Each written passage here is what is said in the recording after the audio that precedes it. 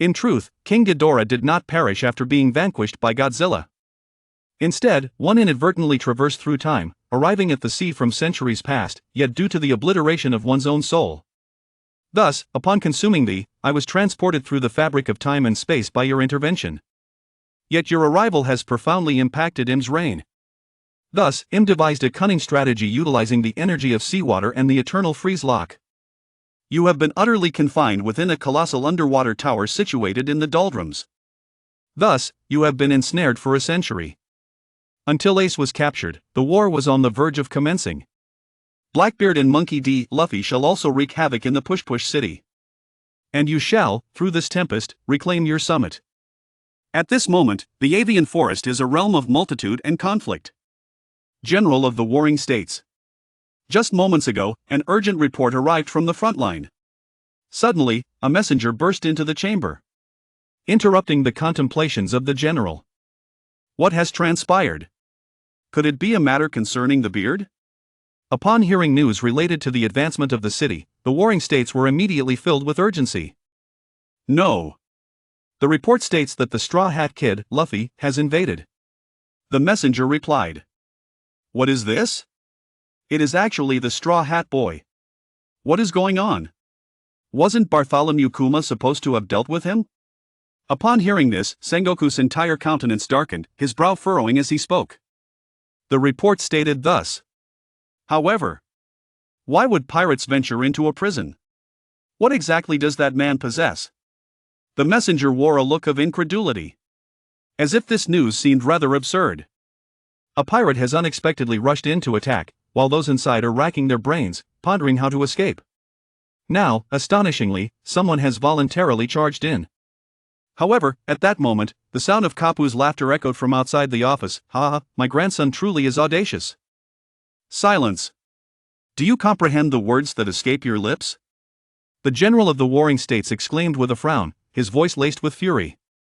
With one hand clutching a Sunbay packaging bag and the other awkwardly scratching his head, Carp entered the office. He shot a glance at the messenger before proceeding to sit down at the desk. With a resounding pop, I pry open the vacuum-sealed packaging, gazing at the Sunbay within. Suddenly, a wave of disinterest washes over me. I mutter to myself. What should be done? Warring States. What should I do? Zhang Guo looked up at the other person in perplexity. Of course, it is my grandson. Carp, breaking from his usual demeanor, spoke with a serious expression. Each one of them is not an easy individual to manage. Upon encountering an old friend, a sudden shock surged through the heart of the Warring States. He cautioned, do not act recklessly. I yearn to act recklessly, yet what do you believe I am capable of? The endeavors of this grandfather have indeed met with failure.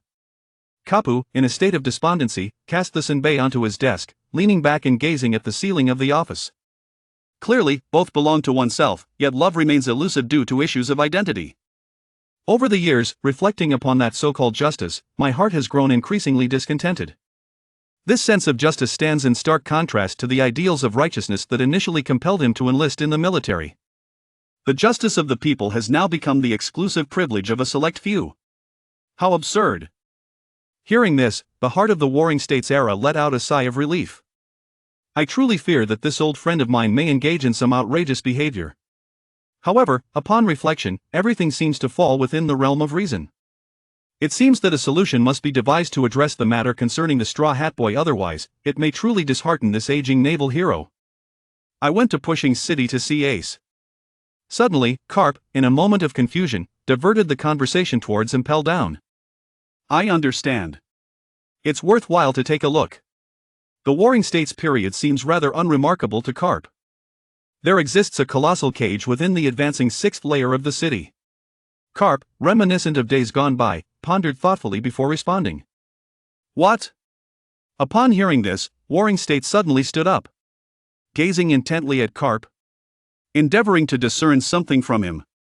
Yet, disappointment lingers, as nothing of significance was discerned. Perhaps it was merely my own overthinking? What a terrifying creature it is, seemingly oblivious to the Warring States period, Carp muttered to himself. Do you recall when I once inquired about the essence of emptiness? The marshal's response was, Only the marshals of the ages possess this knowledge. After a prolonged hesitation, he spoke. Kapu. A creature capable of annihilating the world. In the days before the establishment of the world government, that monster had already wreaked havoc across the globe. Subsequently, the initial cohort of formidable individuals tasked with establishing a world government united to subdue the monstrous entity, however, they were thwarted by its unique constitution. It was utterly impossible to vanquish. Ultimately, in a state of desperation, all resources were employed to subdue it beneath the depths of the ocean. Subsequently, to avert any possibility of its escape, a fortress was constructed based on its very head, known as the City of Advancement. As for the name of the monster, the literature merely records it as Ghidorah. Within the office, the tales of the Warring States period unfolded, recounting the legends surrounding the grand head atop the 6th floor of the City of Promotion. Remember, this matter is of the utmost secrecy. Under no circumstances should it be disclosed, for there are still those in this world who seek to find the remnants of that demon. Gazing at the solemn countenance of the Warring States, Kark felt a profound unease within his heart. It is not due to any other reason, but rather because the other party has deceived him. He never anticipated that this old friend, who has accompanied him throughout his life, would betray him in such a manner. It is indeed a sardonic title for those who conspired with the global government, concealing all matters, and embodying the demons that plague our world. Everything learned from Roger. Cap has been contemplating the same thought for the past 2 decades. Until today, receiving such a remedy from the mouth of the Warring States has utterly disheartened him, leaving the world government in a state of desolation and despair. Ha ha ha. The demon that brings about the destruction of the world. How could such a thing exist in this world? Suddenly, Garp rose with a hearty laugh, intending to depart from Sengoku's office. In the Warring States, upon encountering Kapu, he spoke in a deep voice, "Mind your words." Shupu still appears as carefree as ever, yet from the perspective of the Warring States, there lingers an indescribable sentiment. In an intangible manner, it is akin to the distance between two individuals, drawn apart by an invisible barrier. Kapu. I hope you refrain from any foolish actions. As he gazes at the departing Kapu, Sengoku's heart grows heavier with each passing moment. Should that entity on the 6th level awaken, it is likely that this world would be turned utterly upside down. This is not what he envisioned, even if it was the world that erred in those years. Leaving the naval building, gazing upon the assembled Marines and the commanding officers, Cap's expression was grave. He was unaware of whether his prior actions in advancing the city were right or wrong. Regardless, what has been done should not be undone. At present, my only concern is the child, Faye. He never anticipated that the child would recklessly plunge into the fray. At this moment, within the confines of the advancing city, the 6th layer, renowned as the Infinite Hell, was suddenly filled with the echoing sound of high heels striking the ground. Recently, there has been an unusual frequency of personnel entering this boundless abyss. Particularly, not long ago, one of the 7 warlords was imprisoned and transferred to a facility. Where does this beauty come from? My dear, come to me. I shall receive you with tenderness. Hey, Hankichin. Look this way. So alluring. Silence. You wretched lot. At these words, Hannibal was filled with fury and swiftly silenced the raucous crowd on the 6th floor. However, in the face of the admonitions to cease, the crowd appeared blissfully unaware, continuing to whistle and playfully utter floral phrases. Because they had never encountered such a wandering woman for such a long time, perhaps even a lifetime. Hancock furrowed her brow at the vile language surrounding her. Were it not for Luffy, she would never have found herself in such a sordid place. What brings you to seek me? Gazing at the unexpected arrival of the 7 warlords, the Empress of the Sea, and the mighty Ace, a tumult of emotions surged within him. It is even less likely to believe that 2 individuals, with no common ground, would intentionally come to this place for each other. It's nothing. I merely wish to catch a glimpse of you. The man who ignited the war that led me to participate.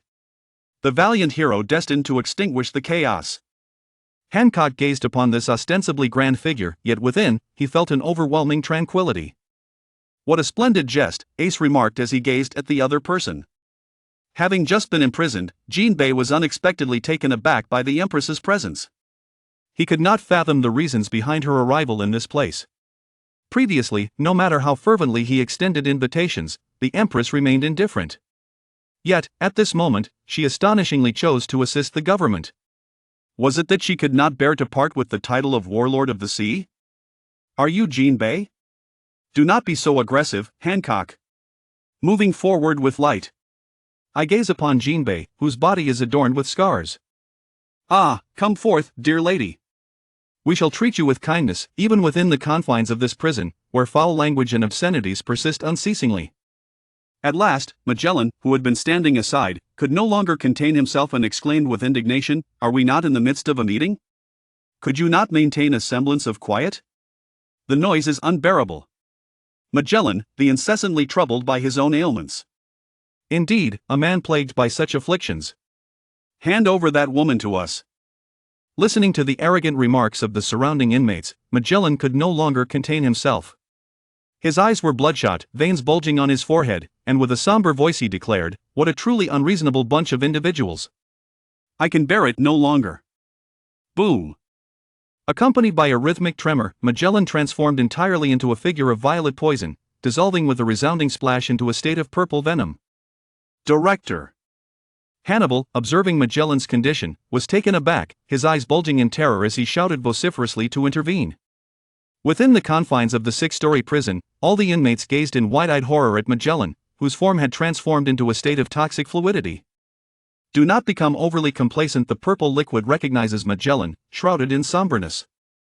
Not good. Upon witnessing this, everyone instinctively retreated, desperately seeking to evade the venom. Who is the chief of this prison? It seems that I cannot reveal this information to you, for you are unaware. Accompanied by utterances, the Magellan, infused with venom, instantaneously manifested 3 serpentine vipers, resembling celestial dragons. The purple toxin dripped rhythmically onto the ground, producing a sound of corrosion. Upon witnessing the scene, the onlookers were struck with terror, their expressions transforming drastically. "Cease this at once!" exclaimed one, exasperated. "Fool!" Amidst the pandemonium of the 6th floor, Hancock's feet shifted slightly as she approached the prison cell of Ace. With her delicate lips parting, she murmured, "Luffy is on his way to rescue you." What? Ace gazed at the Empress before him, his pupils trembling, his heart tumultuous like raging waves. Overwhelmed with disbelief at what he had just heard. "Ah, Magellan, you scoundrel! Swiftly provide us with the antidote." Accompanied by the sound of anguished cries, the entire 6th level of the prison fell into an eerie silence. The poisoned inmates lay upon the ground, pleading for mercy. Magellan, having observed the outcome, retracted his abilities and approached Hancock, saying, "Very well, Your Highness Hancock, please take your time to speak." "No need. It has already been stated." Hancock turned away from Ace's prison, speaking as he walked. "Hello, what you have stated is indeed true. I see no reason to deceive. Why, gazing at the departing Empress, does Ace find his heart in turmoil?" Beside him, after being locked in, I observed his astonished expression and inquired with curiosity, "Ace, what did that woman just say?" Upon hearing this, Ace lifted his downcast head and softly remarked, "She mentioned that my brother has come here." "What? Are you referring to the Straw Hat Kid? This is too chaotic." Jinbei's eyes widened in disbelief as he gazed at the other person. Unable to comprehend why the Empress would entangle herself with them, I couldn't help but cast a glance at Ace before me. At this moment, Ace was astonished by another voice echoing in his mind. Has that Straw Hat Kid arrived? It seems that the time for my event is drawing ever closer." In Ace's heart, there surged an overwhelming tumult. You guessed correctly. In just a little over a day, my seal will be broken. However, that venomous dragon of Magellan truly vexes me, daring to pilfer my likeness. Once I emerge, Magellan, I shall make you the first to taste my wrath. Sealing. Breaking. Ace stared wide-eyed at the immense cage, his heart unable to find tranquility. If that terrifying creature were to escape outdoors, what kind of scene would unfold? I fear the world may be turned upside down. Truly, it is perplexing that, even when faced with mortality, one still harbors such concerns. Ace chuckled self-deprecatingly, and then he chose to disregard the voice. He closed his eyes, reminiscing about the days of his childhood with Luffy and Sabo. As time gradually slipped away, Ace, lost in his memories, found his heart laden with boundless regret. Yet at this moment, no matter the circumstances, it is already too late. All that awaits him is death. Hello? I still do not know your name. After a long time, Ace, awakening from memory, spoke inexplicably. Mistake. Brother Ace. Whom are you conversing with? In the confines of the same cell, Jinbei opened his eyes upon hearing the words, scanning the surroundings. To his bewilderment, he found no one in sight and cast a puzzled glance at Ace. Ace paid no heed to the other party, but instead gazed at the imposing cage, awaiting a response. Before long, a distinctive, hushed voice resonated in my mind. Is it a name? This is how people referred to it centuries ago. Is it Kid Aura? Upon hearing this, Ace silently pondered for a moment, and then, as if suddenly realizing something, his eyes widened in astonishment. A millennium? How old are you? Ace, my dear brother, what troubles you? Upon witnessing this, Jinbei immediately. I'm not quite certain about the exact amount. Far away, within the vast confines of a colossal cage, you remain silent, perhaps for a millennium and a half. Upon hearing this figure, Ace was astonished to learn of his public execution. 11,500 years. What a terrifying number. This fellow has actually lived for over 1,000 years. What on earth is this? I truly wish to see it. Ace's curiosity was successfully piqued. And she murmured to herself softly. Ha! I doubt you would wish to see me. At your words, a cold laugh escaped your lips. As you felt the icy facade. And discovered that the seal of ice had begun to loosen. In approximately 30 hours, I shall break free from this confinement. It is truly lamentable that my final wish remains unfulfilled. Sitting cross-legged, Ace gazes upward at the ceiling of the 6th level of the prison, his heart heavy with sorrow. Your aspirations, it seems, are rather undervalued, young one. Do not succumb to despair. You possess a remarkable grandfather. He is merely an old fool. Upon hearing this, Ace reminisced about the educational methods of Garp during his childhood and couldn't help but mutter lightly. Despite lacking any blood relation, he seemed to care as if he were truly concerned. Young one. There are certain matters I cannot yet disclose to you. Yet you must bear in mind. The blood that courses through your veins is that of the D clan. You must honor your lineage. The world of the future will undergo a profound transformation. At that time, you shall comprehend everything. Once you have spoken, you shall remain silent thereafter. No matter how Ace questioned, he ultimately remained silent, for in his perception, chaos erupted in the upper-level monitoring zone. With an intuitive sense, I swiftly located the Straw Hat crew. The agonizing screams reverberate throughout the searing inferno. The Straw Hat boy grits his teeth, clutching his arm, kneeling before Magellan. Mouse. You are indeed terrifying. To have ventured here. However, with the venom coursing through your veins, your life shall come to an end here. As Magellan opened his mouth, a violet haze of poison emanated forth, swiftly enveloping the entirety of the searing inferno. Ah! Luffy, already afflicted by a deadly poison, endures excruciating pain to unleash the powers of the gum-gum fruit against his adversary. However, due to the debilitating effects of the toxin, both his physical capabilities and movements are strikingly sluggish. Regardless of the assault, it is impossible to strike Magellan. The eyes resemble a funhouse mirror, perceiving all things in a distorted manner. Even so, he has not relinquished hope.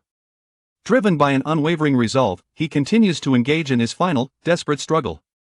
Do you still not comprehend? Toxins can strip away everything you hold dear. Observing the unwavering determination in Luffy's gaze, Magellan's expression revealed a hint of emotion. What kind of conviction could possibly sustain him? At last, with a thud, Luffy, his complexion a shade of ashen blue, collapsed to the ground, his limbs twitching faintly. Magellan took 2 steps forward, paused to observe for a moment, and then resolved to turn and depart. Yet, just as he turned around, the fallen Luffy rose once more. Thud, thud, thud. The head relentlessly strikes the ground, issuing forth agonizing groans. Until the chaotic mind gradually sharpens under the torment of pain. Suddenly, I lifted my head, casting a fierce gaze towards the imposing figure before me. Struggling to rise, I charged forward with an air of formidable intensity. Upon witnessing such a state, the fact that Luffy could rise again solely through the power of his conviction profoundly moved Magellan. It was evident that if he merely closed his eyes, the burden would be considerably lighter. As Magellan spoke, He slightly tilted his head to evade Luffy's rubbery assault, swiftly grasping the young man's arm and forcefully hurling him towards the ground. A resounding crash reverberated through the air, as the stones of the earth shattered upon impact. Truly, it is an act of utmost folly. Fire Fist Ace is a notorious criminal on the brink of execution, yet you harbor the desire to rescue him. I shall not forgive any of these transgressions. The clamor is unbearable. In the face of Magellan's admonitions, Luffy remains impervious to his words. As long as he draws breath, he will charge forward recklessly, letting out a fierce roar as his rubber fist strikes. In a normal state, Luffy is no match for Magellan, let alone in a poisoned condition. Magellan seized Luffy's rubber arm with a firm grip, effortlessly yanking him towards himself before delivering a powerful punch that sent his opponent flying. However, the indomitable Luffy, having soared into the air, once again rises to his feet and unleashes the power of Gear Second. The incessant onslaught of attacks vexed Magellan beyond measure, prompting him to activate his venomous dragon state. A purplish toxin enveloped Magellan, while three heads of violet hue loomed ominously behind him. Whenever I encounter such a state, an indescribable fury wells up within me. In his eyes, those three venomous dragons are nothing more than toys for children playing house. It truly tarnishes the dignity of the three-headed figure. Suddenly, Luffy leaped into the air, disregarding all consequences, charging towards Magellan in his venomous form, and with a frenzied roar, demanded, "Return Ace to me." Upon witnessing this, Magellan exhibited not the slightest trace of compassion, directly commanding a dragon's head to charge towards Luffy. As the moment approached when Luffy was about to collide with the venomous dragon, a sound resonated through the air, akin to the rhythmic beating of a heart. In midair, Luffy's eyes widened, and in an instant, he lost all his strength, plummeting to the ground, unconscious. The venomous dragon's strike missed its mark, prompting Magellan to furrow his brow in concern. The sound just now was quite remarkable. As if struck by a sudden realization, Magellan proceeded directly towards the 6th level, daring to venture forth. Along the way, he instructed the jailer to swiftly deliver the message to the 5th level's frigid depths. Truly one who does not understand how to cherish the young. Your irresistible aura emanates power, instantly expanding throughout the entire 6th layer of the advancing city, an infinite abyss of hell. A faintly visible crimson ripple undulates outward. Several prison guards, tasked with escorting Ace for his transfer to the Navy, were instantly overwhelmed and rendered unconscious by the sheer force of this imposing presence. What is this? Here it comes again. Damn it. It is quite peculiar. Recently, this oppressive atmosphere has become increasingly frequent. Hello, Ace. What is happening? Inside the Ace prison, Jinbei experiences the terrifying atmosphere for the first time. Gazing wide-eyed at Ace, whose face is drenched in cold sweat. Who knows what that fellow has unleashed again? Truly a chaotic individual. Ace gritted his teeth, bearing the oppressive atmosphere, as he gazed towards the colossal cage. Upon being confined to the 6th level, Jinbei immediately took note of the immense prison encircled by chilling ice. Observing Ace gaze in that direction, he recalled the earlier musing of his companion, prompting him to inquire with curiosity about what lay beyond. I am uncertain of the specifics, only that the individual is referred to as Kido. Perhaps it is some sort of creature, who can say? Under immense pressure, Ace spat. After a prolonged period, he could no longer withstand the overwhelming force that made his very soul tremble, and he finally unleashed a thunderous roar. Scoundrel! With a roar, Jinbei vaguely perceived a terrifying surge of crimson energy rapidly contracting and sweeping across the distant, colossal cage. The white waves, akin to an invisible gale, instantaneously dispersed the chill, revealing the immense prison that lies bare. Within the entire 6-story structure, none of the prisoners fainted, they all beheld the vast cage's formidable visage. Terrifying. Utterly terrifying. How can there be such fearsome creatures in this world? Everyone gazed in horror at the immense frozen cage, despair etched in their eyes as the outline of a terrifying creature emerged. To be precise, it should be 3 stars encased in ice. The terrifying creature, reminiscent of a dragon yet not quite one, possesses skin of a chilling azure hue, akin to the scales of a dragon, amidst the icy crystals that evoke a sense of cold dread. The visage of unyielding authority, even with eyes closed, still instills a chilling dread in the hearts of the 6-tiered prisoners. Is this truly your authentic self? Ace gazed upon the terrifying trio, rendered speechless in his heart. I I never expected to encounter your true self, Barrett. At last, I possess an achievement that surpasses yours, Roger. Douglas Barrett gazed at the three colossal heads and erupted into a maniacal laughter. After a prolonged silence, the smile fades, replaced by a somber and grave countenance. The immortal beast, Ghidorah. I wonder if you truly are as the legends proclaim. Just as everyone on the 6th floor breathed a sigh of relief, the elevator doors suddenly swung open. A group of prison guards, led by Magellan, entered the 6th floor space. What is that? Disastrous. How has the mist dispersed? This individual is causing me trouble at this moment. Gazing upon the exposed massive cage, Magellan's countenance shifted dramatically, a profound sense of foreboding washing over him. Without a moment's hesitation, he uttered not a word and hastened towards the colossal prison, promptly summoning Ace, the fiery fist, to engage with General Ghost Spider. As he approached the imposing enclosure, Magellan looked up at its true visage, his heart in turmoil, unable to find solace. Clearly, the other person remains unchanged, yet standing before me, a terrifying thought emerges within my heart that they have somehow come back to life. Reflecting on the documents passed down through successive prison directors, one cannot help but feel a chilling dread at the formidable destructive power of the adversary, causing beads of cold sweat to form upon one's brow. Every prison warden dreads the occurrence of any unforeseen events during their tenure. Magellan, too, bore a somber expression as he muttered to himself, "Ghidorah, what are your intentions? I have declared that this place cannot confine me. Curse it! Could one not find a moment of tranquility?" Upon hearing these words, Magellan's expression instantly darkened. For several centuries, I remain unaware of what the outside world has transformed into. What say you? However, that does not permit you to encounter issues during my tenure. Upon hearing this, Magellan shouted the names of each prison warden in succession. A chilling laughter, reminiscent of a devil's whisper, resonates through the air. After a moment of contemplation, you remark with a hint of amusement, "I had previously informed you that you would be unable to thwart my endeavors." The demon, intent on the destruction of the world, loomed before Magellan, whose countenance was shrouded in deep foreboding as he gazed upon the colossal head before him. Ridiculous. Foolish notion. You let out a low, chilling laugh.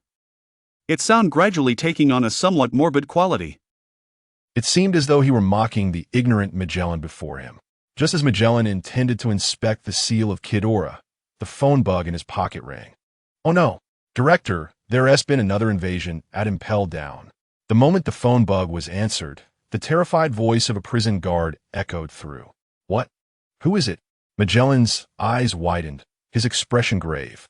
It's the 7 warlords, Blackbeard." Before the guard could finish, a scream pierced through the phone bug, accompanied by a distinctive, maniacal laughter. Blackbeard?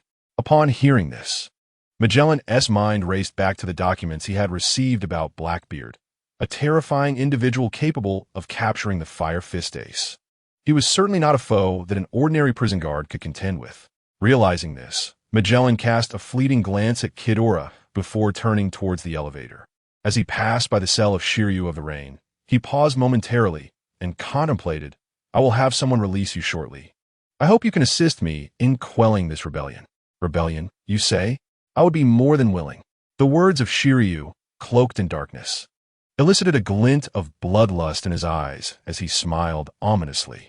Magellan regarded him deeply before departing without hesitation. Releasing the murderous Shiryu was a desperate measure. He had previously managed to handle Luffy and his companions alone. However, with the addition of Blackbeard among the intruders, even he felt a twinge of uncertainty.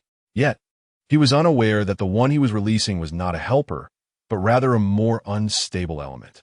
Not long after Magellan left, a squad of guards arrived at Infinite Hell, bringing Shiryu's weapon with them. Quaking with trepidation, they released the man. With a cruel expression, Shiryu emerged from his cell, lighting a cigar, the long-forgotten scent of tobacco filling his lungs. The heart that had been calm for so long began to beat powerfully once more. "Shiryu, how does it feel to be out of your cell?" At that moment, the phone bug in the guard's hand transmitted Magellan's voice. I'm utterly fed up with this endless boredom. It makes one wish for death. But once I'm done working, I want to be called back to my cell. Will I?" "Magellan." Shiryu smirked cruelly, questioning, though he held no belief in Magellan's words. It was merely an instinctive response. You're a death row inmate. Consider this a reprieve, but there will be no next time. I will remember this well. As Shiryu grasped his blade tightly from the guard's hand, he declared, "Leave the Blackbeard crew to me. I will secure the entire second level." Understood. The moment he seized the sword, a bloodthirsty glint flickered in Shiryu's eyes as he ominously remarked, "What a long-awaited feeling." Suddenly, without warning, he drew his long knife and, with a swift strike, cleaved through all the guards before him. No mercy. Haha, quite brutal indeed. Kira, who had been observing the scene, could not help but let out a cold chuckle. Suddenly, as if sensing something, he extended his perception across the vast confines of the colossal ice prison, observing the droplets forming on the massive ice block and leaving trails upon the outer layer of ice. A wave of elation surged within him. The seal is on the verge of being lifted. Chapter 008. Blackbeard's ambition in the first level of Impel Down. The guards suffered heavy casualties due to the assault led by Blackbeard and his crew. The 7 warlords. Blackbeard has betrayed the Navy. We must seek help. Haha. There's nothing to betray. I was a pirate from the very beginning. The malevolent Blackbeard, disregarding all attacks from the guards, brazenly descended the staircase, with his companions ruthlessly slaughtering every guard in their path. It could be said that they were crushing the guards with overwhelming strength. What an audacious fellow. At that moment, an exceptionally deep voice resonated through the air. Upon hearing this voice, all the guards turned back in dread, as if confronted by a nightmare. Cold sweat streaming down their faces. "Captain Shiryu, when did you emerge?" As the guard spoke, Shiryu of the Rain, cigar mouth, slowly stepped out from around the corner until he stood opposite Blackbeard, his gaze scanning the crew with a murderous intent. "Are there 5 enemies?" Upon noticing Shiryu's fierce gaze, Blackbeard grinned and asked, "Who is that? He seems like a formidable opponent. Is that Magellan? You are Marshal D. Teach, known as Blackbeard, are you not?" Shiryu coldly regarded the man speaking before him. "Haha, yes. And who might you be?" Blackbeard laughed heartily. "Heh." Shiryu smirked darkly, suddenly drawing his long blade and unleashing a slash. "Haha, what a cunning fellow." Blackbeard responded immediately, utilizing his devil fruit ability to absorb the slash, grimacing slightly. "That stings." "A devil fruit user, I see." Shiryu noted with surprise as he observed his strike being absorbed by the dark substance released by Blackbeard. "Ha, what a powerful swordsman. How about joining my pirate crew?" Perceiving the power behind Shiryu's casual strike, Blackbeard laughed heartily, extending an invitation. The surrounding guards gasped in astonishment, exclaiming in disbelief, "Is this guy out of his mind? Inviting someone like Shiryu? Haha, pirate. It's not impossible, but first, let me see what you're capable of." Shiryu was not dismissive of any person or profession as long as it allowed him to indulge in the thrill of slaughter. Being a pirate was of no consequence to him. However, he first needed to ascertain whether Blackbeard was worthy of being his captain. After stating this, he grew serious, a wicked smile creeping across his face as he tightened his grip on his blade. Thunderstorm. One sword style, rampaging tiger. With his words, a massive crimson slash burst forth, resembling a crescent moon, cleaving through the ground with the ferocity of a tiger descending from the mountain towards Blackbeard. Only a powerful slash like that can be worthy of my Blackbeard pirates. As the dark substance erupted from Blackbeard's palm, it enveloped his entire right arm in an ominous shroud. A cruel smile spread across his face as he bellowed, commanding the dark mist to surge forth towards the blood-red slash. Dark water. The collision was explosive, resonating like thunder as the substantial darkness clashed with the crimson strike. The corridor trembled violently, causing the onlooking guards to panic and flee the chaotic battlefield in a frenzied rush. With the impact of their clash, the surrounding ground and walls groaned under the strain, emitting sounds of impending collapse. Blackbeard laughed, reveling in the terror of the strike, and once again summoned the power of his dark fruit, causing the black substance to surge forth, enveloping the blood-red attack anew. A hissing sound akin to corrosive acid filled the air as the black material began to dissolve the deadly slash. It hurts. Despite the pain etched across Blackbeard's manic features as the strike vanished, he persevered, relying on his formidable constitution to withstand the agony and charge forward.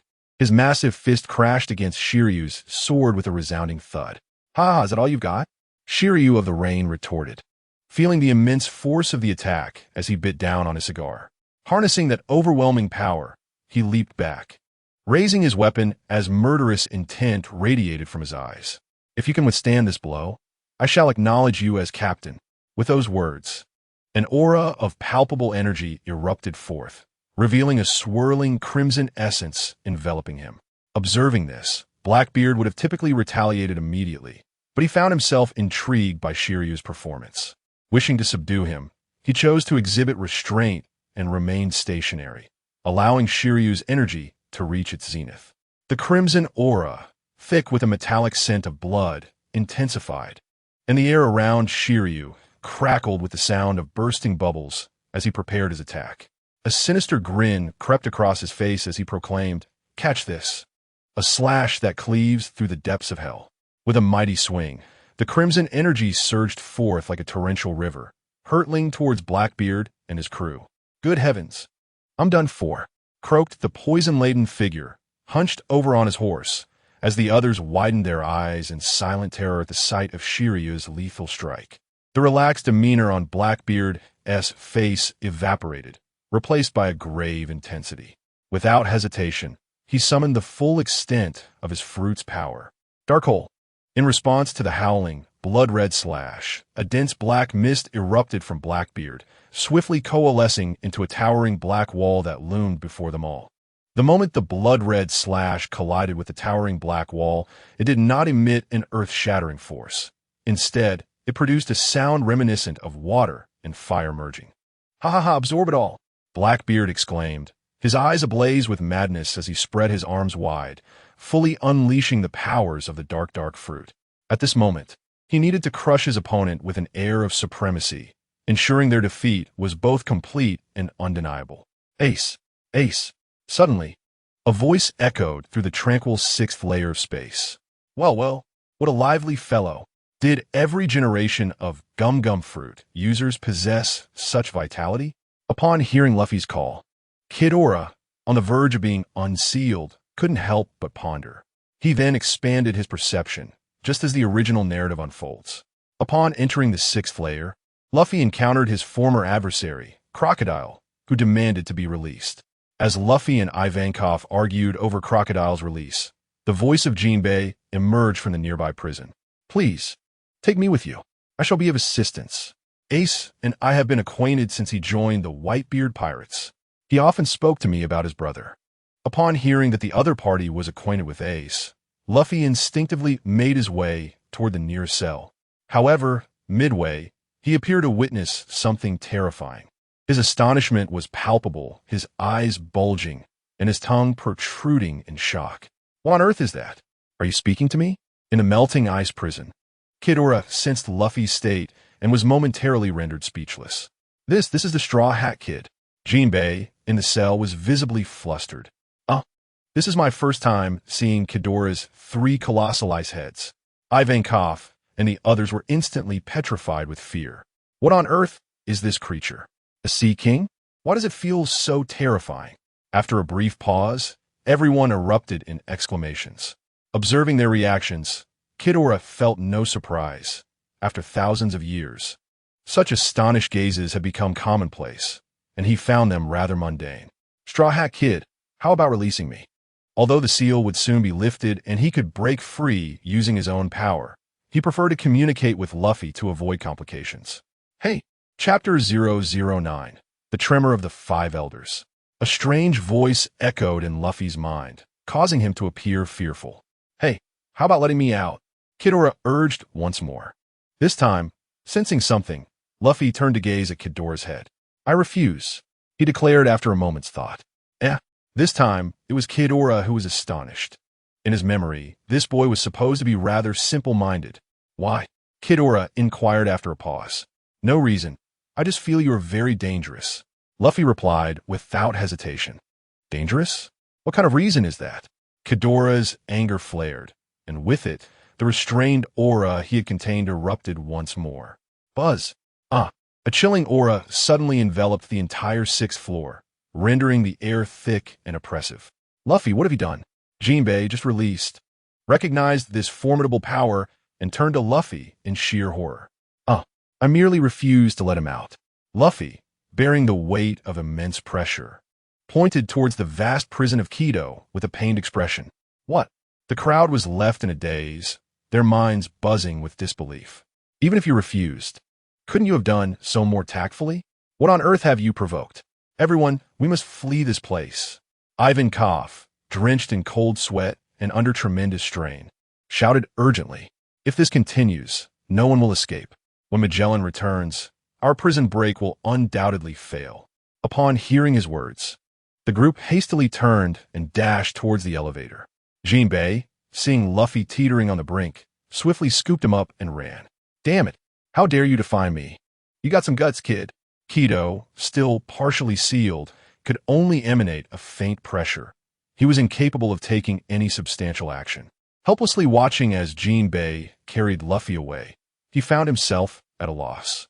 Yet, even if he were fully unsealed, his regard for Garp would prevent him from inflicting serious harm, especially since that boy was of the D lineage. TCH, I'll have to handle this myself. I wonder if I can make it in time for the Marineford War. Kido recognized Garp's meddling with the seal, which was clearly aimed at allowing him to rescue Ace. Although Kido held little interest in saving anyone, he felt an obligation to repay favors, as he despised owing anyone anything. Crack! Suddenly, a loud noise erupted from the massive ice block within the cage. Captain, Shiryu of the Rain, gasping for breath, knelt on the ground on the first level of Impel Down. Ha ha ha! Shiryu, welcome to the fold. Blackbeard approached Shiryu, extending his hand to help him up. Now, you have an important task to perform for me. What is it? Sever all connections between Impel Down and the outside world. Blackbeard replied with a grave expression. That's quite manageable. But what do you plan to do next? Haha. Of course, we're going to the lowest level to see that legendary creature. If possible. Blackbeard's face broke into a maniacal grin as he recalled the devil fruit power he had read about in documents. His heart already set on a course of action. To acquire that fruit-S power, he must first obtain the darkness fruit. Only with the darkness fruit's ability could he transfer the other fruit-S power.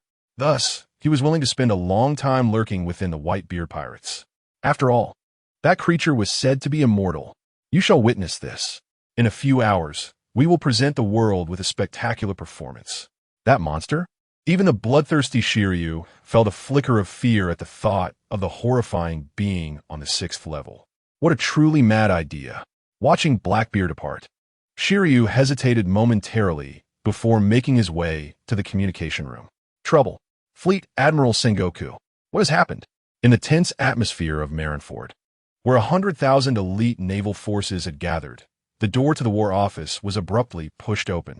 The absent warlord, Blackbeard, had been traced. Just hours earlier, he had departed with his crew aboard a warship, heading towards Impel Down. What? Sengoku exclaimed, his eyes widening in sheer terror.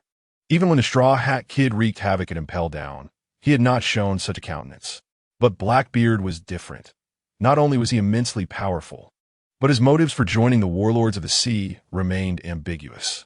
To think that he would stealthily approach Impel Down on the eve of this great war? Could it be? Sengoku shouted, swiftly commanding the signaling rear admiral. Report to the fleet admiral. Impel Down has suddenly gone dark. What? Sengoku rose abruptly, bellowing, Where's Kizaru? Summon him to me at once. Before long, the nonchalant Kizaru sauntered into the office, puzzled. What is it that requires my presence at this hour? We have an urgent mission. You must go to Impel Down. Oh, Fleet Admiral, what is the situation? Kizaru inquired, a flicker of curiosity igniting within him. Could anything be more pressing than executing Ace and facing the Whitebeard pirates? However, there was no time for such thoughts. The threat at Impel Down took precedence over Ace's execution. Your task is to head to Impel Down and locate Blackbeard and his crew. As Sengoku spoke, his expression darkened, and he coldly added, Leave no survivors. Sensing the shift in Sengoku's demeanor, Kizaru's glasses glimmered with surprise. After a moment of silence, he muttered, How frightening. Despite his feigned complaints, He did not dawdle as usual, transforming into a flash of light and exiting the office, his mind swirling with questions. What secrets lay hidden within Impelled Down? Was there indeed something even the admirals were unaware of? With a sigh, he sped towards Impelled Down, the yellow light flickering as he flew. Watching Kizaru depart, an unsettling feeling crept into Sengoku's heart. After a moment of hesitation, he retrieved the den mushi and dialed. Sengoku, calling at this hour, what has transpired? A gravely authoritative voice echoed on the line. Sir Five Elders, Blackbeard, Marshal D, Teach. Left for Impelled Down 10 minutes before we lost contact. Sengoku deliberated before reporting the truth. What? Sengoku, how could you allow this? Is there nothing you know about Impelled Down? And it is that race that has entered. The voice on the phone erupted with fury. Given the circumstances, I implore the Five Elders to decide. After Ace's execution, I shall resign, Sengoku stated calmly. In that moment, clarity dawned upon him. This was, in fact, an opportunity. Throughout his tenure, he had realized that this was not the justice he sought, nor the navy he wished to see. Rather than remaining in a position where he could effect no change, perhaps it was better to resign. For now, let us postpone the discussion of my resignation. We will dispatch elite forces to Impelled Down. If an unforeseen event arises, the execution of Fire Fist Ace can be postponed, and you will bear full responsibility. The ancient voice on the phone commanded before abruptly hanging up. Staring at the disconnected phone, Sengoku felt a tumult of emotions, instinctively turning his gaze towards Impelled Down. He hoped that his intuition was misguided. Chapter 010, an era on the brink of conclusion in the Grand Line, within the calm belt of Impelled Down. Chaos reigned as it had never done before. Even the legendary escape of the Golden Lion did not stir such uproar. Luffy, accompanied by two warlords and Ivankov, surged upwards, striving to break free from a fortress like Impelled Down. Meanwhile, the intruder Blackbeard encountered Magellan, who was pursuing Luffy. With the formidable powers of the poison fruit, Magellan exhibited overwhelming strength, mercilessly trampling over Blackbeard and his crew. A purple poison dragon surged forth, engulfing Blackbeard's men like an unrelenting torrent. Leaving behind only a memorable silhouette and a parting remark, he ascended towards the upper levels of Impelled Down. I have no time to inquire about your reasons for being here. The members of Blackbeard's crew, corroded by venom, gazed in disbelief at the retreating figure, astonished by Magellan's immense power. In stark contrast to the lively upper levels, the sixth level of hell was eerily quiet. The prisoners who had not escaped the sixth level sat despondently in their cages, save for a few who fixed their eyes intently on the distant, colossal prison. Crack! Crack! The faint sound of breaking echoed through the air. It cannot be mistaken. That entity is truly on the verge of revival. Douglas Bullet stared in astonishment at the ice cell. Hey, Bullet, it seems you are quite familiar with that thing, inquired Red Count Bartholomew Kuma, glancing at Bullet from the adjacent cell. Possessing a unique mastery of observation hockey, Bullet understood better than anyone that the seemingly impenetrable ice cell was, in fact, disintegrating. The shattering of the ice cell was merely a matter of time. Who knows? They are merely remnants of things seen long ago. Bullet sighed, refraining from elaborating further. He recalled a time when he followed Roger and discovered a colossal stone and a devil fruit on an island in the New World. The stone contained fragments of information regarding Ghidorah. This was a creature that existed in the world a millennium ago, possessing not only incredible strength, but also the gift of immortality. Regrettably, the inscriptions on the stone were incomplete. Even the name Ghidorah had been partially erased. It was precisely due to the record of its immortality that Roger referred to it as the immortal beast, Ghidorah. Merely remnants? I beg to differ. Lafitte did not dismiss Bullet's words, but turned his attention to the immense cell. A strange boiling sensation surged within his veins. This creature's aura sends shivers through my blood. It seems we may no longer contain it. Old man, are you also feeling the pull? If he truly manages to break the seal, it is not beyond the realm of possibility for us to escape. Mary Geos, the Panga City, stands as the epicenter of power in the pirate world. In the Chamber of Authority, the five venerable elders, the pinnacle of current overt power, have long gathered here, orchestrating the mightiest violent institution, the world government. The intelligence agents of Zero have already mobilized. May the target of Blackbeard not be that individual, the elder with golden hair and a beard. Overseeing the intelligence apparatus of the world government, wore a grave expression as he set down the transponder snail and addressed the remaining four. Even if Blackbeard's intentions do not directly concern that monster, his actions have nonetheless shaken the very foundations of this world. The world government cannot afford to remain passive. The elder with a white goat beard, responsible for the history of the world, spoke up. He was one of the architects behind the annihilation of O'Hara and had also played a pivotal role in concealing the century of blankness for the world government. After several centuries, you still live in the shadow of that fellow. The world government, be it the army or the navy, has no reason to fear him. Even if he is unleashed, what difference does it make? He is but a colossal reptile. As he spoke, the bald elder clad in a kimono, who had been polishing his famed sword, slowly sheathed it, his eyes ablaze with fierce determination as he darkly declared, "This is no longer his era." As the newest addition to the five elders, the black-hatted figure held no authority to speak, his visage etched with concern. "That is, after all, a legend," he murmured. "Perhaps we are overreacting. After centuries of sealing, he may not possess much power left." The elder with a prominent mustache and Mediterranean hairstyle interjected. "Yet we must remain vigilant. He is a being that once instilled terror across this world." The golden-haired elder maintained a serious demeanor. Among the five present, only he and the bald elder had lived the longest, even having had the rare fortune to witness that calamity incarnate. Thus, upon receiving the news, they could not afford to take it lightly. At the Marineford Navy port, the elite forces of the world's navies congregated, all waiting with bated breath. Save for a few individual commanders, each of whom was sweating profusely in anticipation. According to the latest reports, the soon-to-be publicly executed Fire Fist ace would soon be escorted over, and at that moment, an unprecedented battle was destined to erupt. Meanwhile, in the highest office of the headquarters, the top-tier combatants had assembled for one final pre-war mobilization meeting. Yet, in this solemn gathering, the absence of one top-tier combatant was conspicuous. Admiral Kizuru Borsellino. Noticing Kizuru's absence, fellow Admirals Akiji and Akainu both furrowed their brows in unison. Despite his usual nonchalant and somewhat lewd demeanor, Kizuru would never miss such a crucial meeting. The current unexpected situation could only imply one thing. Something had gone awry, and urgently so. Otherwise, Kizuru would not have been dispatched to resolve it.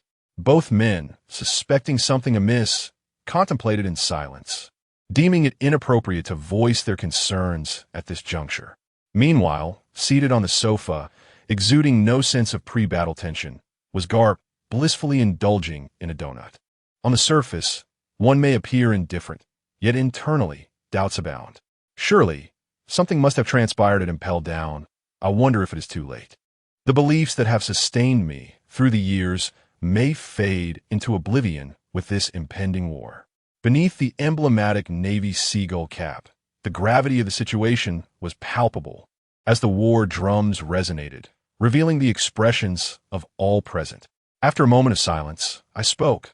Blackbeard has launched a surprise attack on Impel Down. Kizaru has gone to address the situation. In just 1 hour, Port Gasti, Ace will pass through the gates of justice and enter headquarters.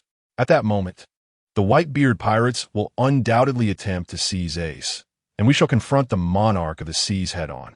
I implore everyone here to muster their utmost efforts in preparation for the forthcoming battle. This is not merely a matter of naval pride. It signifies the conclusion of an era. The weight of my words enveloped the room, instilling an unprecedented sense of pressure. The thought of facing that fearsome man sent shivers through most, causing fists to clench and hearts to race. Chapter 011.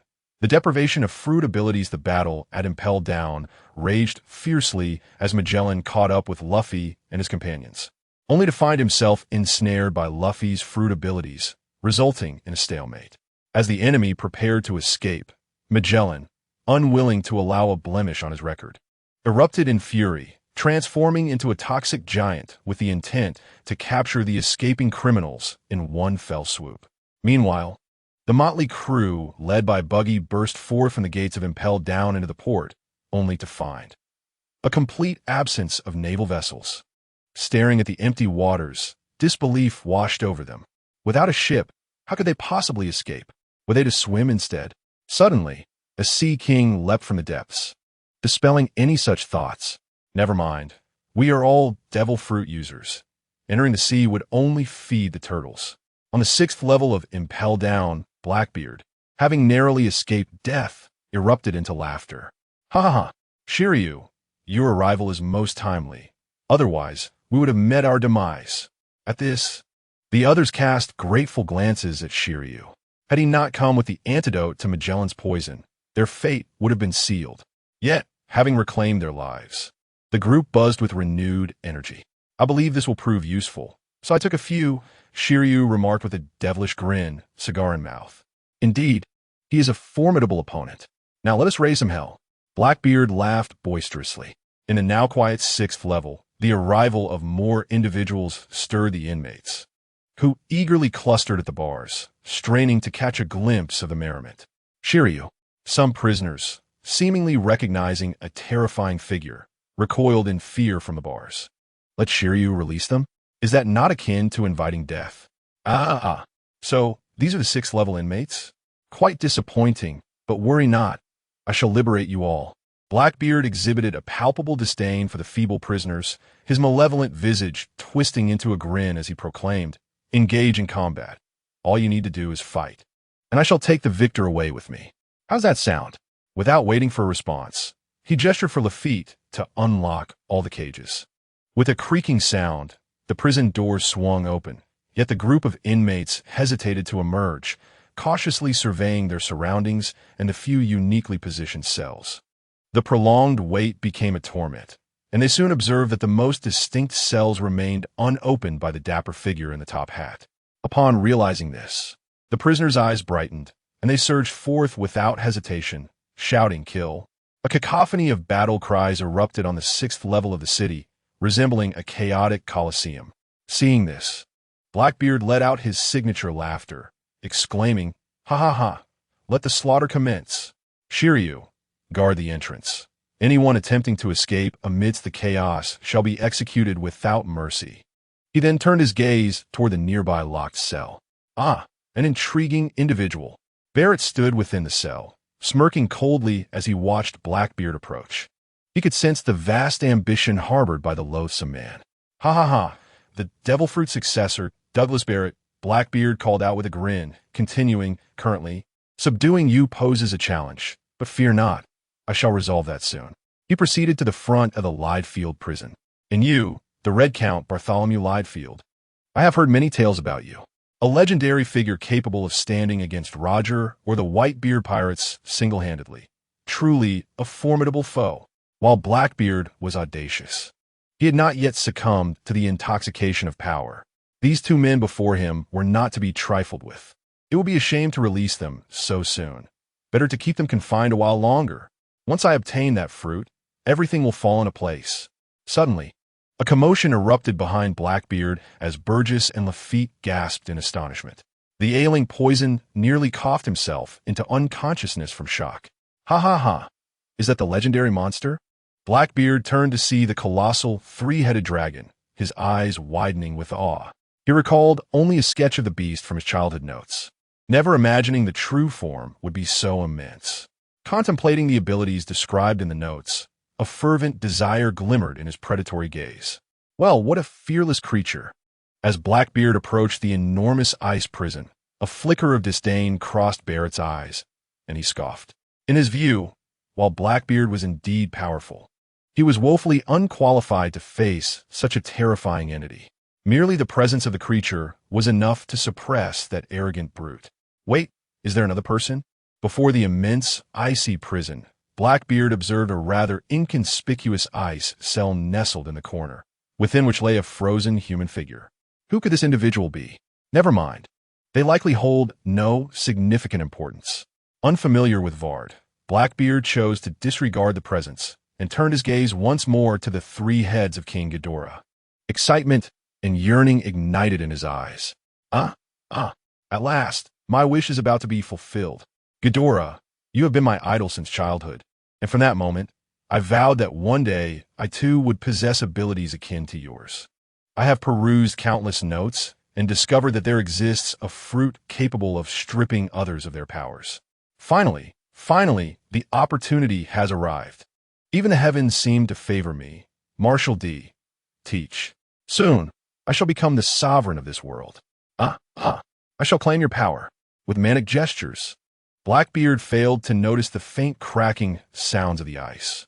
Activating the powers of the dark fruit, dark mist, and shadowy energy began to envelop the colossal bars.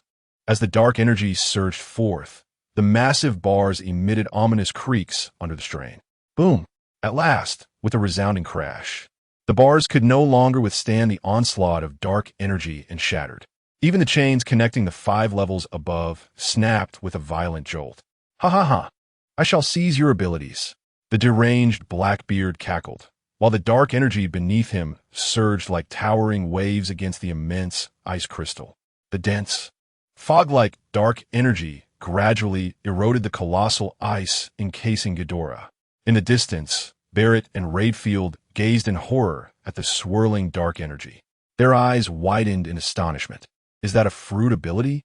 They had never encountered such a power before. What troubled them even more was the revelation that this individual had claimed the fruit could strip others of their abilities. The thought of ability deprivation sent chills down their spines. Chapter 12. The Three-Headed Serpent Breaks Free. Ha! The laughter of Blackbeard echoed throughout Level 6 of Impel Down, imbued with a sinister charm. His eyes sparkled with excitement as he beheld the enormous ice crystal enveloped in dark energy. Soon, the dark energy would completely consume the ice, reaching the terrifying beast within, allowing him to seize that formidable fruit. At that moment, the world would tremble beneath his feet. Observing the maniacal Blackbeard, Barrett and Raidfield were filled with dread. They could scarcely fathom the consequences should that man truly acquire the fruit's power. In that instant, Blackbeard became the center of attention. Amidst a throng of bloodthirsty criminals who ceased their slaughter, staring in astonishment at the immense dark mist shrouding the prison. Their bodies trembled uncontrollably in fear. Suddenly, a muffled thud resonated through the darkness, a sound akin to a drumbeat that sent a shiver through the hearts of all present. What was that noise? Before anyone could question it, a rhythmic pounding followed. The rhythmic sound, reminiscent of a heartbeat, began as a faint echo and gradually intensified, quickening in pace. Upon hearing this sound, everyone instinctively thought of their own heartbeats. Yet, was this heartbeat not somewhat exaggerated? The resounding thuds reverberated with a force that shook the very ground beneath them, causing each person's heart to race with trepidation. Particularly at the forefront, Blackbeard's manic demeanor had dissipated, replaced by a sheen of sweat and a grave expression in his eyes. Crack! Crack! Crack! The sound of ice shattering grew increasingly intense. And with each fracture, the dark energy enveloped in crystalline ice began to pulse ominously. Suddenly, from the depths of the 6-layered space, a voice emerged, deep, hoarse, and laden with malice. It bore the chilling aura of a specter from the abyss, echoing ominously. Who would have thought that after a millennium, your lineage remains as contemptible as ever? Truly, you are a detestable lot. Accompanying that mysterious, rasping voice were piercing, shrill sounds emanating from the dark matter encased in ice, akin to the interference of static or electric currents. Alive! The crowd gazed in horror at the dark energy that pulsated ominously. What did Blackbeard intend to awaken? A terrifying monster. The swelling dark energy caused even him to falter. Ha! What a fearsome creature. But even if it awakens, what of it? Before the power of my devil fruit, all abilities are rendered futile. Boasting a fierce confidence in his dark fruit, Blackbeard disregarded the voice, even dismissing the mention of the Marshall family. His singular focus was to shatter the ice and seize the fruit before the creature fully awakened. Devil fruit? What a laugh. If you truly understood the actual power of the dark fruit, you would not be so arrogant. Within the dark energy, Ghidorah suddenly opened 3 pairs of golden eyes and let forth a thunderous roar. Boom! Crack! The sound of ice fracturing erupted, and the dark matter enveloping him vibrated violently, as fragile as a mere membrane. The Marshall family, I should have ensured your extinction long ago. How dare you set your sights on me? Although I appreciate you freeing me from my prison, you have incited my disdain. Pitiful fruit abilities, unleash. With the conclusion of the enraged, raspy voice, the dark energy surrounding the cage swelled dramatically, resembling an inflating balloon. With each muffled thud, it expanded until reaching its limit, bursting with a thunderous explosion. As the black energy detonated, a terrifying storm, visible to the naked eye and laced with razor-sharp winds, erupted forth. What is this? The terrifying storm rages, akin to a typhoon's wrath, as weak criminals are effortlessly torn apart by the fierce winds before they can even scream. Those with a modicum of strength are inevitably left with grievous wounds, crashing into solid structures, rendered unconscious and oblivious to their fate. How formidable. Barrett, what on earth is this? Both Barrett and his companion, still confined within their cell, gaze in shock at the chaotic scene unfolding outside. It hurts. In the epicenter of the explosion, Blackbeard writhes on the ground like a wretch pulled from a pool of blood. Roar, roar, roar. The three grotesque heads that have shattered their prison howl at the heavens. With each terrifying roar, ripples emanate from their mouths, expanding like concentric circles, 10 meters, 15 meters, 20 meters, until a thunderous boom erupts. The shockwaves collide with the surrounding walls, instantly creating violent explosions that crack the stone surfaces. The sensation of movement is truly exquisite. Ghidorah. The three heads twist and turn, having not moved for centuries, their bodies now rusted. Each head possesses an independent consciousness, granting them three distinct minds. After the left head finishes its movement, it leans forward to sniff at the writhing Blackbeard, declaring, "What a foul stench. Only a fool would consume such fruit. Since you dared to touch the body of a king with that filthy ability, perish." The right head roars and lunges forward, its massive crimson maw aimed at Blackbeard on the ground. Swish! Boom! The central head, maintaining its upright position, gazes at the avian figure in the distance, one who has come to rescue Blackbeard, adorned with white wings. Boom! Avian creature, you seek death. The right head, emerging from the rubble, turns its wrath upon Lafitte, who is hiding at a distance, and promptly opens its gigantic mouth to form a yellow energy sphere crackling with electricity. Erlang, stand down. The central head, witnessing this act, immediately barks an order, colliding with the left head's mouth to extinguish the impending gravitational beam. Do not forget, our bodies remain entrapped. Do not engage in futile attacks. Kevin, take action. At the command of the primary head, the right head, Kevin, displays a reluctant expression as it surveys the surroundings. Oh, there's another person. Never mind, I'll try my best not to harm you. Kevin mutters to himself, then stands tall, orienting his mouth towards the ground connected to his neck. Buzz, buzz, buzz, crackle, crackle, crackle. A strong, jarring noise erupts as a golden, flickering sphere of electric energy gradually forms within his maw. What is that? Observing the golden energy and sensing its terrifying fluctuations, Barrett's eyes widen in horror. Damn it, you fool. Open the door. The aloof Rayfield, unable to contain himself, curses and urgently calls out to Blackbeard and his companions nearby. With a hearty laugh, the protagonist exclaimed, "Open the door. You all must assist me in confronting him." Just the sheer force of the explosive wind pressure nearly incapacitated the infamous Blackbeard, who was now acutely aware of the predicament he had unwittingly created. Yet, the thought of retreating in disgrace was unbearable for him. No matter the cost, he was determined to seize that precious fruit. "You've lost your mind," Barrett and Redfield exclaimed in disbelief. It was evident that this individual was no match for his opponent, yet he harbored intentions of usurping the other's devil fruit abilities. Have you suffered a grave illness? Have you failed to take your medication? Or perhaps taken too much? Chapter 013. I possess a devil fruit. Do you desire it? Roar. Roar. The earth trembled as the now ferocious and monstrous Magellan had lost all sense of reason.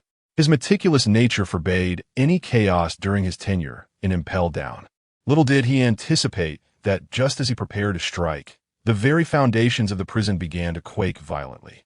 A thunderous roar erupted from the depths, and the once tranquil sea transformed into a tempestuous maelstrom, while the skies darkened ominously as if heralding a calamity.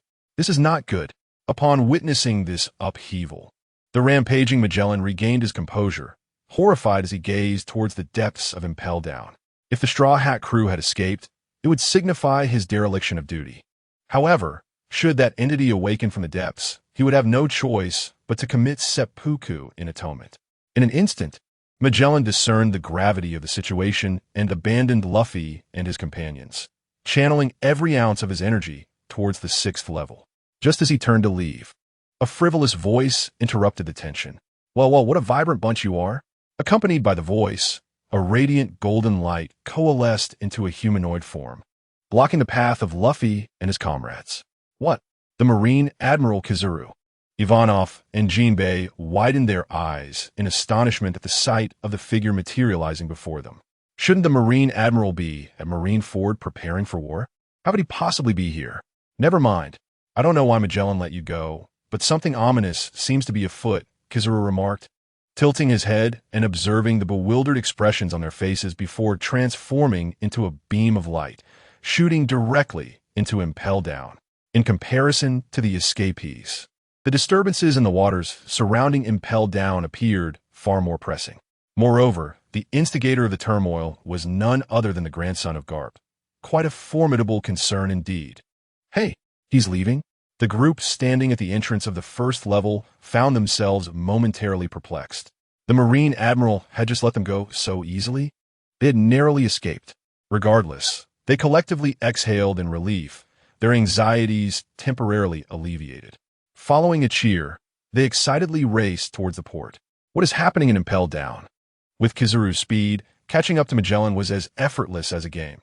In the blink of an eye, they arrived simultaneously at the elevator's entrance. Magellan, startled by the unexpected presence, turned to see the perplexed Kizaru behind him, exclaiming in astonishment, "Admiral Kizaru, what brings you here?" The Marine headquarters has sensed abnormalities in Impel Down. Admiral Sengoku dispatched me to investigate. It appears that something troubling is unfolding. The entire advanced city trembled, and Kizaru exclaimed in astonishment, "It's not merely a facade. I fear that even the coffin below cannot withstand it." Upon hearing Kizaru's words, Magellan's heart began to race.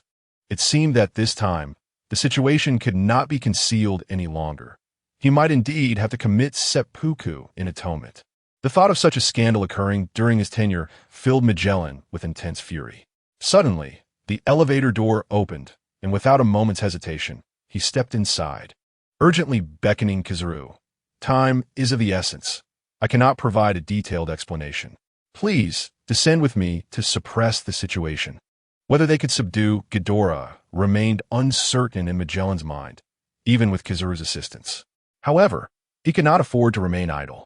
As long as he held the position of Warden of Advanced City, he must take full responsibility, even if it meant sacrificing his own life in the next moment. Unsure of the circumstances, Kizaru hesitated but eventually entered the elevator, his face betraying curiosity as he inquired, "What on earth lies below that elicits such a tremendous reaction?" At this, Magellan's expression stiffened, instinctively recalling the confidential documents he had signed upon his appointment. After a moment's pause, he replied, "It is merely a very powerful monster. Perhaps the ice prison has malfunctioned." Kizaru, with his triangular eyes glancing at Magellan, received no further clarification and fell silent, lost in thought. Such was the nature of the warring states, and the role of the Warden of Advanced City. There were undoubtedly secrets even he, and perhaps the entire naval hierarchy, were unaware of. Reflecting on the years gone by, he realized that he had never actually entered the 6th level space during previous prisoner transfers. Previously, he had thought little of it, but now it seemed highly suspicious. Yet the truth was astonishing. As the elevator doors swung open, a powerful gust of wind rushed in, and Kizaru stood agape, staring at the enormous head exposed to the air outside. Particularly striking was one head from which golden light radiated, preparing for a terrifying attack. What in the world was this? When did Advanced City start imprisoning Sea Kings? Blackbeard, our transaction is concluded, accompanied by a boisterous roar. A man clad in prison garb soared upwards, hurtling towards the leftmost colossal head. His imposing stature appeared minuscule against the gigantic head, yet he bore an overwhelming force. His dark fist crashed down beneath the head suffused with golden light. Boom! As the grotesque head was struck, the golden light erupted forth. A beam of electromagnetic gold shot towards the ground, accompanied by the head tilting back and sweeping upwards. The heavy stone floor was cleaved apart, and the beam continued to shoot forth into the distance, gradually ascending. Oh dear, how terrifying! Kizaru, within the elevator, was drenched in cold sweat as the beam skimmed the ground towards him. Previous claims of terror had been mere exaggerations. This time, it was no joke. With no time to ponder, he activated his fruit ability, transforming into an elemental state and retreating swiftly. As for Magellan, he thought, I trust you will survive. Boom, boom. Golden beams of electric light intertwined, shooting from the ground towards the dome above, creating a massive trench several meters deep and over 3 meters wide in its wake. Thanks to your strike, Barrett. Blackbeard, his face smeared with blood, laughed heartily upon successfully thwarting Ghidorah's destruction of the rocks beneath him. As long as he could limit his opponent's movements, he still had a chance. This is merely a transaction, now settled. After his strike, Barrett distanced himself from Blackbeard and his crew, crossing his arms and preparing to observe the spectacle. Suddenly, a profoundly somber voice echoed from the gaping chasm at the entrance of the sixth layer. Magellan. Hearing the voice, Blackbeard turned to see Magellan, blood trickling from the corner of his mouth, staring back in astonishment. Are you looking for a fight? I think we should first work together to subdue that creature, Magellan replied, casting a wary glance at the three-headed Ghidorah in the distance, his expression growing graver. The very concern that had plagued past directors of Impel Down had now manifested in him. How could I be so unfortunate? Truly unforgivable. Kevin shook his enormous head in anger, gazing at Barrett in the distance. Boom! At that moment, the right head of Ghidorah, named Erlang, slammed violently into the ground, attempting to shatter it. With a thunderous roar, the heavy stones splintered into fragments. Hey, Erlang, don't be reckless. Let me take another shot. Kevin, the left head, exclaimed in surprise. Though the blue stone posed no real threat to their heads, such a frenzied action lacked any semblance of decorum. The silent, main head of Ghidorah, embodying the primary consciousness, regarded the two errant heads with exasperation, slightly attuned to the immobility of his body, now fused with the foundation of Impel Down. He felt the weight, rendering him unable to move. Besides demolishing the ground, he could only summon an electromagnetic storm to obliterate Impel Down. However, with this group of pests interfering, it would likely not be so easy to breach the surface. Ghidorah's enormous head displayed a semblance of personality as he looked at Blackbeard. Enticingly proposing, Blackbeard, if you assist me in breaking the ground, I could offer you a devil fruit, though I am not particularly fond of such things. I did collect a few centuries ago. Any one of them would surpass your dark fruit. I don't believe there exists a fruit better than the dark fruit in this world, Blackbeard retorted with a wide grin, bursting into maniacal laughter. TCH, the Marshall family truly is cut from the same cloth. Kevin scoffed derisively. Erlang, stop wasting your energy. Ghidorah nudged Erlang, who, having been jostled, lifted his massive head and emitted a puff of white smoke in annoyance. The three heads of Ghidorah each possessed independent consciousness, yet their memories were shared, with the main entity still under Ghidorah's control. It sounded contradictory, but in reality, it was immensely powerful. Long before this fruit had come into existence, he was aware of this fact. Even if consuming this fruit meant he could never regain his human form, he still chose to partake, for it possessed far more secretive abilities. Like Blackbeard's dark fruit, if we follow the development in the original story, that fellow desires to seize the tremor fruit, one must concede that it is a formidable fruit. However, the dark fruit and the tremor fruit are not complementary. Only a fool would make such a choice. In the past, within the Blackbeard family, there was indeed such a fool, ultimately crushed to death by Kaido. Kaido's enormous golden, beastly eyes coldly fixed upon Blackbeard for a prolonged moment.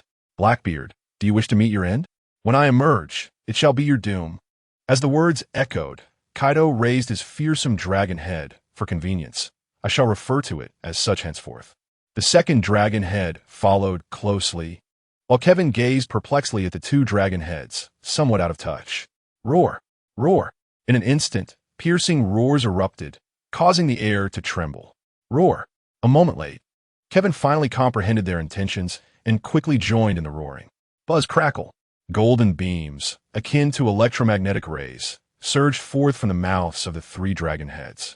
Gravitational beams. The violent rays shot towards the ceiling, accompanied by a thunderous crash.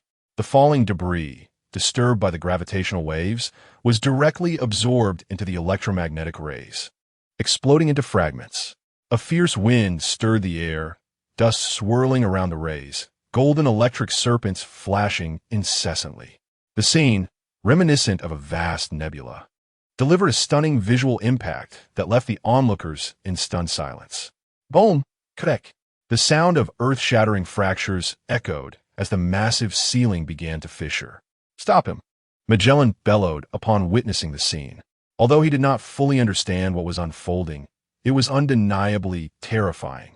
Kizaru, observing the situation, was enveloped in a shroud of dread. No longer was he the lecherous uncle who merely received his salary while letting the Yonko run rampant.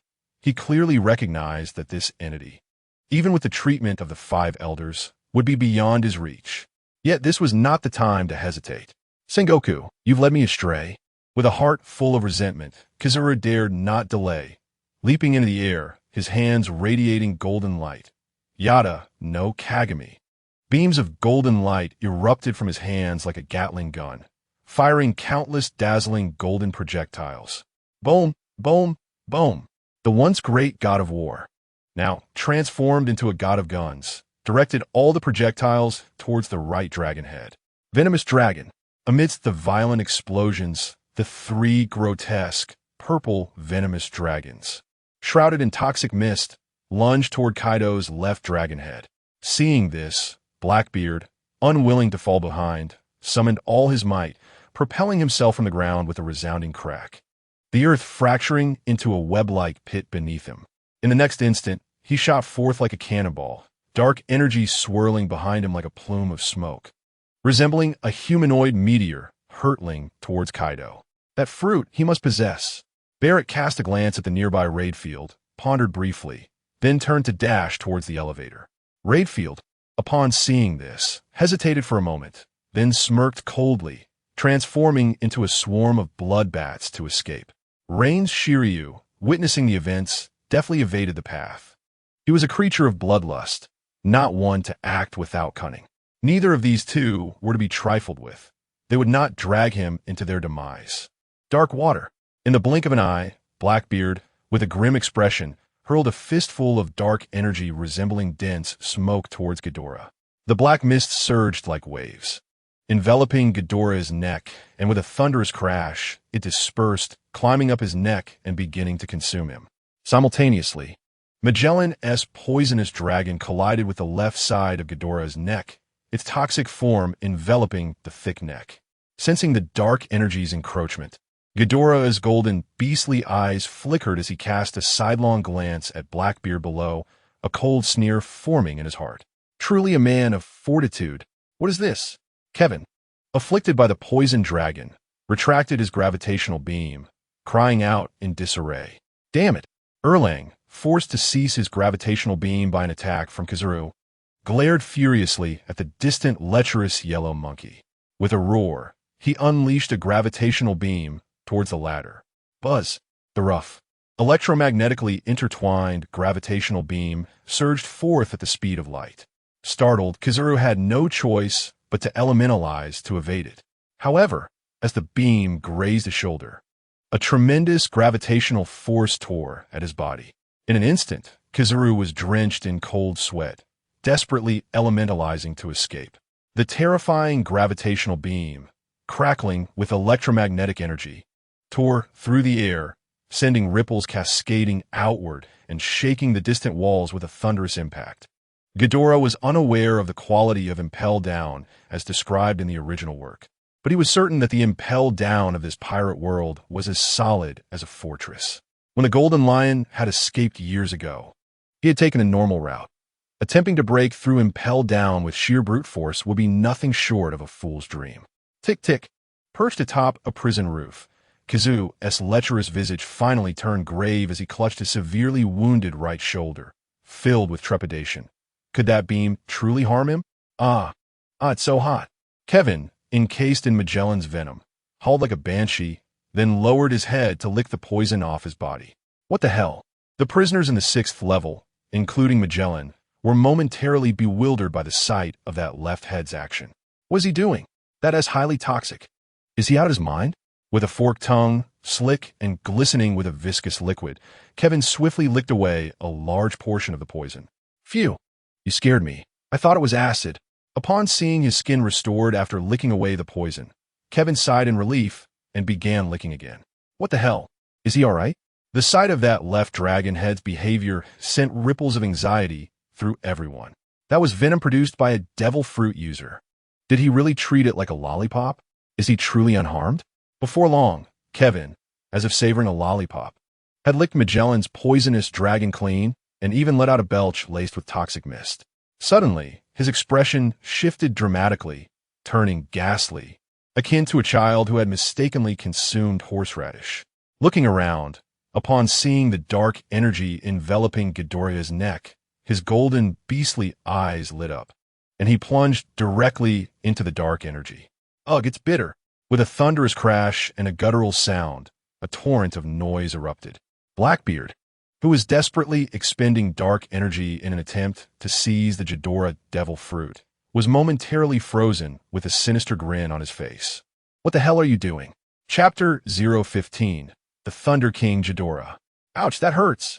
Blackbeard, having succumbed to the poison, was drenched in sweat, clawing at his chest in agony like a drug addict in withdrawal.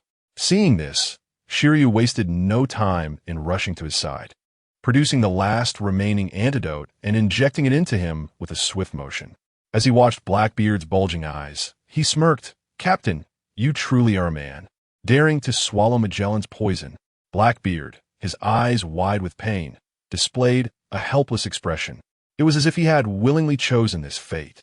Who could have anticipated that wretched man would act so brazenly in public?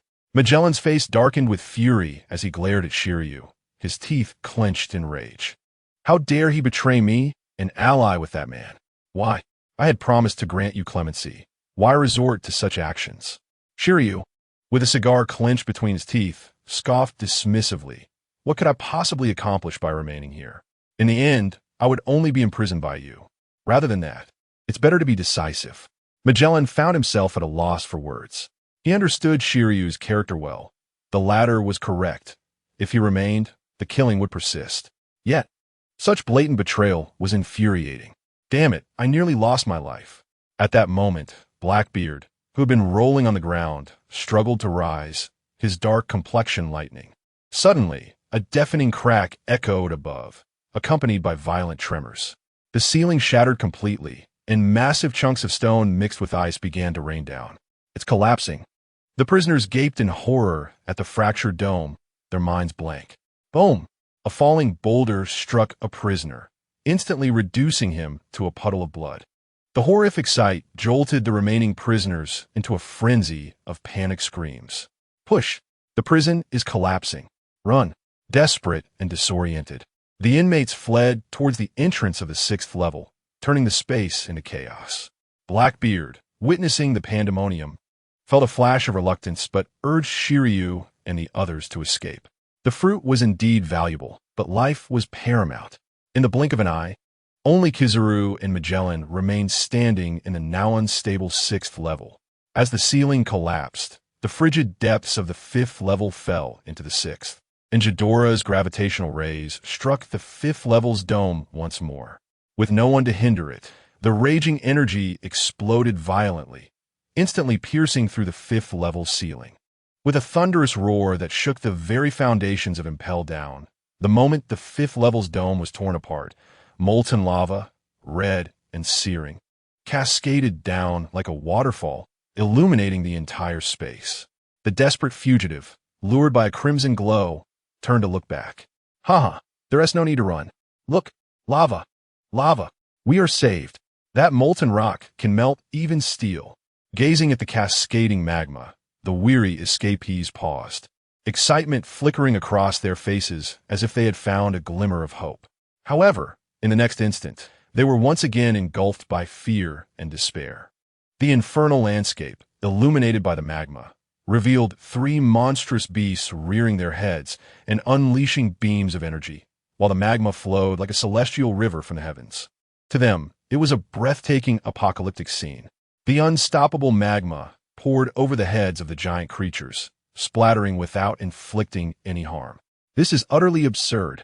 This creature fears not even the lava.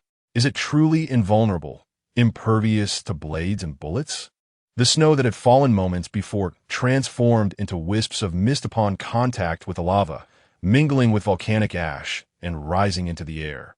The murky fog, distorted by Ghidorah's electromagnetic interference, gradually coalesced into dark gray clouds, which in turn formed ominous thunderclouds. Run! Help! Get away! As the prisoners beheld the dense, lightning-streaked clouds, they shrieked in panic. Chaos ensued. Pushing, trampling, and even killing erupted, the scene far beyond mere disorder.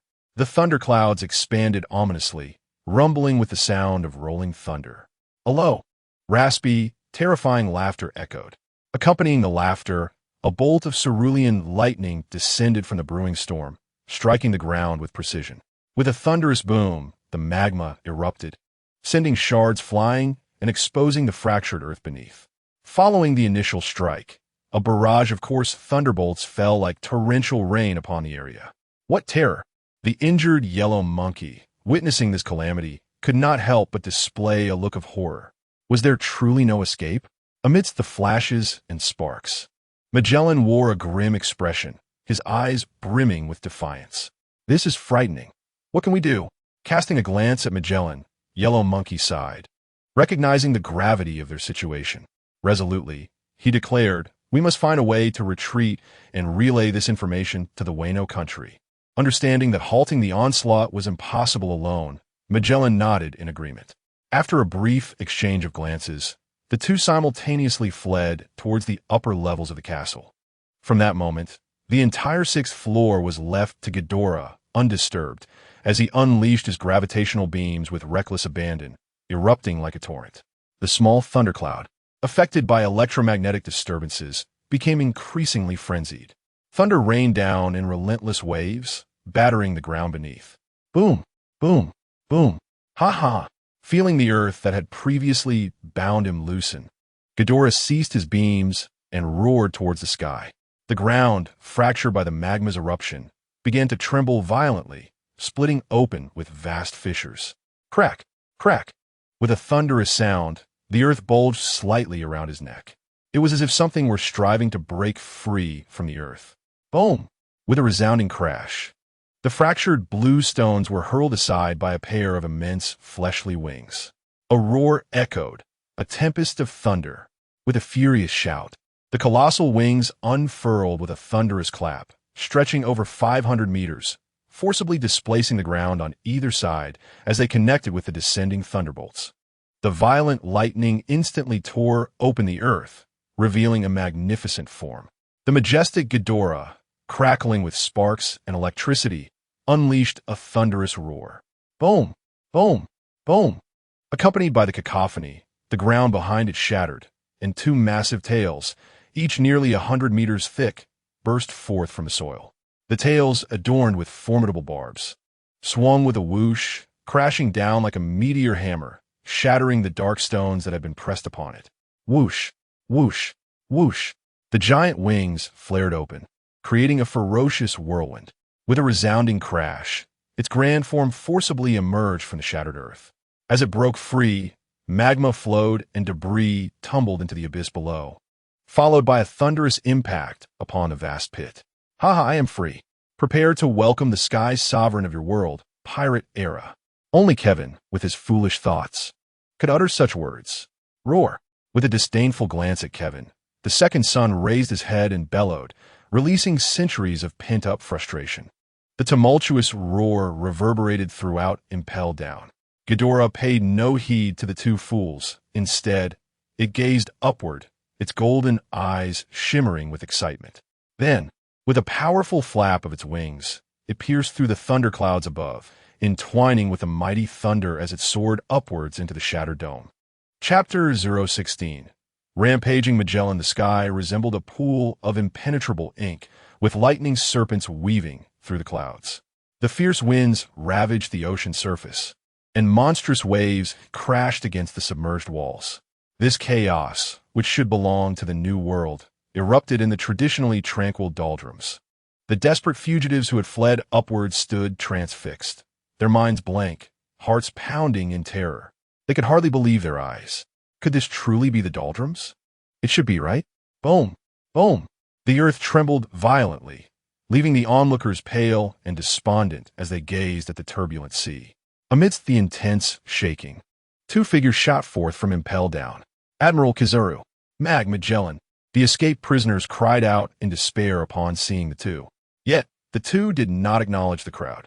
Magellan turned, his gaze fixated gravely on the warden's tower, his eyes a deep abyss of dread. Kizaru retrieved a din-din mushy from his pocket, attempting to contact Marine headquarters. Beep, beep, beep. The lethargic din-din mushy sounded as if it were still half asleep, its calls weak and futile, repeatedly ringing without any response. How terrifying! Even the din-din mushy has malfunctioned. Kizaru solemnly stowed the creature away. Suddenly, the ground beneath everyone shook violently, as if an earthquake had struck. Immediately following, a resounding explosion erupted from the summit of the advanced city lord's tower, as a colossal golden beast, shrouded in smoke and crackling with lightning, surged into the heavens. In the next moment, streaks of ink-black thunder descended from the sky, striking the immense creature. With each crackle, onlookers gazed in wide-eyed astonishment, their souls nearly escaping them. Unfazed by poison, magma, or lightning, what truly incited fear? A terrifying roar, akin to the roar of dragons and the roar of tigers, erupted from the beast's maw, reverberating throughout the realms. As its massive wings flapped, a furious gale intensified, akin to a catastrophic hurricane, sweeping several weaker prisoners off their feet and casting them into the sea. "Help! Help!" they cried, but before they could swim back to the shore, monstrous shadows emerged from the tumultuous depths, bursting forth with a resounding splash, and a gaping maw swallowed both men and water whole. With a thunderous crash, it plunged back into the ocean, vanishing beneath the surface. Witnessing the chaos from the dock, the prisoners were gripped by a chilling dread, their faces drained of color, reflecting sheer despair. The turbulent sea and the ravaged advanced city filled Magellan's heart with fury as he realized that his tenure as director might be nearing its end. Gazing upward into the clouds, the architect of this calamity, his eyes gradually turned crimson, and a viscous poison began to bubble ominously around him. The purple toxin morphed into a crimson hue, expanding like proliferating cells. Hey, director, calm down." Hannibal, not far behind, exclaimed, wide-eyed in an attempt to intervene. However, Magellan was already consumed by rage, his reason lost, and in an instant, a towering 50-meter poison giant materialized. The formidable creature, embodying Magellan's dark voice, emerged. With a powerful flap of its wings, the creature known as Ghidorah, soaring through the air, glanced down at Advanced City and scoffed at the sight of Magellan's poison giant. "If you seek death, allow me to oblige, and that three-headed poison dragon of yours is particularly irksome." After a prolonged period of inactivity, Ghidorah stirred, shaking off its lethargy, and with a powerful thrust of its muscular wings, dove towards the Lord's Tower of Advanced City. "Oh, we're doomed. Magellan, must you drag others down with you in your reckless demise? Run for your lives." As the immense beast blotted out the sun in its descent, the prisoners below seethed with rage towards Magellan, their terrified cries echoing. Yet, like ants on a hot stove, they were utterly oblivious to where they might escape. Beneath the turbulent waves lurked the terrifying denizens of the sea, while the smoke-filled advanced city stood on the brink of collapse. Why is it so difficult to be a fugitive? In this moment, despair had truly opened the door to despair. An overwhelming sense of hopelessness enveloped them. As the colossal creature approached, the wind from its massive wings whipped violently, carrying with it blades of wind that could shred anything in their path. This was no mere gust. It was a tempest capable of obliterating all in its wake. The weaker prisoners fought desperately against the onslaught, while those with a modicum of strength exerted themselves to the utmost. The relentless torment of existence is unbearable. Ghidorah, you have obliterated advanced city and ruined my life. Even in death, I shall not allow you to find peace. The crimson toxic giant, Magellan, unleashed a barrage of red venomous orbs towards the descending Ghidorah, each orb bursting like water balloons upon encountering the ferocious winds, showering the area with a rain of red poison. Ah, Magellan, you deranged fiend. The prisoners below screamed in terror, their panic escalating as they struggled not only to fend off the cutting winds, but also to evade the falling toxic rain. Hindered by their incompetent comrades, with a thunderous crash, Ghidorah descended upon the pinnacle of Advanced City, his powerful legs crushing the tower to rubble. Instantly, 3 pairs of golden eyes surveyed the chaos below, and with a deep breath, they roared mightily. The howling winds stirred up sand and debris, sending everyone reeling. Perish! Transformed into the red toxic giant, Magellan had completely lost his sanity, raising his colossal fist of poison toward the tower's summit. Kevin, mesmerized by the dripping crimson venom, approached like a gluttonous child, extending his forked tongue to taste. Fool! Elang shouted, witnessing the scene. In the next moment, the massive dragon's head lunged forward, snapping onto the arm connected to the red toxic fist with a resounding crunch. The immense bite force pierced through the arm composed of poison, resulting in an explosive burst. The splattered venom fell onto the surrounding structures, emitting a hissing sound as it corroded and burned. Stop fixating on eating. Elang reprimanded Kevin, who was drenched in the red venom. Were it not for his intervention, this fool would have undoubtedly ingested the toxic liquid. While it may not be lethal, no one wishes to harbor a belly full of poison. He is no venomous dragon. Oh, Magellan. In stark contrast to Kevin's erratic demeanor, Elang, with his fierce golden eyes, savagely opened his mouth and lunged at the red toxic giant. Meanwhile, Ghidorah remained eerily calm, his icy golden gaze fixated on the somewhat disheveled Kizaru. Ignoring both Elang and Kevin, he spoke with curious interest. Admiral Kizaru, what brings you here, not in Marineford, to thwart me? Chapter 017, The Toxic Colossus and Hell's Judgment. Ah, what a fearsome tone. I merely passed by, indeed, just passing by. Kizaru feigned seriousness in the face of Ghidorah's fearsome visage. Passing by? Huh, who would believe such nonsense? Just as Ghidorah was about to speak, a deafening crash resounded as Elang collided with Magellan's red toxic giant. The soft, viscous form of the red toxic giant was instantly bitten through at the shoulder, crimson liquid splattering everywhere. Enveloped in the venom, Magellan's eyes flared with fury as he raised his remaining arm, swiftly wrapping it around Elang's neck, bellowing in rage, "Die!" The colossal poison giant's hellish judgment. With a thunderous roar, the crimson poison giant surged with fury, its form darkening until it transformed into a deep reddish brown. In the next instant, its skeletal head opened a mouth ensnared by viscous slime, lunging towards Erlang's head. Upon witnessing this, Erlang's ferocity ignited. He let out a fierce roar, twisted his neck, and shattered the giant's arm. Following this, his fearsome dragon head descended like a hammer, ruthlessly crashing into the skull. A resounding thud echoed, reverberating through the heavens, as the reddish-brown liquid skull was obliterated. The shattered remains scattered like a watermelon burst open, splattering toxic liquid in all directions. Pools of a noxious liquid formed, instantly emitting corrosive, acrid white smoke upon contact with the surroundings. What is this? I don't want to die. Someone save me. In the crowd, individuals struck by the reddish-brown liquid found it spreading immediately, leading to swift demise. Gazing at the lethal substance, disbelief etched across their faces. They yearned to escape this harrowing place. Yet, In this windless zone of impelled down, the absence of ships meant no means of escape. Look, a ship approaches. Someone in the crowd suddenly shouted. The despairing crowd turned their gaze toward the sea, where a warship emblazoned with the world government insignia was making its way toward them. Upon sight of the vessel, the crowd, akin to finding a lifeline, fervently waved their arms in desperate plea.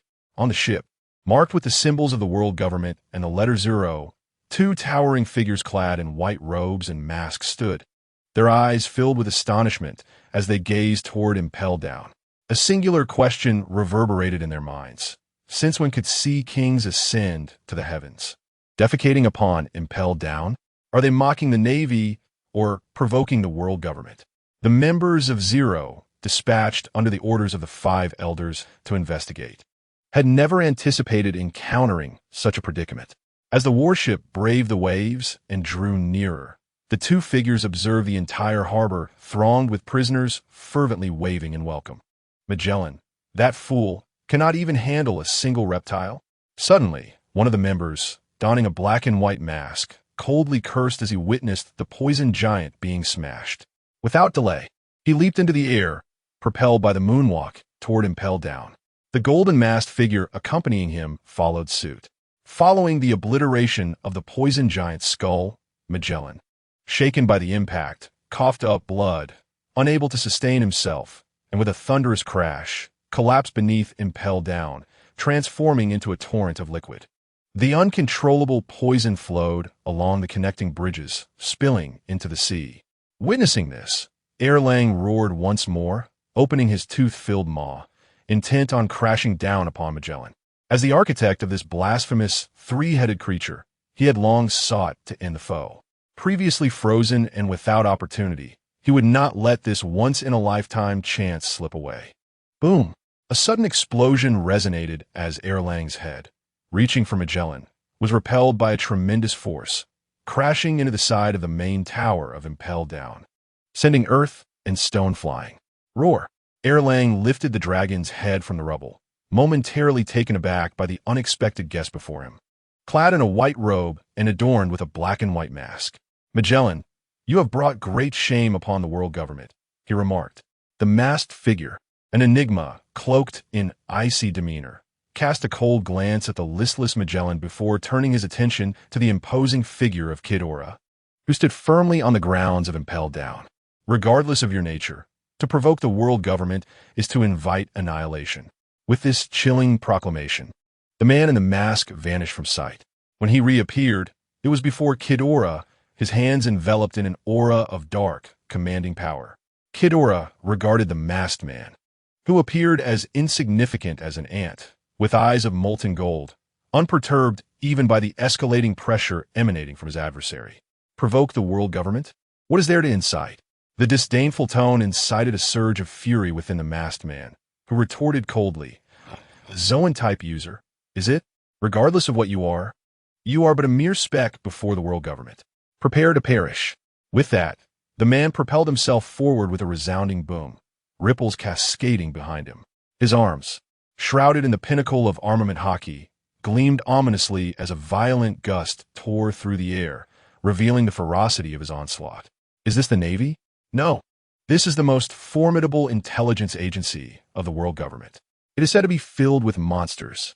Indeed, those incarcerated on the 6th level of impelled down, many of whom were well informed, recognized him immediately as a member of the world government's intelligence agency, particularly noting the terrifying might of his punch.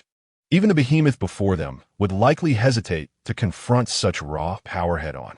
With a thunderous crash, an explosion erupted, sending a tempest of dust swirling atop the tower of impelled down. What? I expected much more strength to strike so effortlessly. Some murmured. TSK, a Zoan-type user. Sheer size does not equate to combat prowess. Wait. How is this possible? After landing a decisive blow, the masked man retreated, mockingly observing the billowing dust. However, as the haze dissipated, the sight that greeted him left him utterly dumbfounded. Is he truly impervious to blades and bullets? The inmates, witnessing Kidora emerge unscathed, stared wide-eyed in disbelief. Among the crowd, Blackbeard's expression darkened. He realized he had gravely underestimated the fruit's terrifying potential. With the prospect of seizing it now futile, he resolved to devise an escape plan, his thoughts shifting towards the approaching warship. "Are you merely scraping your back?" Ghidorah quipped, casting a disdainful glance at the masked man. As a creature unafraid of magma, how could he fear physical assaults, particularly the unrefined strikes of mere physical combat? Unless one could achieve the elusive state of flowing cherry blossoms depicted in the original narrative, such attacks would hardly inflict harm upon him. Infuriating. The masked man's face flushed with indignation, his aura swelling with intensity. With a resounding crash, he shattered the ground beneath him and launched himself toward Ghidorah like a cannonball. "Damn the crawler. You shall regret provoking me." Chapter 018. Director, your vengeance can only be sought in the next life. Regret? Ghidorah's golden eyes glimmered with a hint of contemplation as he replied nonchalantly, "I seem to have nothing to regret in this life." Boom, boom, boom. It was too fast. That monster was utterly defenseless. Haha, at last, someone has managed to subdue that beast. As the man rampaged, onlookers beheld his figure flickering around the creature's monstrous head, the air crackling with explosive sounds. The grotesque head was being battered violently, swaying left and right. It was a complete thrashing. Was it entirely ineffective? Although the yellow ape often appeared lackadaisical, his strength was anything but ordinary. His keen eyes quickly discerned every detail of the battle. The world government agent seemed to have the upper hand, even mercilessly assaulting the beast. Yet, it was utterly futile. That colossal creature even bore a smile, a playful smirk. Boom! With a tremendous roar, the man unleashed all his might in a punch that twisted Ghidorah's neck, sending the entire head lolling to one side. Oof! This is the fate that befalls those who oppose the world government. The man, landing on the ground, gazed at the fallen dragon head with pride. What? Did he really bring it down? The criminals, seizing the opportunity to commandeer the warship, gaped in astonishment at the toppled Ghidorah from the tower. However, before they could rejoice, a somewhat mocking voice rang out. "Well, the strength isn't impressive, but your cervical massage technique is rather commendable. Given your earnest efforts, I'll grant you a 5-star review. Erlang, deliver the praise." Such flippant remarks instantly plunged everyone into an icy silence. That attack had no effect. Staring at the enormous dragon head, which was slowly righting itself and wriggling a bit, everyone stood dumbfounded. Buzz! Suddenly, a deafening explosion erupted, and a brutal ray shot forth from the side. The masked man barely had time to scream before he was engulfed by the violent gravitational beam. The golden, bird-faced masked man, who had accompanied him, widened his eyes in horror, his legs trembling in fear. What the hell? What on earth did the 5 elders send us here to do? Compared to his companion, his abilities were negligible, and dread surged within him, compelling him to flee. However, upon glancing back at the situation, he cursed under his breath. Unbeknownst to him, the world government warship near the port had fallen. A large group of fugitives had seized control of the vessel. Damn it! The bird-faced masked man cursed vehemently. He then turned to Ghidorah. "I am a member of the world government's intelligence agency. If you dare to attack me, it will mean war with the whoosh." Boom! Crack! Crack! Oh no! Before the man could finish, Kevin bit down on him, swiftly chewing and swallowing him whole. This left everyone in utter shock. A zoan-type, ancient species. It seems the flavor of the Stoneclaw beast is quite unpalatable. Ghidorah cast a fleeting glance at the murmuring Kevin before turning his gaze towards Magellan. "The poison fruit holds some utility for me. It would be a waste in your hands." With these words, Kevin displayed a gluttonous expression, fixating on both Magellan and Kizaru. Is it truly appropriate to gaze so brazenly? Observing Kevin's avaricious stare, Kizaru recalled the recent plight of the members and grimaced in distress. After all, Magellan was still a part of the Navy. It seemed rather unacceptable for someone to gaze at another, as if they were a mere piece of meat right before him. Simultaneously, he understood that attempting to save Magellan alone was somewhat unrealistic. A thought crossed his mind. If he were to flee, there was likely no one in this world who could pursue him. "What are you saying? I can hardly comprehend." Kevin's golden eyes glinted with mockery as he leaned his fearsome visage closer to the two. Upon witnessing that grotesque face, mere inches away, Magellan felt a surge of hatred. The collapse of Impelled Down was a calamity caused by this very fiend, and yet he found himself utterly powerless. As the realization of his own failures ignited a fiery rage within him, he summoned the last of his strength to activate his devil fruit ability. Poison Dragon. Kizaru, I will hold him off. You take this opportunity to escape. Make sure to relay the message back to headquarters. A violet poison dragon erupted from his back as Magellan prepared to sacrifice himself to create a chance for Kizaru to flee. Even if his attack proved ineffective, he would at least attempt to take a piece of the adversary with him. Such dedication to duty. However, before Kizaru could even utter a word of admiration, a tail akin to a meteor hammer descended with a thunderous whoosh. Boom!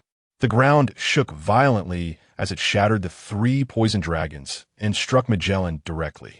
With a crack, the ground beneath him crumbled instantly. Damn it!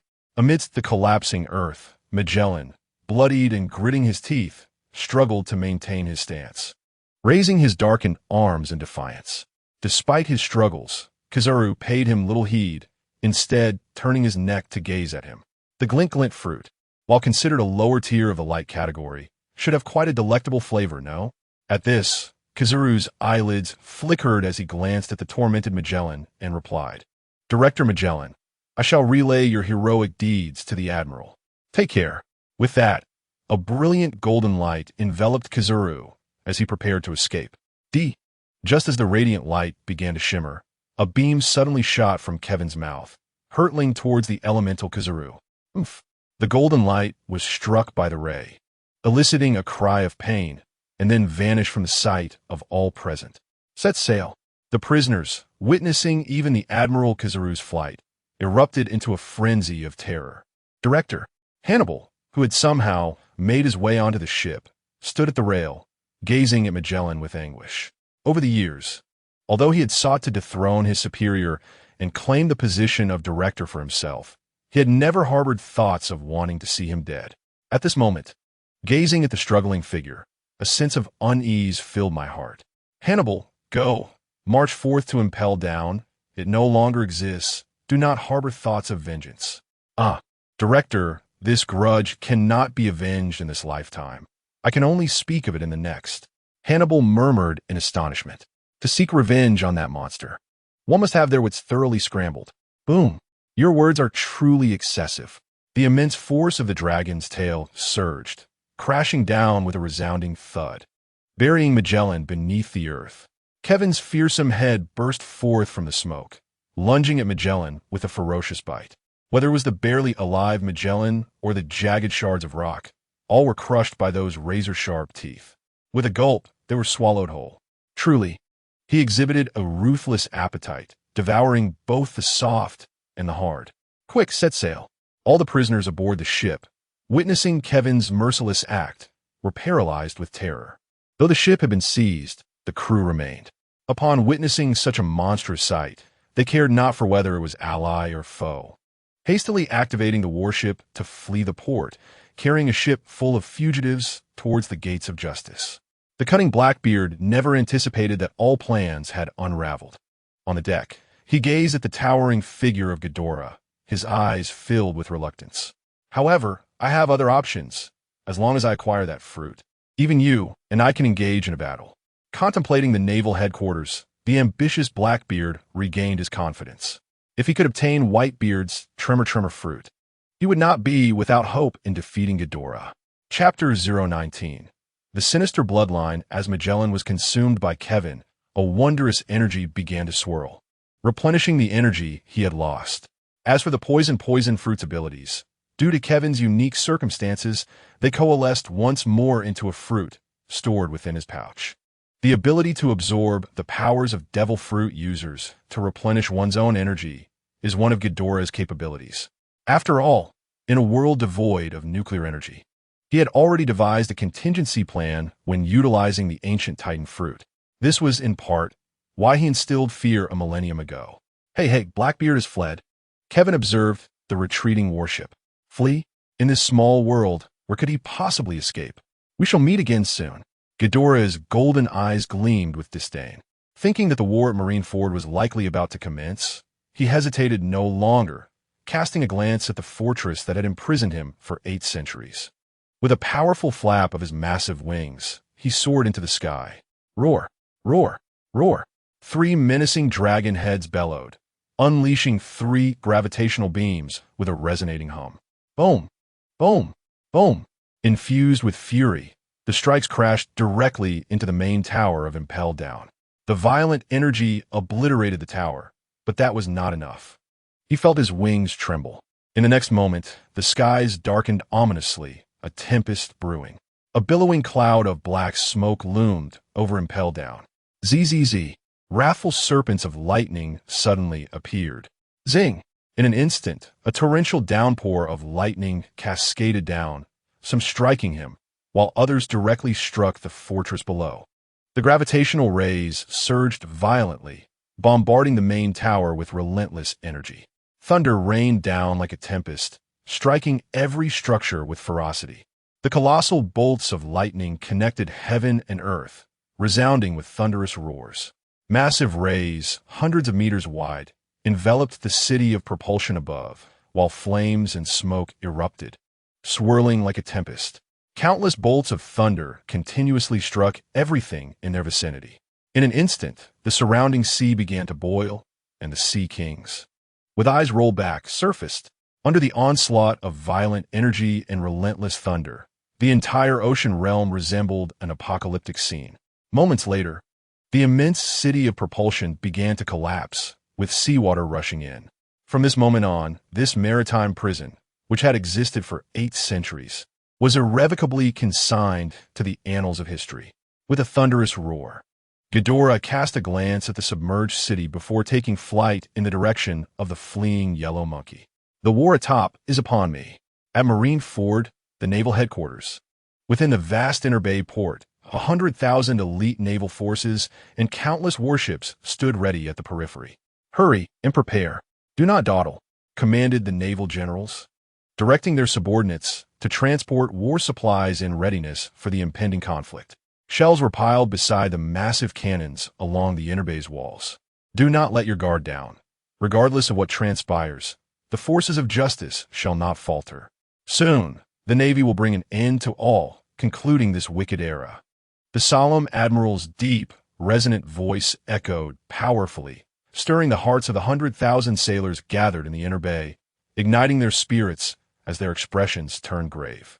The morale of the sailors surged, erupting in a thunderous response. They were a valiant force, the indomitable Navy of justice. What could even Whitebeard do against them? They were the elite of the Navy, 100,000 strong. Such an atmosphere was undeniably exhilarating. Among the front ranks of the port's guard, a few giant admirals felt their combat spirit rise upon hearing the fervent shouts. Accompanied by the battle cries, the high-tier forces of this war gradually made their entrance. The first to arrive at the harbor were the notorious pirates known as the 7 Warlords of the Sea: Bartholomew Kuma, Don Quixote Doflamingo, Dracula Mihawk, Moonlight Moria, and Boa Hancock.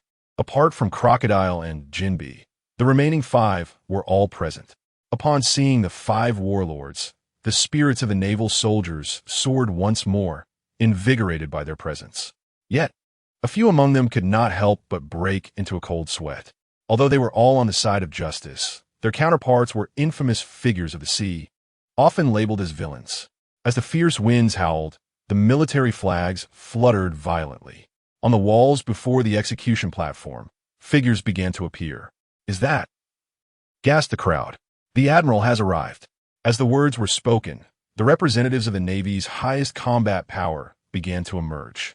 However, to everyone's surprise, the anticipated simultaneous arrival of the 3 admirals was marred by the absence of one figure. As the naval troops noticed only Akainu and Akiji seated, while the adjacent position remained vacant, a wave of speculation swept through them. Where had Admiral Kizura gone?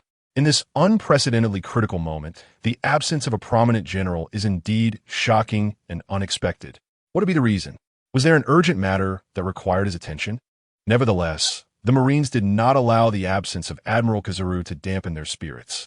Rather, their morale surged even higher.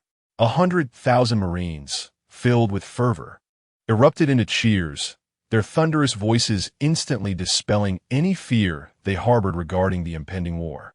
Look, the man who ignited the fuse of the World War has appeared.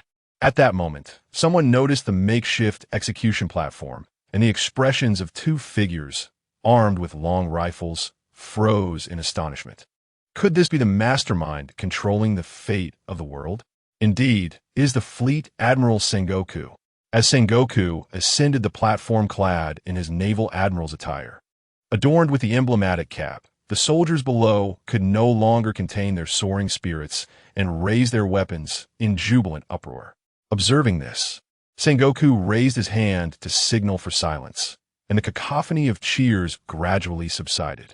Reaching into his pocket, he retrieved a transponder snail and began to address the assembly. I have an important matter to convey to you all.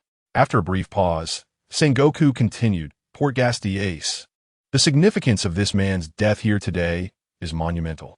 Ace, upon hearing his name, looked up at Sengoku and was transported back to his conversation with Garp on the 6th level of Impel Down. After a moment's contemplation, he replied, My father is Whitebeard. That name proved difficult to utter. No, that wasn't he right. There was no one else but Whitebeard. Ace's voice rang with determination. For him, a barrier always existed regarding that man, to the point where he hesitated to even mention his name. As we widen our gaze in search of him, it is possible that the offspring of that man may remain on some distant island. With only scant information available, a thorough investigation was conducted regarding newly born infants, those soon to arrive, and their mothers, yet no leads emerged. It is no wonder, for your birth was a price paid with your mother's life. In other words, your mother harbored ulterior motives, as you inherited the most sinister bloodline in existence. At this juncture, Sengoku paused, inhaled deeply, and bellowed. Your father is none other than Gold. Roger, the Pirate King. The resounding proclamation reverberated above the naval headquarters, cascading through the transponder snail and echoing across the ears of the world. In that moment, countless faces around the globe transformed in astonishment. What? Everyone stared wide-eyed, unable to believe their ears. The Pirate King Roger has an heir? Fire Fist Ace is, in fact, the son of Gold. Roger? This is the most sensational news of the century. Quickly, notify headquarters to prepare an urgent bulletin. The offspring of the Pirate King is still alive. It is fortunate that the Navy has captured him. The child of the Pirate King must surely be exceedingly formidable. Chapter 020. The arrival of the mightiest man, the bloodline of the Pirate King, still lingers in the world. Fire Fist Ace is indeed the son of Gold. Roger. The Pirate King. This explosive revelation reverberated throughout the globe, leaving countless individuals in a state of horror as they gazed upon the young man destined for execution. No one could fathom that this seemingly innocent youth was, in fact, a descendant of such infamy. As the world remained in shock, Karp, standing beneath the execution platform, felt as though his heart had shattered into countless pieces. Although Ace was not his biological grandson, he was still family. Memories flooded his mind, recalling the moment he had met Roger in prison. Can I trust you, Karp? My child is about to be born, and it pains me that I will not witness it. But he and his mother are innocent, and I have shared with you what I saw at Laughtail. Knowing everything, what choice will you make? Will it be the grand legacy or the hypocritical notion of justice? Perhaps this is the fate that binds us. You, who are of my blood, are the only person I can trust, for we are companions, are we not? This is utter nonsense. Karp clenched his fists, gritting his teeth in frustration. It is not your fault, Karp. Vice Admiral Tsuru, standing beside him, interjected in an attempt to console him.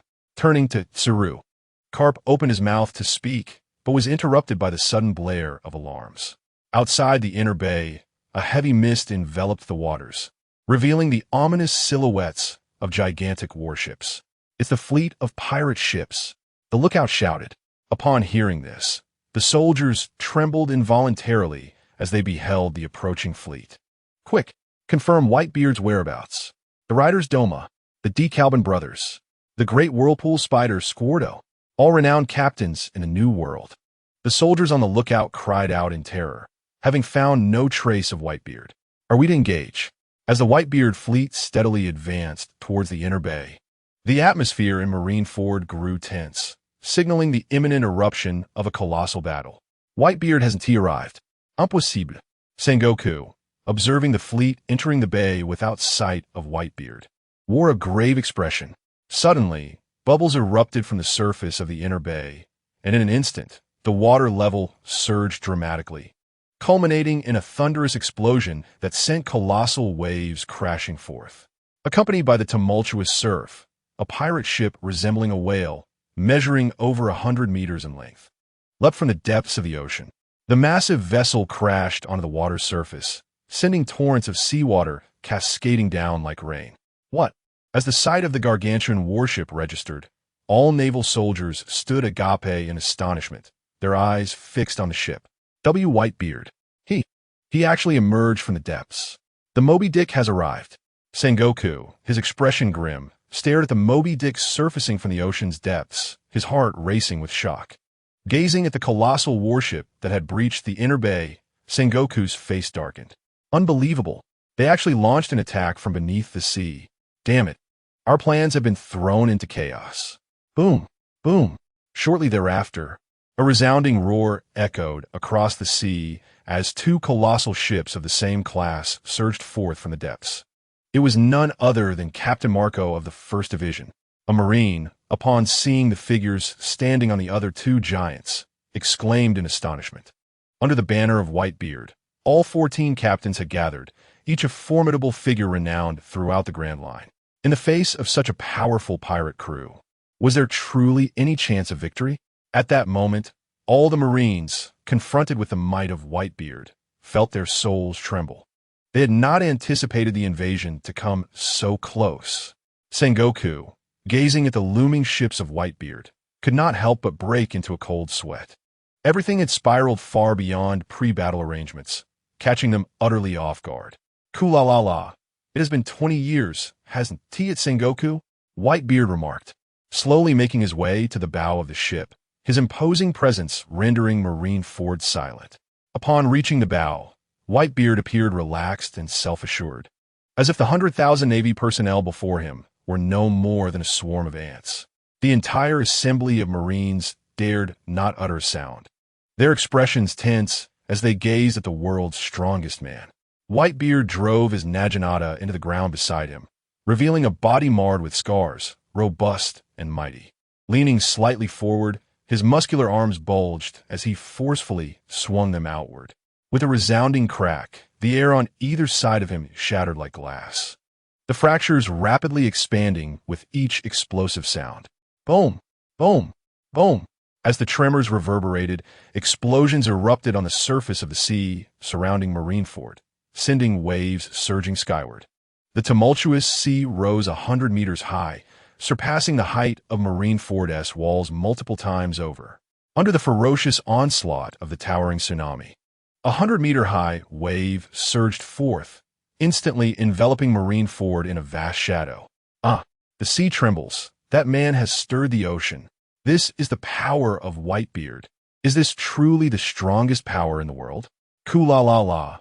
Observing his creation, Whitebeard erupted into hearty laughter. The sky-darkening tsunami plunged Marineford into darkness, leaving the Navy soldiers trembling in despair, their bodies paralyzed with fear. If this tsunami were to crash down, the entire naval headquarters would likely be obliterated in an instant. Just then, sitting atop the city walls, Akiji suddenly leapt into action, soaring between the two waves, unleashing a chilling blast. The frigid air swiftly solidified into two ice beams that pierced through the massive tsunami. Ice Age. With the proclamation, the temperature around Marineford plummeted, and the 100-meter tsunami instantly developed a layer of frost. As the cracking sound continued, the color of the solidified waves deepened to a striking blue, becoming incredibly hard. The frost spread downward, covering the entire inner bay's surface, freezing the vast sea down to the seabed, 100 meters below. The raging tsunami was encased in ice, standing as two colossal walls of frozen fortitude on either side of the inner bay harbor. "Akiji, you little brat," Whitebeard sneered, witnessing his tsunami being frozen. "Huh, you've given us a splendid place to land. Let them witness our might. Brothers, it is we who shall rescue Ace. Charge forth and save Ace."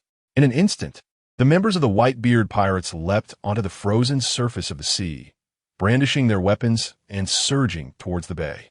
A monumental battle was about to commence. Chapter 021. The Sovereign of the Skies returns. Boom. Bang. Clash. The cry of battle erupted. The foremost ranks of the Navy leapt down from the port's high platform, letting forth thunderous roars as they charged towards the oncoming pirates. "Forward! Let's reclaim Ace." The pirates, upon sighting the Navy, bellowed in fury and rushed forward to engage. In the chaos of war, as the cannon fire from both sides erupted, a tumultuous melee unfolded, one of the largest in history. In a mere moment, over 100 souls perished beneath the blades of both pirates and Navy alike. Blood, both from comrades and foes, drenched their bodies, infusing the air with a metallic scent that spurred their fervent battle spirit. "Kill! We must not allow them to approach the gallows. For justice, we shall vanquish all scoundrels. Fight for justice. Brothers, let us slay and reclaim Ace. Let the Navy know our true strength." Simultaneously, a chase unfolded before the gates of justice, mirroring the chaotic scene in the Bay of Marineford. Boom, boom, boom. Ah, they are coming. Oh no, there are so many warships behind us. The fleet is approaching. We must flee. As they neared the gates of justice, several warships unleashed a barrage of cannon fire upon the lone ship ahead. Oh, this massive gate. How can it possibly be opened? It is beyond the strength of mere mortals. Alas, we have come this far, only to find ourselves blocked. On board the ship carrying Luffy and his comrades, they gazed in despair at the gates of justice. They had made it this far, but now they were obstructed. It was truly disheartening. "What shall we do, Shark?" Buggy grasped Jinbei's collar. "We simply charge through." Jinbei replied nonchalantly. "What? How can you remain so calm in such a situation?" Buggy shouted in frustration. Boom, boom, boom. The pursuing warships thundered in relentless pursuit. Luffy and his companions aboard the ship found themselves engulfed in despair.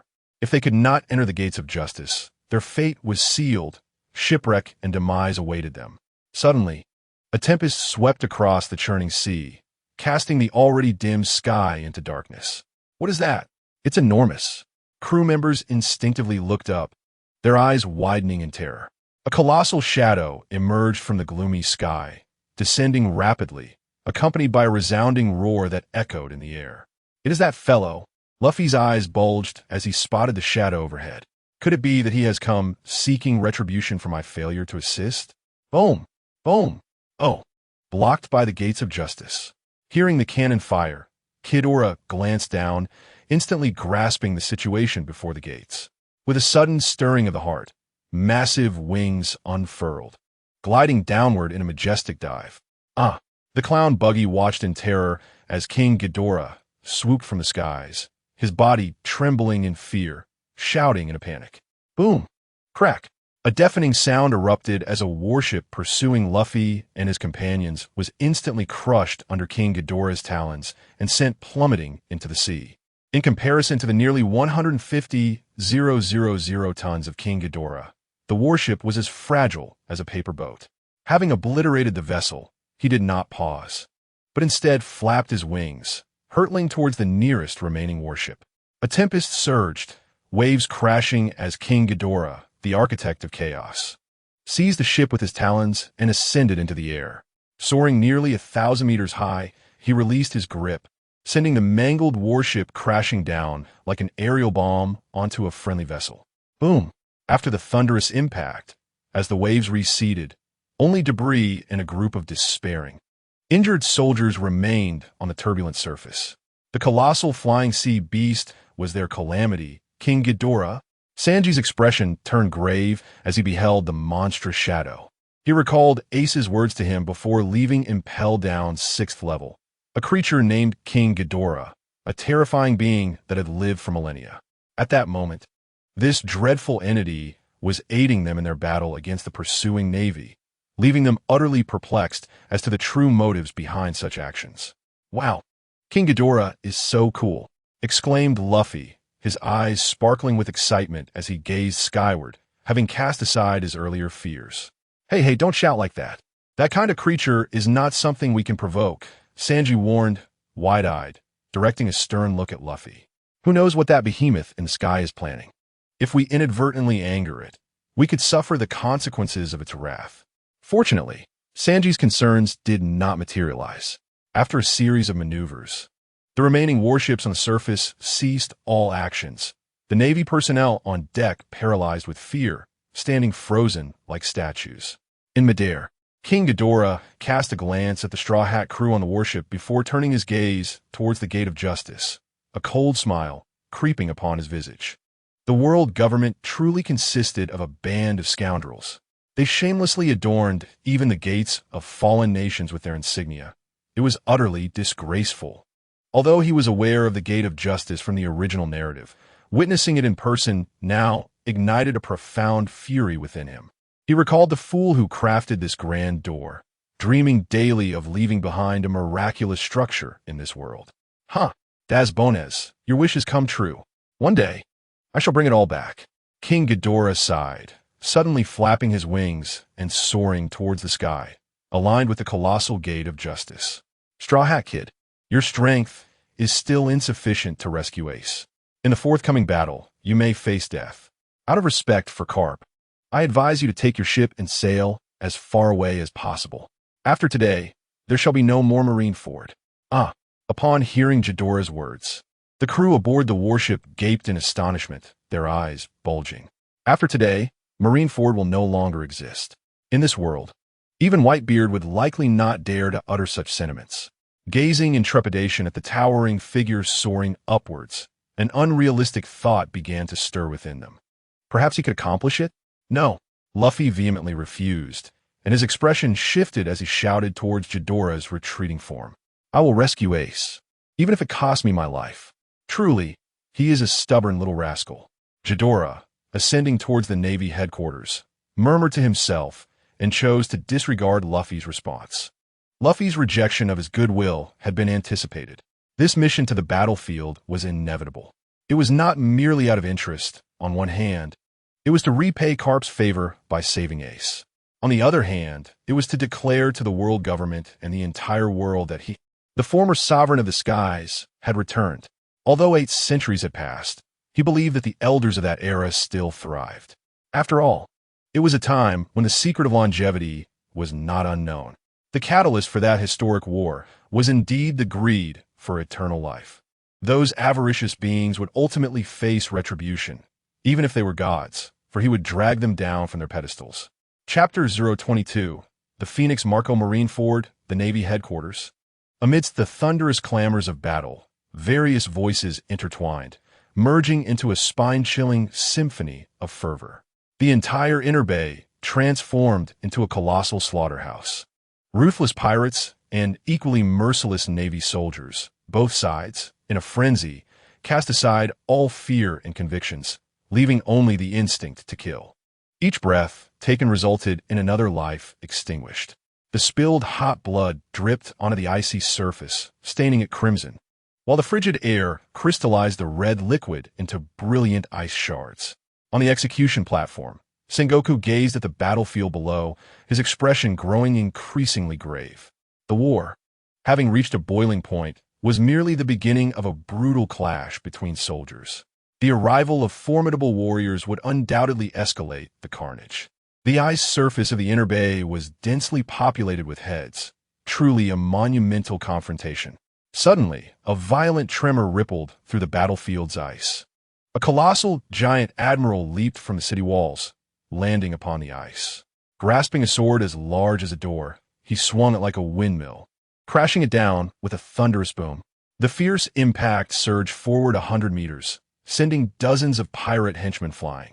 After that single strike, the admiral raised his enormous sword once more, bellowing loudly as he prepared for another assault. At that moment, a figure engulfed in emerald flames shot forth with great speed. It was the captain of the 1st Division, the Phoenix Marco.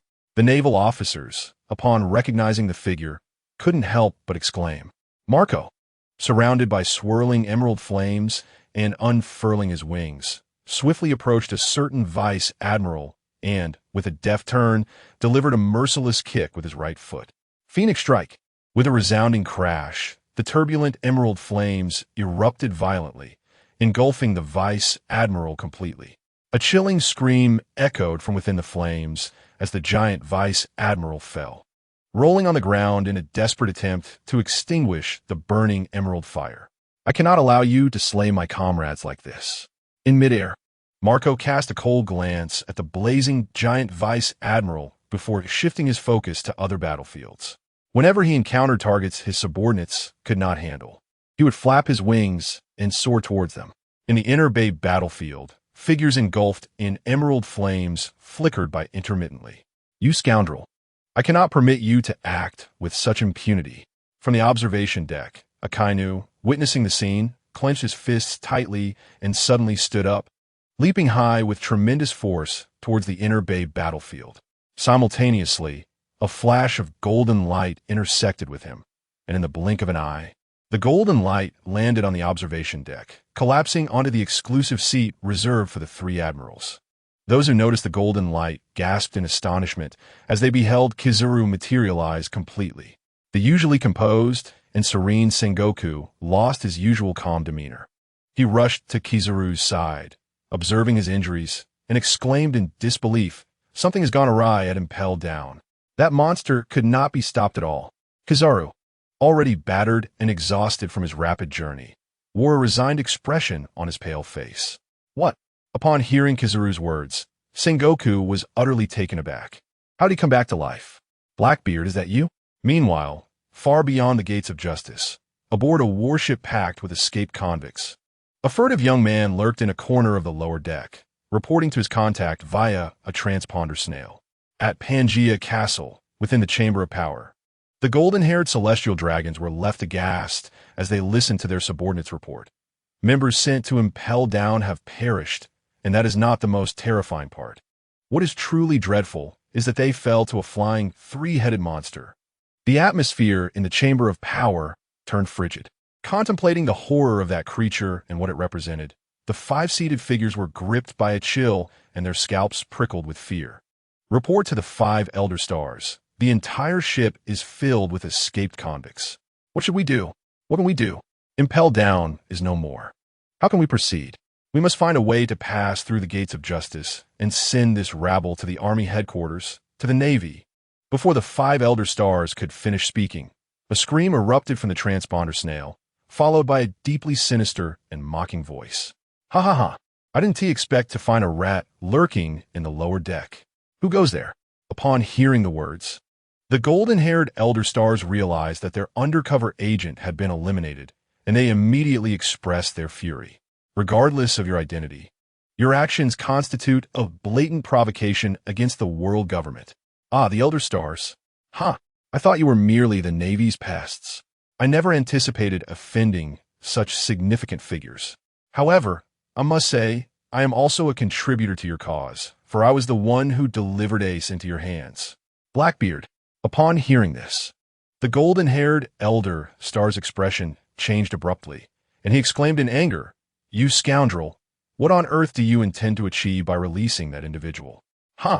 So even the Elder Stars have something they fear. However, let me clarify, it was not I who released that entity. As a response from Blackbeard echoed through the den mushy, the 5 figures in the room exchanged incredulous glances. Indeed, as he stated, if Kid was not released by Blackbeard, the implications of this matter grew rather severe. Though they had contemplated the possibility of Kid breaking free on his own, such an occurrence was exceedingly improbable. Then what was your purpose in going to Impel Down? You must possess some secret, do you not? The golden-haired Elder Stars pondered for a moment before posing the question. The surname Marshall is notorious among the notorious lineage. As a warlord of the sea, it would be rather unthinkable not to have a formidable crew. Wouldn't you agree? Blackbeard then revealed another aspect of his plan for his journey to Impel Down. Knowing that if he did not speak the truth, the 5 would likely remain skeptical. Upon hearing Blackbeard's explanation, the five exchanged glances and nodded subtly. Since the Impel Down incident bears no connection to you, as a warlord of the sea, you are to immediately assist in Marineford. As for your transgressions regarding Impel Down, we shall temporarily refrain from pursuing the matter. Temporarily refrain? Blackbeard mused. Does that imply the possibility of revisiting the issue in the future? In the ship's cabin. Upon hearing this, Blackbeard grinned widely. Marineford is currently a cauldron of chaos. If you wish for my assistance, I am open to negotiations. Blackbeard, do not overreach. Already, we have opted not to pursue your actions at Impel Down, which is quite generous. I wonder if the user of the dark fruit possesses the qualifications to negotiate with you. Blackbeard interrupted, revealing a fragment of his secret. He was confident that the five elderly gentlemen would recognize the significance of the dark fruit upon hearing its name. As expected, after his declaration, the elder stars fell into a contemplative silence. After a lengthy pause, an aged, authoritative voice broke the stillness. Blackbeard, what is it that you desire? I knew you would acquiesce. To demonstrate my sincerity, allow me to provide you with another piece of intelligence. Chapter 023, Navy Crisis Boom. A resounding explosion echoed as a giant magma fist erupted before Marco. The shattering magma cascaded onto the icy surface, producing a hissing sound as fire met water. And in an instant, white mist billowed into the air. How perilous! Marco, having sensed the danger in advance and evaded the attack, crouched on the ground, still trembling as he gazed at the distant Akainu, cold sweat beading on his brow. Had it not been for his timely evasion, he would have surely been struck by that magma fist. Even with the formidable power of the Phoenix, he felt an overwhelming dread towards the terrifying magma. Witnessing this, Akainu's fury surged within him, and with a thunderous leap, he lunged towards Marco. Although Marco held the esteemed title of 1st Division Commander of the Whitebeard Pirates, his combat prowess paled in comparison to Akainu's. Fortunately, his mythical Zoan fruit, granting him the abilities of the Phoenix, afforded him the means to contend with Akainu. Through sheer determination and the power of his Phoenix abilities, he managed to hold Akainu at bay. You scoundrel! Pirate! Akainu growled, his frustration boiling over as he struggled to break through Marco's defenses. His right arm transformed once more into molten magma. Fiery red, liquid swirling amidst thick plumes of smoke. As long as I am here, none of you shall escape alive. With that declaration, his magma-infused arm exploded outward, expanding rapidly as he bellowed. Great eruption. Boom, boom, boom. The searing magma fist soared through the air, casting a crimson hue across the sky. The naval soldiers engaged in battle, upon witnessing the colossal magma fist, erupted into cheers and began to retreat. Wonderful! It's Akainu. Admiral Akainu has made his move. On the opposing side, the pirates stood in stunned silence, gazing up at the immense magma fist in sheer disbelief. That magma fist! It's Akainu. He is attacking. Under the shadow of the magma fist, the crowd cried out in terror. Just then, the massive magma fist emitted a rumbling sound. Gulp! This is bad! One pirate exclaimed in fear. Suddenly, the magma fist detonated with a resounding crash, transforming into countless magma orbs that scattered like meteors towards the pirate ranks. Run for your lives! It's volcanic projectiles. The pirates at the forefront, gripped by panic, shouted as they scrambled for safety. Boom! Boom! Boom! Damn it! We can't stop them. One by one, the volcanic projectiles plummeted onto the battlefield, exploding upon impact and spraying molten rock that ignited anything it touched. In an instant, the battlefield was engulfed in a raging inferno. Amidst the sea of flames, the anguished cries of the pirates echoed, painting a scene of tragic devastation reminiscent of a hellish battlefield. The wails reverberated throughout Marineford, a haunting testament to the brutality of war. Standing at the bow of his ship, Whitebeard listened to the cries that filled the air, his gaze sharpening with determination. Just then, a colossal volcanic projectile hurtled toward him. With a fierce glare, Whitebeard's eyes glinted coldly as he prepared to confront the oncoming threat. In a moment before the projectile could strike, he moved, his arms swelling slightly as he gripped his weapon, the tremor blade, and met the gigantic projectile head-on, plunging his blade into it with a decisive thrust. With a chilling stare directed at Akainu, he remarked, "Such extravagant flames, are they?" After taking a deep breath, he exhaled forcefully, extinguishing the flaming projectile, and then, with a hint of disdain, added, "With such meager abilities, you ought to stick to lighting candles on birthday cakes." Magma brat. Hearing the taunt, Akainu glared back at Whitebeard, his voice dripping with malice. "Umph, do you not appreciate a lavish funeral, Whitebeard?" As the resounding laughter of Whitebeard echoed, he swung his weapon, the Yuncut, forcefully, sending the cooled volcanic bomb soaring away. Casting a glance at Ace on the execution platform, he raised his weapon and bellowed, "My sons, let this band of Navy men witness our might. Those who dare harm my family shall pay dearly for their transgressions." His furious roar reverberated throughout the Navy headquarters, and soon after, Whitebeard bent his knees and leaped with a thunderous crash onto the icy surface. With a deft flip of the Yuncut, he assumed a battle stance. Kill! The pirates under Whitebeard's command erupted into cheers akin to a roaring tsunami at the sight of their father joining the fray, their fighting spirits surging as if they had consumed a potent stimulant. The Navy's soldiers, witnessing this, felt a chill of dread course through them, realizing that Whitebeard was not only immensely powerful, but also the unwavering pillar of strength for his crew. Damn it! How could he join the battle? Buddha, standing beside Kazuru, wore an increasingly grim expression. Having just been informed of the situation at Impel Down, his agitation had reached a peak. Just then, his transponder snail began to ring at the most inopportune moment. Instinctively pulling it out, beads of cold sweat formed on his brow. With bad news coming in relentless waves, he was hesitant to answer the call. Yet, the transponder snail represented absolute authority, compelling him to respond.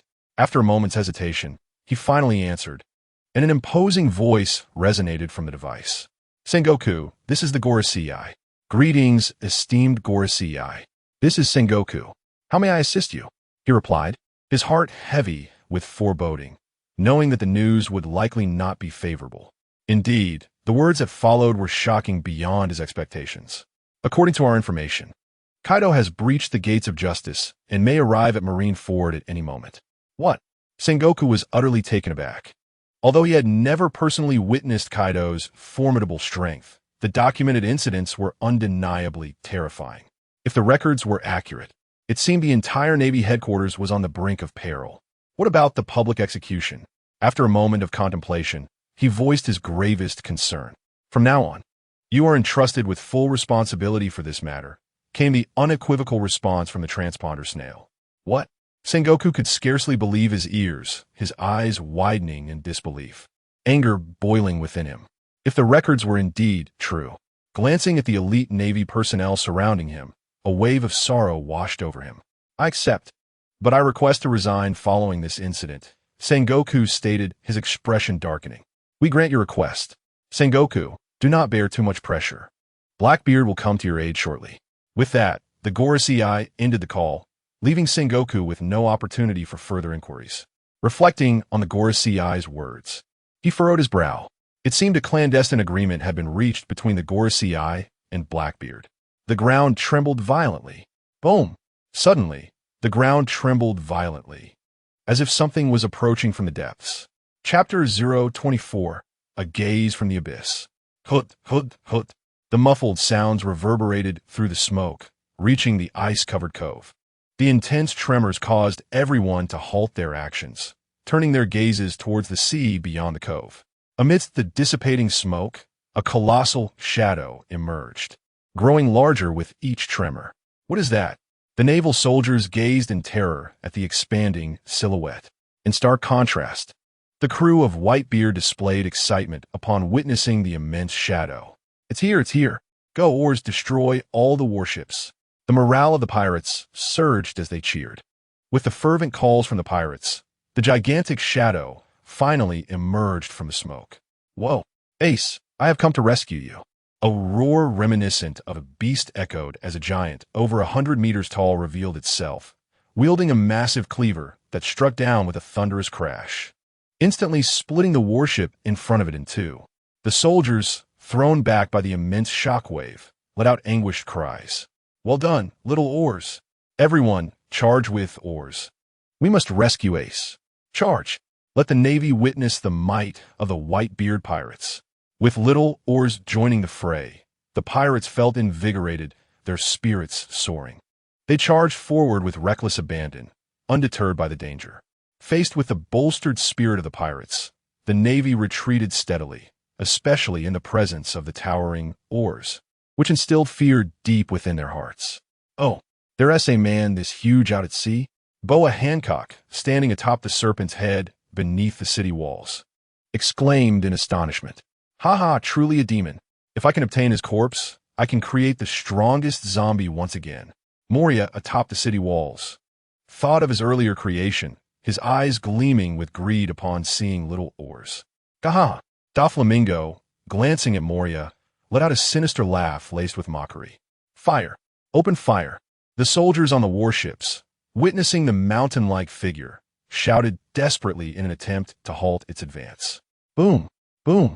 Countless cannonballs struck oars, yet to him, those dreadfully powerful projectiles felt like mere toy ammunition.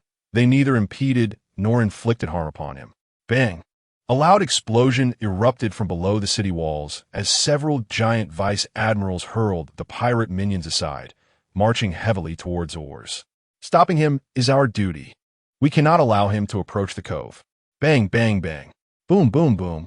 Yet, even these giant vice admirals could not halt the advance of the towering humanoid monstrosity. Whoosh, whoosh, whoosh. The battlefield, shrouded in smoke and chaos, was swept by a fierce whirlwind. What is this? Why is the wind picking up?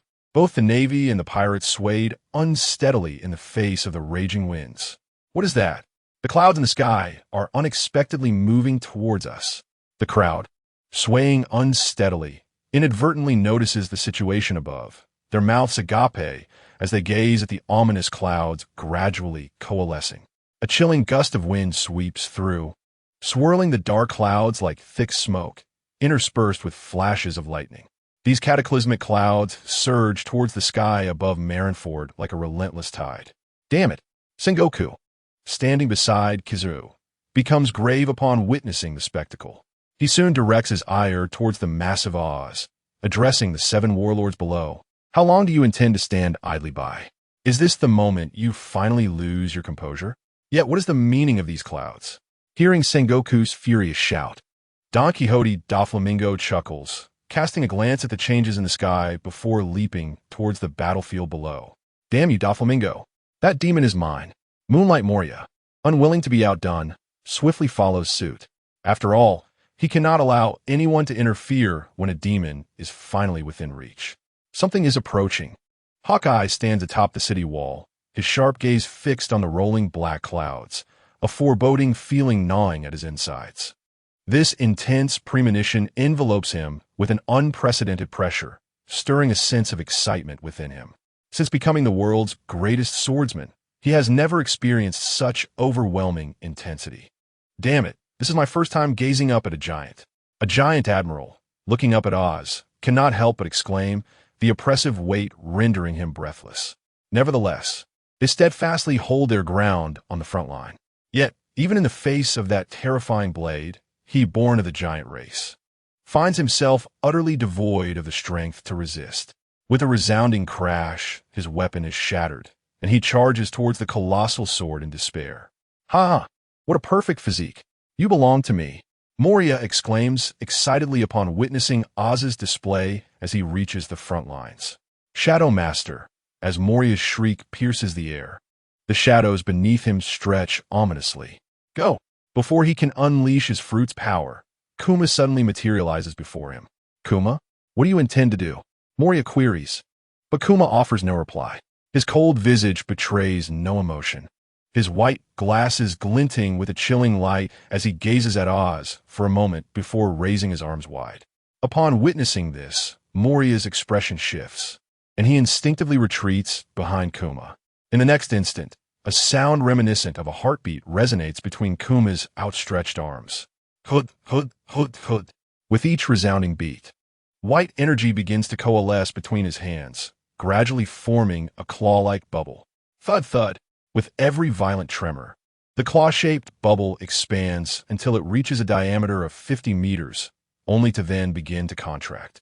Among the gathered crowd, many recognize Kuma's ability, and as they observe the shrinking claw-shaped bubble, a sense of dread washes over them. This entity, when unleashed upon one's body, would not merely bring death, but would leave one severely incapacitated. Yet, that horrifying bubble continued to compress relentlessly, until it shrank to the size of a palm, tightly grasped by the bear, who coldly gazed at the approaching Oz. "Ace, Ace, I am here to bring you back," Oz called out in a muffled tone while looking at Ace on the execution platform. "Oz, don't come any closer," Ace shouted in fear, desperately trying to prevent Oz from approaching. At that moment, the expressionless bear extended its palm towards Oz, coldly declaring, "Bear's claw impact." The floating bubble emitted a peculiar sound as it drifted towards Oz. Witnessing the leisurely movement of the bubble, everyone felt their hearts leap into their throats. Suddenly, a deafening roar reverberated through the heavens and the earth. A terrifying, electrified golden beam shot forth from the dark clouds above, instantly striking the drifting impact bubble. What? The sudden turn of events left everyone utterly astonished. Seeing the impact bubble shatter, they instinctively looked up to the sky. That glance would be forever etched in their memories. Above, amidst the roiling, thunderous black clouds, a vortex, which had just been pierced by the beam, began to close slowly. As lightning flashed, it illuminated the vortex, resembling a black hole. A massive, menacing head with a pair of cold, golden beastly eyes radiated an aura of dread amidst the electric light. What is that? My heavens! A flying sea creature. Under the terrifying golden gaze, the crowd felt an overwhelming sense of being thrust into the depths of hell. Chapter 025. Sengoku. Are you unable to remain calm? The sky resembled an indelible pool of dark ink, and Marineford appeared shrouded in a twilight of impending doom. Within the swirling thunderclouds, the menacing dragon head within the closing vortex coldly surveyed the world below, as if a divine being from the heavens was peering down upon humanity. Under those golden, beastly eyes, both the Navy and pirates were engulfed in terror, trembling uncontrollably. Kaido, Sengoku, gazing up at the dark vortex, felt an unprecedented gravity in his expression. Here comes an extraordinary being. Even the renowned Whitebeard, said to be the strongest on the seas, felt a sense of vulnerability under that penetrating golden gaze. Yet, a strong person remained strong, despite the overwhelming aura of the being. It could not compel him to bow his proud head. Has it emerged? Below the execution platform, Garp looked skyward, his murky eyes reflecting a flicker of emotion. What thoughts occupied his mind were a mystery to all, much like how this once hero of the Navy secretly undermined the seal. It was impossible to guess what role this former hero was playing. Cough, cough, how terrifying. The severely wounded Kizaru gazed at the menacing dragon head, his heart still racing. The impel-down incident had left a profound impact on him, leading him to contemplate whether he should continue serving in the Navy. Being an enemy of such a monster was indeed frightful. The one who feigns divinity, Akainu, clenched his fist, emanating dark smoke. Hehehe. It seems my legion of zombies is about to gain new members. Moria, your confidence is quite formidable. Are you mocking me? No. A former warlord defeated by newcomers does not warrant my derision. You court death. As the arrogant Doflamingo laughed, Moria's expression darkened. He spoke the truth. If you faced that being in the sky, your demise would be swift and painful. At that moment, Hawkeye interjected, his eagle-like gaze fixated on the swirling vortex above, his hand trembling involuntarily. Was it fear or excitement? All onlookers ceased their actions, hearts racing as they beheld the ominous storm clouds converging above. Men, charge with me and welcome Ace home. As a powerful figure, Whitebeard quickly shook off his shock, raising his weapon with a mighty shout. Regardless of a monstrous entity above, he realized from the prior strike that it was no ally of the Navy. Since it was not, his worries dissipated. His sole focus was now to risk his life to rescue Ace. With his remaining time fleeting, he refused to perish in obscurity. This battle would be his finest farewell. His piercing gaze swept across the battlefield, and with a swift motion, he turned the blade of his weapon, unleashing a blinding flash as he swung. A thunderous blast resonated, sending shockwaves rippling outward. Kuahaha! Ace, wait just a moment. Father is coming to save you. With a booming laugh, Whitebeard charged forth like a raging beast, brandishing his weapon. As he moved, the very air fractured, and amidst the violent upheaval, terrifying shockwaves surged, resembling a colossal reaper mowing down everything in its path. Any Navy personnel who encountered him were either injured by the tremors or hurled into the sky by the force of the impact. Help! I don't want to die. Cries of despair echoed incessantly. A mere confrontation had resulted in hundreds of soldiers being affected. Kuahaha! Whitebeard laughed heartily, suddenly raising his left fist and delivering a powerful strike into the air.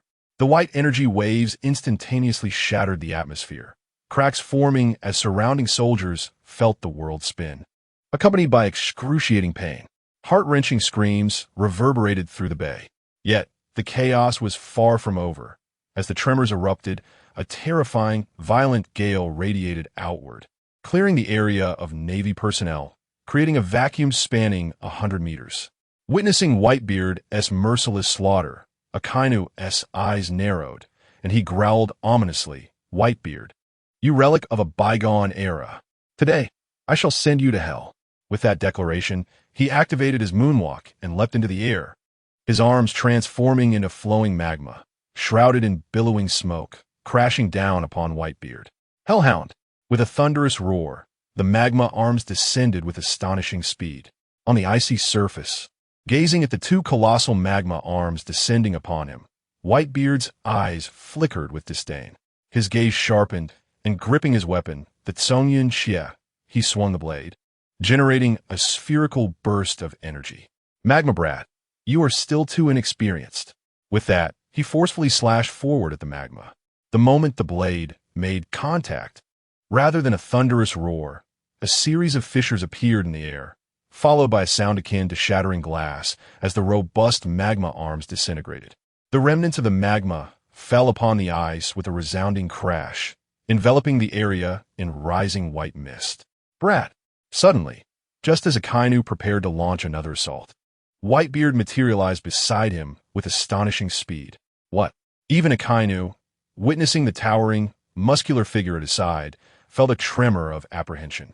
Instinctively, he transformed his fist into magma and struck at Whitebeard. Magma Brat, you truly lack memory. You are far from my match in close combat. Unperturbed, Whitebeard extended his large hand and with a resounding clap, seized Akainu by the shoulder, swinging him towards the ground. Bang! Coughing, even as he made contact with the earth, Akainu could not escape the effects of the impact. The scattered magma began to flow slowly, gradually reshaping into human form. Brat, elemental transformation in my presence is not a wise choice, Whitebeard coldly remarked, eyeing Akainu as he neared his human form. Raising his fist, a white energy sphere enveloped it, and he violently struck down at the just-reformed Akainu. With a resonating hum, the air beneath the punch twisted ominously, distorting even Akainu himself. Stop! Just as Whitebeard's fist was about to connect with Akainu, a thunderous roar echoed throughout the square.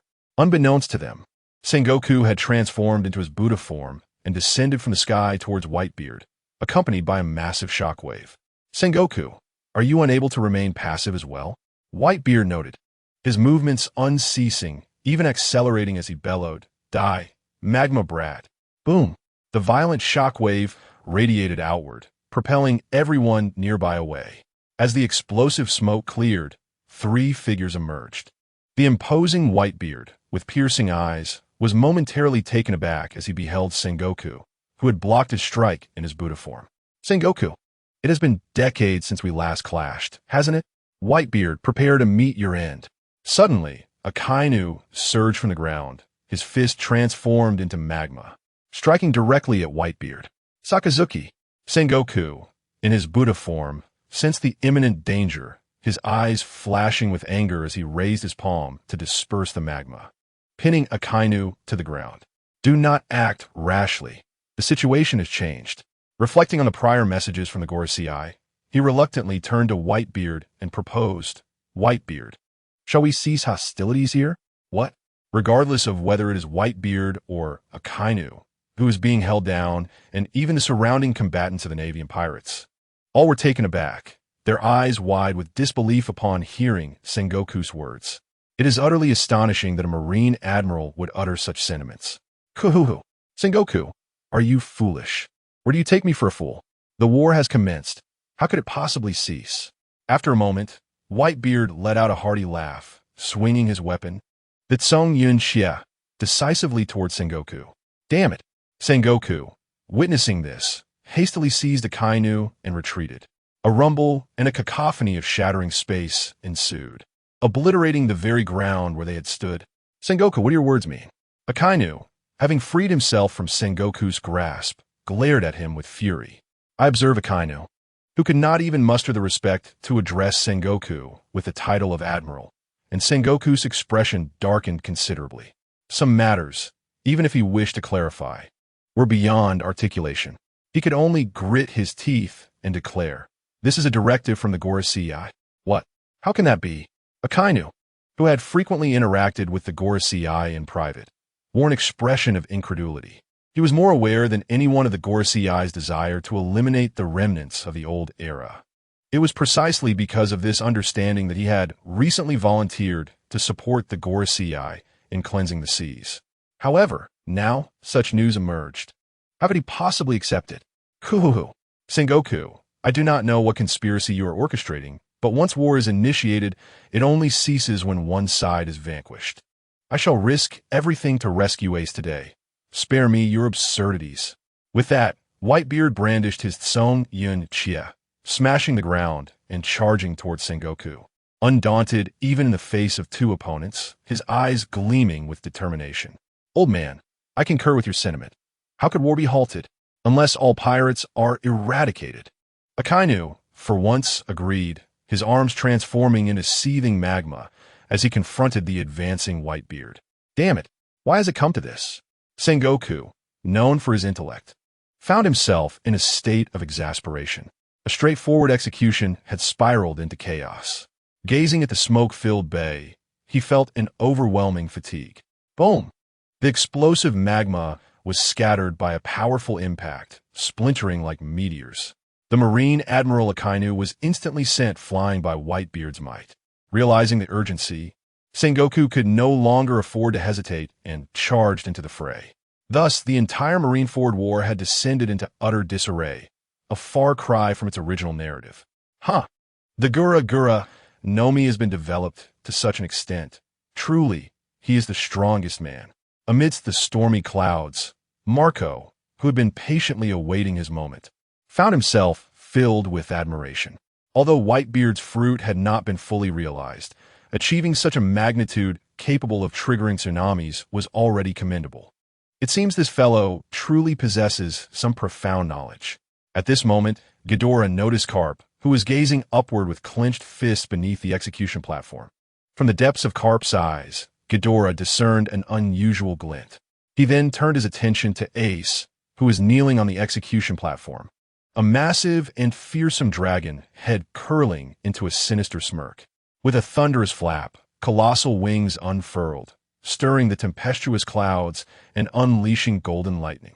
Suddenly, a resounding boom echoed across the entirety of Marineford, as if the night had descended upon it, with dark storm clouds illuminated by flickering gold. The abrupt turn of events brought everyone to a halt, their scalps prickling at the sight of the dense golden lightning. What is this? Is it the apocalypse? In a scene reminiscent of Doomsday, some began to scream in terror. In the next instant, before anyone could react, the golden lightning cascaded down. Boom! Crack! Crack! Boom! Boom! Boom! The torrential golden lightning instantaneously enveloped the entire Marine headquarters, accompanied by the roar of violent explosions. The tower, emblematic of the world government's navy, was reduced to ruins. Gazing upon the shattered remnants of the Navy headquarters, terror gripped everyone at that moment. Roar! However, just then, a more horrifying roar reverberated through the sky. The swirling dark clouds crackled with lightning, revealing the shadow of a colossal, three-headed monster with outstretched wings. A fierce storm surged forth, and with a thunderous sound, the tempestuous clouds rolled rapidly apart. 3 grotesque dragon heads emerged from the clouds, followed by a massive body and enormous wings that parted the storm, descending like a billowing smoke. What is this creature? Such overwhelming power. Oh dear, it has truly arrived. How terrifying. Ghidorah? Enveloped in fear, Marineford was utterly shaken. Under the astonished gazes of the crowd, the gigantic being landed with a resounding crash upon the ruined tower of the Navy headquarters. Then, to everyone's incredulous astonishment, the three-headed creature turned its left head toward Ace on the execution platform and jestingly remarked, "Hee hee, long time no see, Ace." It can actually speak. Witnessing the monster articulate human speech left everyone dumbfounded. Initially, they had presumed it was merely a flying sea creature or some unknown entity. A devil fruit user, perhaps? Whitebeard mused as he gazed at the colossal beast. Ha ha ha! Just as the crowd was gripped by terror, a raucous voice echoed, and the ground trembled ominously. Boom! Boom! Accompanied by violent shaking, a figure as immense as a mountain appeared outside the bay of Marineford. I had originally planned to wait until after your grand battle to emerge, but alas, some things are simply too tempting. Blackbeard, the colossal battleship San Juan Wolf. As the crowd finally discerned the enormous humanoid creature, they erupted in terrified shouts. The formidable beings known as the Demon Oz, the Saint Juan Wolf, and an unidentified three-headed creature have emerged. The Navy, upon witnessing these colossal and terrifying entities, cannot help but feel a sense of dread for the naval headquarters. The gargantuan warship, the Saint Juan Wolf, merely a fool who has consumed the human fruit. Gazing at the immense figure that towers just slightly above him, Ghidorah's eyes are filled with disdain. Paying no mind to Blackbeard and his cohorts, he leaps from the tower with a thunderous crash, soaring low and hurling Ace towards Garp. "Catch your grandson, kid," he bellows, swiftly turning his head to face the Saint Juan Wolf. Growling menacingly, "Blackbeard, today you shall vanish from this world alongside Marineford." Chapter 027. Do you think you can prevail, Blackbeard? With a resounding explosion, the sound reverberates throughout the entire Navy headquarters. The ice shatters and the ground trembles. A wave of energy, laden with dust, sweeps across the area, instantly clearing a 1,000-meter radius. A roar erupts, resonating through the skies, infused with the joy of liberation and a terrifying ferocity. Then, the distinct, raspy, and ominous voice of Ghidorah rings out. "Teach, do you truly believe you can succeed? Ha ha! Ghidorah, your era has long since perished. My time is about to dawn, and even you shall amount to naught."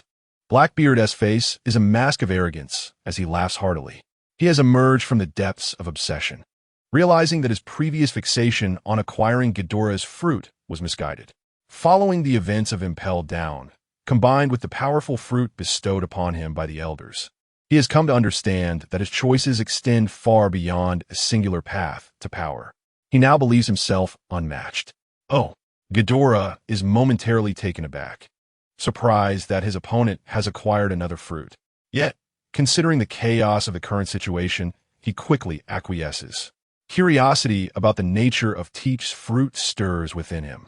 He recalls that this individual has perused the Devil Fruit Encyclopedia. If he is willing to forego the Tremor fruit, it is likely that the fruit he possesses is far from trivial. With this thought, he snorts disdainfully, exhaling 2 puffs of mist from his nostrils. "So, you truly believe you can triumph? Ha ha! Only through trial will you know if I can." Blackbeard, standing atop the Saint Juan Wolf's shoulder, spreads his arms wide in exultation. "Let me wreak havoc." As his voice echoes, a throng of pirates clad in prison garb erupts from the back of the Saint Juan Wolf. Jizzes, Shiryu of the Rain, Van Augur, and Abaro Pizarro. Gazing upon those familiar, yet many unfamiliar faces, Ghidorah grins wickedly. "Teach, you are truly laughable, like a jester. Do you think you can contend with me using this motley crew? If so, you may as well meet your demise." With that, he cannot be bothered to utilize gravitational rays, swiftly pivoting and unleashing 2 massive dragon tails towards the Saint Juan Wolf. Tail whip, swish, Crack! The robust tail of the dragon struck the air with a thunderous crack, accompanied by a series of explosive sounds directed towards Blackbeard and his crew. Boom! Boom! The resounding echoes reverberated, causing the entire frozen bay to tremble violently. Crack! Crack! The ferocious force shattered the ice-covered surface of the sea, with massive fissures emerging and spreading incessantly. Help! Numerous naval officers and pirates were caught off guard, plunging into the crevices. In the face of this seismic chaos, all combatants abandoned their fight, fleeing the battleground in disarray.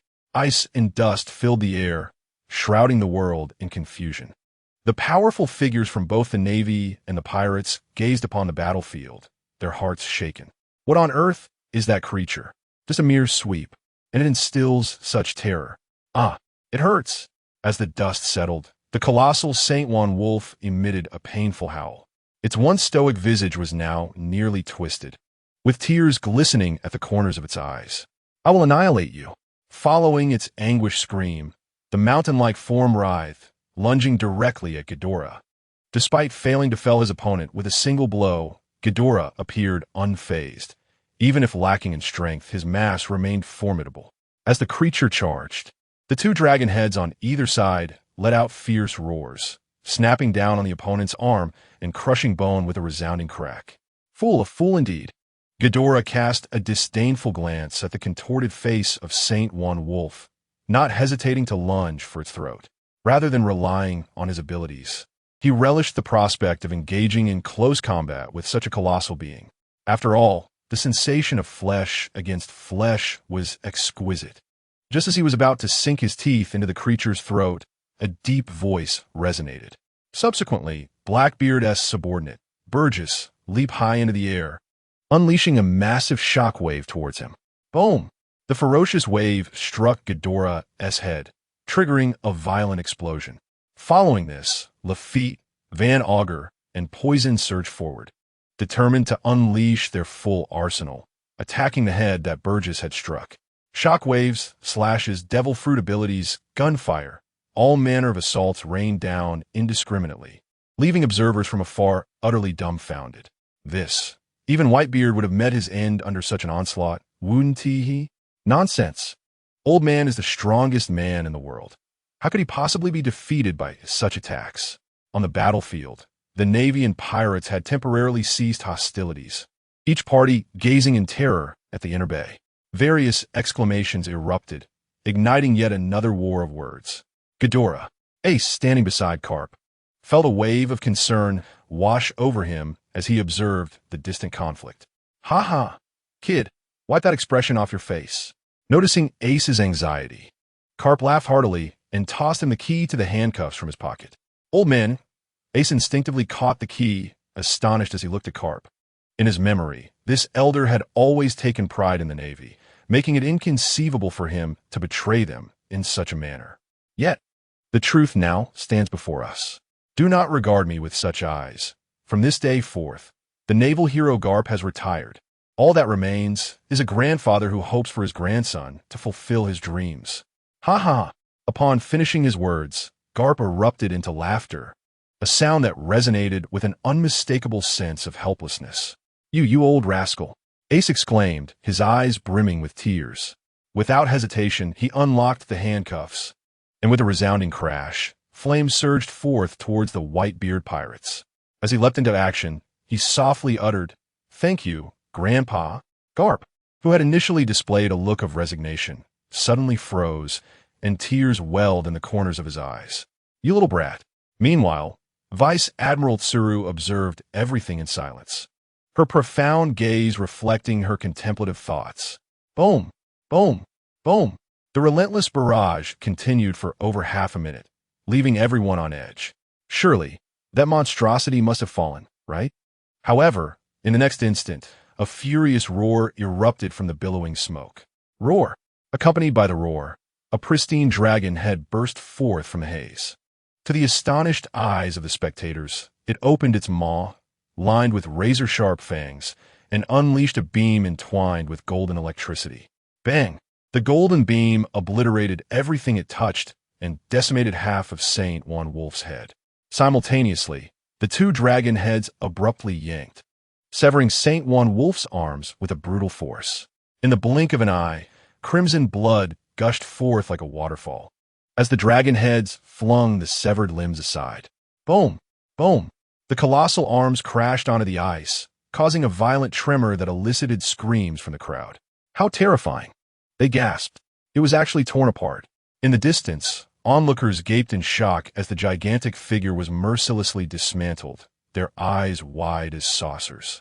Teach, if this is all you are capable of, I shall not hold back. Chapter 028. Are they family? Boom! The enormous Saint One Wolf crashed down, causing the ice layer to collapse beneath it.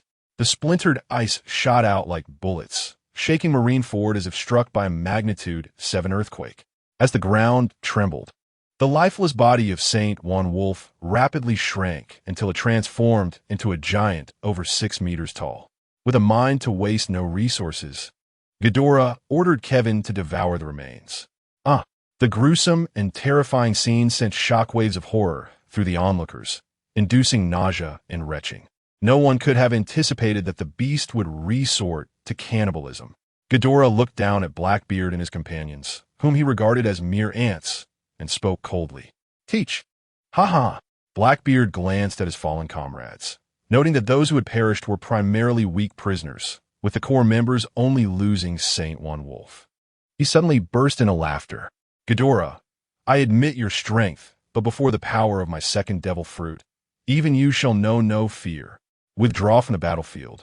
My comrades, upon hearing his words, the remaining few hesitated momentarily before preparing to depart. Humph, do they truly think they can leave so easily? How utterly dismissive of me. With a disdainful snort, Ghidorah spread his wings wide and let out a furious roar. The dark storm clouds enveloping the skies above Marineford seemed to respond to his call, swirling violently as thunder roared and lightning flashed. Before the few could retreat, bolts of thunder crashed down with ferocious intensity. Boom, boom, boom. The relentless downpour of lightning connected heaven and earth, engulfing a radius of 500 meters around him. The chaotic lightning raged indiscriminately, wreaking havoc. Heavens! Hiss! The onslaught, akin to a natural disaster, struck terror into the hearts of those in the distance. What manner of creature is this? It is truly too ferocious. Simultaneously, curiosity bubbled within them. What on earth had Blackbeard Teach done to provoke such a monstrous being? On the walls, the 3 admirals of the Navy gazed in astonishment at the battlefield within the bay. The injured Kizaru was already contemplating retirement, while Akiji furrowed his brow, his eyes reflecting a hint of concern. Akainu, on the other hand, glared with fiery determination, fists clenched, ready to annihilate the beast. Sengoku's expression was grave, his eyes filled with worry. The greater the foe's strength, the heavier the burden on his heart became. If Teach could hold the creature at bay, it would be manageable, but if he faltered, it would likely spell disaster for the Navy. Meanwhile, Whitebeard, reunited with Ace, wore a troubled expression, recalling a piece of information Roger had once shared with him. The captains around him displayed a mix of shock and realization, their worries slightly alleviated upon remembering that Teach had come to Ace's aid. Amidst the raging storm of electric rain, the horrifying cries of despair echoed continuously. Ghidorah looked on, indifferent, as the few who had been struck by lightning lay charred and smoking. Those who associated with Teach were hardly innocent. Such individuals deserve their fate. As he witnessed the grim fate of his comrades, Teach's fury reached a boiling point. The companions he valued were those imbued with enough ambition and potential. He had intended to cultivate them into formidable individuals. Yet now, they lay slain, leaving him isolated and vulnerable. His anger erupted like a volcano. At this moment, Ghidorah's golden eyes flickered with intrigue. Observing Teach, who remained unscathed amidst the tempest of thunder, he felt a spark of curiosity. Though the points of the storm's assault were beyond his control, it was impossible for even the luckiest to evade every bolt of lightning in such indiscriminate fury. His enormous golden eyes narrowed as he suddenly realized that it was not that the lightning chose not to strike Teach. Rather, when the bolts approached him, they naturally veered away or vanished. It was as if the very ground he stood upon was a region of insulation, causing the lightning to instinctively avoid him. Seeing this, he ceased his electromagnetic barrage. It seems you have acquired a rather remarkable fruit. Now, I am quite curious. Who bestowed this fruit upon you? Ghidorah fixed his gaze upon Teach, already harboring suspicions within his heart. Teach, you have destroyed everything I held dear. I demand retribution for your blood debts. Teach offered no reply to his inquiry, his voice dripping with ominous intent. With a furious roar, he lunged forward, and in an explosive display, he raised his fist, conjuring a translucent white bubble that materialized before him. What? The Tremor fruit's power? How can this be? The onlookers in the distance instinctively turned their eyes toward Whitebeard, all too aware that it was impossible for two identical devil fruit abilities to coexist in this world. If another were to possess the Tremor fruit, it could only mean Whitebeard had met his demise. Yet, Whitebeard remained very much alive. Even he, upon witnessing the bubble in Teach's hand, was momentarily taken aback, instinctively activating his own devil fruit ability, which also manifested as a white bubble. As the crowd observed Whitebeard's actions, astonishment painted their faces as they shifted their gazes between him and Teach. Suddenly, with a thunderous shout from Teach, the fist enveloped in the white bubble crashed down before Ghidorah. The air erupted with a sound reminiscent of the Tremor fruit's impact, and the atmosphere before the three-headed beast twisted violently. Whitebeard, from a distance, immediately discerned the distinction between Blackbeard's ability and his own. Within the distorted air, crimson sparks ignited, and then, in an instant, the air detonated violently. Boom! A fierce explosion surged forth, unleashing a raging tide that sent Ghidorah reeling backward. Dark water. Seizing the moment, Teach raised his right hand, shrouded in swirling black smoke, and leaped toward his opponent's chest. The dense black smoke rapidly spread from Ghidorah's back, voraciously climbing toward him. Even if I cannot obtain your devil fruit ability, I shall seal you. Before he could finish his declaration, Teach felt an icy chill run down his spine, prompting him to instinctively look up. There, three pairs of enormous, cold golden eyes stared back at him with an unsettling indifference, causing beads of cold sweat to accumulate on his brow. Teach, you have made a grave error. Ghidorah spoke in a chilling tone. What? Teach stammered in confusion. This is my true form. Ghidorah bellowed, his rugged tail sweeping violently through the air, striking Teach with a resounding thud. Boom! Following this, Ghidorah spread his wings wide, propelling his massive body into the air, hurtling toward Blackbeard just above the icy surface. A powerful gale erupted, sweeping across the entire icy bay. His colossal form skimmed the ice, generating waves of air, and in an instant he caught up to Teach, ensnaring him with a single foot. With a thunderous crash, he landed on the ice, pinning Teach beneath him. Cough! Blackbeard's eyes bulged as he spat forth a copious amount of blood, followed by a heart-wrenching scream of agony. Ugh, it hurts! The cold, golden eyes gazed down at the struggling Teach, momentarily flickering with surprise. Truly, a lineage of villains. Their physical prowess is nothing short of terrifying. Spare my life, ancestor! In a moment of desperation, Teach, upon seeing the icy gaze of Ghidorah, shed his previous arrogance, enduring excruciating pain as he wept and pleaded. Nanny, ancestor, this title sent shockwaves throughout the battlefield of the Inner Bay. Was Teach affiliated with that monstrous being?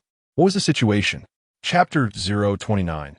The Death of Blackbeard. The forbidden name, the utterance of ancestor, instantly ignited the crowd. Everyone's eyes widened in disbelief as they beheld the two incongruous figures on the battlefield. The transponder snail stationed at Marineford broadcasted the scene, creating a tremendous uproar across the globe.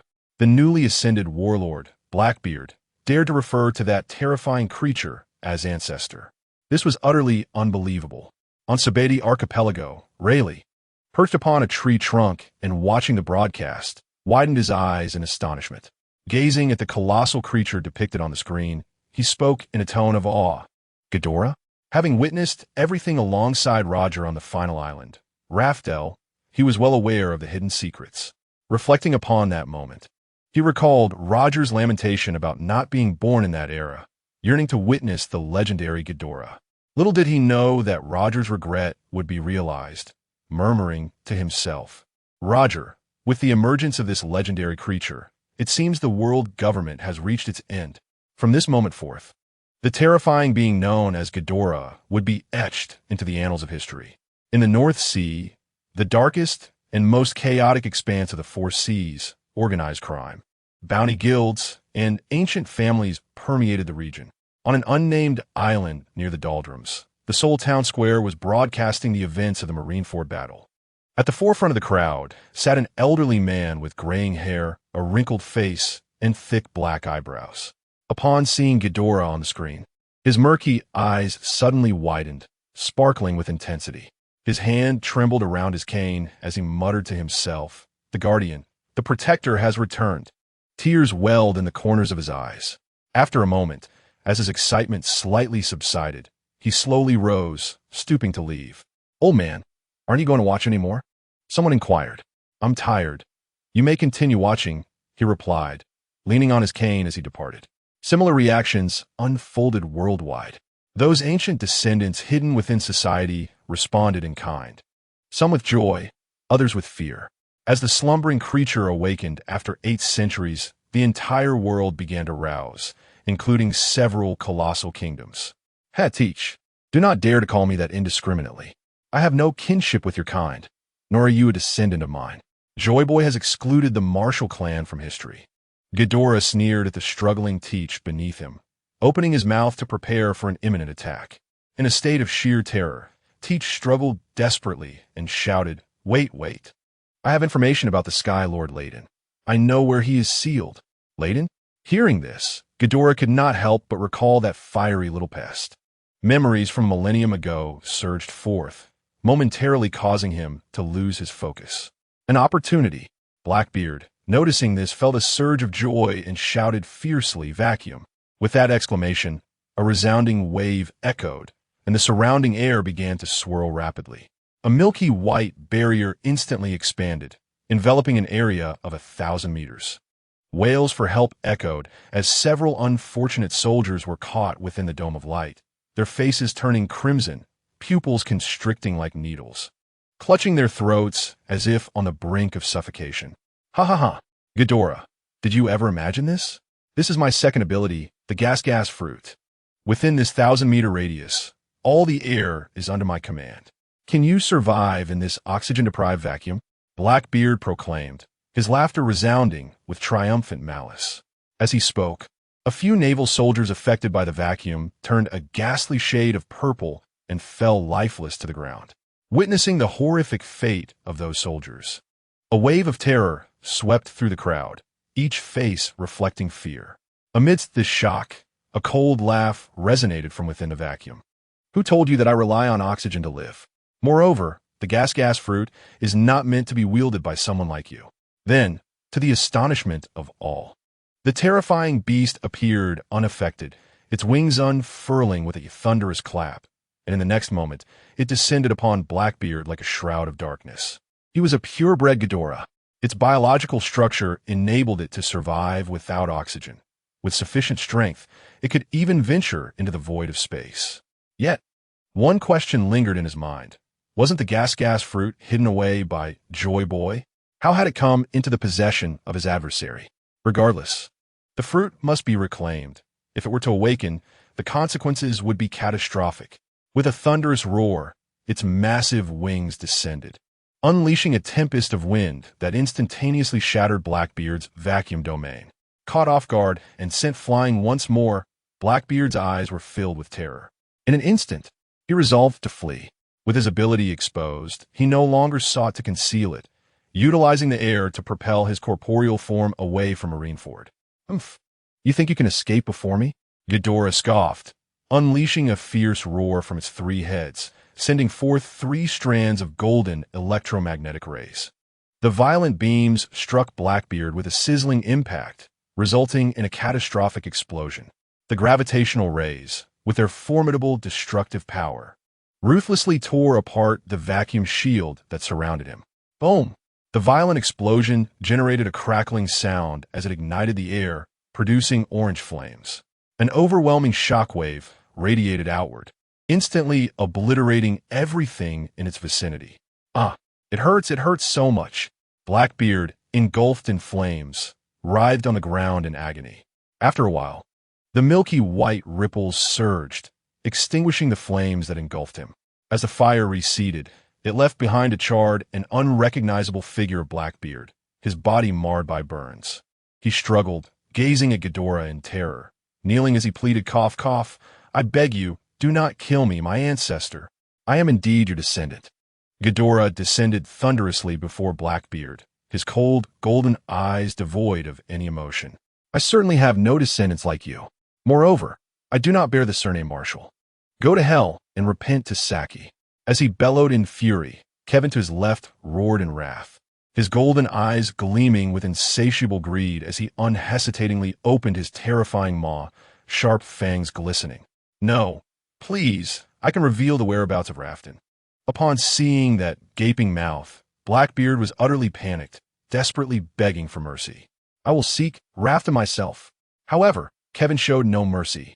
His golden eyes were filled with avarice as he snapped his jaws, consuming the pleading Blackbeard along with some shards of ice. The sickening crunch sent chills down the spines of all present. What the hell? Isn't this guy a devil fruit user? How could he possibly consume another one? On the battlefield, both the Navy and pirates were horrified at such a terrifying spectacle. Ghidorah sensed 2 more devil fruits in Kevin's mouth, realizing that Blackbeard was utterly finished. He let out a cold snort and then turned his gaze towards the Navy headquarters. "What are you planning, Uranus Ghidorah?" Sengoku's face darkened at the sight, inadvertently uttering the foe's full name. Chapter 030, The Name That Shakes the World. Uranus hearing this title, 2 individuals within Marineford visibly changed their expressions. One was the naval hero, Garp, and the other was the Sea Emperor, Whitebeard. Neither had anticipated that the colossal entity was the legendary Uranus. Contemplating its implications, even these titans of their era were seized by dread. I understand now. I have finally uncovered that secret. Doflamingo, who once resided in the holy land of Mariewa, suddenly burst into maniacal laughter. "Uranus, what a terrifying being!" A cry of astonishment resonated throughout the grand hall of the Alabasta Palace. Nefertari Cobra, the 12th king of Alabasta, stared wide-eyed with his mouth agape at the broadcasted image in the hall. To be precise, it was the colossal beast depicted in that transmission. "Uranus," Cobra murmured, his expression gradually darkening, overshadowed by a sense of foreboding. "Father, is something wrong?" Princess Vivi, noticing her father's unusual demeanor and his repeated utterance of that name, inquired anxiously. "No, nothing," Cobra replied, his expression softening at his daughter's words. He then looked at her and said, "Tomorrow, I will find you a teacher. In 2 years, you shall set sail to find a Straw Hat crew." "Really?" Princess Vivi exclaimed with joy, only to feel that something was amiss, her brow furrowing as she asked, "Is something wrong?" "No."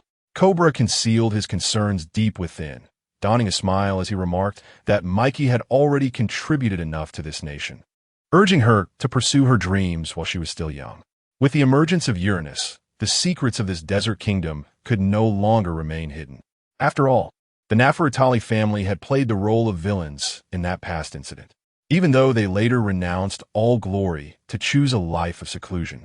It could not serve as an excuse to seek forgiveness, especially when it was Uranus. Uranus, far away on Cake Island in the New World. Big Ma'am widened her eyes upon hearing that name. "Oh my, what a terrifying revelation. It turns out we were mistaken all along," chuckled Sengoku, realizing he had spoken indiscreetly. On the Sabaody archipelago, Rayleigh spat out his liquor in astonishment. "Damn it." On the walls, Sengoku noticed the changes in Carp and Whitebeard, his expression shifting to one of alarm as he exclaimed, "Ghidorah, do you intend to challenge the world government?" "Boom! Boom!" Ghidorah, upon hearing this, did not respond immediately, but instead moved forward, his massive form treading upon the icy surface as he approached the center of the bay. During this time, both the Navy and pirates fled in terror. Challenge the world government? I never intended to do that." Upon hearing this, Sengoku and the others breathed a sigh of relief.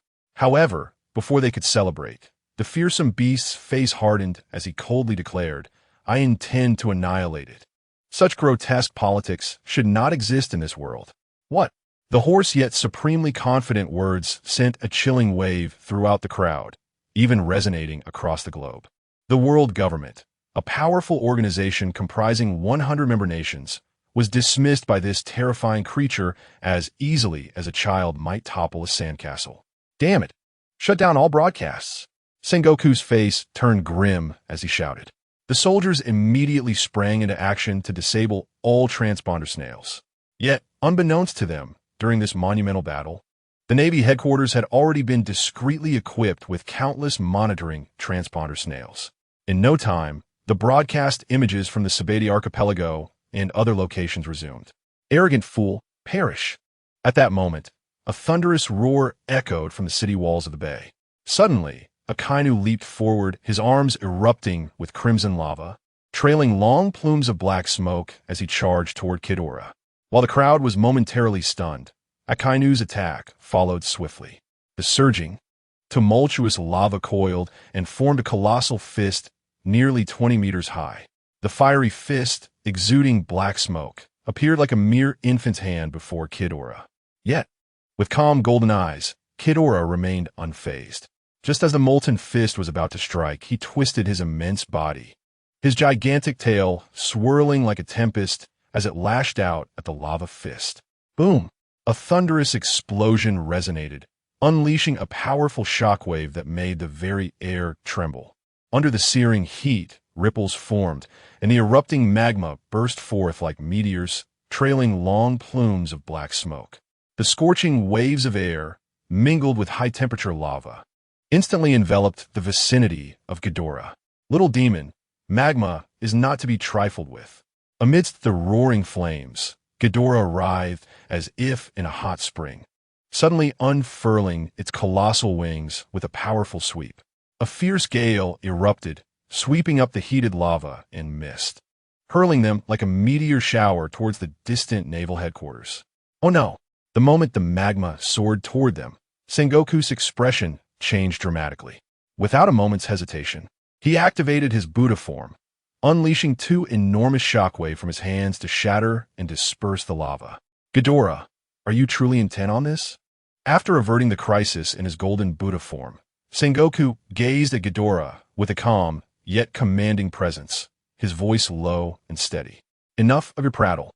With a powerful flap of its wings, Ghidorah charged at Sengoku, declaring, "What I, Ghidorah, wish to do shall not be thwarted by anyone or subjected to their whims." The collision was cataclysmic as the two titans clashed. Ghidorah's massive form exuded an overwhelming dominance, pinning Sengoku in his Buddha state beneath its feet. To see the Buddha fruit used to such an extent is truly unprecedented. Ghidorah sneered at Sengoku, who struggled to maintain his stance, and pressed down with even greater force.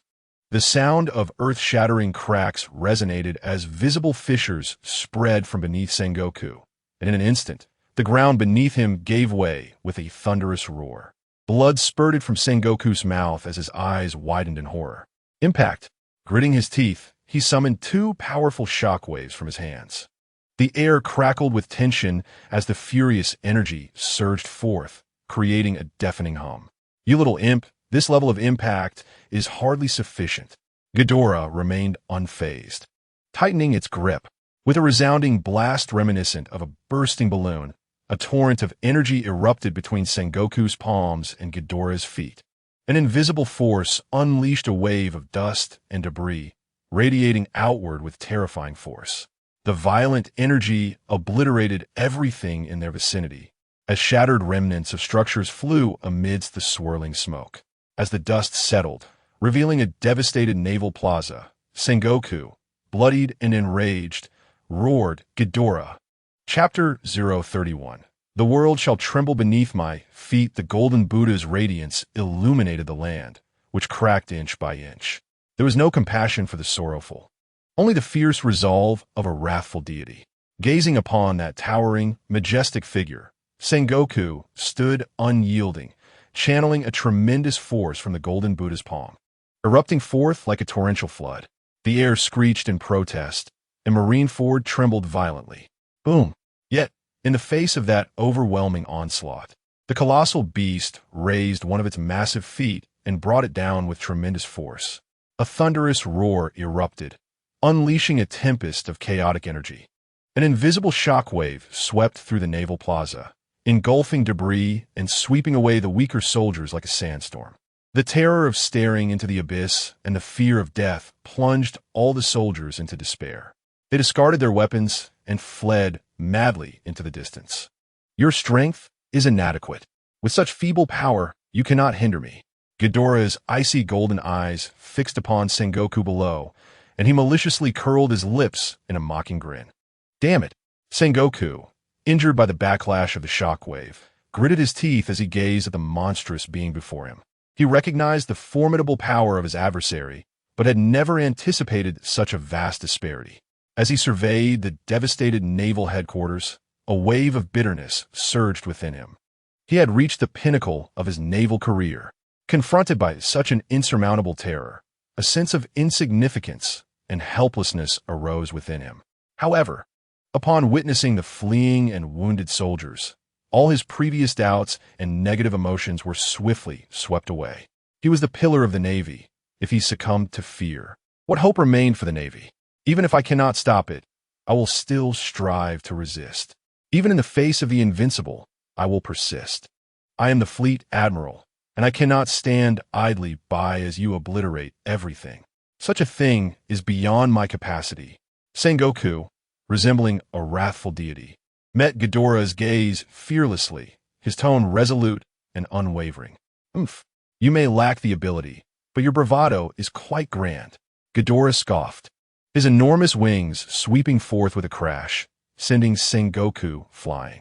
As Sengoku was hurled through the air, blood spewing from his mouth, he bellowed, "Since you are aware of my existence, you should understand that tragic history, filled with the hypocritical pretenses of the world government.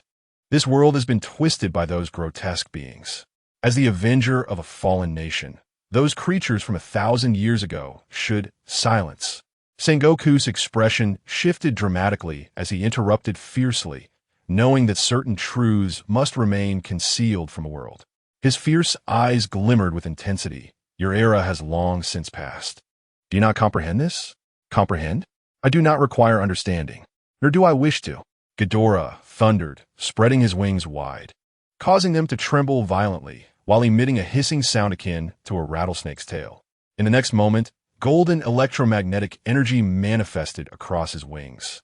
The winds surged and clouds roiled, gradually condensing above Marineford. As long as I live, the era shall not conclude, for I am the era. My hatred burns in the abyss. They tremble at my existence. The pitiful kingdoms shall ultimately regain their glory, and all aberrations shall be annihilated beneath my feet. This is bad. Seeing the frenzied beast before him, Sengoku was engulfed by sheer terror. Without a moment's hesitation, he commanded everyone in the rear, all soldiers, retreat from Marineford. The 3 admirals and the 7 warlords prepare to engage.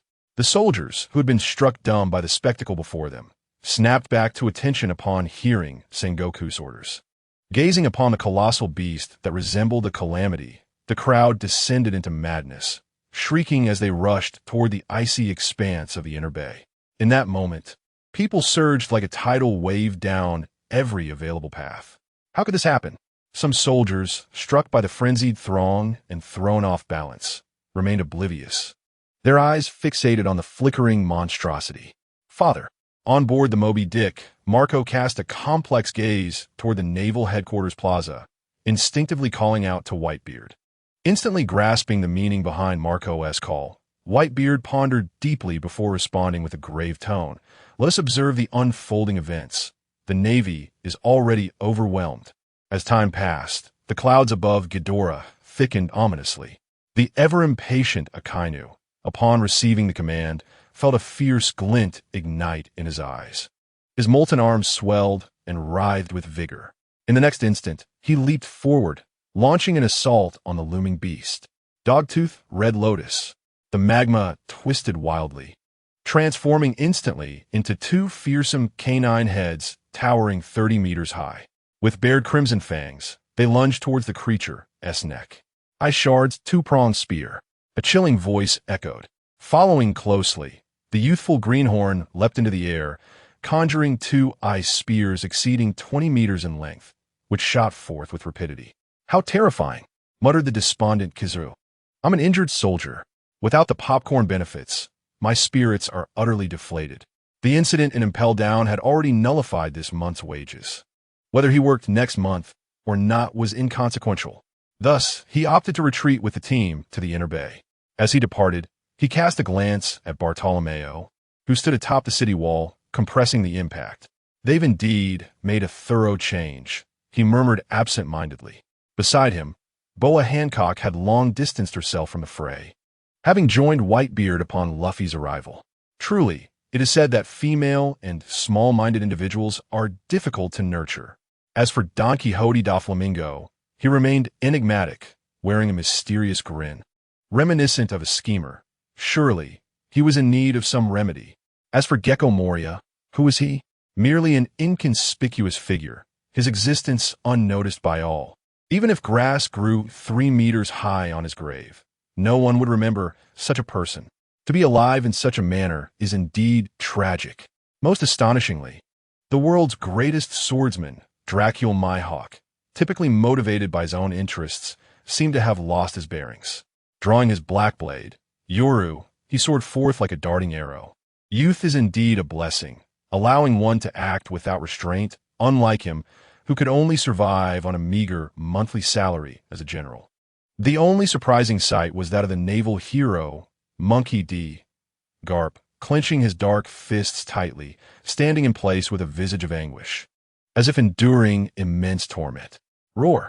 Ghidorah, with its calm golden eyes observing the crowd's reaction, let out a furious roar, then narrowed its gaze, emanating a chilling light. "A bunch of weaklings dare to act with impudence before me. Do they truly believe I am as malleable as clay?"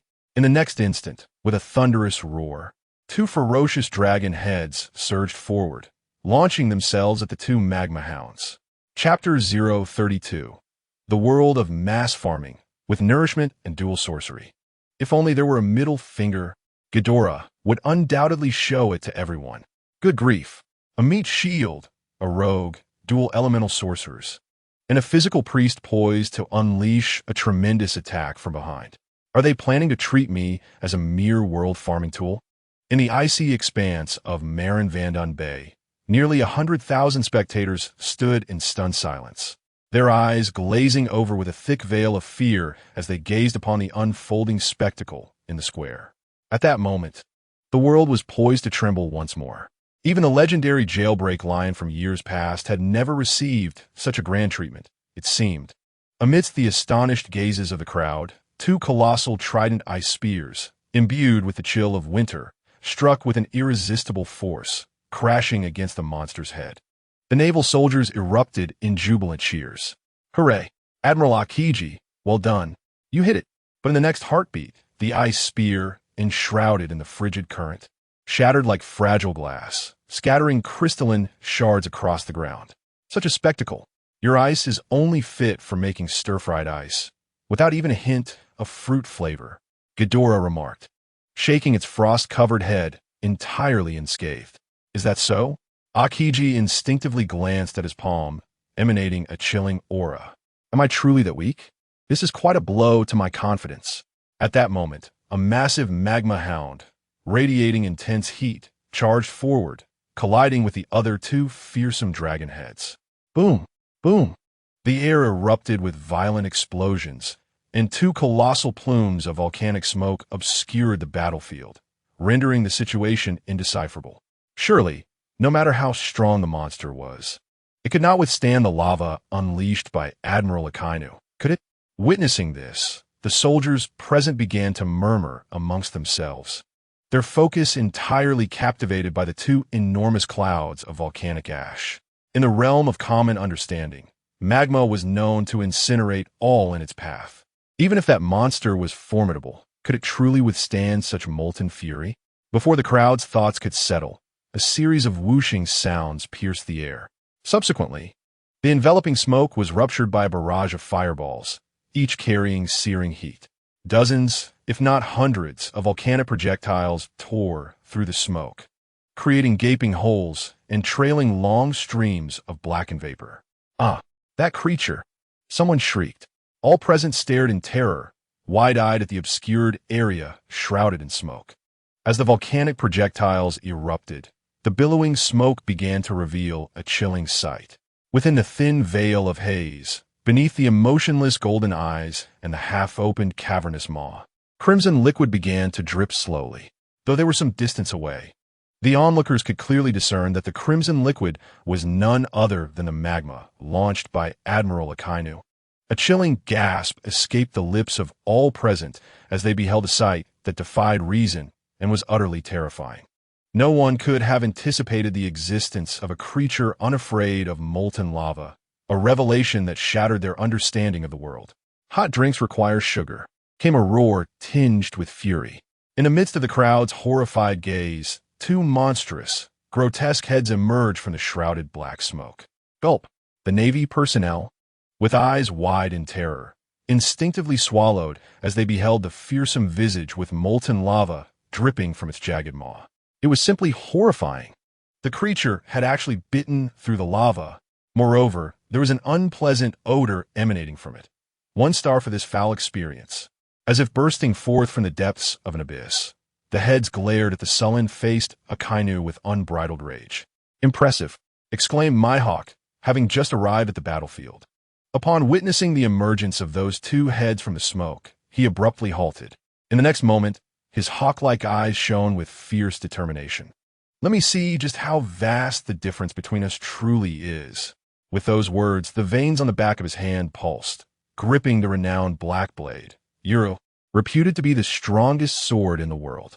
In an instant, an overwhelming sharp aura surged forth, akin to countless tiny blades slicing through the air, cleaving everything in their vicinity.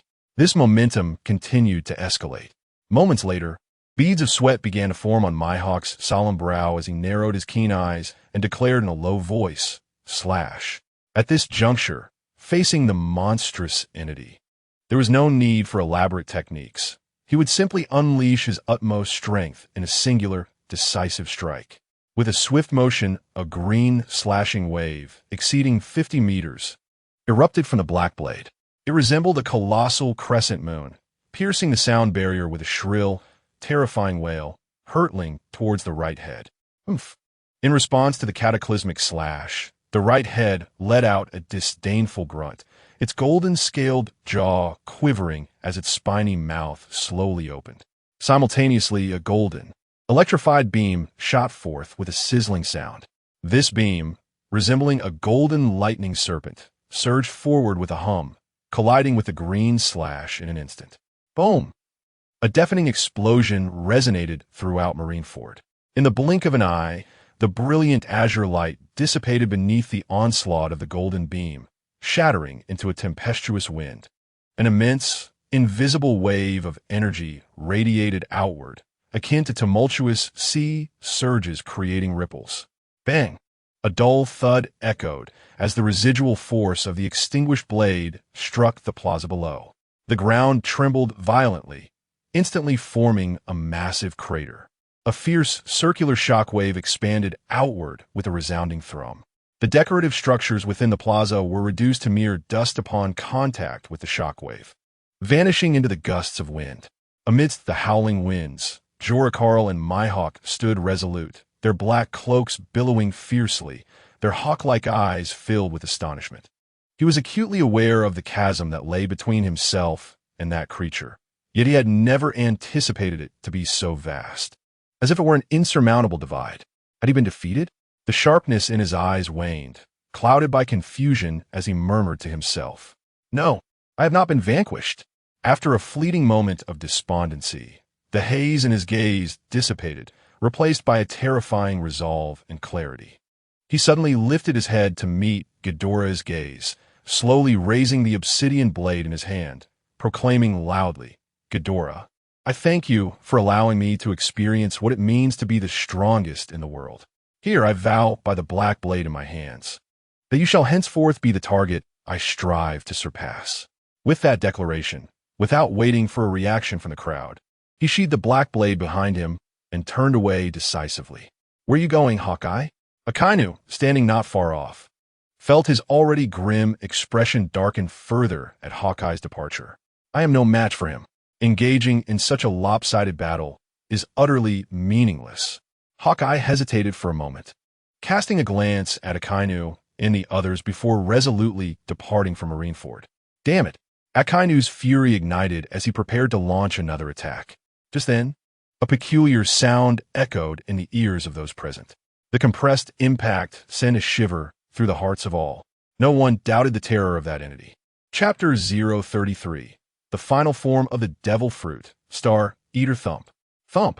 The sound resonated like a heartbeat, captivating the attention of everyone in attendance. They held their breath, fixated on the paw of the bear hurtling towards the monstrous being. Would this terrifying creature, impervious to ice, magma, and slashes, withstand the bear's assault? Meanwhile, their hopes were tethered to that impending impact.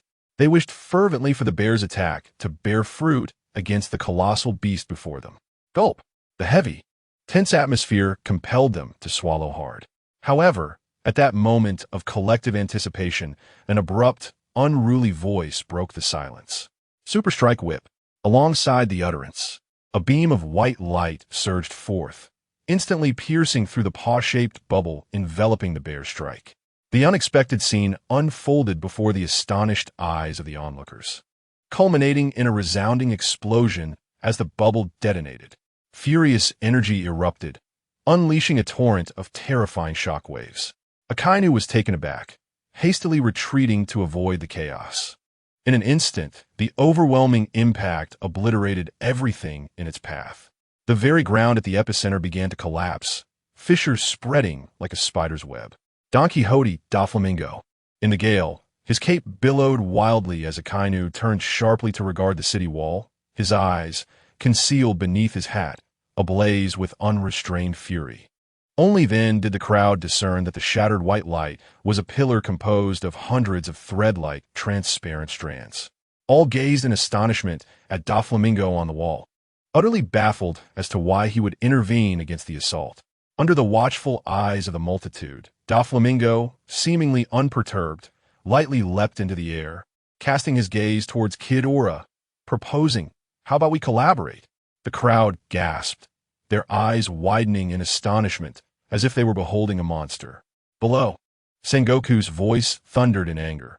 He had not anticipated that the adversary would choose such a critical moment to instigate chaos. He, Sengoku, do not regard me with such disdain. If necessary, I shall withdraw from the Shichibukai. Doflamingo retorted, a grin spreading across his face, showing no hint of hesitation in his declaration. Sengoku's countenance transformed into a terrifying visage, akin to a wrathful golden Buddha, as he glared at Doflamingo with clenched teeth. "Oh, collaborate with me?" Kidora remarked, somewhat surprised, as his immense golden eyes filled with contemplation. In his recollection, Doflamingo was not one to adhere to the rules. Rather, he thrived in chaos. Suddenly, realizing Doflamingo's concealed identity, a cold smile crept onto his lips. What makes you think you are worthy of partnership with me?" The chilling words caused Doflamingo's previously defiant demeanor to falter. Before he could respond, Kidora's head slowly turned, and in the next moment, a ray of golden, electromagnetic energy surged forth. Doflamingo, momentarily paralyzed by fear, felt his heart race. He had no time to hesitate. He spread his arms wide and activated his devil fruit powers. Instantly, countless transparent threads erupted from behind him, transforming the ground beneath into waves of white. These threads formed a colossal tide that surged upwards, charging fiercely towards the ray. A thunderous collision ensued, the earth trembling as a ferocious gust of wind radiated from the point of impact, rivaling the earlier shockwave emitted by Kuma. The entire Marineford quaked under the force. Crack! Crack! The sound of space fracturing echoed, and Doflamingo felt his prideful wave of threads beginning to disintegrate. Before he could register the event, he was swept off his feet by the violent force. With a sickening crunch, he realized his right hand was twisting and distorting under the impact. An unprecedented fear enveloped him as he recognized the audacity of his earlier actions. With a series of cracking sounds, he fell to the ground like a rag doll, tumbling and crashing through several structures in his path. Coughing, he felt his insides wrench in agony, forcing him to spit out blood. His sunglasses, long since lost, left his eyes filled with overwhelming terror as he gazed at the colossal entity before him. What a terrifying assault! He. Suddenly, lying amidst the ruins, Doflamingo laughed maniacally, excitement flickering in his eyes. This truly was a deadly attack. Though he narrowly escaped death from a fierce attack, he gleaned a deeper meaning from it. The opponent's strike, seemingly terrifying, inflicted no substantial harm upon him, far weaker than the previous clash with Hawkeye's ray. Thus, he deduced that the adversary had no intention to kill him, indicating that a preliminary collaboration had been established. A traitor! How dare one betray the Navy? Let them perish. Suddenly, Akainu's voice pierced his thoughts. Don Quixote Doflamingo, startled by the utterance, disregarded his pain and surged from the ruins. In the next instant, the very debris he had previously occupied was struck by a volcanic projectile, transforming into a seething pool of magma. Ha! This is not betrayal. I voluntarily withdrew from the 7 warlords. Moreover, the Navy Admiral's ambush is hardly an honorable act. Doflamingo spat a mixture of blood and saliva, a grin spreading across his face. Suddenly, he propelled himself upwards towards Akainu, fingers splayed wide, releasing sharp threads with a swift motion. With a sickening sound, Akainu was cleaved in two, his form momentarily suspended before crashing heavily to the ground. Akainu! A few paces away, Sengoku gasped in shock, his feet pounding the ground as he prepared to charge at Doflamingo. Sengoku, do you truly view me as an ornament? Just as Sengoku rose, Kittler's icy words resonated, accompanied by a cascade of formidable lightning descending from the thunderclouds overhead. Boom! Boom! Boom! Damn it! Under the oppressive weight of the thunder, Sengoku dared not hesitate, his golden palms forming a posture of myriad Buddhas, unleashing a ferocious shockwave. Instantly, a shield composed of kinetic energy materialized, rising violently against the lightning, soaring into the heavens. It seems I'm not without merit. Observing the shockwave, nullifying the lightning, Kittler regarded Sengoku with newfound respect. In today's world, it is commonly believed that the awakening of fruit abilities signifies the final stage. Yet, few realize that awakening is merely a complete integration of the fruit. There exists a more terrifying layer beyond that, demonic form. Only by reaching this demonic state can one claim true mastery over the devil fruit. Even for him, after millennium, he had merely grazed the surface. For the Star Eater form is not easily awakened. Chapter 034. Betrayal of the 7 warlords. It appears we have all been deceived by you. The roiling magma reformed, coalescing into the likeness of Akainu, as dark, malevolent words escaped his lips. How can this be considered deception on my part?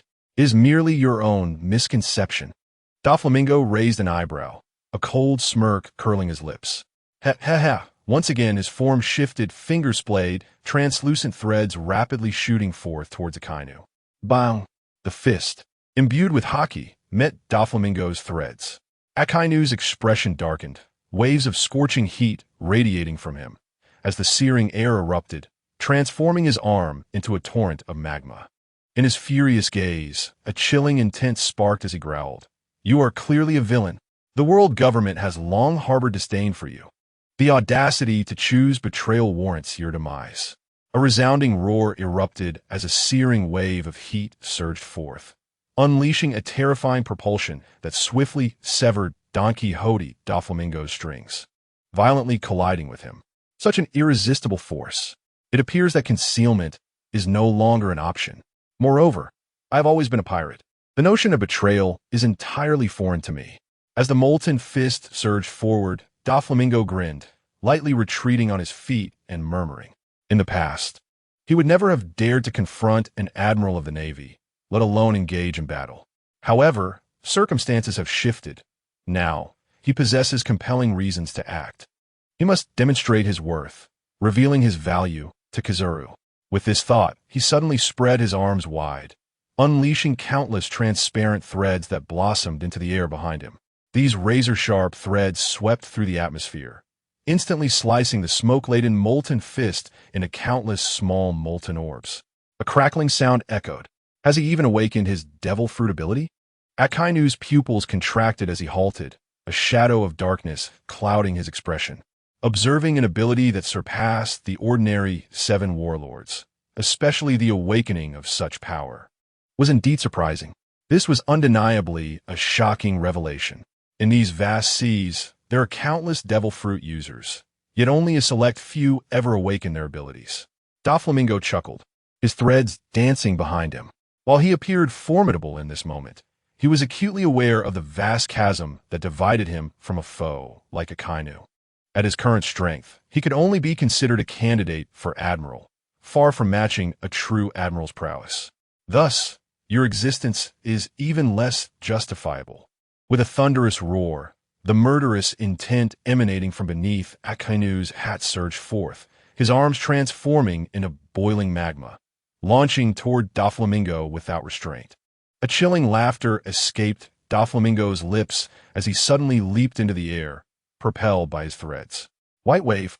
he exclaimed, and in an instant, everything around him morphed into countless transparent threads, rising ominously like a tidal wave toward Akainu. Anything touched by these threads was immediately sliced into thin, paper-like slices, the cuts smooth and terrifyingly precise. Witnessing the unfolding scene, Akainu's expression hardened, and with a ferocious snarl, he bellowed, "Great fire!" As he spoke, 2 magma arms writhed furiously, expanding to over 20 meters in an instant.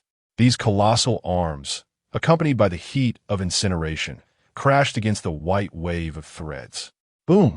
The moment of impact sent forth a torrent of scalding air, accompanied by hissing sounds as the magma arms erupted, spewing forth enormous volcanic projectiles that soared towards Doflamingo, trailing long ribbons of black smoke. Even with the awakening of his devil fruit ability, Doflamingo recognized that against a monstrous opponent like Akainu, he stood no chance of victory. Merely maintaining his standing without defeat was already an extraordinary feat. Gazing at the terrifying volcanic projectiles, he dared not exhibit any arrogance, his hands moving with fervor. In an instant, countless threads shot forth once more, transforming into a fearsome beast that cleaved through the air with a thunderous roar, hurtling towards the volcanic projectiles. What a terrifying creature, hidden so deeply. Sengoku, propelled by the fury of thunder, noticed Akainu's presence and couldn't help but be astounded by Don Quixote Doflamingo's display of power. Just then, a chilling voice resonated from above him. "It seems you are quite at ease to be concerned about elsewhere." In that moment, a horrifying sound of air being torn asunder echoed, and a colossal dragon's tail, akin to a mighty serpent, crashed down upon him. Without a moment's hesitation, he summoned the golden Buddha palm once again, and an intense shockwave erupted, breaking free from his grasp. The ferocious impact surged forth like a tidal wave, demolishing several structures in its path. With a thunderous crash, it collided with the dragon's tail. The terrifying force instantaneously spread, akin to ocean waves, stirring up a tempest of dust and debris. The ground trembled ominously, causing the entire island to shudder. As the aftershocks dissipated, the naval headquarters lay in ruins, a mere shadow of its former self, with shattered tiles and crumbling walls strewn about. Witnessing this devastation, Sengoku's heart seethed with rage, yet he felt utterly powerless. The once proud symbol of the Navy was beyond preservation. Now he had to contemplate how to safeguard the elite soldiers behind him. If they too were to be buried here, the Navy would lose its standing upon these seas forever. With that thought in mind, he ceased his hesitation, elevating his form to confront the monstrous beast towering above him. In a low, resolute voice, he declared, "Your wrath shall be borne by me alone. Release those innocent soldiers." "You alone? What right do you have to bear such a burden?" The massive golden eyes of Ghidorah gleamed with a terrifying light, fixating on the solemn visage of the golden Buddha before him. The words spoken seemed to touch upon a forbidden taboo. With a sudden ferocity, the enormous, electrically charged wings slammed downward towards Sengoku. Gazing up at the monstrous shadow cast by the wings, even in his Buddha form, Sengoku felt a profound shock within. Without daring to falter, he raised both palms, fervently summoning a shockwave to halt the impending descent of the colossal wings. Bang! A deep, resonant crash rang out, as the gust of wind mixed with the force of the impact, instantaneously stirring a cloud of ominous dust. With the overwhelming pressure, the ground fissured beneath him, and the golden Buddha coughed forth a mouthful of blood. How formidable! Sengoku, enduring the internal agony, was filled with dread. His hands pressed against the colossal wings as if he were bracing against an insurmountable mountain, ready to be crushed at any moment. Yet, the thought of collapsing and leaving the remaining naval soldiers behind ignited a fierce determination within him. His eyes widened in fury, resembling a wrathful deity, as he bellowed. Buddha's impact. Boom! Accompanied by his roar, the earth beneath him suddenly collapsed, unleashing a violent shockwave that propelled the enormous wings back a considerable distance. Observing this, Sengoku dared not linger, leaping away from his position with fervor. Boom! In the next moment, the colossal wings plummeted once more, sending tremors throughout the entirety of Marineford.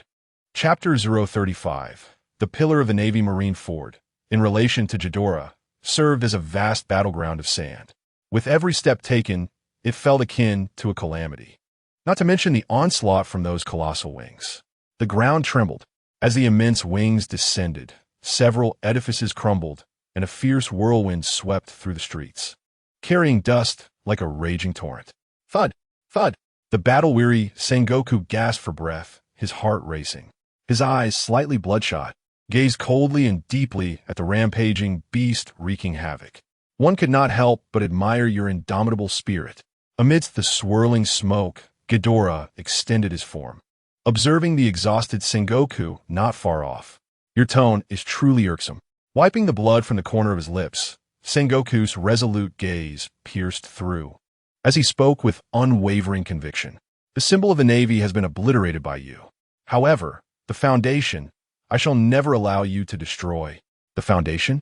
At this remark, Ghidorah's enormous eyes shifted slightly, casting a glance at the thousands of Navy soldiers on the ice of the bay. The malevolent gaze felt akin to being scrutinized by a demon from the abyss. Instantly, everyone felt as though they were plummeting into an icy chasm, their very souls trembling. Each individual stood as if ensnared by a binding spell, not daring to move or even breathe. After a prolonged silence, the monster averted its gaze, and only then did the survivors feel a sense of relief. In the next moment, they discovered they had been drenched in sweat without realizing it. Ghidorah slowly shifted his gaze back to the weary Sengoku. What are you holding on to? As the fleet admiral, you must understand everything better than anyone else. Is that distorted sense of justice truly worth your protection? To be fair, Sengoku is indeed a remarkable individual. He did not wish to eliminate his opponent unless absolutely necessary. After all, his intentions extended beyond mere vengeance. Faced with the inquiry, Sengoku sought to retort, but found himself devoid of any counterarguments. The Navy, at its core, is merely a pawn of the world government and the celestial dragons. The most sorrowful fate for an individual is the death of their conscience. The most tragic phenomenon for a society is the decay of justice. At that moment, Ghidorah's profound words reverberated throughout Marineford, even transmitted across the world via the monitoring snail. Initially, the dream I harbored was merely to ensure that everyone could live joyfully. Yet, since that group arrived, everything has irrevocably changed. Upon reaching this point, he abruptly halted, his previously tranquil aura exploding forth, engulfing all of Marineford. I am the demon from the abyss. This time, I shall use my own sense of justice to obliterate your so-called light and righteousness. Boom, boom, boom. The ferocity of his presence was akin to the initial assault on the 6th level of Eni's lobby, yet even more terrifying.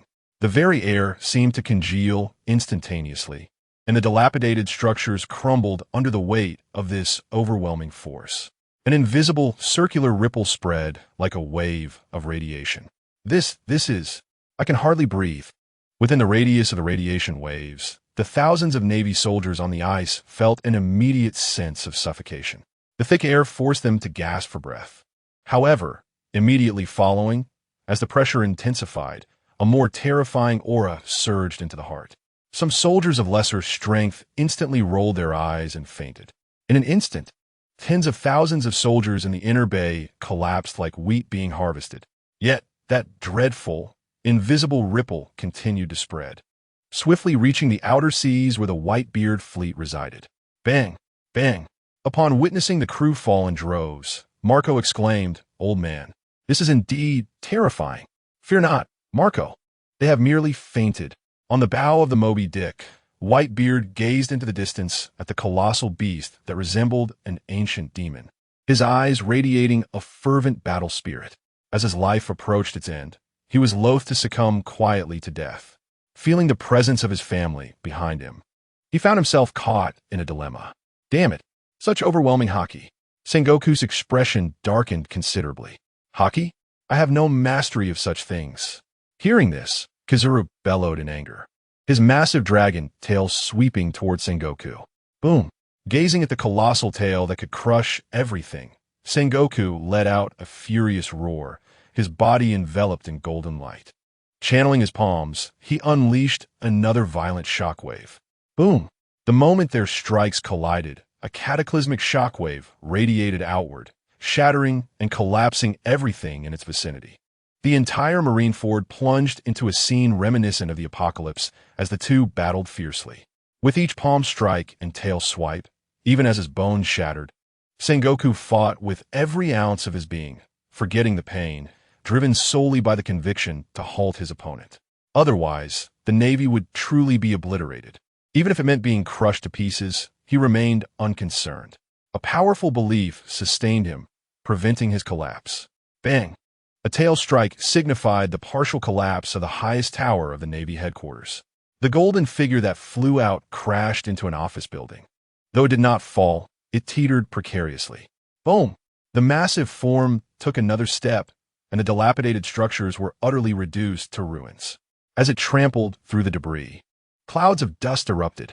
A tempest surged, and the sky darkened with swirling clouds, the colossal figure resembling a demon from the abyss. Boom! A bolt of lightning descended, aimed at the precariously wobbling golden figure. Fist and impact. Buzz. Just as the thunderbolt was about to strike Sengoku, an aged, resonant voice rang out. Bang! The shockwave collided with the lightning, yielding neither a cataclysmic explosion nor a tremendous storm. Instead, the thunderclouds parted, revealing a vast rift. The dark clouds swirling away to either side. From a distance, it appeared as though the sky had been torn open. Cough, cough! I thought you would always be watching. Sengoku, seeing Carp standing before him, forced a pained yet joyful smile. I did not wish to save you. I simply could not bear to witness the destruction of what I once fought to uphold. Carp's eyes were fixed intently on Kizuru, his voice deeply somber. Upon hearing Carp's words, Sengoku's gaze momentarily faltered before returning to normal as he looked at Carp's silhouette before him. I beg your pardon, but I shall not entertain any explanations. From this day forth, the Navy shall no longer have the hero Carp. Carp abruptly interrupted Sengoku, casting a serious gaze towards Kidora. And after a moment of contemplation, he spoke, Old Ancestor is indeed a rather awkward title, although I am aware it is impossible. I earnestly implore you to spare the Navy, for they are not the ones at fault. What is with this title? On the battlefield, among those still standing, aside from Sengoku, Whitebeard, and Doflamingo, everyone was taken aback by Carp's words. Just as Blackbeard had done earlier, the legendary hero Carp of the Navy was equally astonished. What manner of being is this creature? Do you wish to challenge me as well, Carp? Chapter 036. The coffin lid of the Ancestor exploded. Why does everyone refer to that monster as Old Ancestor? Blackbeard did, and even the hero of the Navy does. When the world has transpired, the undercurrents of this world stirred in chaos once more. The ruins of Marine Ford, reminiscent of an apocalyptic wasteland, became the focal point of the world once again. especially that utterance of old ancestor. It truly caught everyone off guard. In the first half of the Grand Line, the royal tomb of the former kings of Alabasta lies near the capital, Alabama. This is the resting place of the kings of Alabasta, rarely disturbed except for specific ceremonial occasions. However, at this moment, Nefertari Cobra found himself wide-eyed, as if he had seen a ghost. Before him stood a middle-aged man wearing a small black hat, gaunt in appearance, with a golden goatee, leaving Cobra utterly speechless. Is this truly happening? Here I am, merely wishing to pray for the resurrection of Kid Ora and to keep Alabasta from being embroiled in war. Yet unexpectedly, the founding emperor erupted from his coffin upon hearing the name Kid Ora. This is utterly terrifying. As he gazed at the figure before him, he hesitated. Could it be that he should also call out the now popular title of Old Ancestor? After a moment of contemplation, Cobra steeled himself and knelt, addressing him, Old Ancestor.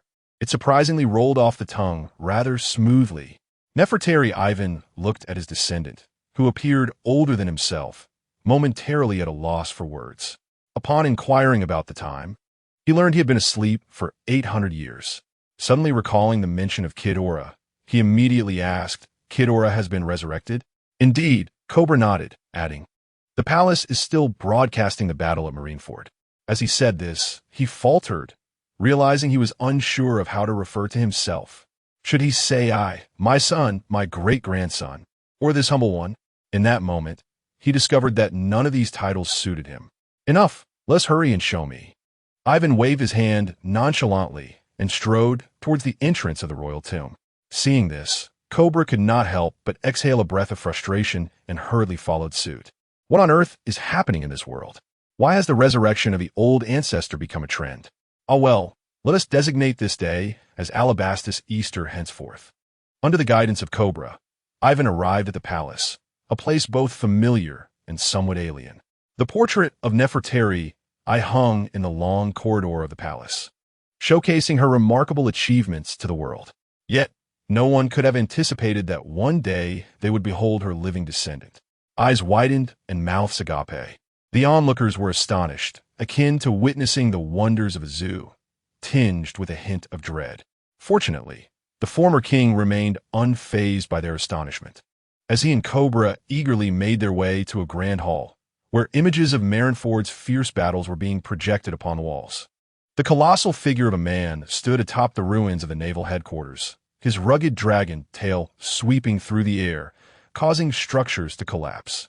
Shadows of black figures erupted forth, crashing into the debris like cannonballs. Gramps, Grandpa, upon witnessing Carp being sent flying, Ace and Luffy, from a distance, charged forth, their faces contorted with rage and urgency. Bang, bang. Settle down. Whitebeard restrained the two brothers with a firm grip, his voice a low growl. Carp is not in such dire straits that you two children need to rescue him. Keep your eyes open. Your grandfather is a naval hero. The two, forcibly held by Whitebeard, found themselves unable to extricate themselves from his powerful grasp, their faces twisted in frustration as they glared at the ruins of the naval headquarters. This is truly terrifying. Such raw physical power is indeed formidable, befitting an ancestral figure. Bloodied and battered, Carp crawled from the debris, laughing as he cast his gaze toward Ghidorah in the distance. Despite his seemingly grave injuries, he discerned from Ghidorah's casual demeanor that the latter had not yet unleashed his full might. Otherwise, Carp would not merely be bloodied. With a surge of hockey enveloping him, Carp, after his bout of laughter, charged once more at the gigantic figure. Truly, he was fearless in the face of death. Ghidorah, witnessing Carp's relentless advance, was utterly speechless. Did he truly believe that, being of his bloodline, he cannot be vanquished? With that thought, his right head contorted into a fierce grimace, lifting its dragon head to charge forward. What madness is this? That is a member of the monkey family connected by blood. If you were to collide with him and cause his demise, how would you explain that? However, in the next instant, Ghidorah realized his concerns were somewhat excessive.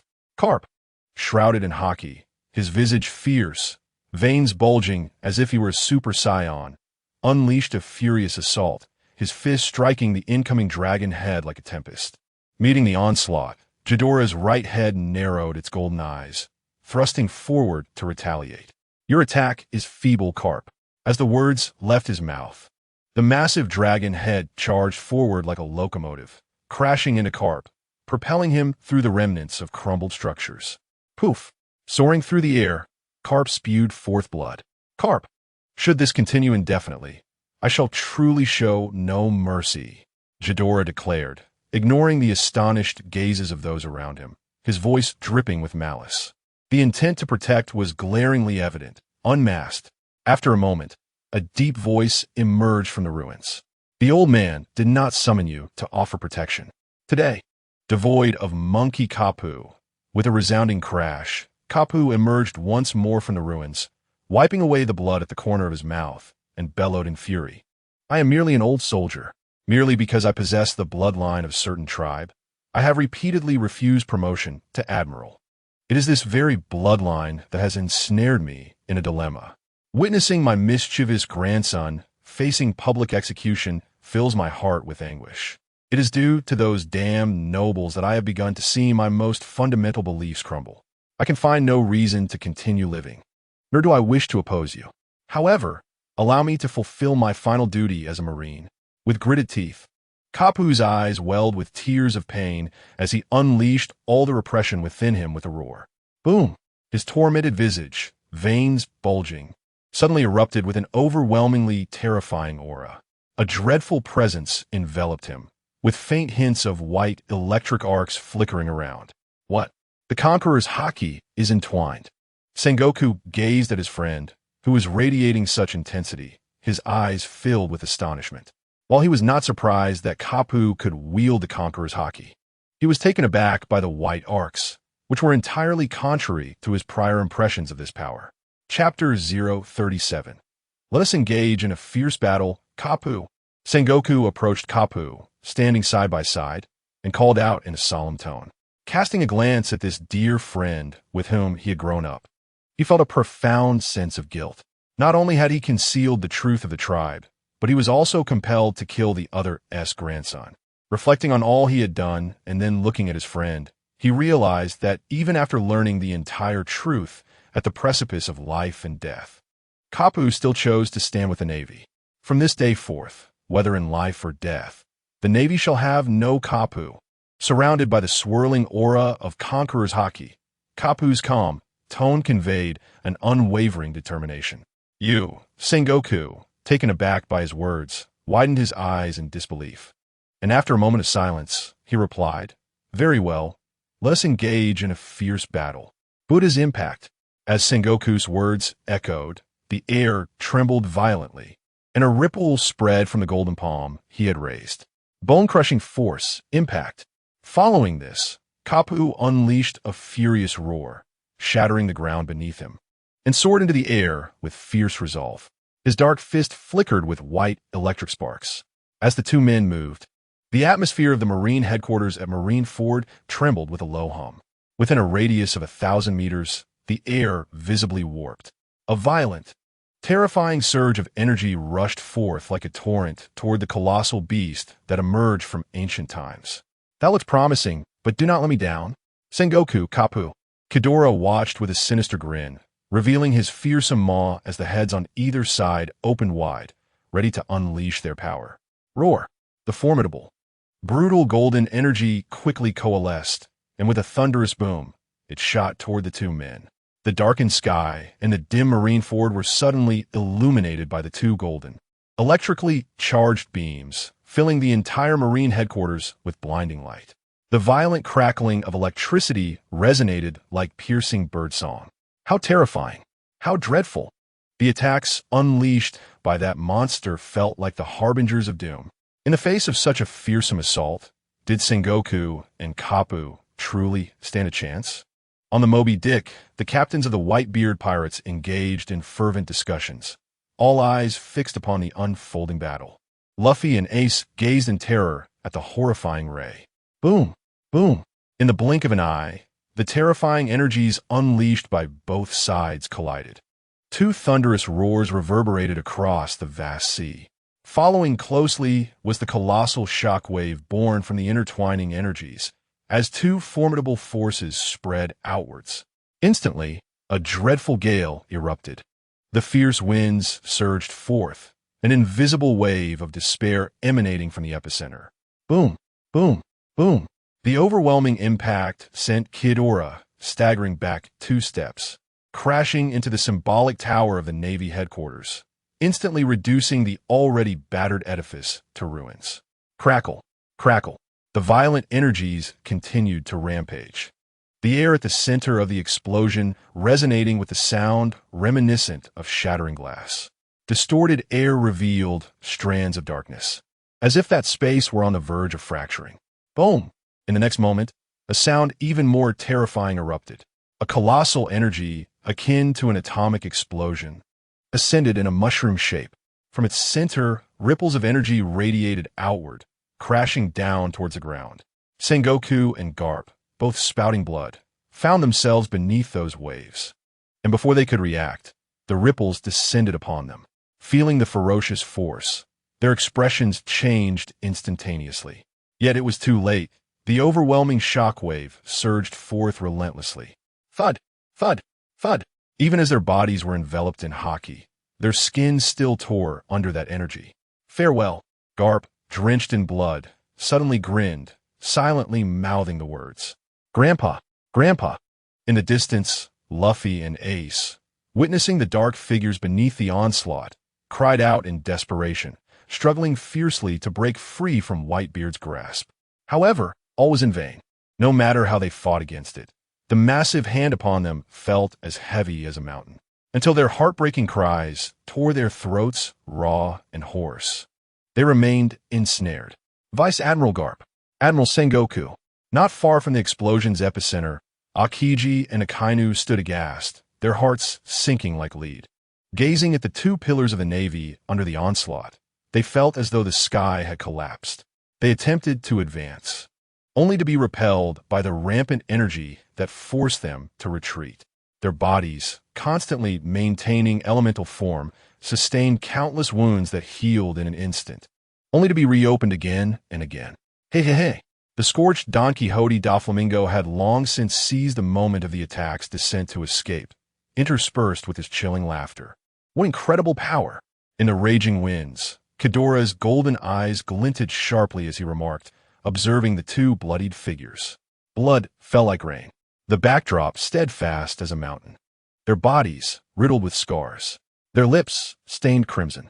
The bright red blood merged into the earth, returning to the soil. The scythe of the grim Reaper always looms over every neck. Whether one wishes to take a life depends solely on the whims of death. The tempestuous energy ebbed away, revealing 2 bloodied figures lying in a vast, bowl-like crater, barely clinging to life.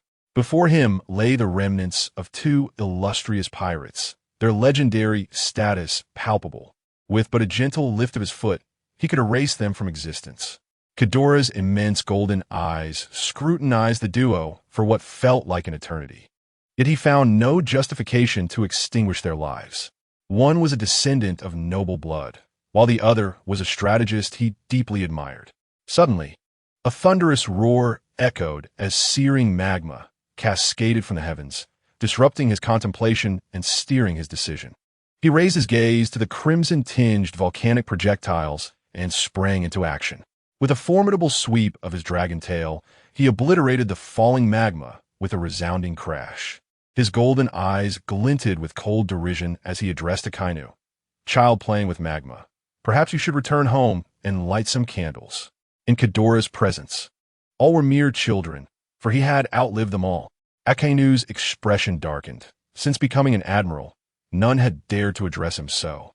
Not even Sengoku or the 5 elders had the audacity.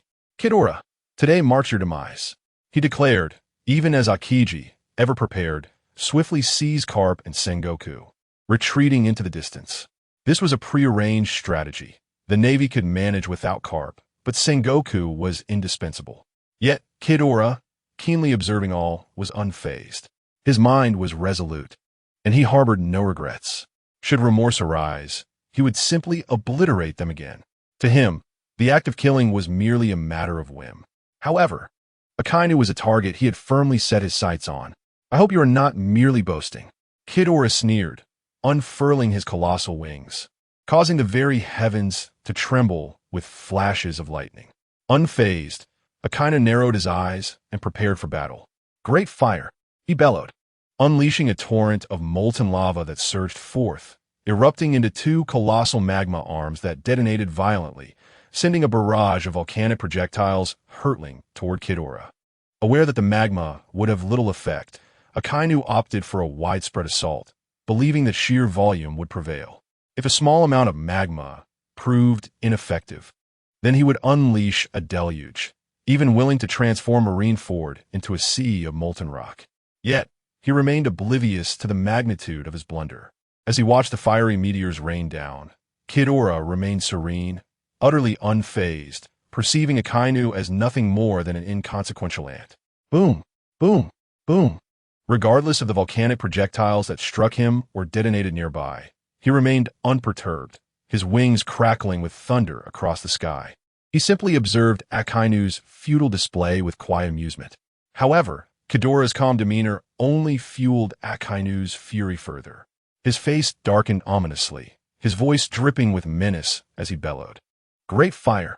The relentless barrage of volcanic projectiles continued to pummel the former naval headquarters. Centered around Ghidorah, a vast sea of molten magma spanned a radius of 1,000 meters, within which he maintained an expression that could infuriate the most stoic of souls.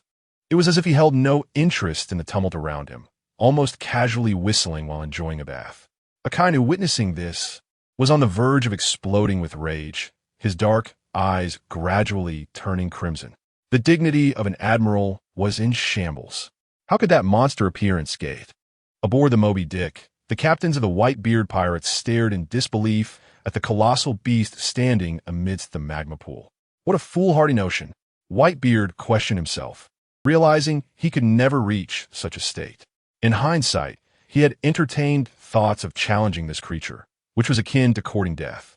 With such abundant energy, it would be far wiser to cherish the remaining moments with family.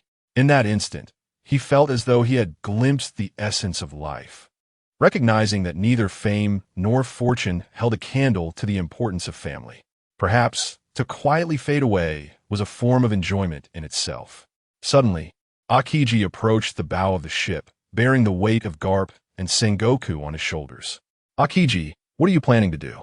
Marco immediately assumed a combat stance, activating his devil fruit powers and eyeing the unexpected guest warily. Grandpa! Whitebeard released Luffy and Ace, who instantly rushed to Garp's side, fervently calling out to him. Admiral Garp is still alive, Akiji noted. What? He is not dead? Both Luffy and Ace were momentarily taken aback, but the next instant, they executed a move that left everyone astonished. They each took one side and vigorously shook the bloodied Garp, repeatedly shouting Grandpa.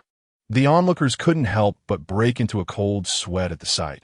At this rate, even if he survived the battle, he might not survive their exuberant display.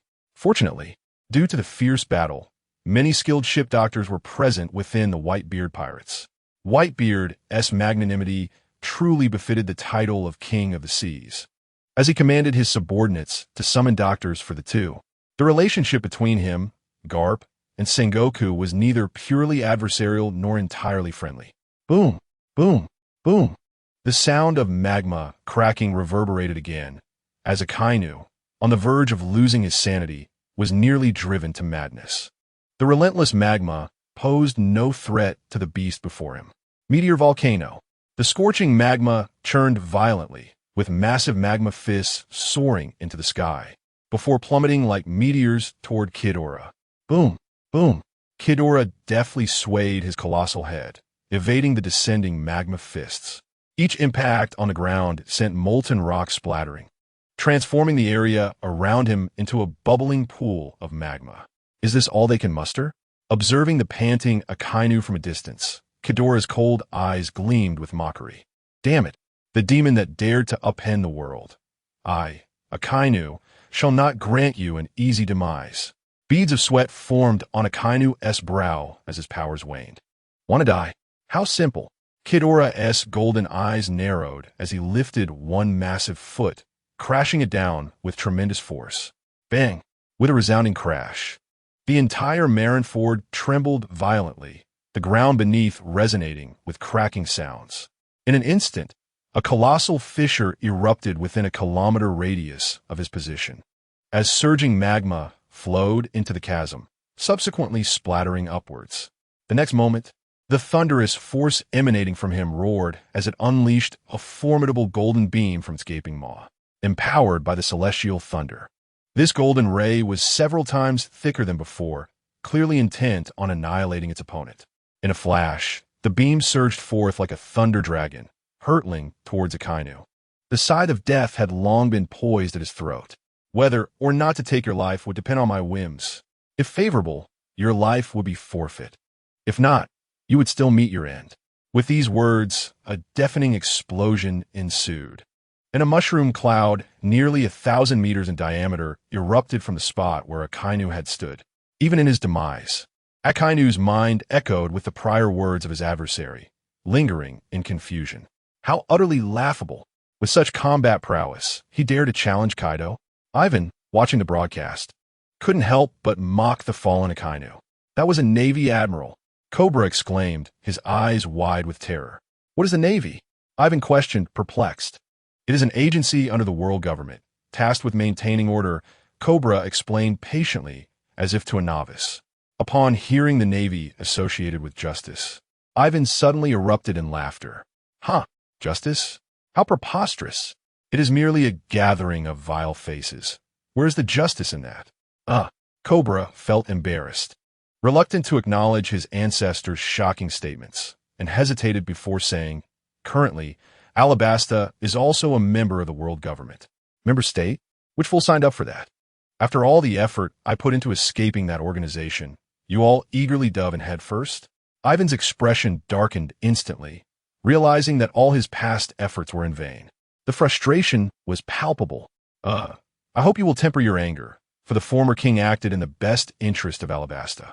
As you can see, the world government is a formidable entity. Even if Kaido, the user of the devil fruit, were to resurrect, it may not be so simple. Foolishness, utter foolishness. Ivan suddenly rose, glaring at Cobra, declaring, if that fellow possesses such meager capabilities, I would never have chosen to withdraw back then. His expression grew grave as he continued. All of you are mistaken. Everyone is mistaken.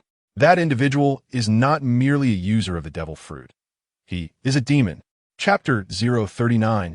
He is a demon. The ruined Marineford lay before them, as the onlookers gazed in horror at the monstrous being towering over the debris.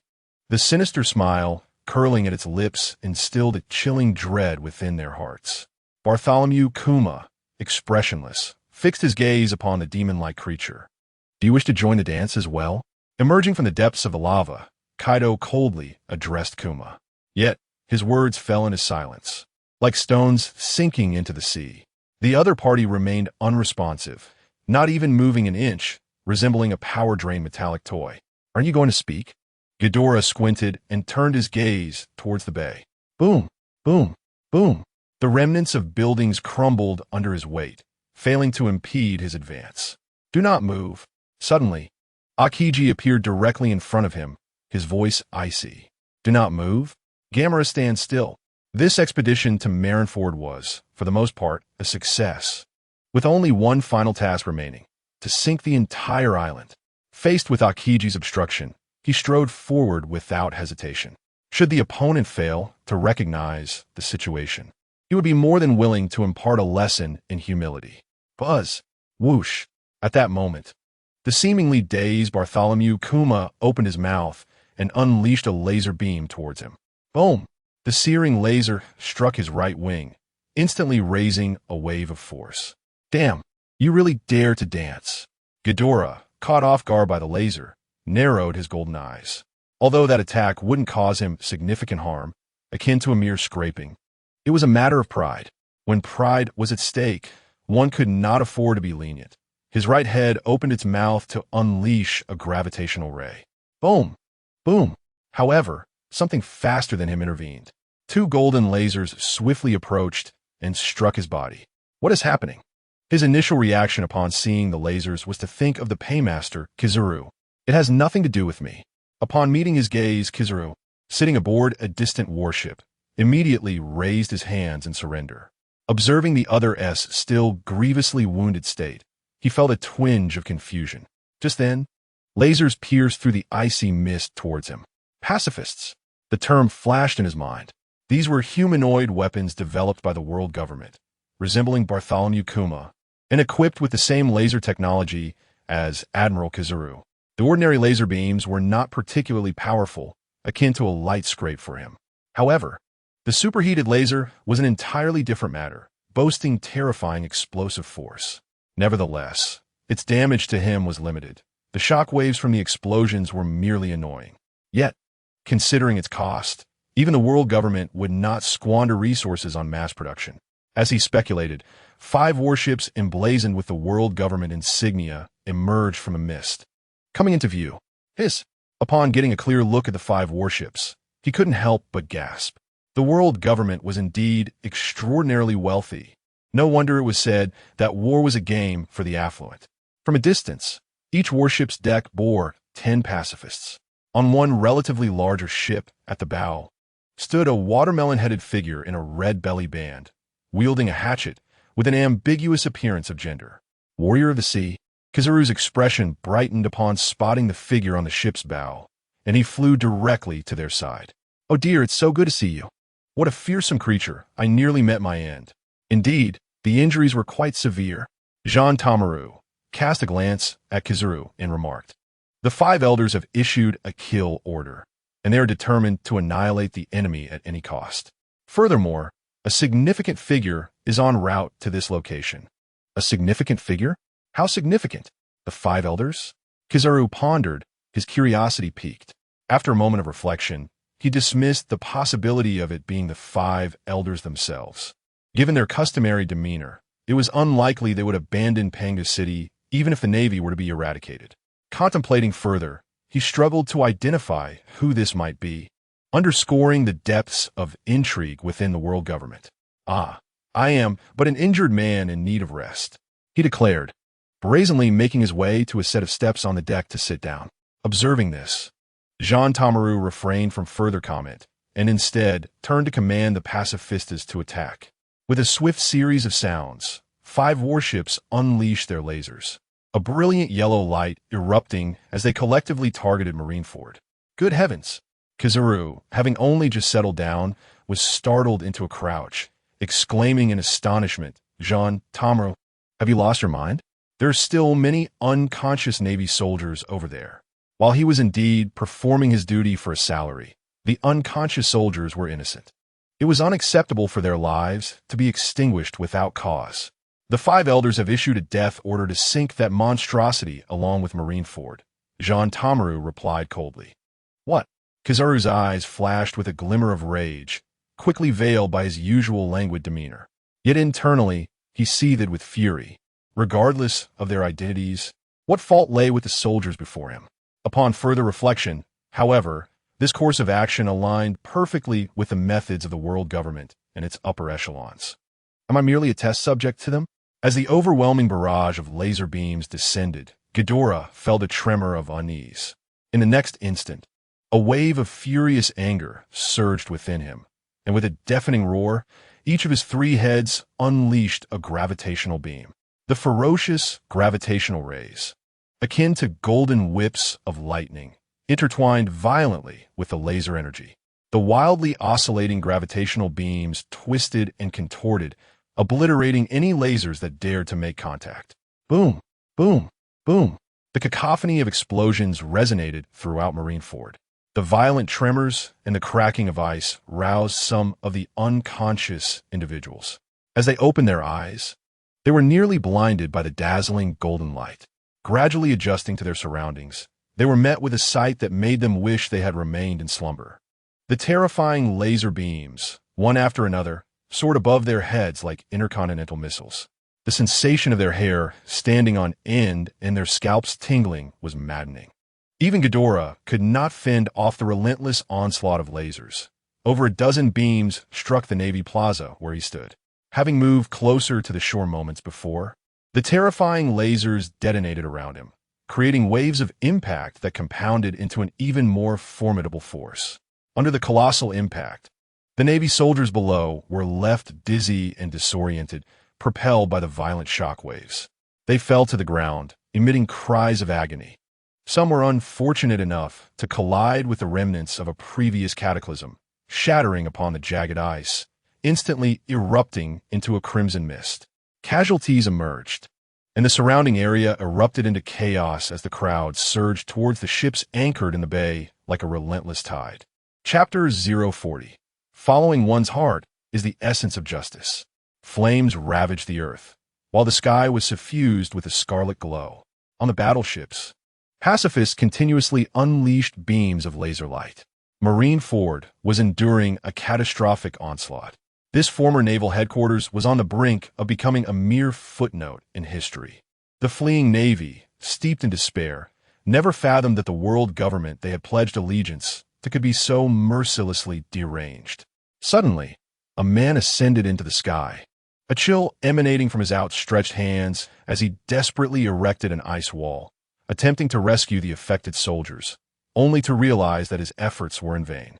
The colossal ice barrier crumbled under the onslaught of the frenetic laser beams. The tragic scene before him plunged Akiji into contemplation once more, reminiscent of his confrontation with his dear friend, Sabo. What indeed is justice? Is it the annihilation of perceived threats at any cost? Or is it the adherence to one's true self in pursuit of light and truth? After more than a decade, he had yet to discover an answer. Gazing into the abyss of uncertainty, knowing this was not the vision he longed to behold. Standing upon the ice, Akiji stared blankly at the disintegrating Marineford. Roar, roar, roar. The island reverberated with the echoing cries reminiscent of ancient deities, infused with a boundless fury. Such a familiar style, from the smoke-shrouded naval headquarters. The roar of a colossal beast resonated. Boom, boom. Suddenly, a tempest arose, a terrifying storm dispersing the haze. A massive creature, adorned in golden scales, unfurled its wings, stirring the air around it. As it spread its wings, the storm and thunder approached. An overwhelming tempest surged forth like a torrent towards the naval plaza, reaching the bay and beyond. Dark clouds churned, coalescing into inky masses, while golden lightning cascaded from the heavens. A scene both beautiful and despairing, steeped in an aura of impending annihilation. Gravitational rays. In an instant, from the three imposing dragon heads, wide-open jaws unleashed three terrifying beams entwined with golden arcs of electricity. The radiant beams illuminated the sky, entangling with the air, and surged towards the coast, carrying an essence of cataclysmic destruction. Shet, shet, shet, shet, shet. Boom, boom, boom. The obliterating rays pierced through the laser light, striking the distant warships. The deafening explosions rendered everyone momentarily deaf, followed by the sight of colossal energy orbs swelling. The sea surged, the ice heaved into a massive bulge, and with a thunderous crack, all matter was propelled skyward. The immense shockwave swept across the expanse once more. Who will come to my rescue? I do not wish to perish. The horrifying impact obliterated everything in its vicinity and those at a distance. Witnessing the terrifying energy, fled in a frenzy. As the saying goes, when gods battle, mortals suffer. In this moment, only the feeble soldiers bore the brunt of the calamity. Why has this come to pass? A young Marine with pink hair gazed in horror at the scene before him, resembling a hellish apocalypse, and collapsed onto the ground in fright. His wide eyes reflected an overwhelming sense of terror and disbelief. The reality before him stood in stark contrast to the dreams he once harbored, causing his inner worldview to gradually shatter. What should I do, old man? Amidst the raging winds, the white-beard pirates remained frozen upon the icy surface. Marco, his clothes flapping wildly in the gusts, looked fearfully at the pillar of strength within him. What now? Obviously, we must flee. Prepare yourselves, lads. The aged Whitebeard bore an unprecedented gravity upon his countenance. This once mighty king of the seas was not at peace within. Suddenly, his arms bulged with muscle as the fierce winds caused his cloak to billow dramatically, revealing his formidable, scar-laden physique. His gaze turned fierce, and with a powerful swing of his arms, he struck outwards. Under his perfect control, the air around him fractured like a mirror, accompanied by the sound of cracking. In the next instant, a thunderous roar erupted as the frozen surface shattered. The mingled seawater and ice surged upward, a colossal wave lifting all pirate ships, churning them towards the bay's exit. Hey, are you being a bit reckless? From a distance, at the periphery of the explosion's epicenter, Kizaru observed Bartolomeo, who had narrowly escaped with a dozen peacekeepers, his expression darkening. Typically carefree, such a display of emotion was rare for him. Born into a poor family, beneath his lazy and unkempt exterior lay a heart burdened with sorrow. Witnessing the suffering of the lower ranks of the Navy caught in the crossfire ignited a profound anger within him. This was not merely a matter of rank, but rather a philosophical reflection on humanity. Come on, don't invoke the five elders. Can't you see there are tens of thousands of Navy soldiers there? Though Kizaru maintained his usual demeanor, his tone was unusually filled with ire. Bartolomeo, taken aback by his words, stammered, "I'm sorry, but I'm powerless." "Oh, so the kid from back then has developed his own convictions?" Kizaru mused, his triangular eyes wrinkling with intrigue. Noticing Bartolomeo's reaction, a subtle pause in his demeanor suggested an internal decision had been made. "What a despicable bunch they are," he exclaimed, raising his finger as golden light coalesced. Aiming it at Bartolomeo, then I too am left with no choice. In an instant, the golden light erupted, shooting a laser beam towards Bartolomeo. The latter's eyes widened in disbelief as the searing ray hurtled past his plump face. Boom! A fiery explosion erupted, striking a peacekeeper whose body was partially exposed. "That feels much better." Having completed his actions, Kizaru turned to the frozen bay and commanded Bartolomeo, "Remember, you are part of the scientific unit, not a lapdog for the five elders." As he spoke, he suddenly transformed into a radiant beam of golden light, soaring into the sky. It seemed that I need not resign. The Navy would likely be unable to remain as well. Offending the five elders is hardly a wise decision. Enough of such thoughts. Fortunately, my salary is doubled.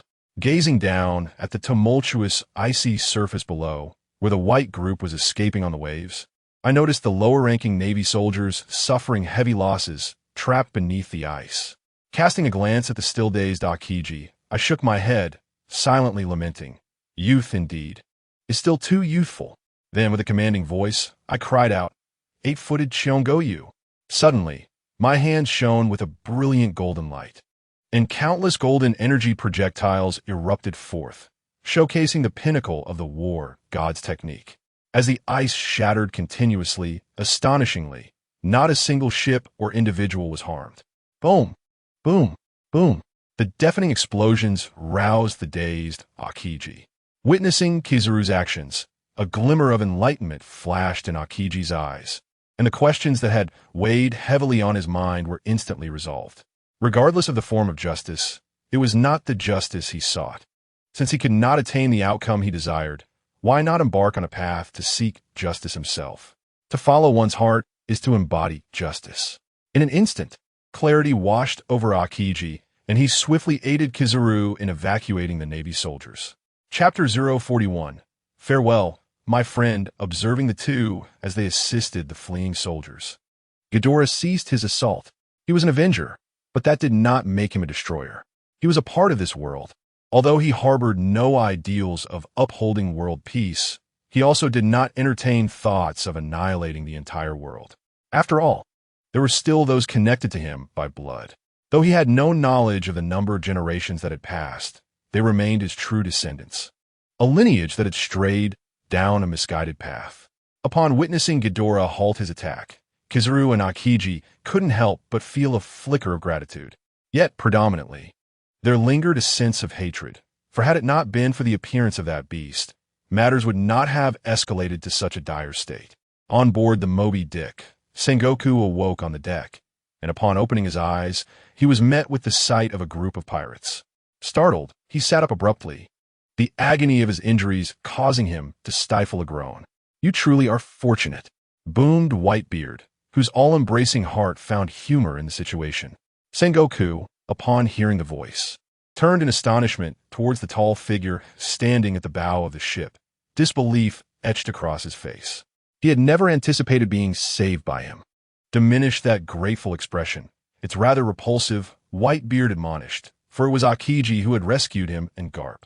Upon realizing this, Sengoku felt a wave of relief. Yet he still spoke with a softened tone laced with gratitude. "I must still express my thanks. Otherwise, even with these injuries, it could have cost me my life." Observing the bandages wrapped around him, he endured the pain to stand. However, the next moment, upon seeing the hellish scene of the inner bay, his expression darkened. Especially as he gazed at the so-called pacifists standing not far away, a surge of fury ignited within him. He turned to look at Garp, who was wrapped up like a mummy. After a moment's hesitation, witnessing no signs of awakening from the other party, he resolutely turned and stepped away with a graceful gait. Casting a farewell remark to the white-clad group, "Thank you." He glanced at the unconscious Garp and softly uttered, "Farewell, my friend." There is a saying, you can never awaken someone who feigns sleep. Sengoku understood that Garp was, in fact, already awake. He was merely pretending to be unconscious, as evidenced by the tears that glistened at the corners of his eyes, betraying his true state. The bond between the two might have severed at that very moment. Perhaps this was the most fitting way to bid adieu. Suddenly, a tremor coursed through the air again, as a remaining 20 or so pacifists on the shore launched an unexpected attack. "Hey, Tanamaru, what are you doing?" Yellow Ape rebuked upon noticing the commotion. Admiral Yellow Ape, I haven't done anything." Tanamaru, wielding a massive axe, looked bewildered at the attacking pacifists. "This is an order from the terminal. Damn it. Hurry and evacuate the Marines." At that moment, an injured Sengoku appeared from the rear, calling out to Yellow Ape and Akiji. Without a second thought, the two immediately organized the Marines to retreat from the inner bay. Damn it! Sengoku seethed with fury as he gazed at the attacking pacifists. This rage surpassed even that of when Ghidorah obliterated the Navy headquarters. It was the kind of anger that arises when you are fighting in front of others, only for your comrades to stab you in the back. Frustrated and enraged, yet lacking the standing to retaliate, he nonetheless felt a surge of relief as, in the next instant, someone avenged him. A golden beam shot forth, instantly sending several pacifists flying. Seeing this, Sengoku could not help but commend that detestable individual. As the gravitational ray was unleashed, obliterating a few pacifists, Ghidorah did not relent. The terrifying beam swept across as he turned his head, annihilating the remaining pacifists. He realized that in their quest to eliminate him, the world government was willing to go to any lengths, even to obliterate the entire island. The ferocious energy rays swiftly eradicated all pacifists. Just as he prepared to retract the beam, his enormous golden eyes caught sight of a figure suddenly appearing beneath him, a figure devoid of emotion, wearing a blank expression. In the next moment, Bartholomew Kuma reappeared at his abdomen, his palm enveloped in bubbles, striking him fiercely. A resounding impact echoed as a surge of violent power surged within him, the tumultuous energy causing the scales beneath his skin to quiver. The sound of cracking bones and flesh being torn asunder filled the air. "You really dare to dance?" Ghidorah roared, feeling an electric jolt of stimulation coursing through him, and he abruptly charged forward with his right head, aiming to collide with Kuma. With a thunderous crash, his head struck the ground, sending dust flying. A power of the pawpaw fruit? Ghidorah mused, glancing at Kuma in the distance with a flicker of surprise. Compared to his own attacks, the opponent's teleportation ability caught him off guard, yet that was all there was to it. A thunderous roar erupted, and the right side of its head glowed with a fierce light. The malevolent gaze resembled that of an enraged demon, and after a deep breath, it unleashed a beam of energy. The golden ray shot forth, and even the transformed bear, possessing the ability to teleport, could not evade its swiftness. Just as it was about to vanish, the brutal ray tore away half of its arm. With a resounding crash, it was hurled away, rolling and scattering numerous parts. Such grievous injuries would not inflict pain upon a cyborg, As long as its legs remained intact, it could rise again to fight. Observing the bear, now a grotesque amalgamation of flesh and machinery, struggled to its feet amidst a mixture of blood and liquid, Ghidorah felt a deep sorrow for its madness. Why forsake humanity to become a machine? What has become of this world? With a swift motion, the bear unleashed a crimson laser, which roared as it struck the ground beneath it, igniting a massive fireball. At the center of the explosion, it felt a searing heat and unfurled its enormous wings, creating a powerful gust that suppressed the impending shockwave of the blast. The overwhelming force caused it to stagger back, while the golden scales on its abdomen were singed with a layer of black ash. The violent explosion caught the attention of Sengoku and others in the distance. By now, most of the soldiers had retreated, leaving behind many injured who could not be evacuated in time. At that moment, from the misty sea, the sound of waves crashing grew louder. Sengoku and the others, intrigued, wondered who could possibly arrive at such a time. As the sounds became clearer and more pronounced, the eyes of everyone on the shore widened in astonishment. Amidst the thin smoke, a colossal shadow emerged, resembling a ship in its outline. However, it seemed rather too immense for a mere vessel. With a thunderous crash, the enormous shadow broke through the mist, revealing a gargantuan warship adorned with the insignia of the world government. On the deck of the colossal ship sat a giant, towering several dozen meters high, its grotesque and rugged visage exuding an aura of lifelessness akin to that of a soulless corpse. Chapter 042, The Colossal God Core, Saki Saki. You are alive. Upon recognizing the long-lost figure on the enormous warship, Ghidorah's golden eyes widened in disbelief. Long time no see, monster. The booming laughter resonated through the skies, dispersing the surrounding smoke. The man, resembling a small mountain as he stood, loomed terrifyingly over the deck, his imposing figure akin to a pillar supporting the heavens. Although he laughed, his expression remained unchanged. Who is this? Soy Neirmis. The retreating navy gazed up at the towering figure, thrown into disarray. Sengoku stared at the man, who resembled a mountain, feeling both astonished and bewildered. I have no idea, he replied, shaking his head slightly as he sensed the gazes of Kizaru and Akiji upon him. According to the intelligence at his disposal, there was no such terrifying existence within the world government. Could it be the Five Elders? He had always considered his naval strength to be formidable, yet at this moment, he couldn't help but harbor doubts about the five old men orchestrating events from behind the scenes. Was this a precautionary measure or a premeditated strategy? Regardless of which it was, such distinctions seemed insignificant now. The impending battle would likely erase the island of Malinvondo from existence. Everyone hastened to evacuate the wounded onto the ships. Despite the pain coursing through him, the warlord organized the retreat with unwavering resolve. Of the 100,000 elite naval forces, only 2/3 remained alive. The fallen perished either crushed by energy or plunged into the abyss of shattered ice. The departed were gone, and the living were left bereft of time to mourn their lost comrades, let alone collect their remains. Boom! The colossal ship crashed through the ice and came to a halt in the inner bay, its enormous foot descending with a thunderous sound upon the icy surface. As it advanced, a fierce wind swept through, and two terrifying weapons soared above the heads of the onlookers. A short-handled axe and a long sword, dark and glimmering with a cold sheen, were each nearly 50 meters in length. The gust whipped against their clothing, causing it to flutter wildly. While they gazed up at the gigantic figure looming above, their scalps tingling and skin crawling with goosebumps. What nostalgic yet loathsome title it was. I never expected you to survive. As the giant approached, Ghidorah couldn't help but exclaim in astonishment. By his estimation, this creature should have met its end 6 centuries ago.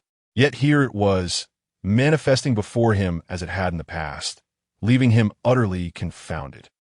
A strange laugh echoed, and after a moment, Saki spoke. I too am quite surprised. I never imagined that upon awakening, I would face such a monstrosity. Had I known, I would have preferred to remain in eternal slumber.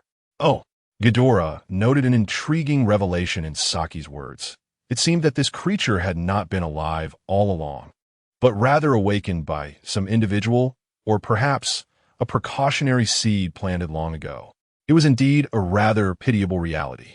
Furthermore, I have a more tragic tale to share. The last surviving member of the Marshall family has just perished today by my hand.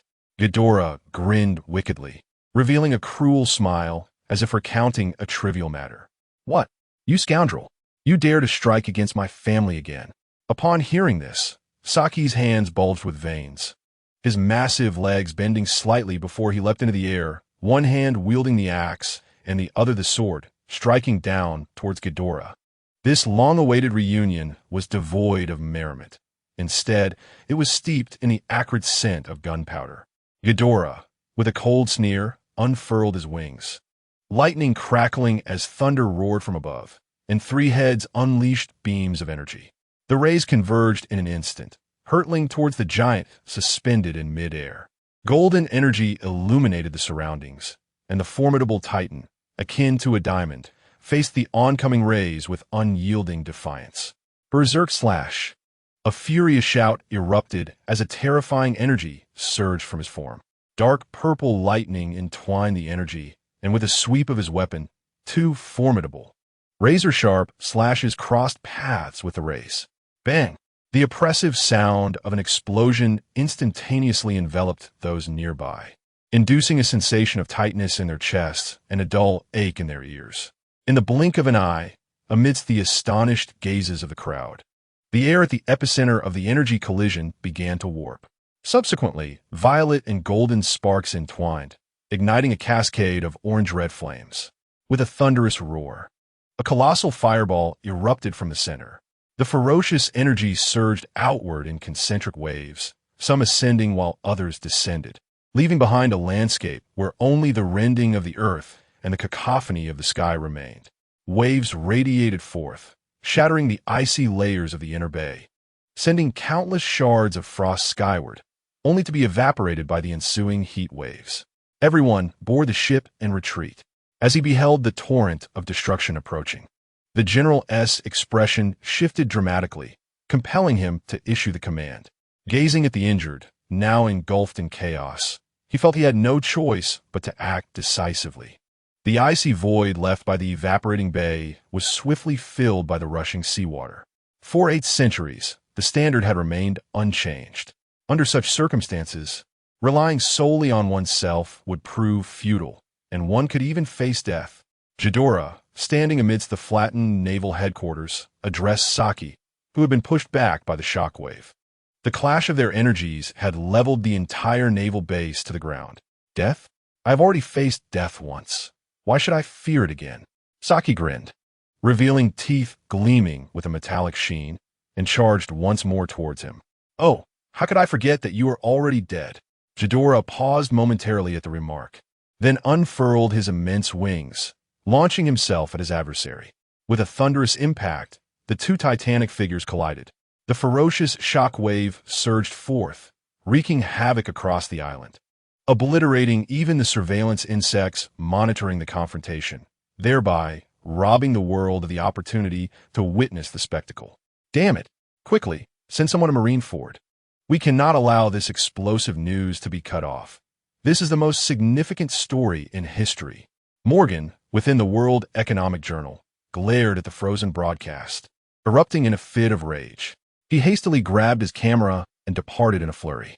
Simultaneously, islands across the globe reverberated with discontented outcries. The timing of the broadcast disruption inciting confusion and anger. What does it mean to cut the feed at such a critical moment?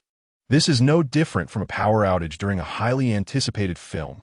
As the signal faltered and the broadcast froze, Ivan stared blankly at the static image. Tumultuous waves of anxiety rising within him. The Titan Brigade, once the pinnacle of military might among the G20 nations. These formidable entities were birthed from the corpses of powerful bloodline warriors, retaining their consciousness as terrifying beings. He had never anticipated that even these creatures had not been entirely eradicated. Or perhaps Nefertali, Ivan suddenly contemplated a harrowing possibility. If he could choose to slumber to halt the passage of time, it was conceivable that these entities had also opted for a similar fate. If that were the case, the world might once again spiral into chaos. After a prolonged moment of shock, he instinctively turned to his companions, Cobra and Miwi. Which side should we take this time? Chapter 043. President, something is coming. At Mariehua, in Pangu City, upon returning from Huaji, the 5 elders wore expressions as dark and ominous as a storm cloud. I never imagined that the esteemed one had been so well prepared. After a moment of silence, the golden-haired elder broke the oppressive atmosphere by speaking. This is indeed disconcerting news. The members of a giant god corps are still alive. The bald elder, his glasses glinting with a hint of light, spoke gloomily. Have you not realized a more serious issue? If the giant god corps still exists, then what about those ancient specters in the royal tomb? The elder with the goat beard said with an expression of concern. As he articulated, if the 20 members of the royal group had indeed resurrected as speculated, it could spell the end of the world for the 5 of them. Humans are inherently self-serving, especially those who have long occupied high positions. After all, it is already burdensome to have an emu pressing down upon them. If the ancient 20 kings were also alive, their days of comfort would surely be numbered. Upon hearing this, the bald elder's eyes flickered with reluctance, and he picked up a nearby transponder snail to make a call. Once the call was connected, the other end answered immediately. Have you arrived at Mariehua? Reporting to you, Elder, we have reached Mariehua, and the esteemed one has already engaged the creature. What is the situation? Sir, due to the overwhelming energy being generated, the warship cannot approach. The entire island is shrouded in smoke, making it impossible to ascertain the situation inside. However, judging by the intensity of the battle, it appears both sides are evenly matched. Continue to observe and report any developments immediately. Understood, Elder. Boom. A colossal sound resonated through the skies above Mariehua. The island, from which personnel were being evacuated, was engulfed in the haze of war. Suddenly, a gigantic foot emerged from the tumult, followed by an imposing figure.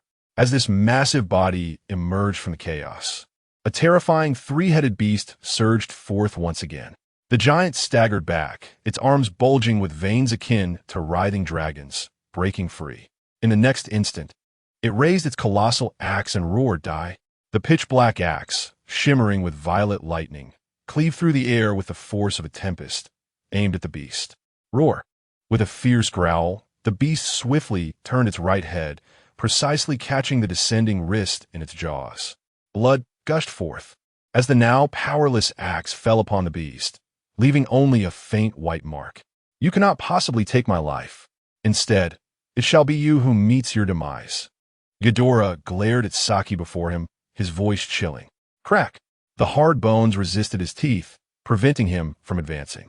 With a glint of ferocity in his eyes, the beast fiercely pulled at the arm it had seized, tearing through flesh and toppling the giant. Blood, now lifeless, dripped onto the parched earth. Yet, while such an injury would incapacitate an ordinary person, it merely appeared as a superficial wound on the giant. Unfazed, with not even a wrinkle of his brow, his countenance remained as impassive as before, devoid of both sorrow and joy. What a pitiable creature! Gazing upon this individual, once a member of his clan, Ghidorah felt a profound sense of nostalgia. The ferocity of Saki was as relentless as in years past. Saki glanced at his injured arm, moved it slightly, and found no hindrance, emitting an eerie laugh devoid of expression. He then raised his colossal axe once more, crackling with violet energy, and charged forward. Given their proximity, neither could afford the luxury of unleashing charge techniques. A brawl was the most suitable approach. Saki stood at a mere 100 meters, while Ghidorah towered nearly 200. The stark height disparity between these two titanic beings resulted in a clash that was both fierce and reciprocal. Ghidorah, leveraging his towering stature, maintained the upper hand, while Saki, with the agility of a human form, maneuvered with deftness and ease. With every collision, a surge of formidable energy erupted. The ferocious shock waves ravaged the island beneath them. Boom! With a thunderous impact, Ghidorah's robust tail struck the ground, fracturing the earth in a wide expanse. Saki, undeterred by pain, fought valiantly against the odds. Their battle was primal, reminiscent of a return to the savage origins of existence. The collision of these two disparate creatures generated an immense energy that reverberated through the air. The dark clouds above were dissipated, allowing rays of sunlight to pierce through, illuminating the land with a golden sheen, shattering stones, dust, and ruins alike. The roar of explosions resounded, the mushroom cloud of shock waves forming a breathtaking spectacle. From a distance, it appeared as though the island were on the brink of annihilation, teetering towards oblivion. Within the massive crater lay a giant nearly 100 meters tall. Cough, cough, cough, still as formidable as ever, instilling despair. Saki spat blood, the aftershocks of battle rattling his frame, yet his expression remained unchanged. He rose once more, like an unyielding cockroach, seemingly impervious to fatigue. Observing this, Ghidorah flapped his wings, soaring into the air, and descended with immense force upon his foe. His robust, weighty form crashed down like a mountain. As a member of the colossal god brigade, Saki was well acquainted with his opponent's techniques. He twisted his waist and swung his axe with vigor. Bang! The pitch-black, weighty axe, forged from unknown materials, struck Ghidorah's lower limbs with a cataclysmic force. The overwhelming power sent Ghidorah staggering to the ground, stirring up a cloud of dust. Boom! Saki rolled away, then leapt into the fray with reckless abandon. Ghidorah, the humiliation of 8 centuries past, today I shall make you pay. With a thunderous cry, he swung his axe, crackling with violet lightning, towards the menacing dragon head shrouded in dust. Saki, how audacious you are! A chilling voice emerged from the haze, Ghidorah's voice resonating with disdain. Even the entire colossal god brigade could not best me then. What can you, a mere specter, accomplish? Who do you think you are? With a disdainful sneer, Ghidorah's right head broke through the smoke, swiftly biting into the calf of its adversary with a resounding snap. Following this, it violently swung its neck, effortlessly lifting the 100-meter giant and slamming it to the ground with a thunderous crash. The immense tremor raised a cloud of dust that obscured the sky. Rising to its feet, Ghidorah let out a furious roar, 3 heads raised defiantly to the heavens. In life, it had been a despicable creature, and now, as a puppet crafted by others, it dared to fantasize about erasing its disgrace. Such a laughable notion. They were all mere refuse. Gazing upon this pitiable figure, it lunged forward, its 2 heads entwining around the opponent's arms like constricting serpents. With a powerful flap of its colossal wings, it lifted the adversary from the ground, ascending with the 100-meter giant in tow. President, the entire island is shrouded in dust. We can see nothing from the thin clouds a kilometer high. A giant bird carried 2 men and 1 creature, one of whom, a young man, spoke to the white bird. The trio consisted of Morgans, the president of the World Economy News, and his 2 subordinates. The World Economy News was situated not far from the naval headquarters, and Morgans, possessing absolute aerial authority in the pirate world, swiftly arrived over Marineford. However, upon reaching this location, he discovered that the entire Marineford was enveloped in an apocalyptic haze. Whether viewed from above or below, the condition of the island was utterly obscured. What a farce! The violent battle left him in a state of agitation, unable to find solace amidst the chaos. Boom!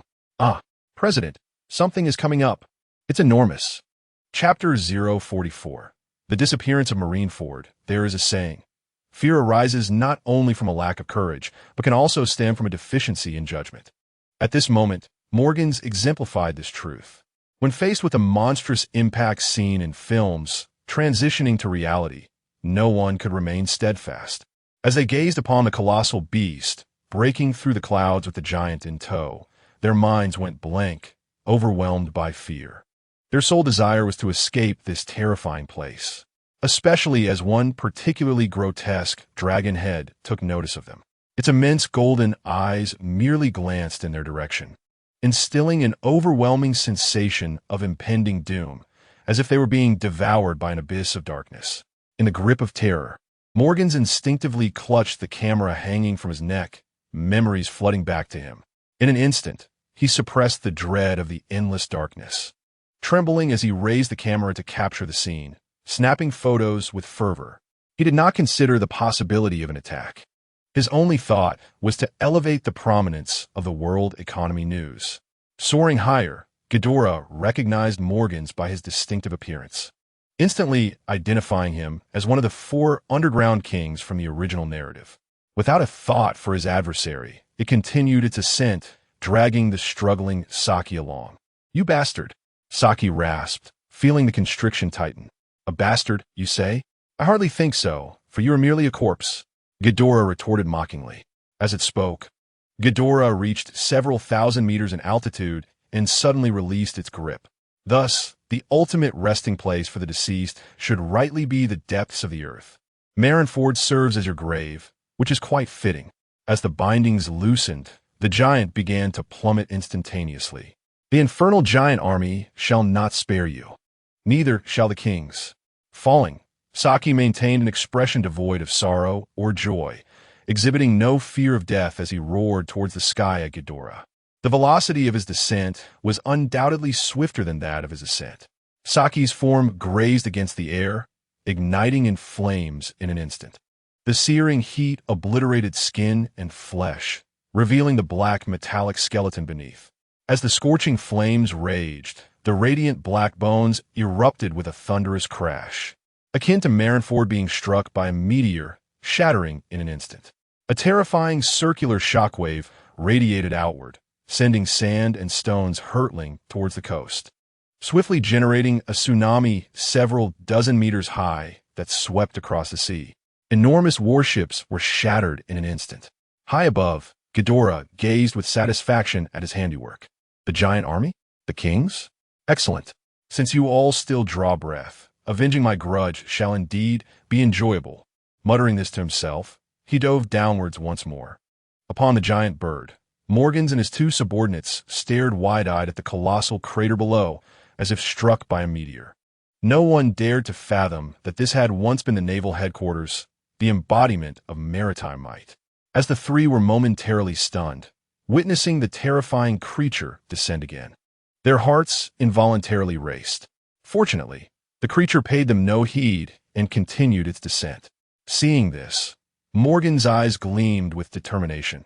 After a brief moment of hesitation, he resolutely urged the giant bird beneath him. "Jazz, we shall descend too." The 2 subordinates were taken aback by Morgan's declaration. "Yes, sir." "Are you certain we should go down?" the young man said, drenched in cold sweat. "Ha! I believe that fellow is quite amiable." Morgans uttered a vague statement, one he himself scarcely believed. With this declaration, the giant bird hesitated momentarily before pursuing the immense figure. It could not vocalize its thoughts. Were it capable, it would undoubtedly curse. What difference is this from seeking trouble? Why abandon the ordinary to become a monster? Hovering above Marineford, observing the colossal crater being filled by the sea, Ghidorah mused to himself.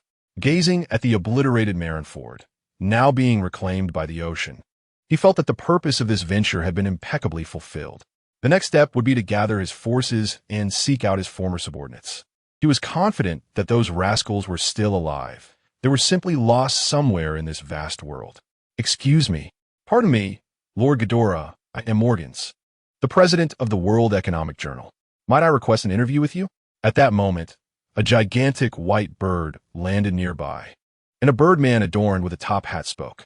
The president actually asked, "Oh no, that monster is looking this way. I can't breathe." As Morgan spoke, his 2 subordinates behind him were nearly paralyzed with fear. Ghidorah's piercing gaze subtly shifted towards the other party, and after a prolonged silence, he revealed a menacing grin, proclaiming, "Very well." His devilish smile sent a shiver down the spines of the 3.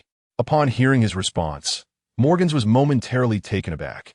But then he graciously bowed and replied with a smile, "My apologies for intruding on your precious time, Lord Ghidorah.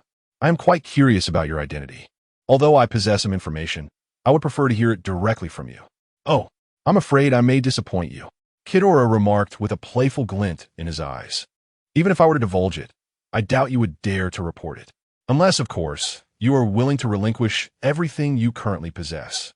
At his words, Morgans and his companions gasped in shock. Indeed, as the other had indicated, the topic of his identity was extremely sensitive, given Morgan's understanding of the world government. Even if he acquired first-hand information, should it be disclosed, the next moment could see the entire World Economic Journal meeting the same fate as Marineford. With this thought, he awkwardly chuckled and inquired, "Ah, how unfortunate! May I ask, now that Marineford has sunk, what are your specific plans moving forward? Plans for the next step?" Kidora pondered for a moment before smirking. "Of course, I shall return home." "Home? Might you reveal its precise location?" "Red Soil Continent, Mariehua," Kidora replied coldly. "What?" This revelation utterly stunned Morgans and his companions, who could scarcely believe their ears. Mariehua? That was the very epicenter of power in this world. This man's home resided in Mariehua. Did that not imply that a fierce battle was imminent? This was colossal news indeed. "Very well.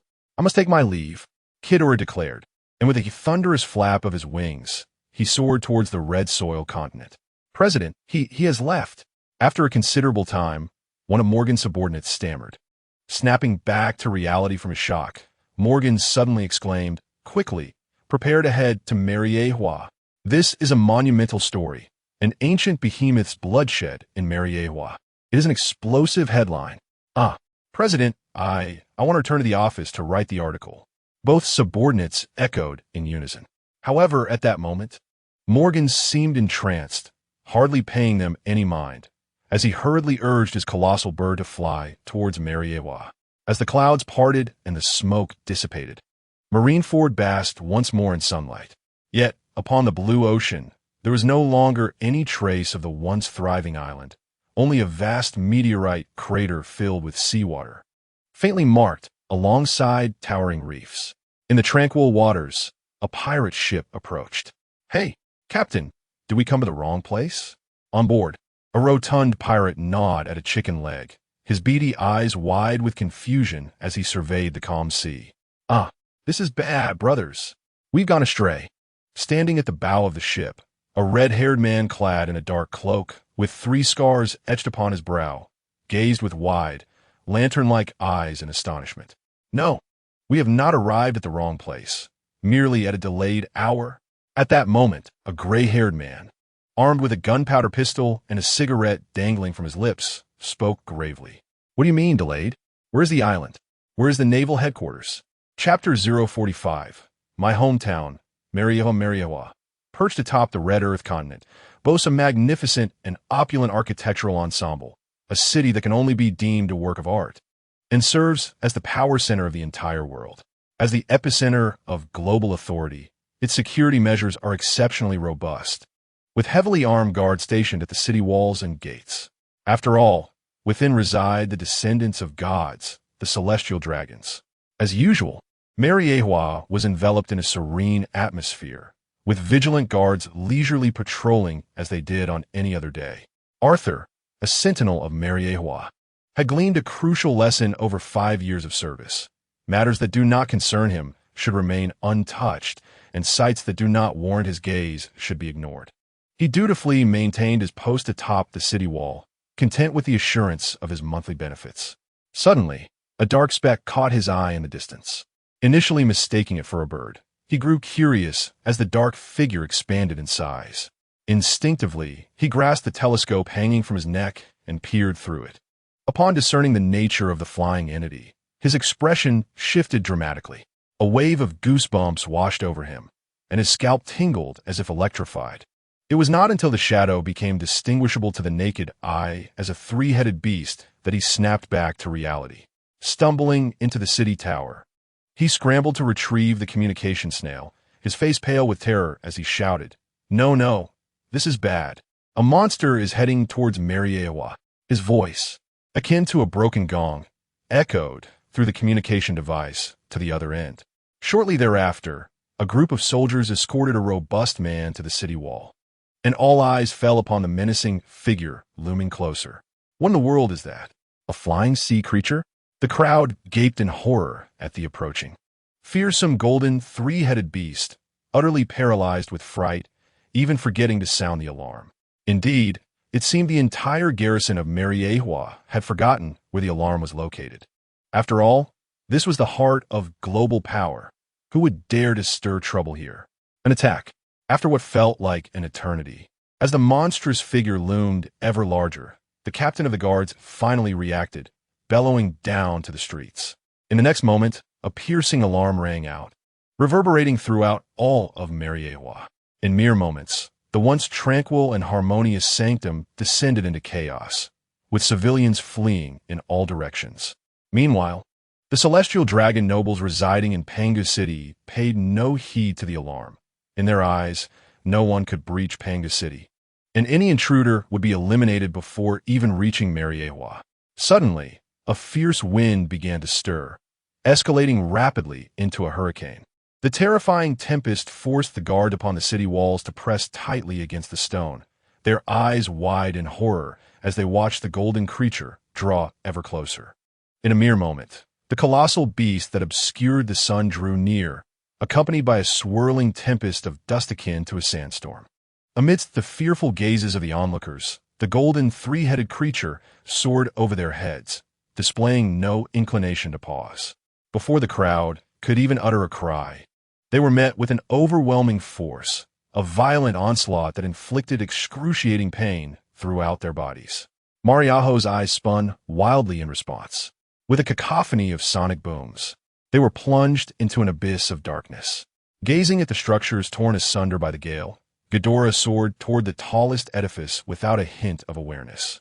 As it flew, the buildings below were reduced to ruins by the shock waves and hurricanes generated by its passage, leaving a long and wide trail of debris in its wake.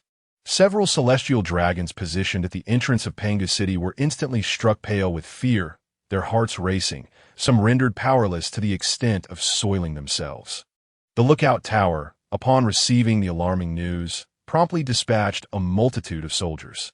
However, when the assembled troops arrived on the scene, they stood in stunned silence. The monstrous entity, akin to an ancient demon, was in an entirely different league from them. The celestial dragons within Pangu City stood agape, gazing at the calamity-inducing creature. The world government, alerted to the situation, swiftly mobilized their elite forces. Residing in the depths of Pangu City, was left in a state of shock upon receiving reports from subordinates. He had never anticipated that after wreaking havoc in Mariehua, the creature would dare to threaten Mariajoya itself. The startled 5 elders abandoned their comfortable chambers of power, each taking decisive action. The bald elder and the golden-haired elder headed to the city walls, while the remaining 3 hurried towards the depths of the city, their expressions grim. The invasion of the Holy Land Mariehua was an unprecedented event in history. The previous incident involving Taigu, which merely involved the release of some slaves, bore no comparison to this affront. This was a severe provocation against the world government. On the tower of Pangu City, the bald elder regarded the approaching giant with a darkened countenance. As Ghidorah wreaked havoc, toppling countless buildings, it caught the sound of someone calling its name and glanced sideways. Recognizing the identity of the bespectacled, bald, elderly man clad in a white kimono, Ghidorah came to an abrupt halt, descending casually into a residential area, fixing its gaze on the bald elder atop the tower. "You are one of the 5 elders?" it inquired. "Indeed," the bald elder affirmed, his expression shifting to one of seriousness. "It appears that the fate of that giant is dire, causing a ruckus in Mariehua. After the chaos in Mariehua, you are courting death." As the bald elder spoke, 3 masked figures suddenly materialized behind him. Without hesitation, they unleashed the Marines' 6 powers, executing a barrage of gale kicks. Yet, Ghidorah remained unperturbed, its voice icy as it retorted, "Do I require the approval of your world government to return home?" With those words, 3 azure gale kicks struck its form, with a series of explosive crackles. A cloud of dust was stirred, and then all effects ceased. "Your home? A wretched dog bereft of a place to call home?" Upon hearing this, the bald-headed 5 elder stars seemed to recall something, a hint of derision curling at the corners of their mouths. "Seeking death." Boom! Following the words, the colossal form of King Ghidorah spun around, its immense twin tails sweeping through the air like a divine dragon, demolishing the city tower. 3 members of the organization were instantly buried beneath the rubble. Meanwhile, the bald-headed 5 Elder Stars appeared atop a nearby tower. Are you enraged from humiliation? Observing the scene, the bald-headed 5 Elder Stars slowly drew their sword. Though victory was not guaranteed, a challenge stirred excitement within. I yearn to experience just how formidable you truly are. Oomph. King Ghidorah snorted disdainfully, unfurling its massive wings and soaring over 100 meters into the air before crashing down upon its adversary. Thus, the peace of Mariewa was irrevocably shattered. Within the confines of Panga City, the celestial dragons witnessed the terrifying creature effortlessly obliterating a city tower, sending them into a panicked frenzy. Some were reduced to tears, sobbing as they fled towards the heart of the city. Once lofty and untouchable, the celestial dragons were gripped by sheer terror. The slaves carrying the celestial dragons looked upon the dreadful beast with a dazed yet excited glimmer in their eyes. A fearsome storm was brewing, destined to sweep across all of Mariewa. Chapter 046, Bald Ass, witness my great might Charlot a saint, a noble celestial dragon, had recently been sent flying by a pirate donning a straw hat, narrowly escaping death. After a lengthy recuperation at home, he finally ventured out today, resolved to visit the Sabati Archipelago's slave auction to procure a few unique slaves for his amusement. Upon stepping outside, he was met with the sight of fellow celestial dragons in a state of panic, rushing about in disarray, utterly devoid of their usual elegance. Charlot a saint, with his beady green eyes and plump visage, was filled with confusion. Why was everyone so terrified? Never mind, off to the auction. Should I purchase female servants or male ones? Perhaps a Zoan fruit user to ride? Ideally, something akin to a dinosaur. Sniffling, he meandered through the bustling streets of Pangu City, lost in thoughts of his impending purchases. Boom! A thunderous noise jolted Charlot's saint from his reverie, nearly causing his mucus to spill into his mouth as he hastily pulled it back. Before he could turn to locate the source of the sound, he witnessed a figure soaring directly overhead, blood splattering, and with a resounding crash, the figure landed in a nearby pastry shop. Droplets of bright red liquid dripped onto the ground before him, staining the cobblestones. Phew, that terrified me. It was merely a person flying by. A person. In an instant, Charlot's saint stood frozen, the head within his breathing apparatus slowly turning like a machine to gaze upon the smoke-emitting shop. Who dares to kill in Panga City? Roar. Just then, a roar reminiscent of an ancient beast echoed, and in the next moment, a cacophony of rumbling ensued. Suddenly, a fierce wind swept through the streets. He turned towards the source of the sound, and in the next moment, his face quivered with terror. Gazing at the colossal creature towering above him, he could only stand frozen in fear. In a daze, St. Charlos had never imagined that a monster would appear in Mariewa. The city defense forces and the world government's military, in his sight, appeared as feeble as ants before that behemoth, perhaps even less than ants. At that moment, he understood why the other celestial dragons had fled in horror. Move! St. Charlos felt his very soul tremble, his body betraying him as he stood there, oblivious to the snot trickling into his mouth. Boom! The sturdy city walls crumbled before the giant, as though they were mere sandcastles constructed by children. Everyone remained calm. Form an offensive formation and alternate fire. While he stood in a daze, battalions of the city guards and the world government's army arrived, organized under the command of the strong, and began firing at the creature. Yet the bullets that struck the monster caused no damage whatsoever. Boom! The massive tail swept through the air, generating a fierce wind that instantly shattered the assembled forces. Clouds of blood erupted, droplets raining down like a torrential downpour. What is happening? St. Charlos's eyes filled with crimson. He could scarcely believe that this was his home, Mariewa. His body trembled incessantly, and in that moment he truly grasped the essence of fear. Could no one stop this beast? Ghidorah, Mariewa is not a playground for you. Just as despair overwhelmed him, a commanding voice resonated, and he learned the terrifying creature's name. It was the 5 elders, gazing at the bald elder hovering above. St. Charlos felt as though he were witnessing a savior, his previously trembling face now quaking with excitement rather than fear. For the celestial dragons, the five elders were their guardians. As long as the five elders appeared, any monster would be reduced to ashes, and the crisis in Mariehua would dissipate. With this thought, his fear subsided, and he discovered that he could once again move his limbs. Five elders vanquished that monster, regaining control of his body. St. Charlos shouted loudly in support of the five elders.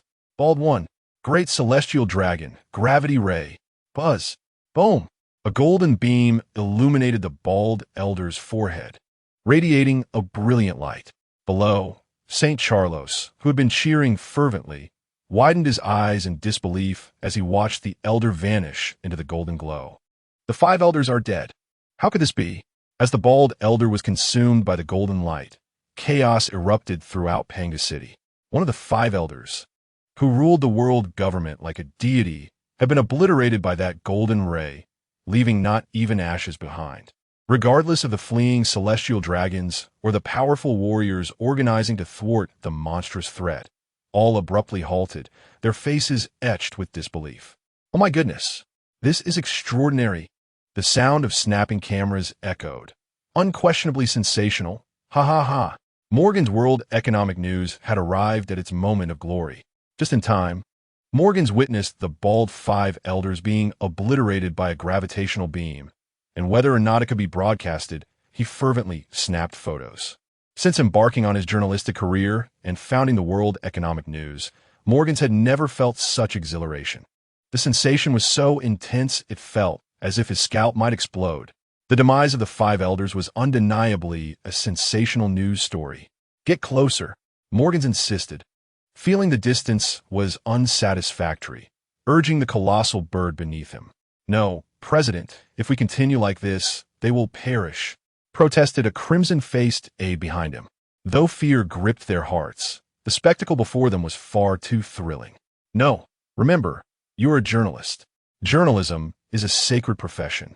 In our quest to unveil the truth to the world, we must charge to the front lines.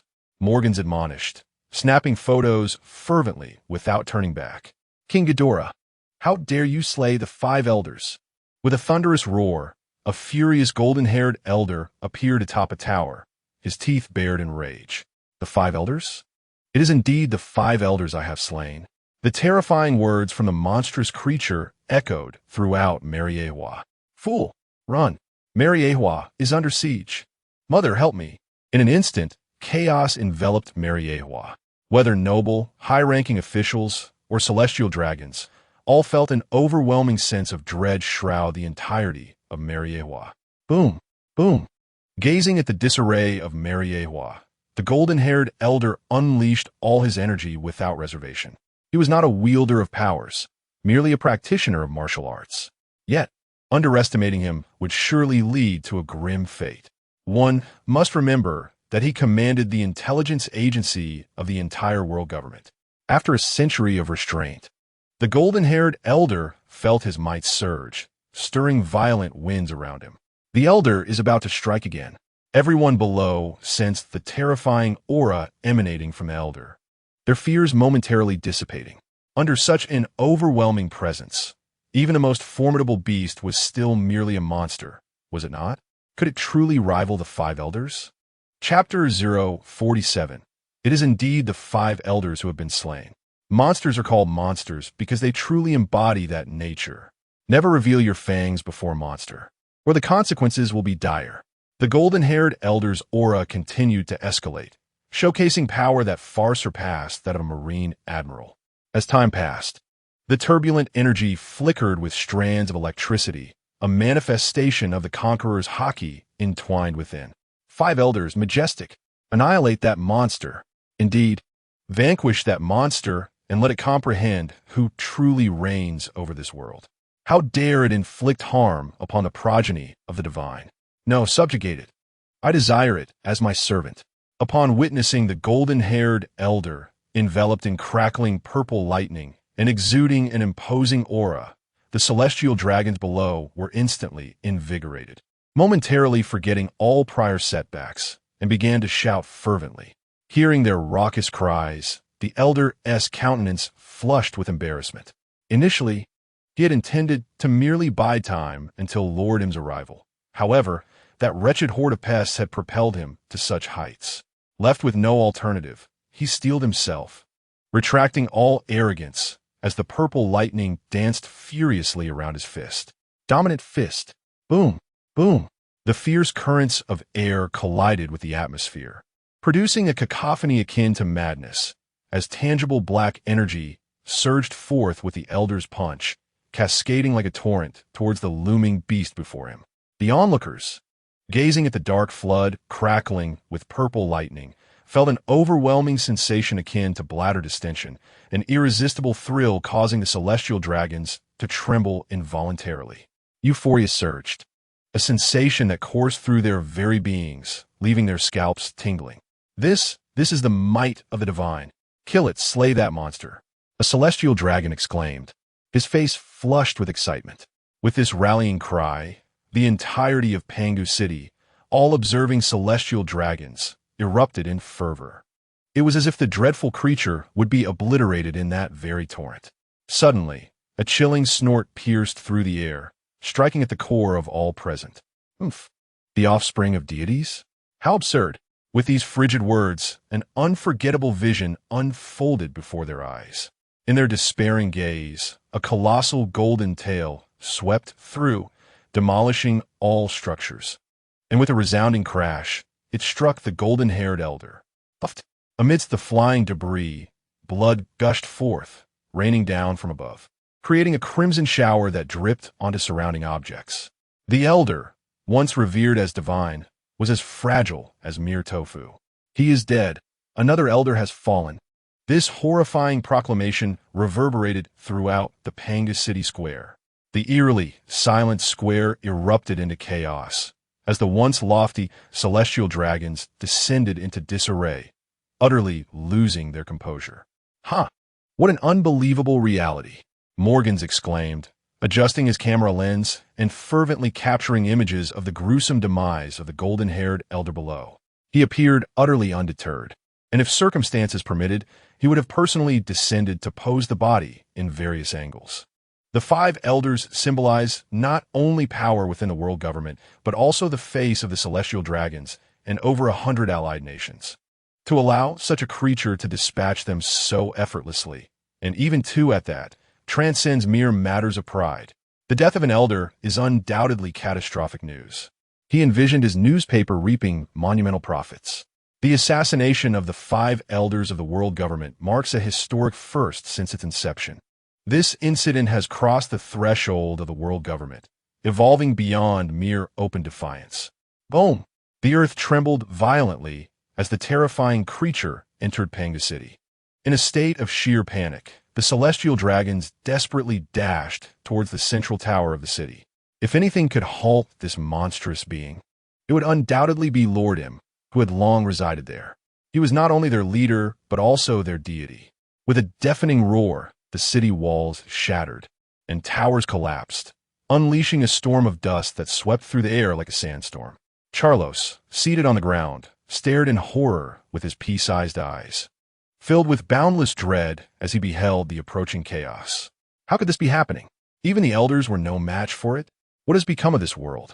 We are the descendants of the Creator. Why are we being trampled upon so ruthlessly? Watching the buildings and his kin being crushed beneath the beast's feet, despair enveloped Charlos. King Ghidorah. At that moment, a furious roar echoed throughout Pangu City. Upon hearing that distinctly neutral cry, everyone instinctively halted their movements and turned their gaze towards the towering structure in the city center. In the Flower Hall, the residence of Im, the leader of the celestial dragons and the seat of the Void Throne, the remaining 3 elders were in disbelief upon learning that 2 of their own had perished. Not all elders are formidable.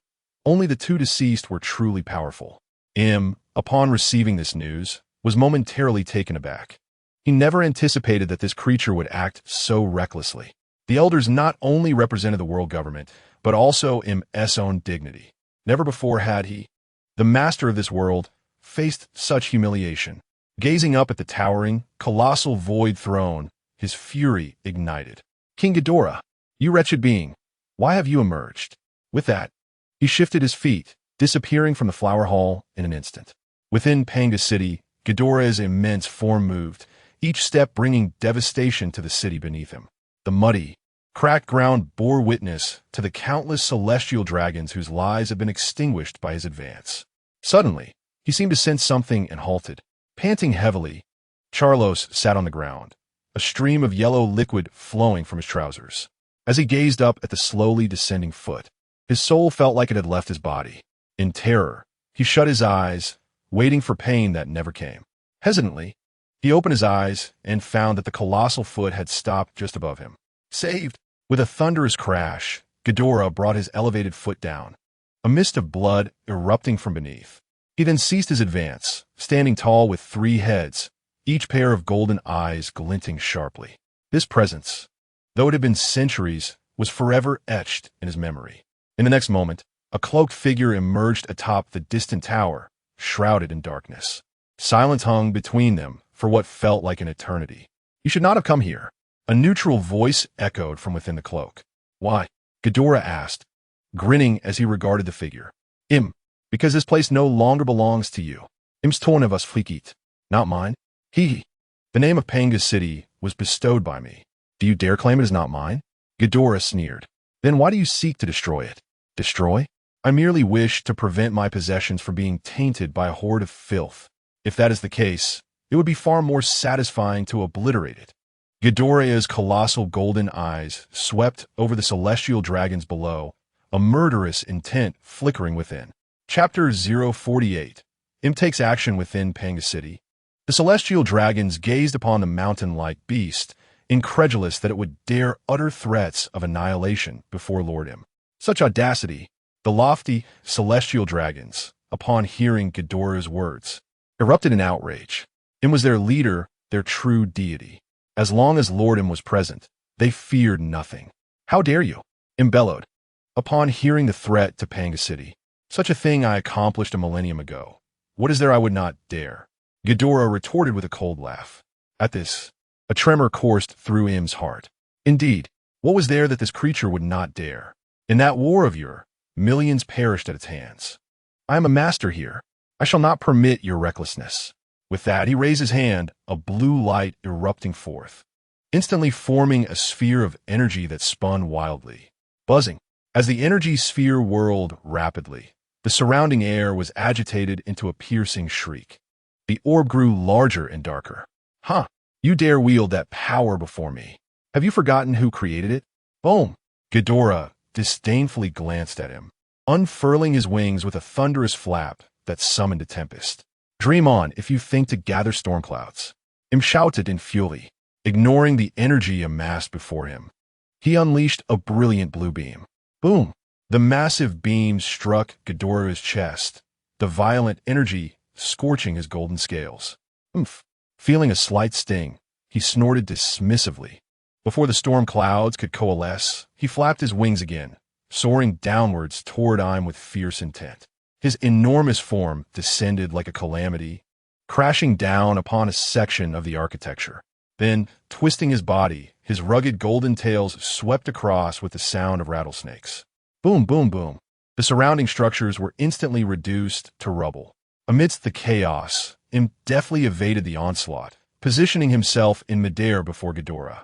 Cease this at once, he commanded sharply. His slender hand enveloped in deep blue energy, aimed at Ghidorah's abdomen. The contrast between them was akin to that of an elephant and an ant. Yet, the blue energy upon that ant's palm was not to be underestimated, especially for Ghidorah, the creator of such power, upon seeing it.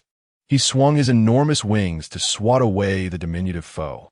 Rumbling, the colossal wings descended, stirring a tempest of dust and debris, once again laying waste to a building. As the dust swirled, engulfing the streets, the breathing masks worn by the celestial dragons finally proved their worth. The ferocious sandstorm swept them away, their eyes filled with terror behind their respirators. Buzz! Boom! The cacophony of explosive sounds erupted as Ghidorah spread its colossal wings over the plaza, tearing a gaping hole through which blue energy surged skyward, piercing the clouds and vanishing into the horizon, creating ripples in its wake. The torn aperture gradually closed as the clouds rolled and churned. Damn those quantum rays! Feeling the pain coursing through his wings, Ghidorah twitched his lips, noticing the storm clouds coalescing in the sky. With a thunderous flap, he unfurled his wings. Charge! The ominous clouds swirled, and electric serpents flickered. Boom! A resounding crash echoed as a mighty bolt of thunder struck him. The dark clouds enveloped the entirety of Mariewa, and amidst the flashing lightning, the golden behemoth appeared as if the god of thunder had descended. With each rumble of thunder, golden arcs of electricity danced wildly across his form. 3 menacing golden eyes gazed ahead at him, and he opened his mouth to unleash a gravitational ray. Like a frenzied stream of golden lightning, the chaotic beam tore through the ground, obliterating everything in its path towards him. Observing the thick, powerful golden ray, Im's complexion shifted dramatically beneath his hood, and without a moment's hesitation, he swiftly evaded. Ghidorah, seeing this, had no intention of retracting his ray and instead twisted his head to sweep it across the area. The structures within Panga City, originally modeled after his impression of French architecture, remained splendid even after a millennium in this world. Yet he never anticipated that his own creation, alongside Joy Boy, would ultimately be destroyed by his own hands. But he felt no regret. Watching Ghidorah wreak havoc without restraint, Im was consumed by fury. This city, seized by their 20-king coalition and inhabited for 8 centuries, would undoubtedly meet the same fate as Marineford if such destruction continued. You have forced my hand, Ghidorah. Unable to contain his wrath any longer, Im bellowed, preparing to unleash his own abilities. Just then, accompanied by a resounding roar, the ground began to tremble. Has the time finally come? Sensing the vibrations, he halted and gazed in anticipation. As the tremors intensified, for colossal giants emerged in Mariewa, marching steadily towards them. Ghidorah! Boom! Boom boom! Spotting Ghidorah, the foremost giant, reminiscent of an ancient Roman warrior, let out a furious cry and charged forth, ignoring all structures in its path. Hatred radiated from its eyes, as if it were confronting a sworn enemy.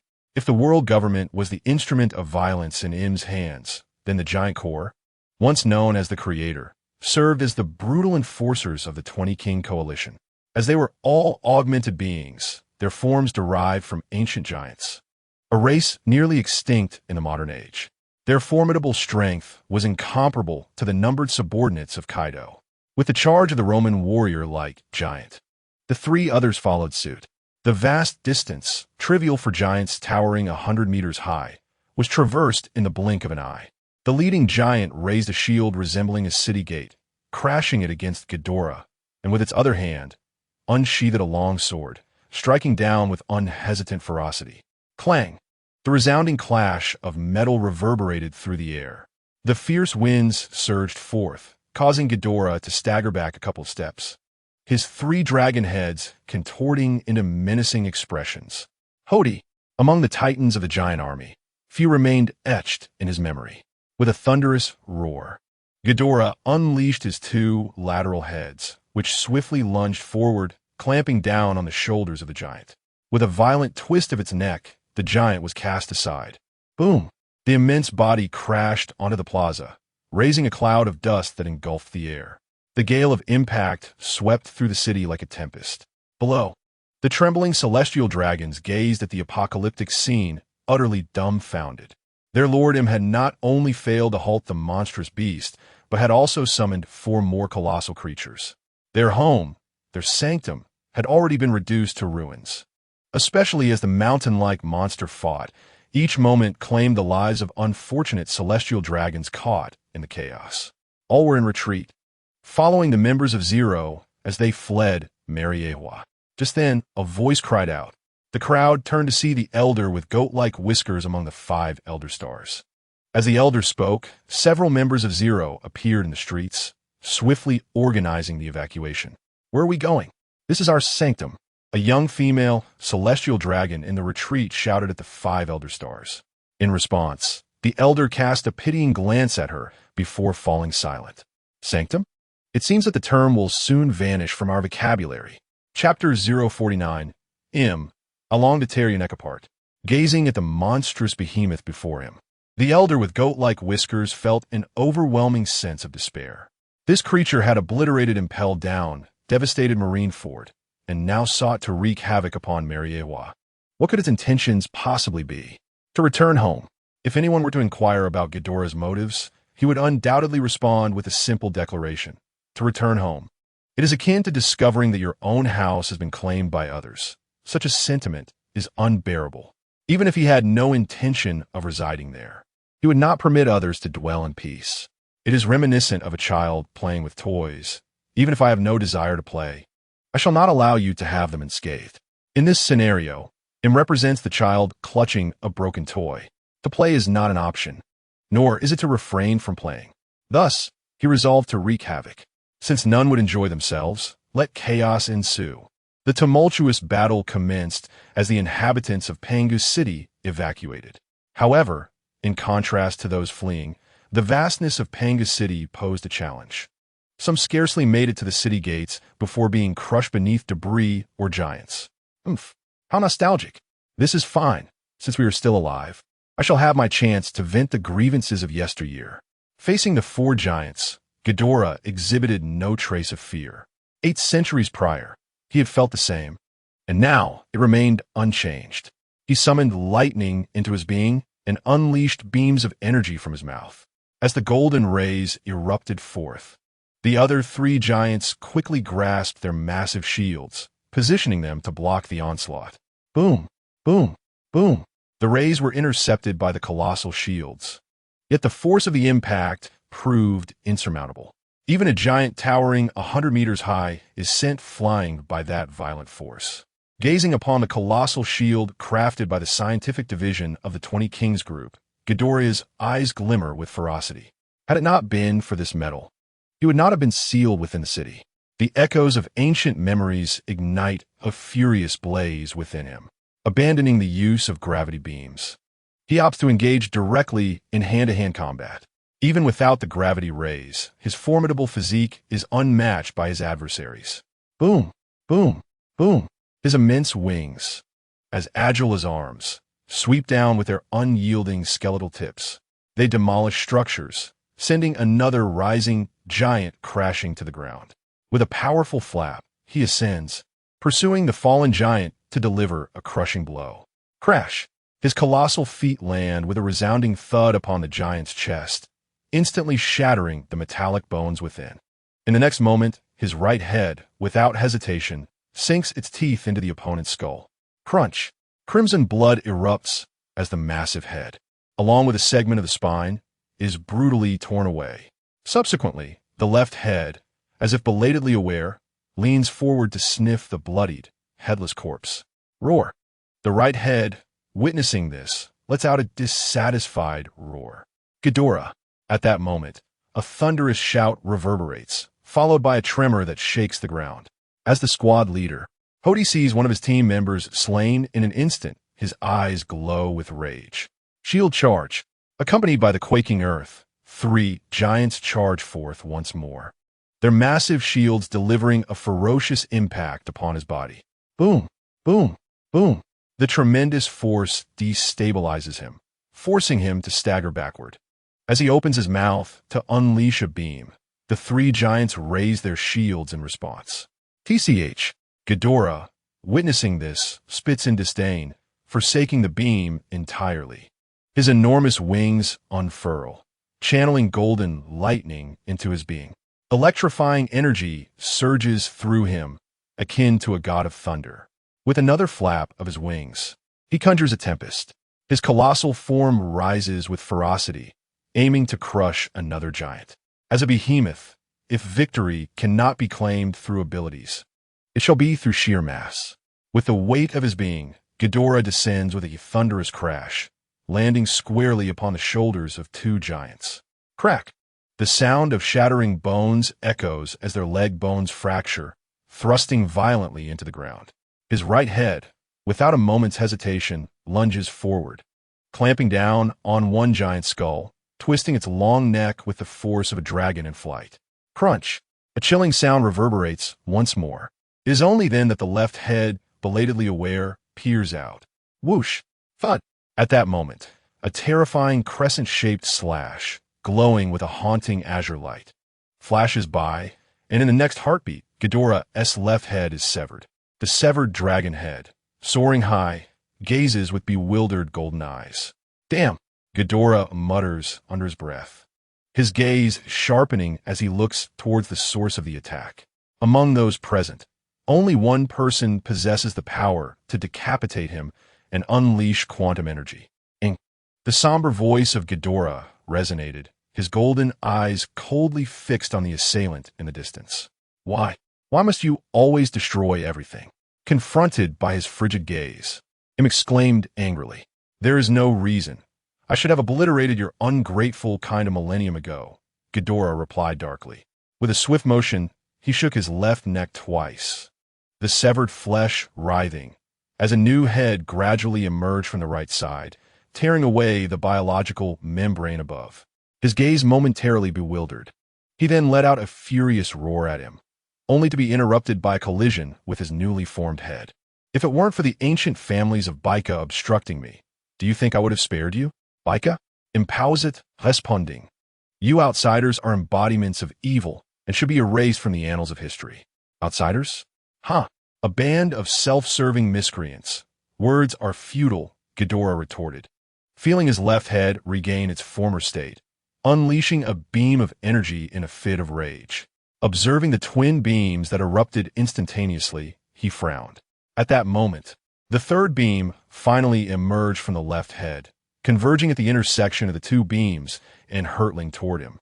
Im, having resolved to abandon Panga City, was not foolish enough to engage in an energy contest, especially considering the difficulty of accumulating power within. He swiftly evaded the violent rays. Frustrated by the miss, Ghidorah pivoted, directing a course beam toward Hody. Seeing this, Hody hastily raised a shield to defend himself. However, the ferocious energy resulted in a colossal explosion, sending the 100-meter giant flying. With a thunderous crash, Hody crashed into the ruins, struggling to rise.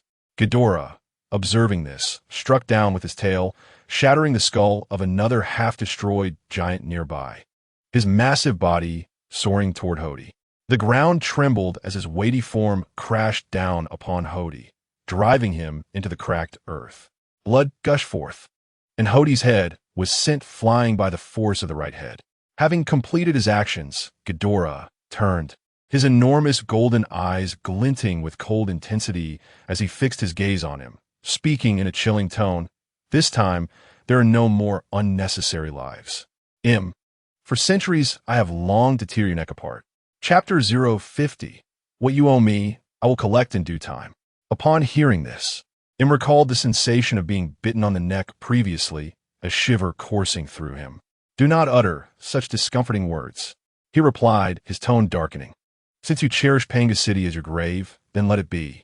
When the king of the underworld awakens, the 20 Kings Alliance will once again come for you. Enjoy your final moments in this place.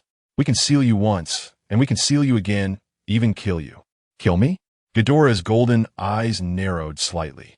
He refrained from engaging in verbal sparring and raised his wings to strike.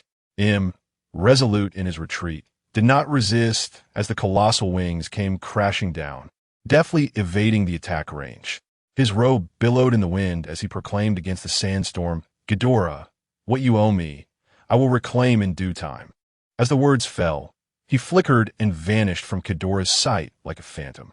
The tempest subsided, leaving behind the desolate ruins of Mariehua, where the remaining celestial dragons had fled, leaving only commoners and wealthy merchants. It resembled a city ravaged by a cataclysmic earthquake, with wails of despair echoing through the desolate streets. Paying no heed to the anguished cries, Ghidorah crashed through a series of buildings until he reached the central tower. A thunderous crash resounded as the tower collapsed, revealing a massive head amidst the rubble, from which emerged a gigantic straw hat. Indeed, it was the very one from before. Casting a glance back at the dilapidated, empty Panga City, he chose to lie down amidst the ruins beside the tower and rest. Ever since he had emerged from Impel Down, it had been a relentless ordeal, and he was exhausted. With the horrific war at an end, the devoted journalist Morgans promptly commenced his work. He captured aerial photographs of the devastated Mariewa from various angles, focusing intently on the monstrous being sprawled in the debris. Initially contemplating an interview, he ultimately abandoned the reckless notion upon seeing Kidora with closed eyes. The invaluable first-hand information in his possession would undoubtedly elevate the reputation of his newspaper once more. After completing his shoot, he quietly departed with his subordinates, leaving behind the afflicted populace who, having endured what felt like an apocalyptic disaster, gazed at the ravaged Mariewa with heavy hearts. With the world government's retreat, the people were left to organize their own rescue efforts, bustling about the streets and alleys. Everyone instinctively avoided the direction of Panga City, with no one daring to provoke that creature. Time passed slowly amidst the flurry of activity, and preliminary post-disaster statistics revealed that the calamity had claimed tens of thousands of lives in Mariewa, with over 50,000 injured. In addition to this, there was an even more harrowing report. Nearly 100 celestial dragons had perished.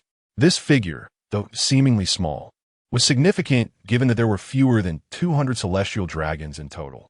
With half of them dead in one disaster, another such event could spell extinction. The deaths of the celestial dragons bore no impact on the common folk, who were left with nothing but astonishment and shock. As a day passed, Morgans returned to his newspaper office, where a sensational news story sent shockwaves across the globe. The stronghold of the world government, the sacred land of the celestial dragons, Mariewa, had been annihilated. Furthermore, the celestial dragons and the world government had been ousted from their holy ground. Even more explosive was the revelation that nearly half of the so-called descendants of the gods, the celestial dragons, had perished, edging perilously close to extinction.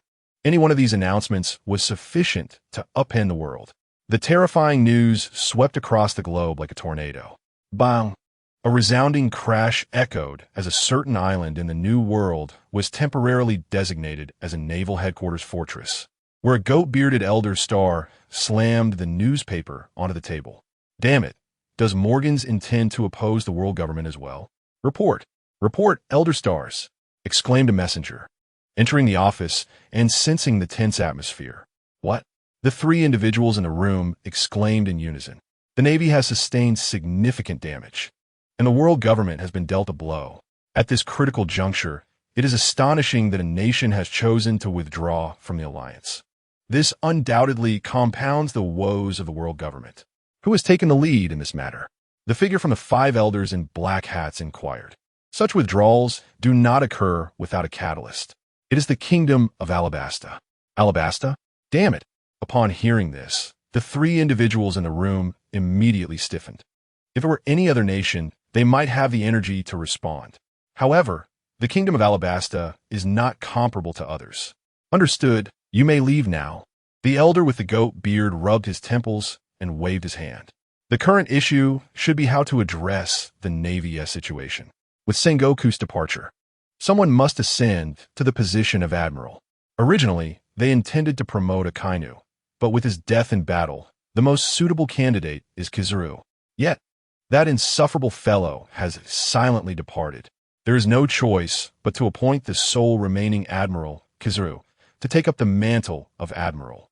Somewhere on an island, Kizuru, donned in Hawaiian attire, basked in the sunlight, claiming to be recuperating.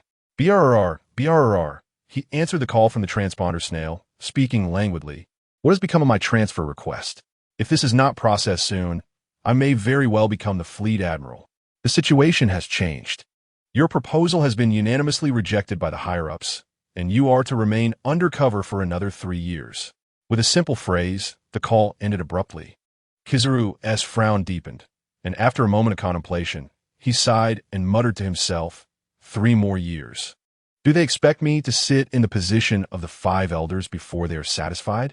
A terrifying storm swept across the New World. In a certain maritime area aboard the Moby Dick, Whitebeard gazed at the newspaper, unable to restrain himself from crumpling it in his grip. After a while, he suddenly burst into laughter. Kuaha! What truly terrifying news! It seems an era of chaos is upon us. On Onigashima, adjacent to Wano country, in a dimly lit room, a giant, clutching a massive gourd, guzzled its contents before smashing it to the ground. With a drunken sneer, he declared, "A fearsome monster? I wonder if it can kill me." On Cake Island, the rotund Big Mom, upon seeing the news, appeared to have her heavy makeup crumble away. Mama, my international kingdom is in dire need of a monster." As time flowed on, several days later, in the disaster-stricken Mary Geos, the common folk did not evacuate the city. They had nowhere else to go. The colossal beast seemed to have made this place its home, remaining coiled within Panga City. Occasionally, passing survivors would involuntarily glance inside the crumbling city walls. They wished to glimpse the beast and covet the treasures of the celestial dragons. Yet, the terrifying creature resting there resembled a dragon guarding its hoard. However, they were not valiant warriors poised to slay the dragon. Nonetheless, some still dared to take risks. Has that monster perished? It hasn't stirred for several days. A group of homeless refugees peered through the shattered walls at Panga City. How could that be? Can't you see that the monster's abdomen is still moving? It must be sleeping. Someone retorted. Shall we sneak in while he slumbers? After all, that place is the abode of the celestial dragons. Before the man could finish his sentence, a voice immediately retorted, "Are you out of your mind? That monster could extinguish your life with a mere sneeze."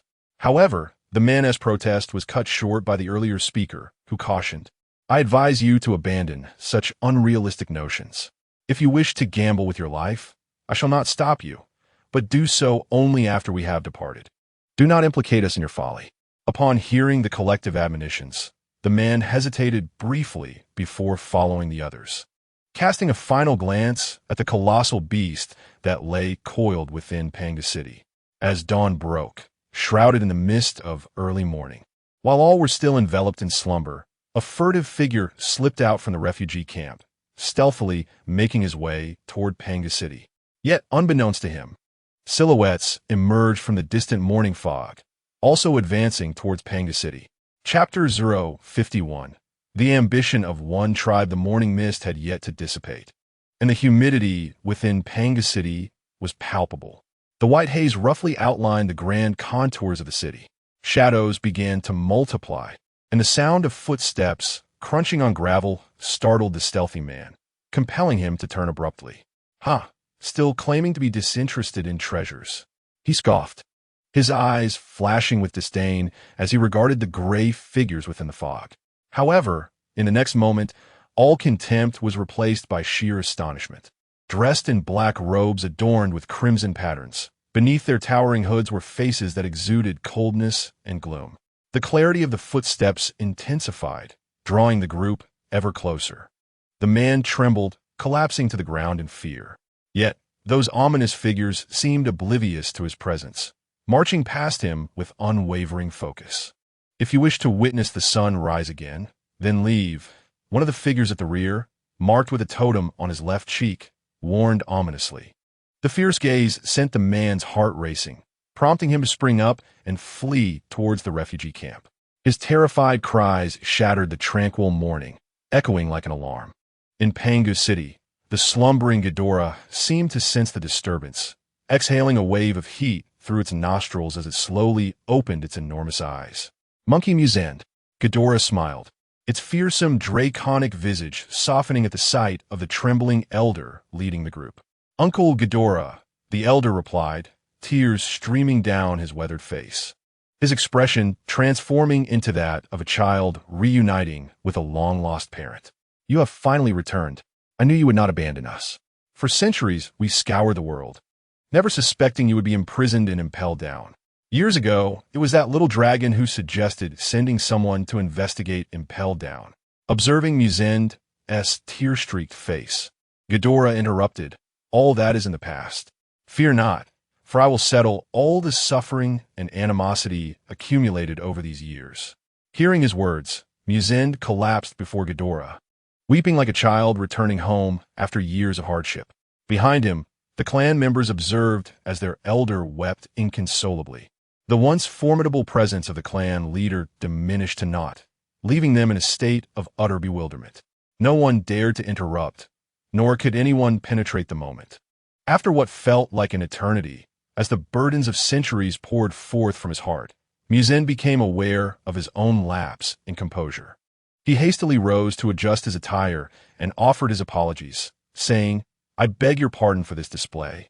No, it is indeed beneficial to release the grievances of these years," Kaidora replied, a faint smile gracing his lips as he rose with a resonant rumble.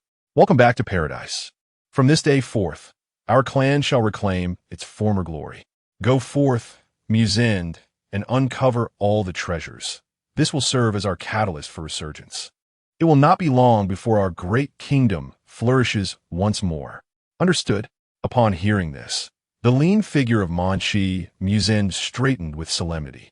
Then, recalling something, he gestured towards the middle-aged man standing behind him, introducing him to Kaidora. "Uncle, this is the hope of the Manchi family. Dorag, this is the greatest guardian of our clan I mentioned to you." Upon hearing this, Dorag removed his hood, revealing a face adorned with a visage reminiscent of an Indian totem, and bowed respectfully. "I am Manchi Dorag, honored to meet our ancestors." Seeing the totem upon Dorag's face, a wave of nostalgia washed over Kaidora, and after a moment of reflection, he spoke. "The mythical bee species, it must be that fruit."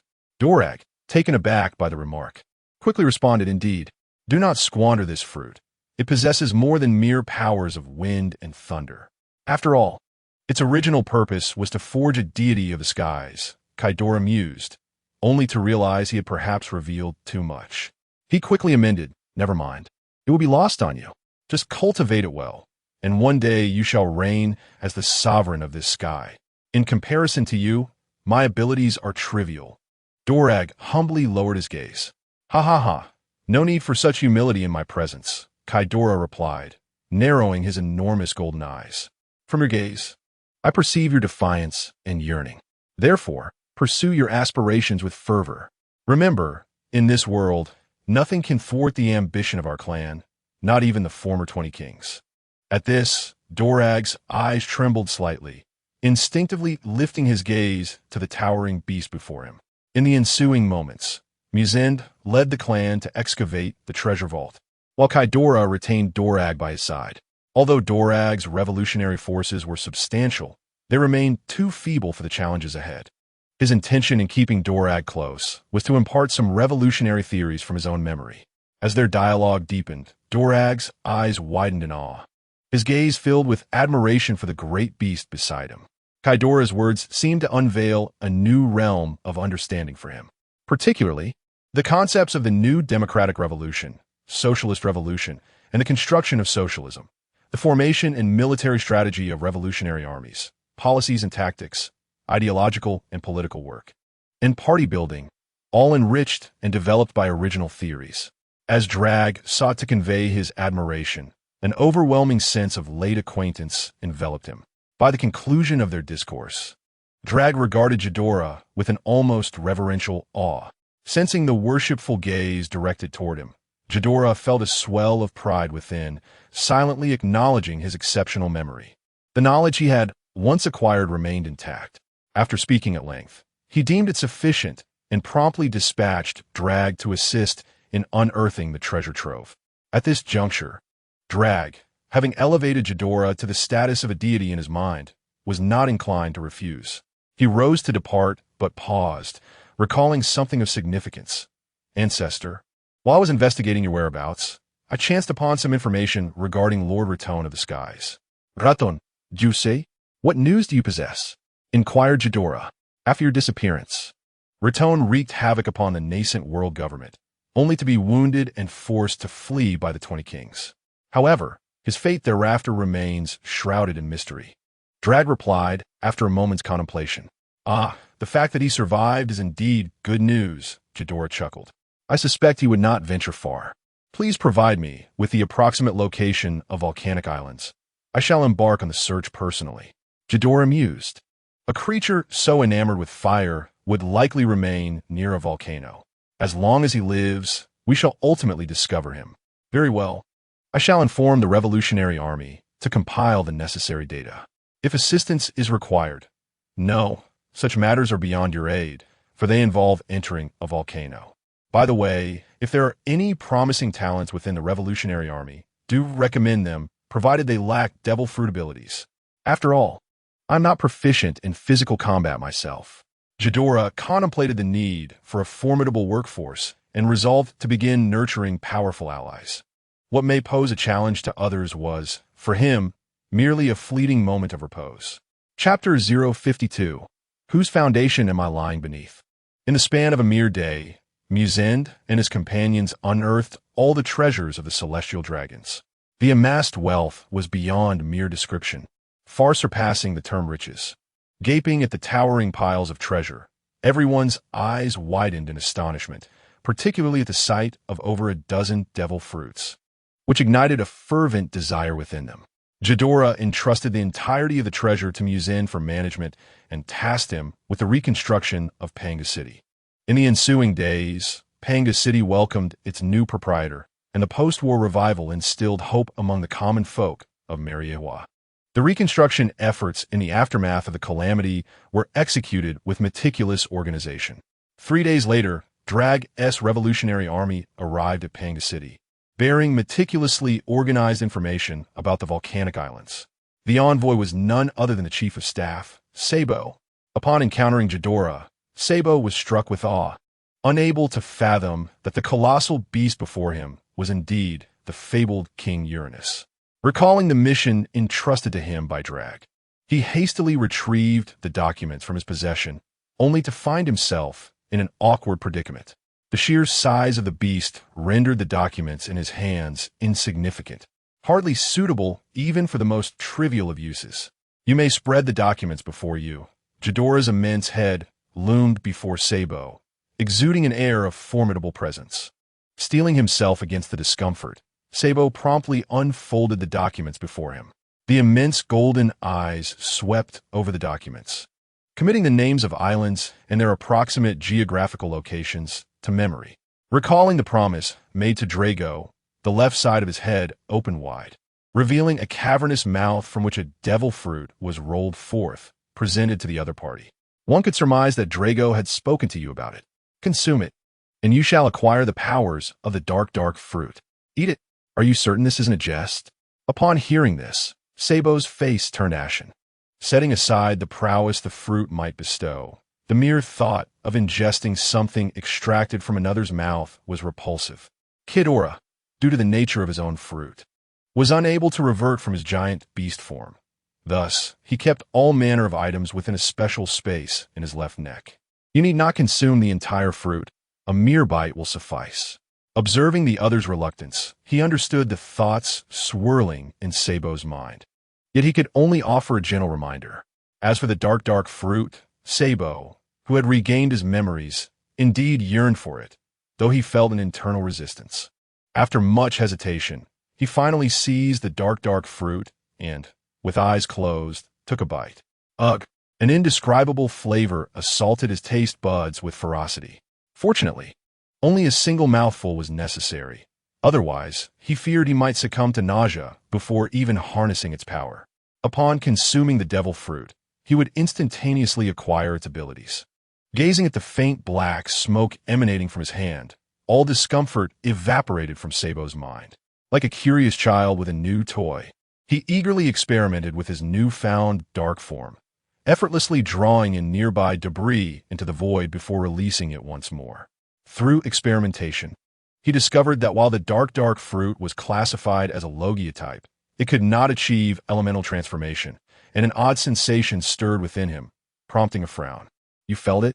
Ghidorah observed Sabo's expression and spoke slowly. Though the dark fruit belongs to the Logia class, it does not possess the ability to elementalize. However, it boasts unique characteristics unmatched by other fruits. Namely, the wielder of the dark fruit can possess a second devil fruit. I have numerous devil fruits, yet none are suitable for you. Do not be foolish like Blackbeard, seeking to deprive others of powerful fruits, for that path is not meant for you. The only fruit compatible with the dark fruit is the swallow fruit. Therefore, in the time to come, you must keep a vigilant eye on the whereabouts of this fruit. Reflecting on his past creation, The combination of the dark fruit and the swallow fruit ignited a spark of excitement within Ghidorah. The Revolutionary Army lacked, not in strength, but in logistical support capable of producing everything. As for what might be birthed from the fusion of the two fruits, it remained a mystery to all. After all, identical fruits can yield different effects in different hands, a fact that required no further questioning. As evidenced by Luffy and Joy Boy, time passed swiftly, and Sabo spent 2 days familiarizing himself with the powers of the devil fruit in Mariewa before hastily departing upon receiving news of the swallow fruit user. The reconstruction of Pangu City was still underway, and Ghidorah had designated the square area as his lair. As the reconstruction of Pangu City unfolds, the distant Navy Fortress 1 in the New World is simultaneously undergoing expansion. The former marshal departed hastily, and Admiral Karp resigned, retreating to Windmill Village. Meanwhile, Admiral Tsuru, burdened by the Navy's recent setbacks, fell ill in her office. Among the newly appointed admirals, casualties and departures have left only Kizaru capable of shouldering the burden.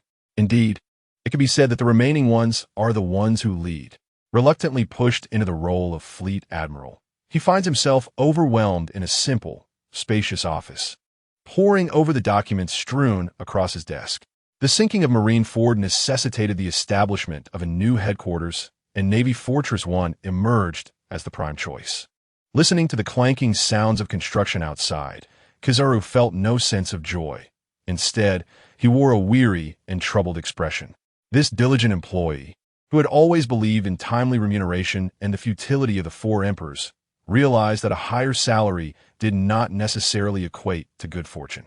Previously, he had thought that drawing a paycheck and passing the days was satisfactory. Yet, now, with a significant salary increase came an equally substantial rise in workload. More importantly, he pondered his true allegiance. Would a further ascent lead him to the elders? At that point, would he find himself ensnared? Holding the documents, his mind wandered aimlessly.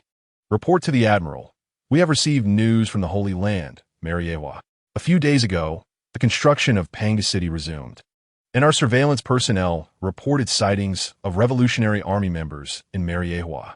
Upon hearing the mention of the Revolutionary Army, Kizaru involuntarily shuddered. The Revolutionary Army? Well, let us send the surveillance navy back. After all, that place is perilous. Compared to that terrifying beast, the Revolutionary Army seemed insignificant. The thought of that monster and its connection to a certain individual left him speechless. Previously, seated in the Admiral's position, he had felt little concern. However, now that he occupied the role of Fleet Admiral and had come to understand matters previously unknown, his mind felt as if it were exploding. There is one more matter to report. Recently, at the entrance to the Grand Line, several groups of mysterious individuals have appeared, and some are attempting to traverse the Calm Belt directly to the New World. Who are these people? Kizaru asked, taken aback. The details are unclear. They are unfamiliar faces, and their identities remain unknown, replied the messenger. Understood. It truly is a tumultuous season. Kizaru sank deeper into his office chair, raising his gaze to the ceiling with vacant eyes, feeling as if he had embarked on an irreversible path. Chapter 053, Journey to Wano Country. Time passed swiftly, and it was peculiar that, despite the uproar caused by Kid, the world government, having suffered such a significant loss, not only refrained from issuing a bounty, but also made no noticeable response. This behavior is indeed thought-provoking. However, even if the world government were to react, it is likely that Kid would not care. To him, a bounty held no significance. After a few days of rest, he began his search according to the island locations provided by Sabo. In the New World, closest to the Red Earth, several volcanic islands remained oblivious to the vast presence soaring above them. This colossal being occasionally encountered wandering pirates, inciting waves of panic. As it glided through the clouds, a four-sided mountain island below captured its attention. After a moment of contemplation, it seemed to unearth the island's name from the depths of memory, Dressrosa. Once ruled by the Don Quixote family 8 centuries ago, it appeared to have returned to its rightful owner, now under the control of Don Quixote Doflamingo.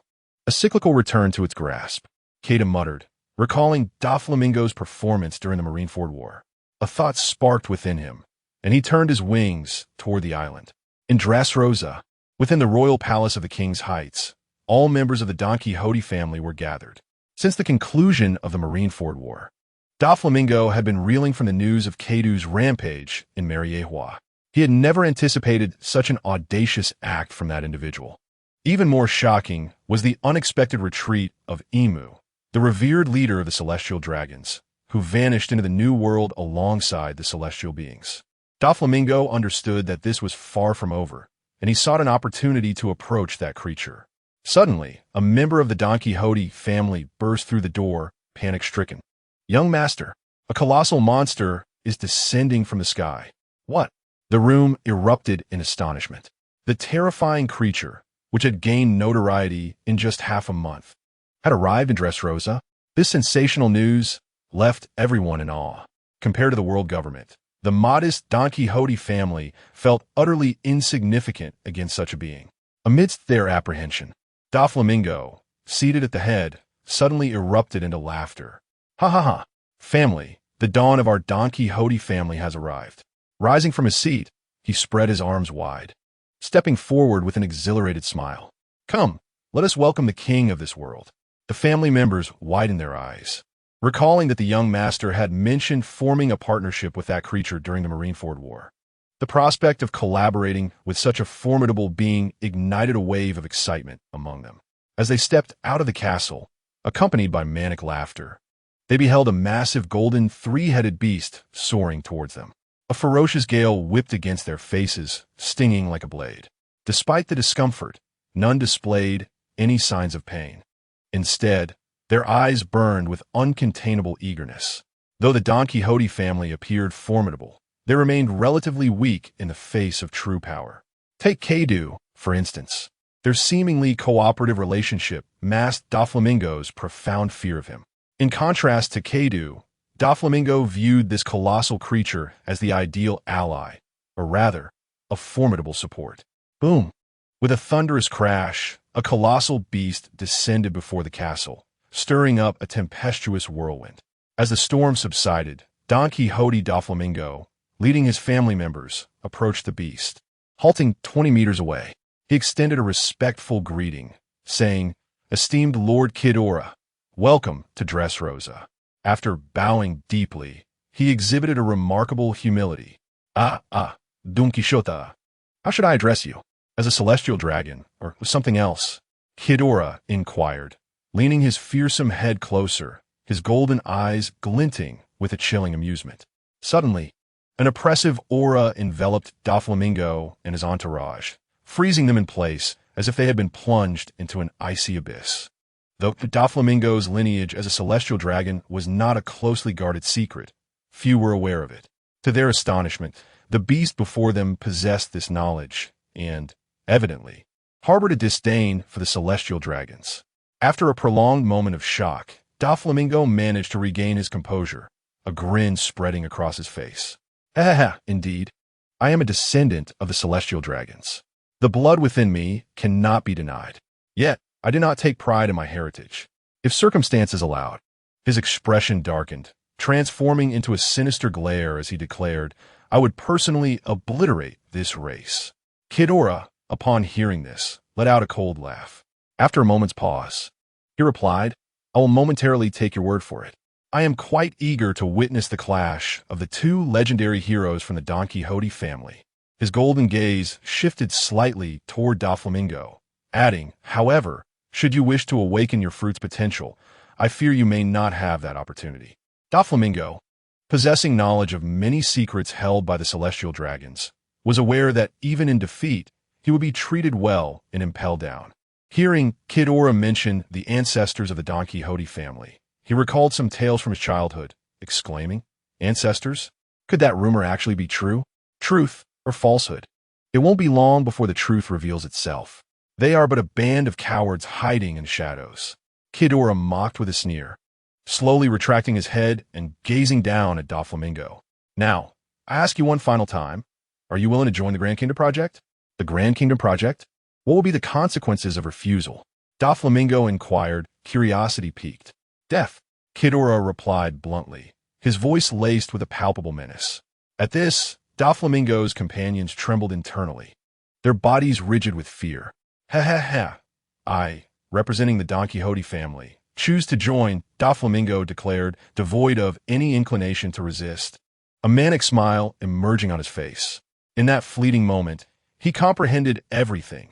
Joining this so-called Grand Kingdom project, regardless of the cost, promised immense rewards for him.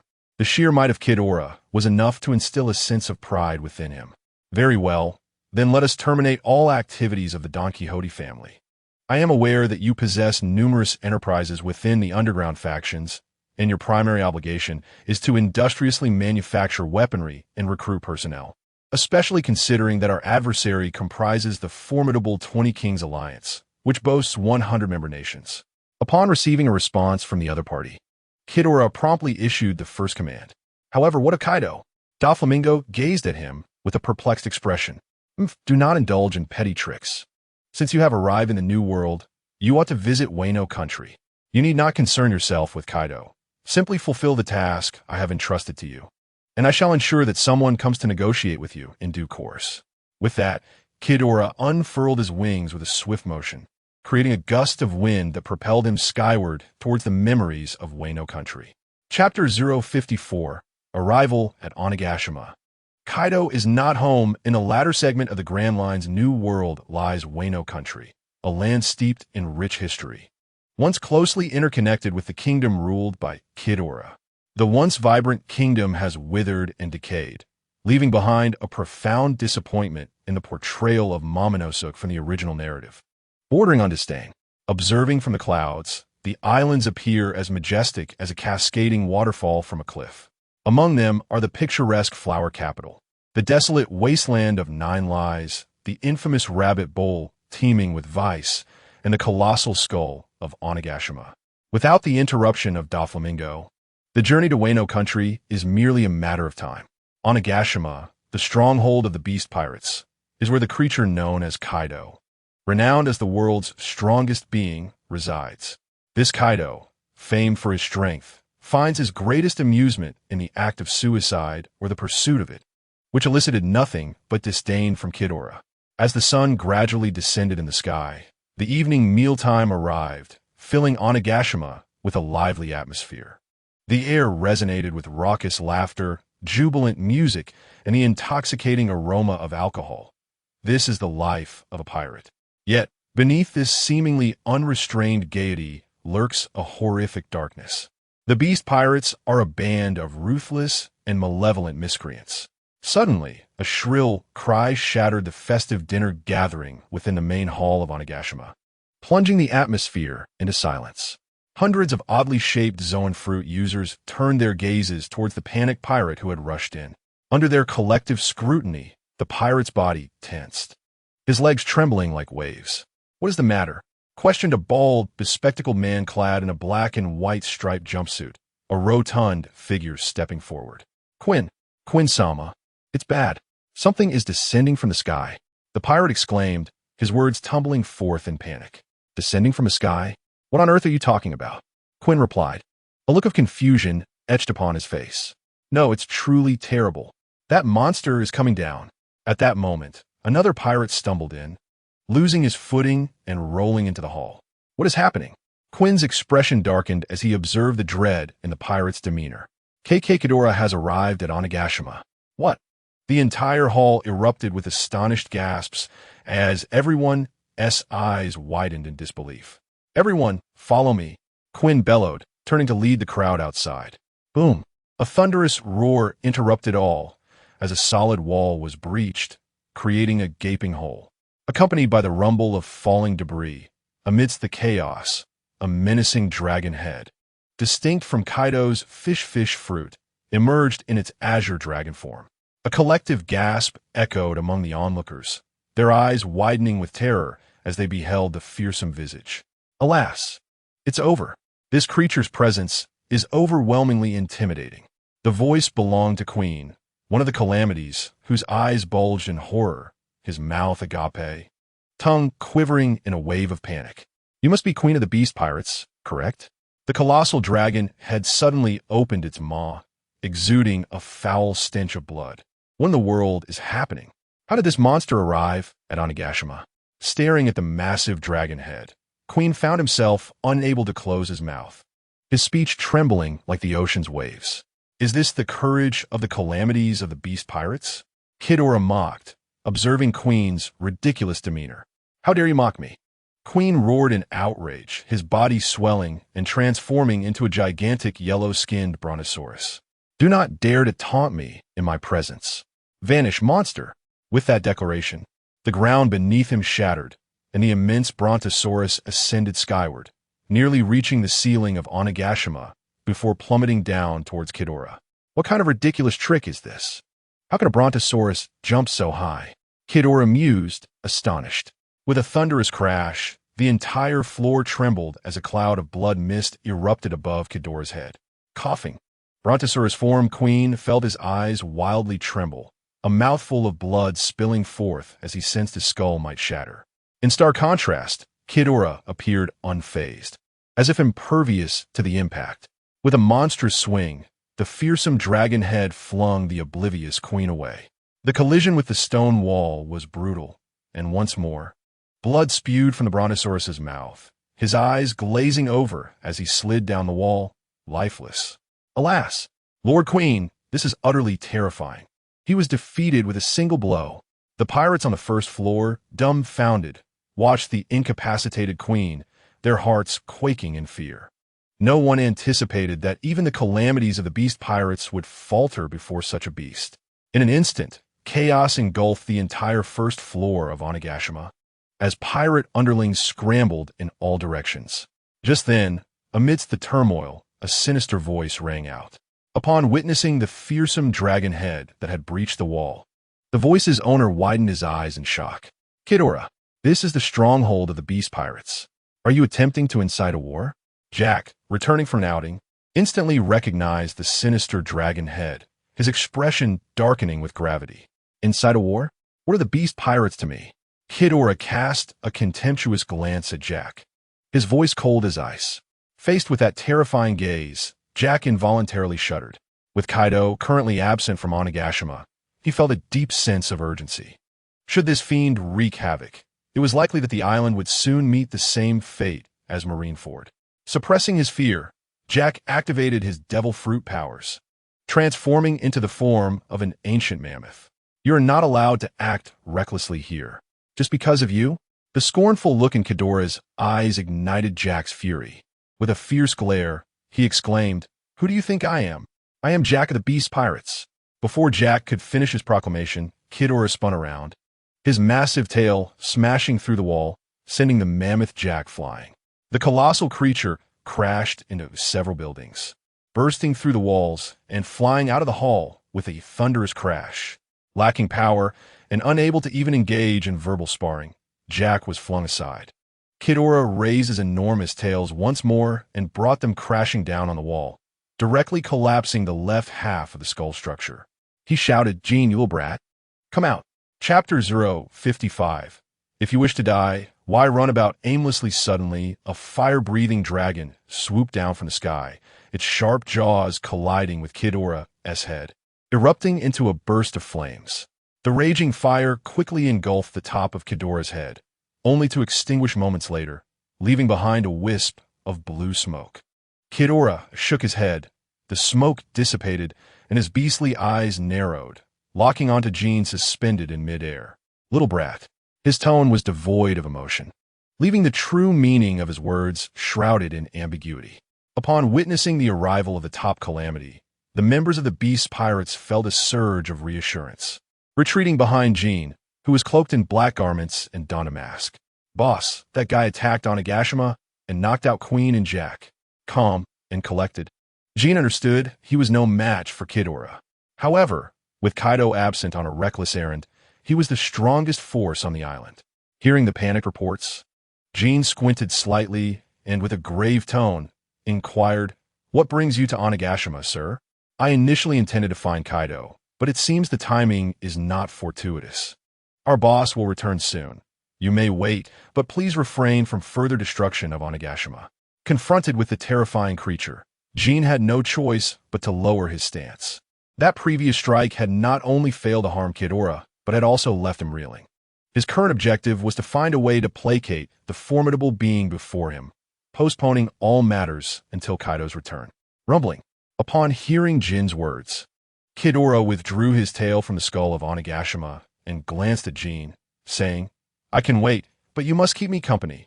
Jin frowned at this and surveyed the state of the skull before nodding in agreement. Very well. As he flew past Ghidorah towards the edge of Onigashima, the sight of Jin's back igniting with flames stirred a sense of nostalgia within Ghidorah, who then unfurled his wings and followed suit. At the edge of Onigashima, 3 golden colossal beasts lay in a feigned slumber, their heads lost in thought. Dressed in black, Jin stood silently beside them like a bodyguard, his eyes occasionally casting sidelong glances at the gigantic creatures. The mask concealed his astonished expression but could not suppress the rapid beating of his heart. Nothing escaped Ghidorah's perception as he slowly opened his golden eyes, his pupils slightly shifting to gaze at the figure with black wings. "Jin, you are the last survivor of the Lunaria tribe, are you not?" Although he already had the answer in his heart, he could not help but inquire. Upon hearing the name of the Lunaria tribe, Jin's body trembled violently, and he immediately turned to look at the colossal beast beside him, his eyes betraying unmistakable surprise. "How do you know?" "There is nothing in this world that I do not know. The Lunaria tribe possesses remarkable adaptability, capable of surviving in any environment." At this point, Ghidorah paused. Jin furrowed his brow, noticing the other's hesitation to speak, and asked, "And what else?" Observing the situation, Ghidorah softened his tone and continued, "They are a race that has been referred to as divine since ancient times. Given the current predicament, it must be related to that old group from Baika." Baika? Upon hearing this term, Jin involuntarily shuddered, and a greater question arose in his mind. How could he possibly know of the obscure island of Baika? As if to clarify, Ghidorah slowly elaborated, "Baika was once my homeland as well. If you truly are the Lunaria tribe, you must have heard of Lunaria class." "What?" Upon hearing the name Lunaria class, Jin could no longer maintain his composure, his eyes widening in disbelief as he looked towards the immense beast beside him. In his childhood, when his family was still alive, his mother had mentioned the name Lunaria class more than once. Compared to the Lunaria tribe, Class was the hero and ancestor of the entire clan. It was said that their family's contributions to life on this earth all stemmed from Class. The specifics remained unclear to anyone. In any case, the name Class represented an untouchable sacred belief in the hearts of every Lunaria tribesman. Even now, as the last remaining member of his tribe, he had always believed his mother's words. One day, their hero would return to the earth. "No, you are not. How could you possibly know of Lunaria Class? Please do not jest with others' beliefs," he continued, as his hand slowly moved to the hilt of his sword, flames igniting along his back. "I will do everything in my power to make you pay for your insult."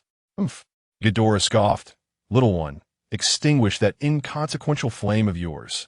Ghidorah is merely my true name. What about Uranus?" Jin questioned, puzzled. Uranus represents the king of the heavens, a title bestowed by some self-important individuals. Ghidorah dismissed. Then what does that entail? Jin did not draw his long blade, but posed an even more perplexing question. "Just a group?"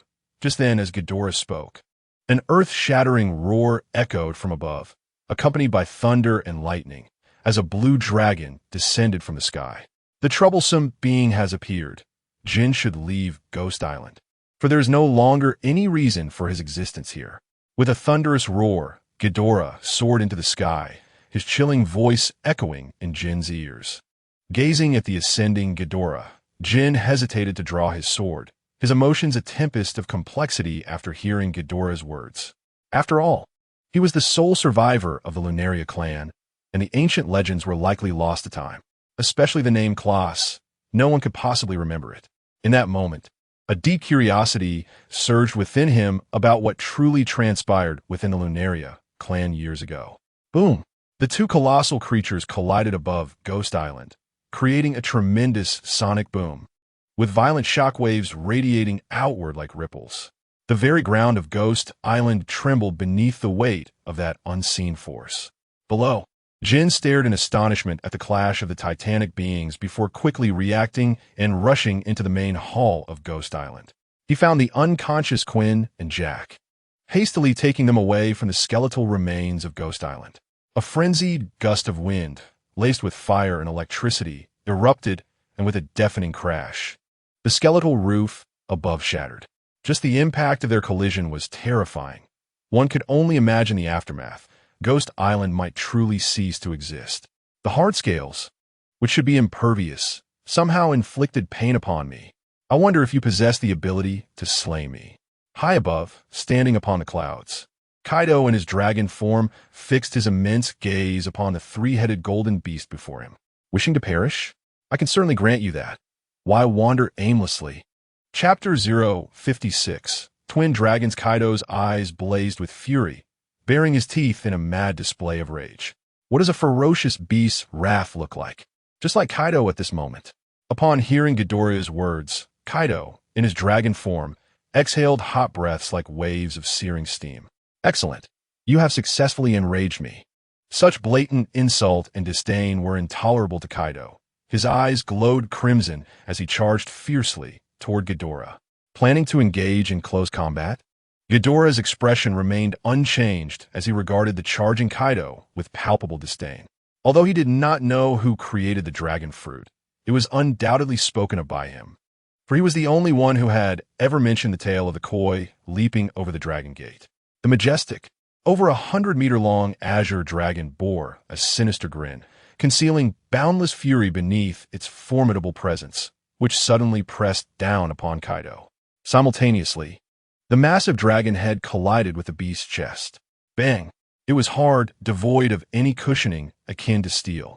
This was Kaido's first sensation, quickly followed by a piercing pain radiating from his crown throughout his being. Kaido, Ghidorah, having been struck in the chest, roared in anger, his colossal wings sweeping forward like a sharp blade, enveloped in a fierce gale directed at Kaido.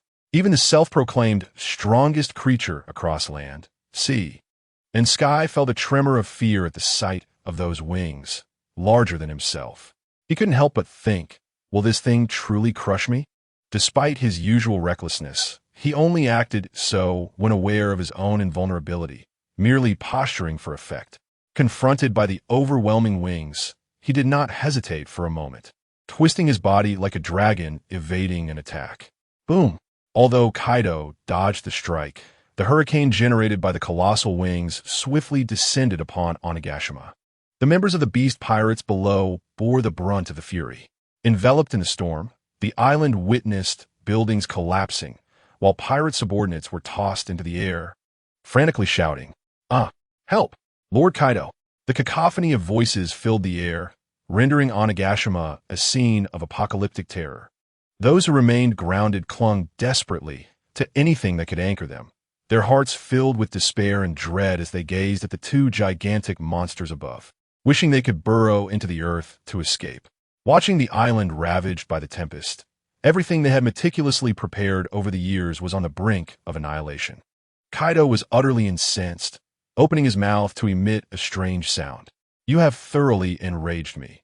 You shall witness the terror of provoking an emperor.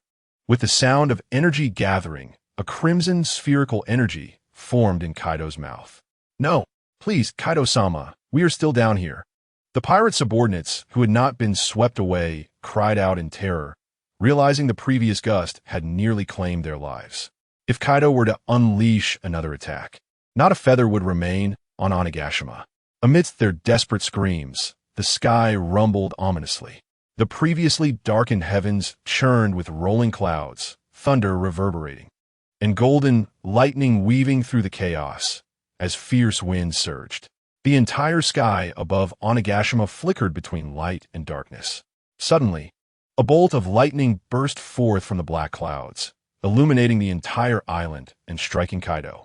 As this lightning descended, a torrential downpour of golden lightning cascaded down, linking the three-headed golden beast with the sky above. The grand spectacle left the pirates below in awe. In an instant, the beast connected with the lightning, its scales glowing like lanterns.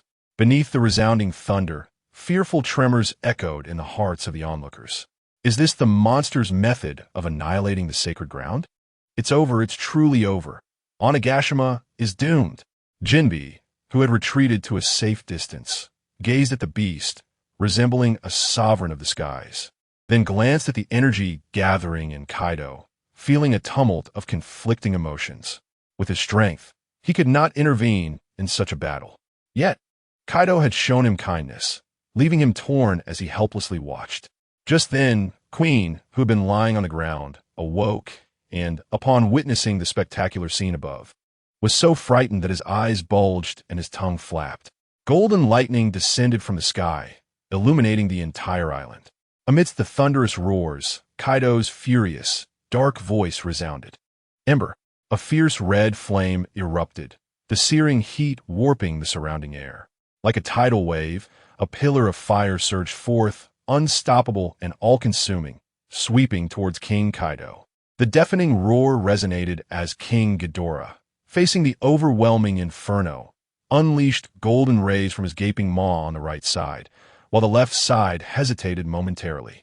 Ultimately, the three beams converged with a thunderous sound that seemed to tear the very heavens apart, racing towards the scorching breath.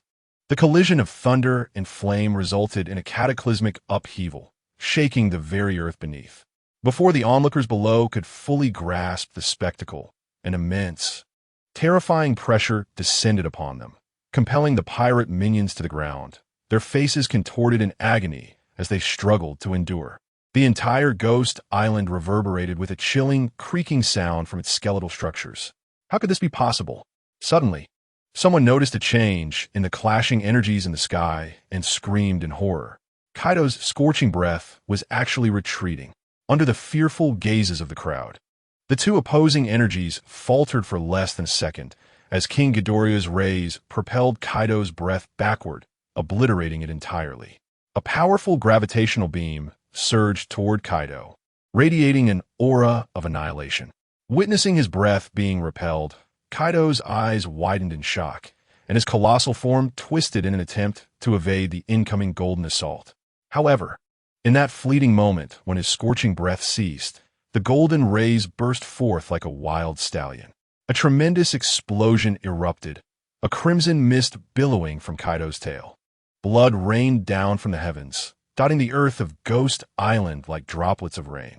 Suddenly, a thunderous roar echoed, as Kaido's massive form writhed above the onlookers. His voice filled with unrestrained fury. "Unforgivable! How dare you instill fear in me? I shall kill you." Chapter 057. Battle with the Azure Dragon. Fierce, ruthless, and brimming with murderous intent, Kaido of the Beasts was truly enraged. Did you provoke his wrath? Unfazed by Kaido's fury, King Ghidorah merely smirked, dismissing him with a mocking remark. This nonchalance ignited a blood-red fury in Kaido's dragon-like gaze. An enraged beast can be terrifying, but a calm and calculating one is even more formidable. Dark clouds loomed, with lightning flashing and thunder crashing, as if the apocalypse had descended upon Ghost Island. The Azure Dragon, immense and boundless, spiraled around the island like a furious top. A tornado formed, unleashing a tempest of wind, uprooting stones, soil, and pirates into the air. The cacophony of thunder and howling winds mingled with the anguished cries of the pirates, creating an atmosphere of sheer terror. Suddenly, twisted serpents of wind tore through the space between heaven and earth. Playing with the wind, are we? King Ghidorah scoffed, a flicker of disdain in his eyes. When it comes to mastery over the winds, with the exception of the elusive wind fruit, none could rival his prowess. With a glance of utmost disdain, he suddenly unfurled his colossal wings, unleashing a tremendous gust of wind that surged forth from beneath them. Two tempestuous gales intertwined, crashing against each other like an 18-level typhoon, sweeping across the entire sea. The fierce winds raged, dark clouds loomed overhead, and thunder roared, as the world lost its color in that moment. In this chaotic realm of gloom, Kaido opened his cavernous maw, releasing a torrent of razor-sharp wind blades once more. Like the scythe of a reaper, these blades cleaved through the air, hurtling towards Ghidorah. Truly, he was a creature with a short memory, Upon witnessing the wind blades, a sinister grin spread across Ghidorah's face as he abruptly flapped his massive wings. The violent hurricane surged forth, scattering everything in its path, entwined with visible azure wind blades. The sound of slicing through leather echoed as the azure blades engulfed the over 100-meter-long dragon, drenching the ground with crimson droplets. The relentless winds ravaged the entire Onigashima, leaving it pockmarked and riddled with countless fissures. The once mighty, skeletal structures had been reduced to mere ruins. Roaring in agony, Kaido felt as if his body were being torn apart by the wind blades. Emitting a terrifying dragon's howl, the world before him blurred, and he staggered, teetering on the brink of collapse. If this continued, he might truly meet his end. In that moment, this being, proclaimed the strongest creature of land, sea, and air, realized how perilously close death truly was, close enough to send chills down his spine. In an instant, his resolve faltered, and he could no longer sustain his body. With a resounding crash, the strongest creature of the ocean plummeted, crashing onto the remnants of the gigantic skeletal structure. An invisible shockwave stirred up a massive cloud of dust, enveloping half the island. Is this what death feels like? As he lay amidst the ruins, Kaido's vacant gaze turned skyward. Throughout his life, he had endured countless battles, his resilient body now numb to pain. The strongest creature. Merely this. Cold words pierced Kaido's heart like a needle. His colossal form, riddled with cracks, trembled involuntarily, and he wavered momentarily, but quickly regained his composure. I am Kaido. How could I concede so easily? His dazed eyes suddenly sharpened. A powerful conviction surged forth. Rising from the ground, Kaido proclaimed, Ghidorah, you shall not see me yield so easily. With his banner raised high above his head, he smirked coldly, and as his laughter echoed, an overwhelming aura erupted from him. The conqueror's haki enveloped him. As the violet-black lightning intertwined with him, his body swelled and transformed into a dragon man surrounded by the aura of a conqueror. Ah, truly an indomitable pest. I intend to fulfill your desires. Observing the gradually healing cracks upon his opponent, Ghidorah was momentarily taken aback, grinning maliciously. Oomph! Kaido snorted, leaping into the air with a thunderous roar. His dragon-like arms bulged with sinewy muscles, pulsating with fervor as the dark, lightning-like haki surged up his weapon. The obsidian staff crackled with electric energy, spinning with ferocity, and suddenly he bellowed with fury, descend 3 realms to the abyss. Black lightning surged forth from the dark weapon, unleashing a terrifying shockwave that erupted from its apex like a torrent. Crack!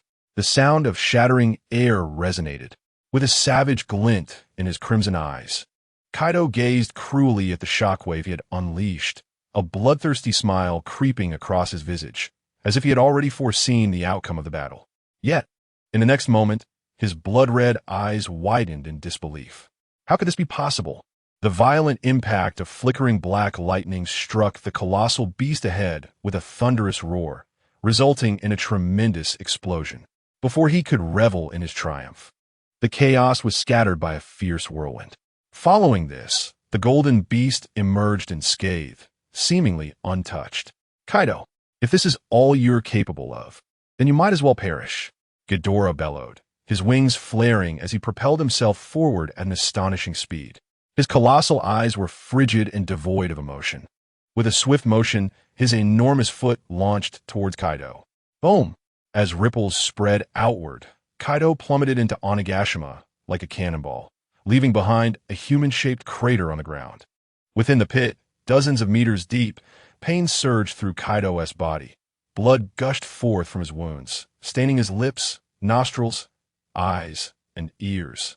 Vivid crimson flowed down his neck, presenting a grotesque spectacle. Such a brutal sight was perhaps the first of its kind since his debut. However, the fish fruit, in its azure dragon form, endowed him with an astonishing regenerative ability. As long as he drew breath, he would not succumb to death. Damn it, how could I possibly lose? I'm Kaido. His formidable resilience and vitality compelled him to rise once more. His tenacity and madness further solidified his reputation as the strongest across land, sea, and sky. Merely his capacity to endure pain surpassed that of all others. Gazing at the glimmering world beyond the crater, he emerged like a demon from hell, resolutely charging forth. Ghidorah. Upon witnessing the bloodied Kaido, Ghidorah was momentarily taken aback. This fruit ability and the opponent's capacity to withstand pain exceeded his expectations significantly. Observing Kaido, who resembled a blood-soaked demon clawing his way from the depths of hell. A cold light flashed in Ghidorah's eyes. With a thunderous roar, he dove from the sky, his massive form instantly breaking the sound barrier, accompanied by a deafening howl. Kaido, prepared for the encounter as he burst forth from the pit, did not hesitate. Black lightning surged wildly around him. His arm muscles bulged as he gripped his weapon tightly. His eyes ablaze with ferocious rage. Military T-Dragon Storm. Chapter 058. Slaying the Dragon. Seeking the False Dragon. Boom, boom, boom. The pitch-black weapon, entwined with black lightning, instantly expanded, transforming into a myriad of phantoms as Kaido swung it with fervor. Having lost all sense of reason, Kaido disregarded the consequences, intent on toppling the beast before him. A terrifying aura swept everything away. A raging storm erupted unexpectedly. The winds shifted ominously. The oppressive, dark clouds were cleaved in two by the powerful currents. The sea roared, violently churning into towering waves. Buzz. Without the termination of the ray, Ghidorah's head shifted slightly, and a frenzied current struck the earth, directly sweeping toward its opponent. The violent thunder instantly shattered the colossal weapon's phantoms, showing no signs of pausing as it advanced toward Kaido. Upon witnessing the golden ray, Kaido attempted to entwine his conqueror's haki for an assault. However, in the next moment, he was engulfed by regret. The instant the haki collided with the golden energy, an overwhelming unease surged within him. Buzz. Thud. The speed of light was astonishing. In but a fleeting moment, Kaido felt as though he had been sliced by an unseen force. A searing heat emanated, accompanied by a charred scent. In his line of sight, a massive arm, adorned with dragon scale tattoos, soared past him. Kaido, in disbelief, only fully awakened when he felt an excruciating pain akin to that of flesh being torn from bone. Had he truly been vanquished so easily? It was only then that Kaido recognized the vast chasm that separated him from that monster. Kaido, I shall deem you the strongest across land, sea, and sky. For 8 centuries, you are the sole survivor struck by my ray. You should take pride in that. At that moment, Ghidorah's voice resonated from the heavens with genuine admiration, devoid of any mockery. Yet, to Kaido's ears, it was anything but flattering. The words, reminiscent of derision, pierced his senses, causing his lips to twitch as he clenched his teeth. Having never endured such humiliation, he had been suppressing his rage, fully aware that if he continued, he would indeed meet his demise. However, how could he allow himself to be subjected to ridicule? Who was he? The supreme creature of the beast pirates. The mightiest across land, sea, and sky, Kaido. A man whose ambition was to dominate the oceans. How could he swallow his pride and permit others to mock him? Damn it! Suddenly, Kaido erupted in fury, wielding his weapon with one hand and roaring fiercely. What do you mean the strongest across land, sea, and sky? Are you mocking me? Even in death, I shall not accept your so-called title. With that bellow, Kaido unleashed every ounce of power he possessed. In his one-armed dragon form, black electric eels surged wildly around him, causing the ground beneath to tremble and crack under the sheer force of his rage. His rampaging conqueror's haki assaulted every inch of the earth surrounding him. Having surpassed his limits, Kaido began to burn through his life force, and his facial expression contorted in agony. With a soft hiss, the turbulent and chaotic energy suddenly coalesced. The clouds parted, the winds stilled, and the moonlight cascaded down, illuminating the battered Onigashima. It was as if the world had plunged into silence at that moment. The purple-black figure of Kaido, flickering with crimson lightning, stood there silently, devoid of any sound. Even the lightning coiling around him seemed to roar in silence. Seeing his state, Ghidorah's eyes gleamed with a spark of admiration. Thinking to himself, truly a formidable tyrant. Has he truly reached that state? As if ensnared in a tranquil world, Kaido suddenly widened his eyes, black electric sparks flickering within them, and bellowed, "Barrage of a nation!" Buzz! Enveloped in a shroud of black energy, the crimson lightning surged forth, shattering the sound barrier in an instant. In the face of this violent onslaught, the entire realm seemed to lose its color. A splendid opportunity. Without hesitation, Ghidorah summoned the thunderous power stored within, unleashing 3 beams that converged into a robust ray, charging towards the dark energy. A peculiar sound, akin to crackling electricity, resonated as the 2 forces collided, forming a colossal spherical mass of energy, half gold, half black, pulsating with crimson lightning. The 2 ferocious energies remained locked in a stalemate for but a second before the black energy was gradually forced back by the golden ray. Ah! Blood trickled from Kaido's lips, his face marred with veins, teeth grinding in desperation. Yet, no matter his struggle, the golden ray pressed on without faltering, accelerating with relentless vigor. Buzz! Boom! The tempestuous golden energy shattered Kaido's full-force assault with a terrifying display, crashing into him with overwhelming might. In that fleeting moment of impact, a myriad of memories surged through Kaido's mind. His journey from forming a pirate crew to joining the Rocks, and ultimately its dissolution, followed by his own reformation of a crew and his dominion over Wano. His life unfolded before him like a slideshow. In a fit of rage, his blood-red eyes gradually regained clarity, only to be replaced by confusion as tears began to stream down his face. Thud! Is this what it feels like to face death? Dropping his weapon, he lifted his gaze to behold the colossal beast, but was met only with blinding golden light. How dazzling! Boom! A thunderous explosion reverberated as a colossal shockwave expanded outward, forming a small mushroom-shaped cloud. Amidst the raging winds, the cloud ascended into the sky, the crimson flames illuminating the entirety of Onigashima, a massive uproar sweeping through the area. Jean, the energy is approaching. We must take cover, or the ship will be obliterated. On a medium-sized pirate ship within the waters surrounding Onigashima, a trembling pirate gazed at Jean, who stood at the bow. Jean glanced back at the panicking queen and the unconscious Jack, unfurling his wings and soaring into the sky. Queen, take Jack and leave the New World. The beast pirates are disbanded. With that, Jean disregarded the clamoring crew below and resolutely flew towards Onigashima. I shall not abandon my pirate life. Queen, known for his humorous demeanor, watched Jin's receding figure for a moment before turning back to command his crew to Cake Island. Everyone understood that after such an attack, Kaido's chances of survival were nil. From this day forth, the beast pirates would be irrevocably shattered. However, accustomed to the life of a pirate, Queen was reluctant to leave these waters in defeat. Rather than establishing his own crew, he would rather seek refuge with Charlotte Linlin. As the tumultuous energy dissipated, the once mighty Onigashima was no more, replaced by a rugged seascape of jagged rocks. Jean, soaring through the air, clung to a glimmer of hope while searching for a target. Planning to avenge him? At that moment, a chilling voice echoed from above, Ghidorah's unmistakable tone. Jin's body involuntarily trembled, and he soon spoke. Mr. Kaido has shown me kindness, but I'm acutely aware of the chasm that separates us. I'm not that foolish.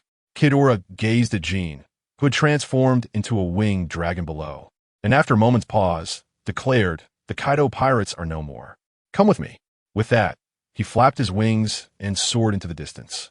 His domineering words left Jean no room for retort.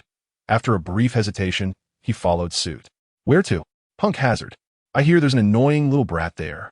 You can help me eliminate him. Why me? Because you are too weak. At these words, Jean froze momentarily, nearly plummeting from the sky.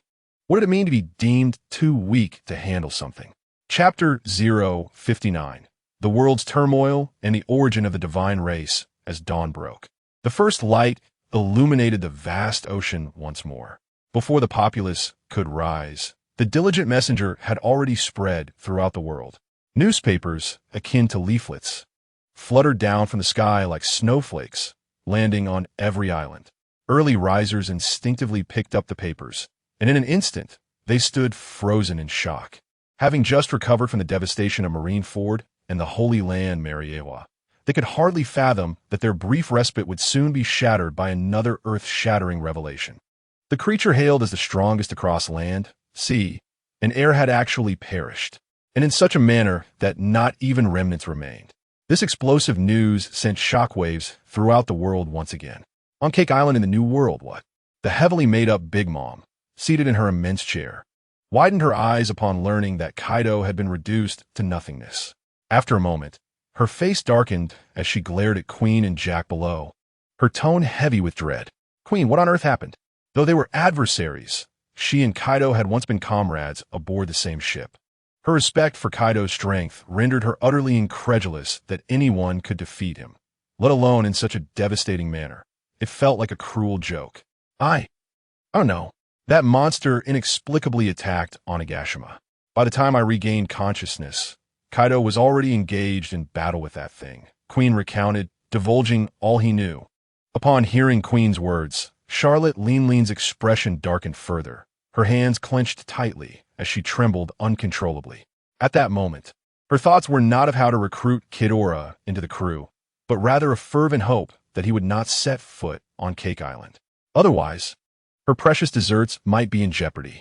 In another maritime region, within a cave, a gathering of pirates was reveling in a feast. Their jovial atmosphere was abruptly shattered by an unexpected voice. How can you still have the leisure to feast? Truly a heartless bunch, the chilling voice echoed, and the laughter within the cave ceased instantly. All eyes turned towards the entrance, where a man donned in a top hat and possessing piercing hawk-like eyes slowly approached.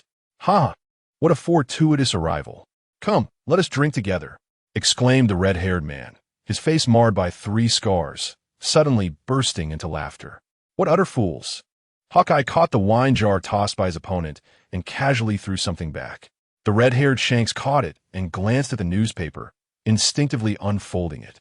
With a loud crack, the wine jar slipped from his grip and shattered on the ground, the fragrant liquid spilling forth beneath his feet. How could this be?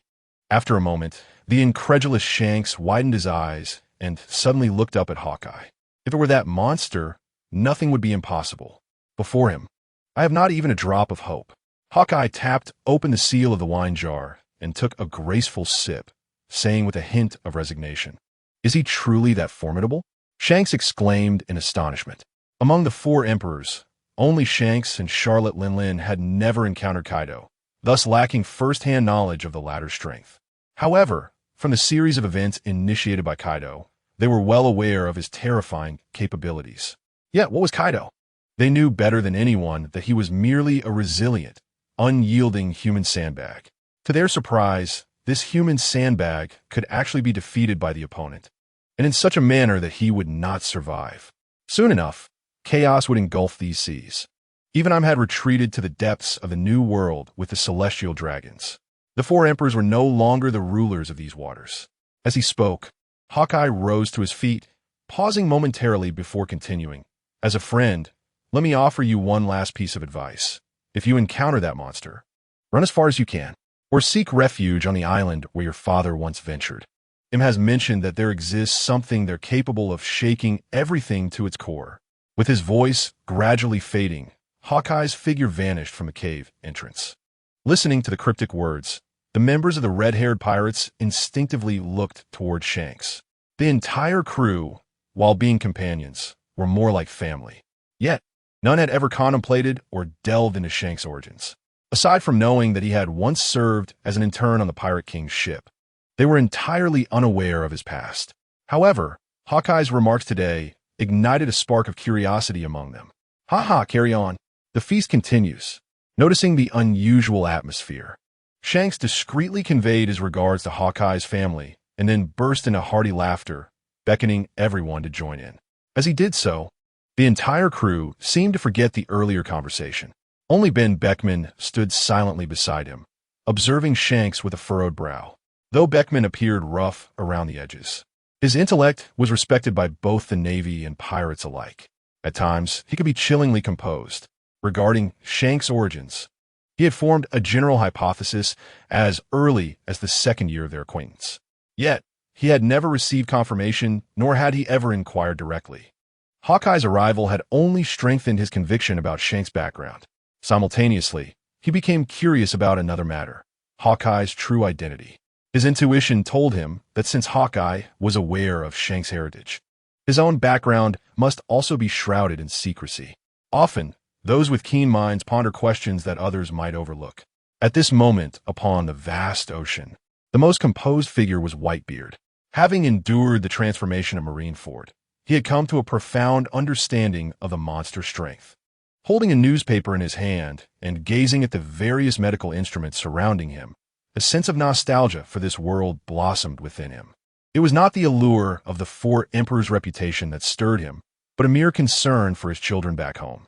Clad in his thoughts, he called out the names of his comrades: Marco, Ace, before erupting into a hearty laugh, the weight of his words hanging heavily in the air. If one day I should die, cast my body into the sea and disband the Whitebeard pirates. Though his tone was light, the gravity of his statement rendered the atmosphere suffocating. To everyone, the Whitebeard pirates represented a family. Without it, what significance would their lives hold? Disregarding the pleas of those around him, Whitebeard closed his eyes, embracing the final moments of his existence. Should Kaido perish, it would not be the Navy rejoicing, but rather the impoverished citizens of Wano country. With Kaido's demise, the calamities would flee, and the beast pirates would disintegrate in an instant. As word spread, a terrifying wave of rebellion erupted throughout Wano. As oppressed samurai broke free from their shackles, the warriors of Kuri rose up, dismantling Kaido-esque factories, and as the cries of resistance intensified, they rallied to confront the tyrant, Kaido's ally, the cowardly Black Maria. In the absence of Kaido-esque support, Black Maria was nothing more than a spineless wretch. Faced with the ferocity of the long-oppressed samurai, his meager strength paled in comparison. It was indeed laughable that such a formidable devil fruit had come to be consumed by a cowardly individual.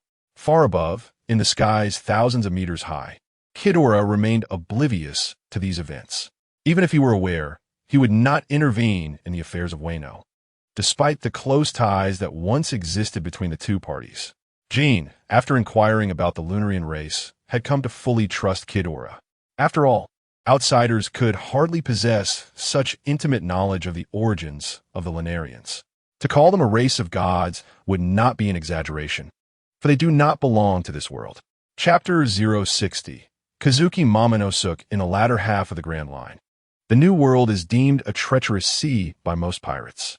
Not only is the weather unpredictable, but the peculiar waters render it akin to a pirate's graveyard. Yet, high above this maritime expanse, a shadow resembling dark clouds soared through the currents.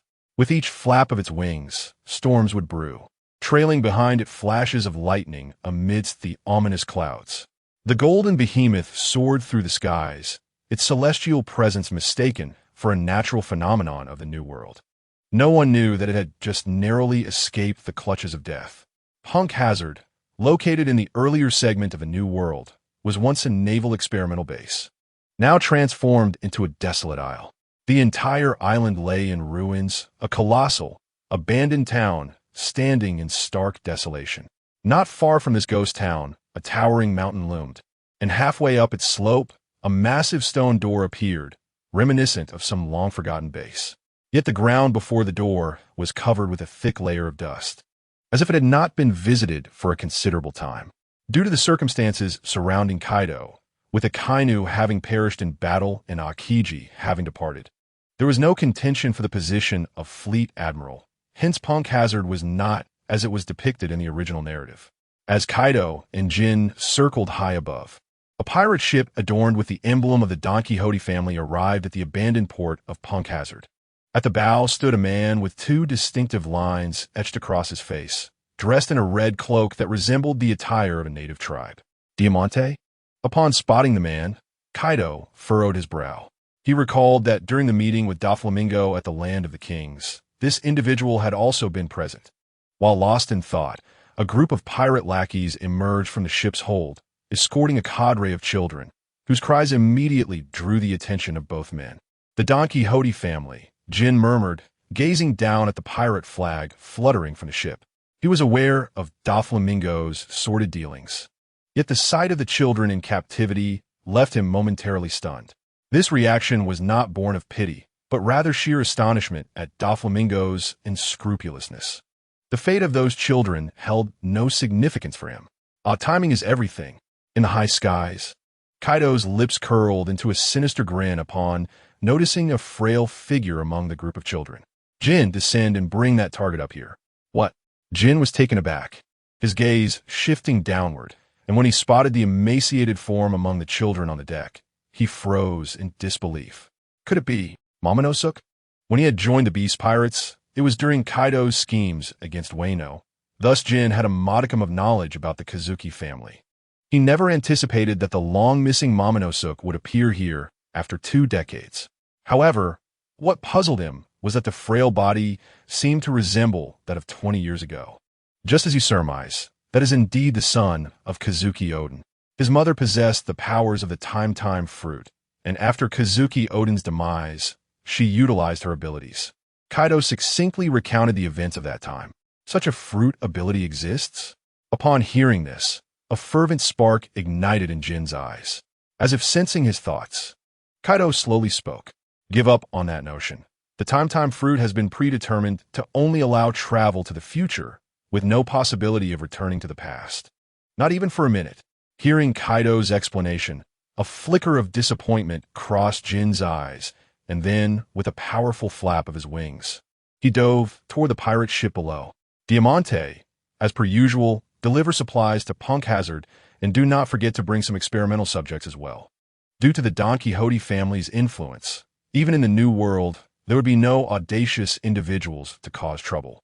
Thus, aboard the entire pirate ship, he was the sole family officer. Furthermore, the secrets of Punk Hazard were not meant for public knowledge, so the family avoided attracting undue attention.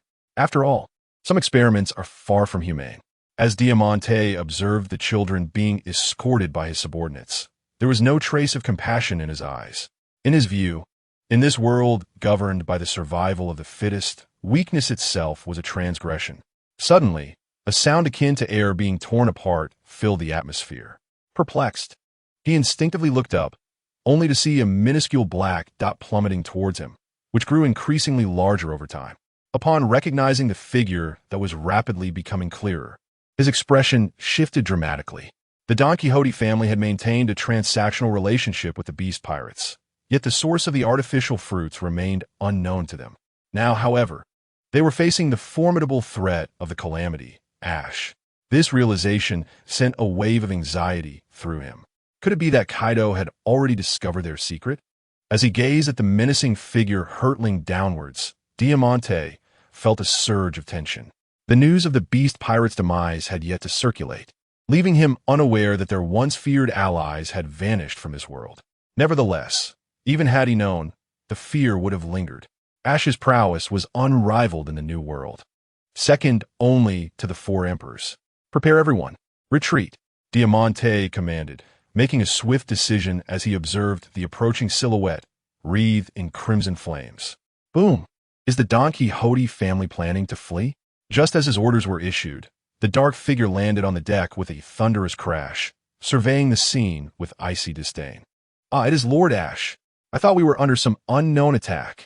Diamante's expression froze, and after a brief pause, he awkwardly smiled and explained. That little brat. I shall take him. Ash, disinterested in further pleasantries, pointed directly at Momonosuke, who was cowering among the abducted children. Without waiting for a response, he swiftly seized the boy.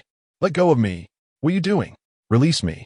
Momonosuke, held aloft by Ash, flailed and struggled desperately, having believed he had escaped the clutches of danger. He was horrified to find himself in the grasp of a member of the Beast Pirates after being separated from Kinemon and the others. The gruesome fates of his father and family flooded his mind, sending him into a state of panic, tears streaming down his face. Seeing this, Ash exhibited a hint of disdain, extending his arm to keep the boy at bay. Were it not for the presence of his esteemed superior above, he might have incinerated this bothersome child on the spot. Lord Ash, please. Upon hearing that Ash's intention was not to inquire about the artificial devil fruits, Diamante's heart settled. He quickly responded, relieved at the prospect of appeasing him with a mere test subject. Without allowing Diamante to finish, Ash began to take his leave with Momonosuke in tow, his steps faltering slightly as if recalling something. Inform Lord Crass to relay to Don Quixote da Flamingo that the artificial fruit project can be halted. It holds no significance. Cuss? Diamante was puzzled by this unfamiliar name. That would be Kidora. Ash wasted no time, lifting the squirming Momonosuke and soaring away. Chapter 061. Momonosuke, embedded in the island, let me go. The anguished cries of terror were swallowed by the howling winds as delicate features were tossed about like waves. Kazuki Momonosuke, the sole heir of the Kazuki clan and one of its last remnants in Wano, evoked in Kaido a sense of utter impotence. He possessed not a shred of the qualities befitting a formidable warrior, inciting profound disappointment. A millennium of the Kazuki legacy had culminated in such an anomaly. The illustrious kingdom was destined to slumber in the annals of history. Kaido seemed to be speaking to himself, while Jin, standing nearby, instinctively released his grip, as if he had received an unspoken cue. Wah! Momonosuke, plummeting from the sky, was a sight of misery, tears and snot streaming down his face, emitting cries of sheer terror and desperation. As he gazed at the encroaching clouds and the sea below, his heart felt as though it would leap from his throat. His mind blank save for an overwhelming dread. Why did you let him fall? Kaido instinctively inquired upon witnessing the scene. Did I misunderstand? Jin, upon observing this, abruptly flapped his wings and dove downward. In a supersonic flight, he swiftly caught the feeble figure before it could collide with the ocean, and with a thunderous sound, soared back to Kaido's side. Momonosuke, pale as death, felt as if he had traversed through hell. Upon realizing he was once again being lifted into the sky, he cried out in tears, "Please, I beg of you, do not kill me. I do not wish to die." Kaido, taken aback, regarded Jin with renewed interest, surprised that this seemingly aloof individual harbored such morbid humor. Seeing the look in Kaido's eyes, Jin raised an eyebrow and questioned, "Are you not planning to kill him? Did I ever say I wouldn't?" Kaido replied with a sidelong glance, "Let us wait until we reach the island to decide." Jin, feeling a tremor of uncertainty, glanced at Momonosuke, whom he still held aloft. As if deciphering Jin's thoughts, Kaido spoke slowly, almost to himself. Fate is a curious thing. Sometimes it brings forth unforeseen twists. Jin, perplexed, did not press for further clarification. The two continued their flight towards the first half of the New World, eventually encountering an island where Jin again released his grip. With a resounding crash, the feeble figure embedded itself into the island. Having completed their task, the duo pressed on towards the first half of the Grand Line.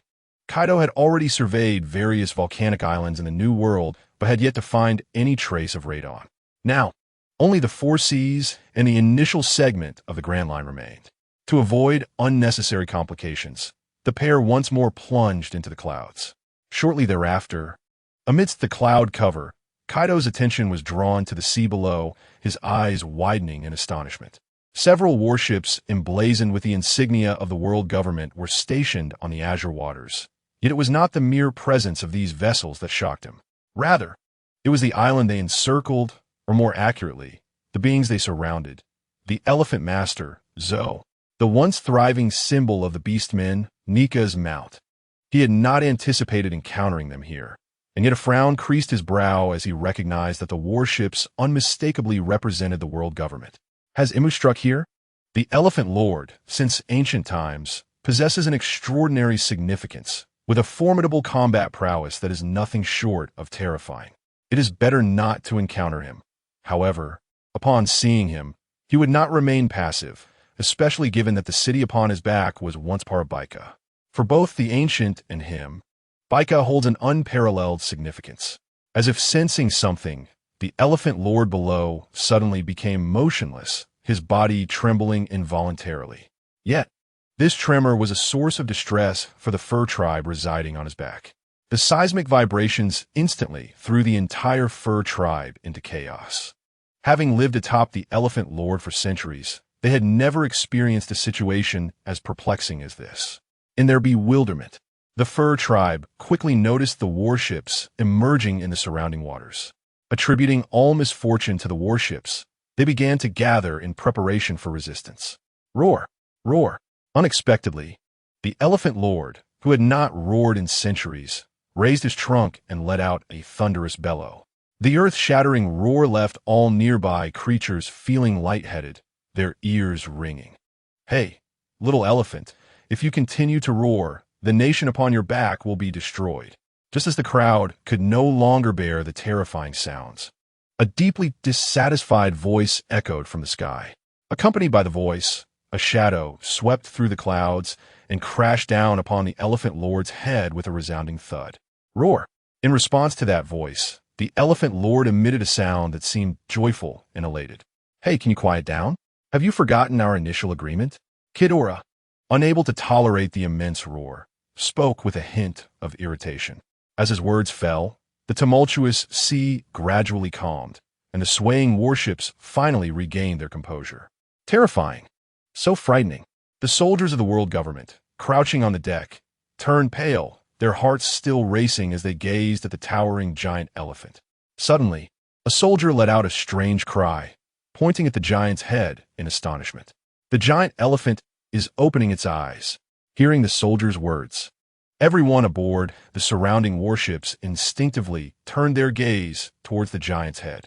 The wrinkles etched over millennia gave the giant's eye sockets a profound depth, such that no records had documented the appearance of the giant's eyes. At that moment, within those deep-set eye sockets, a sapphire-like orb glanced upward, slightly askew. It seemed that due to the depth of the eye sockets, the great blue eyes bore a hint of disappointment, unable to see above.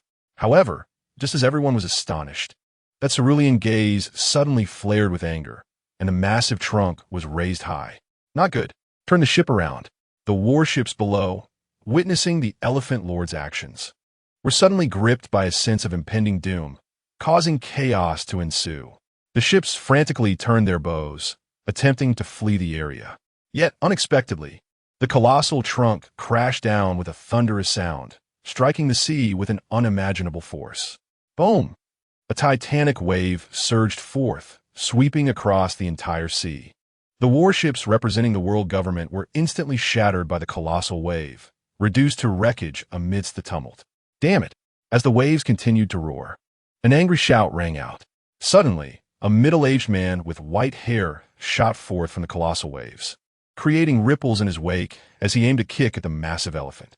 In comparison to the mountain-like figure of the elephant, this silhouette was smaller than an ant. Yet, this frail and insignificant figure caused the heavens and earth to change color as it flew through the air, distorting the surrounding space in a terrifying manner. Upon witnessing this awe-inspiring momentum, Ghidorah, who had remained expressionless regardless of the adversary since emerging from Impel Down, instantly changed his demeanor, exclaiming in shock, "The 20 Kings."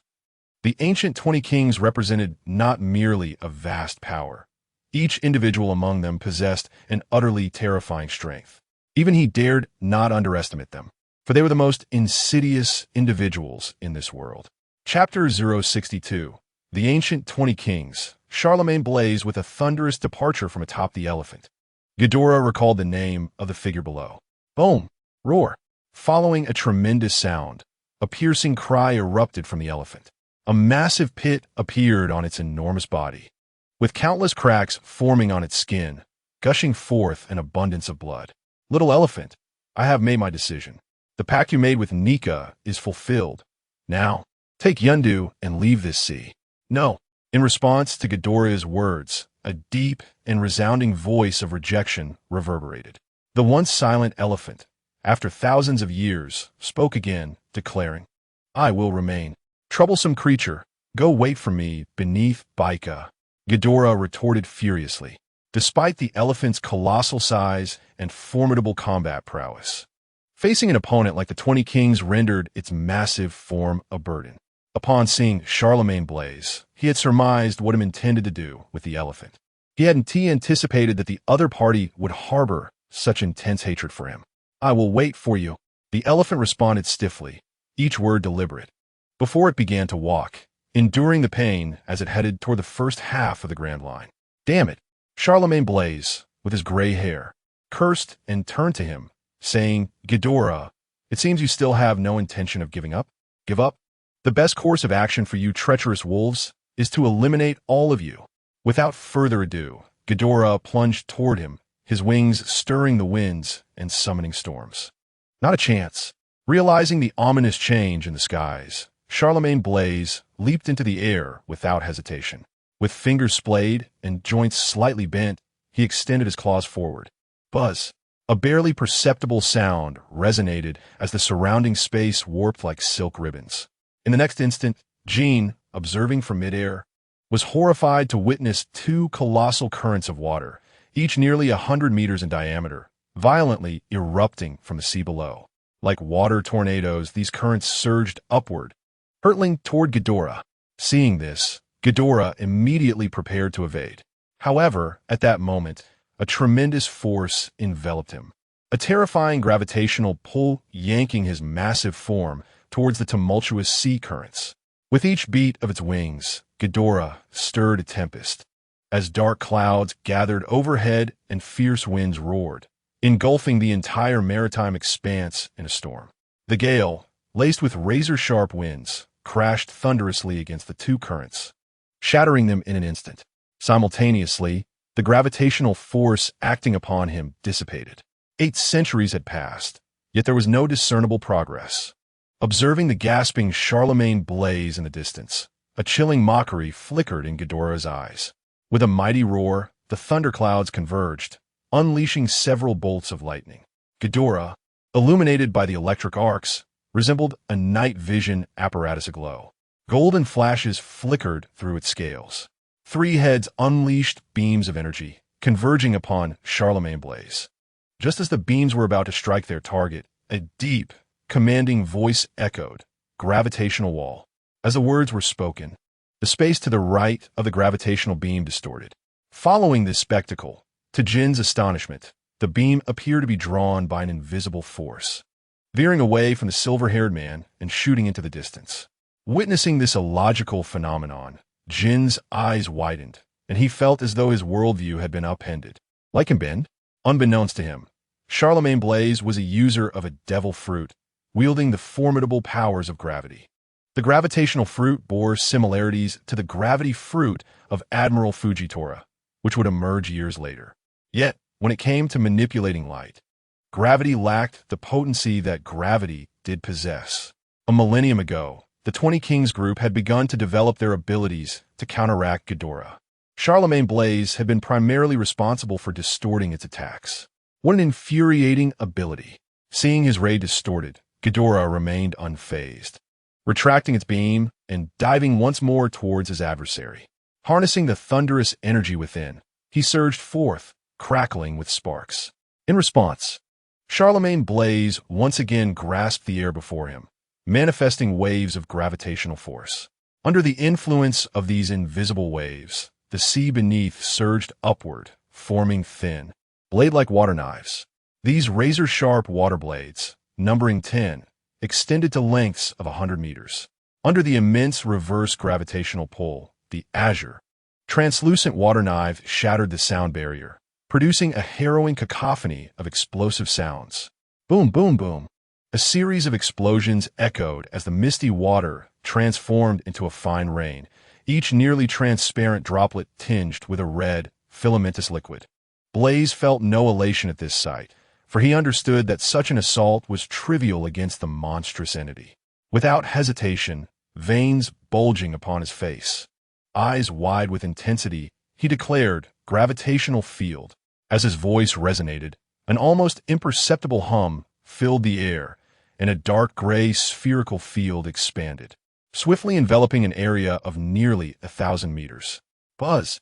As the circular space trembled once more, the colossal figure of Ghidorah was abruptly drawn downward. Midway through the descent, it came to a sudden halt, its wings rising again with a powerful thrust. From a distance, it resembled a monstrous entity ensnared within a vast crystal sphere, being torn apart by 2 opposing forces. The powerful gravitational pulls acted like invisible hands, mercilessly tugging at Ghidorah, trapped in the intervening space. Within my gravitational field, everything lay under my dominion, and the intensity of the gravitational force varied with its magnitude. This was a tenfold gravitational field, while 1,000 meters was already its limit. A force of 10,000 times was sufficient to obliterate you. Charlemagne Blaise observed the beleaguered Ghidorah and spoke slowly. Crack, crack. Under the strain of thousands of times the gravitational force, Ghidorah's skeletal structure shattered, and its 3 heads were pulled downwards, unable to rise. Suddenly, the golden eye on its right side snapped open, radiating light as its mouth slowly split into a grin.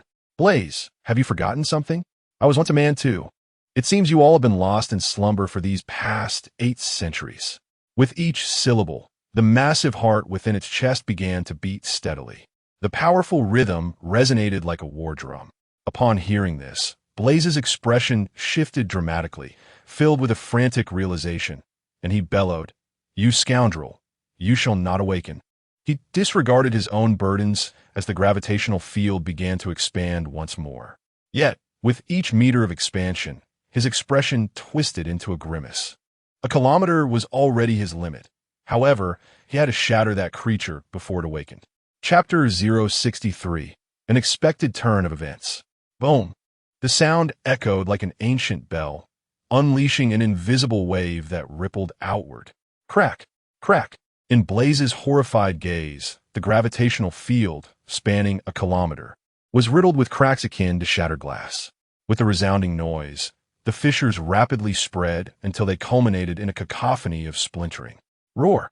The fearsome head began to mend, its cracks gradually closing as it unleashed a terrifying dragon's roar. Accompanied by the roar, a horrifying sound wave visibly distorted the surrounding space, creating an invisible shockwave. With a gasp, Blaise could no longer contain himself. His face flushed as he spat out a mouthful of blood.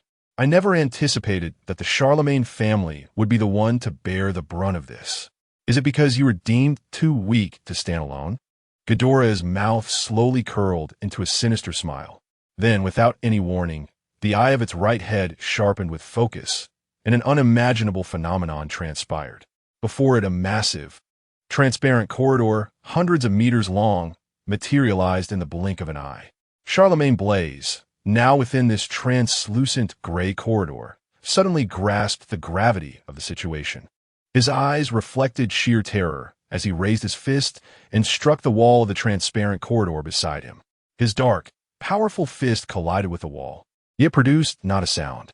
Only the corridor walls stirred, creating ripples that attested to the actions of the other.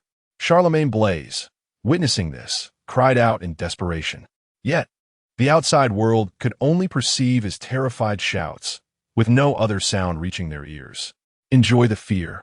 The chilling words fell, followed by a thunderous sound that resonated through the air like the ancient bells of dawn and dusk, echoing across the expanse.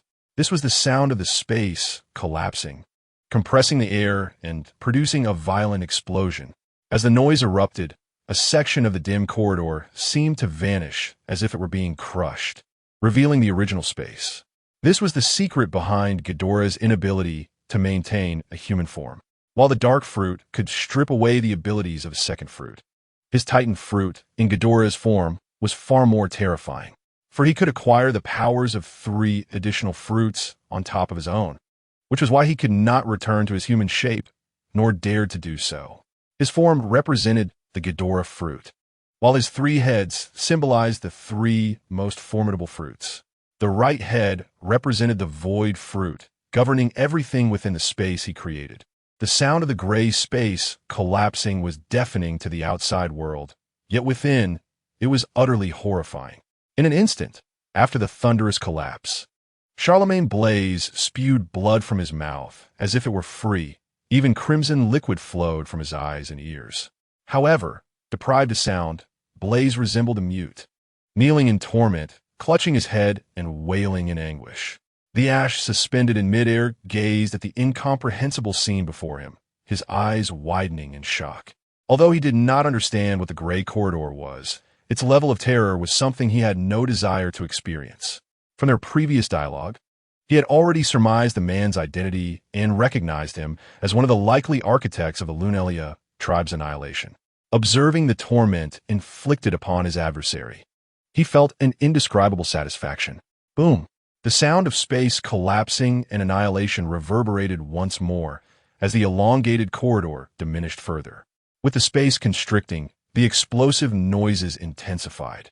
Charlemagne Blaze's 7 orifices bled profusely from his eyes, mouth, nose, and ears, even the capillaries in his temples bursting.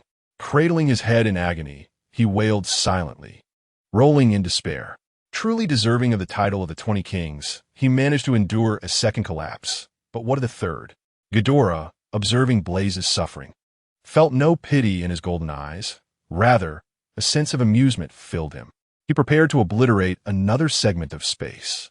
However, unexpectedly, in the midst of his turmoil, Blaze's body erupted in blood, and the space around him began to warp, as if another force were tearing at Ghidorah's domain. Crack! Bam! A shattering sound echoed, and the bloodied Blaze shot forth from the gray corridor, hurtling towards the sea at an alarming speed. Was this his final desperate struggle? Upon witnessing this, a cold glimmer flashed in Ghidorah's eyes as he bellowed once more, "Space lockdown."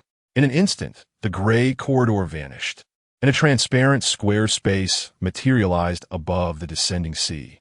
The falling figure was on the verge of entering this new realm. However, at that critical moment, a sudden dark silhouette darted past, causing Blaze's plummeting form to vanish as well. It appears united, yet each plays their own cunning game. Ghidorah felt no surprise. His massive dragon head turned to gaze at a distant pterosaur hovering in the air to the left. Indeed, it was a pterosaur, but unlike the toothless variety of Gene, this one sported a crown of alternating yellow and black. Suspended in midair, Gene was momentarily taken aback by the uninvited guest. Although their appearances bore some resemblance, their sizes were entirely different. Compared to his colossal frame, the other creature's body was noticeably several times smaller and hardly exuded any semblance of combat prowess. Yet, he understood that to think in such a manner would be a grave miscalculation.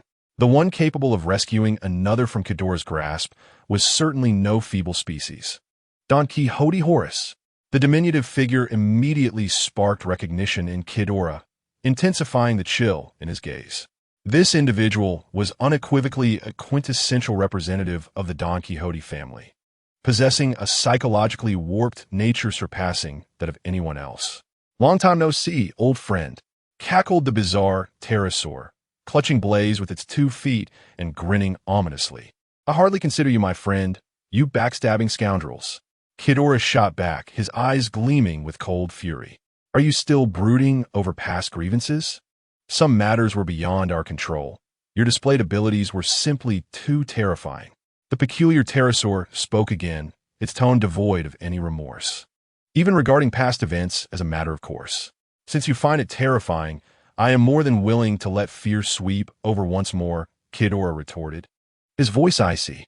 Instantly, currents of electricity surged around him, making his intentions to attack unmistakable. Chapter 064. The Valley of the Gods. The role of the celestial dragons in the New World. Within this mysterious sea, numerous enigmatic islands conceal the secrets of the world. Much like the historical texts inscribed by the Kazuki clan in days of yore. No one knows the meaning of those words, and few even recognize their origins. Among these mysterious islands lies an even more enigmatic one, which almost became fully exposed to the world due to a past incident. Thankfully, it was ultimately thwarted by 2 heroes of the Navy. This place is known as the Valley of the Gods, an island that harbors the greatest secrets of the celestial dragons. Once guarded by only a handful of formidable beings, it is now bustling with voices.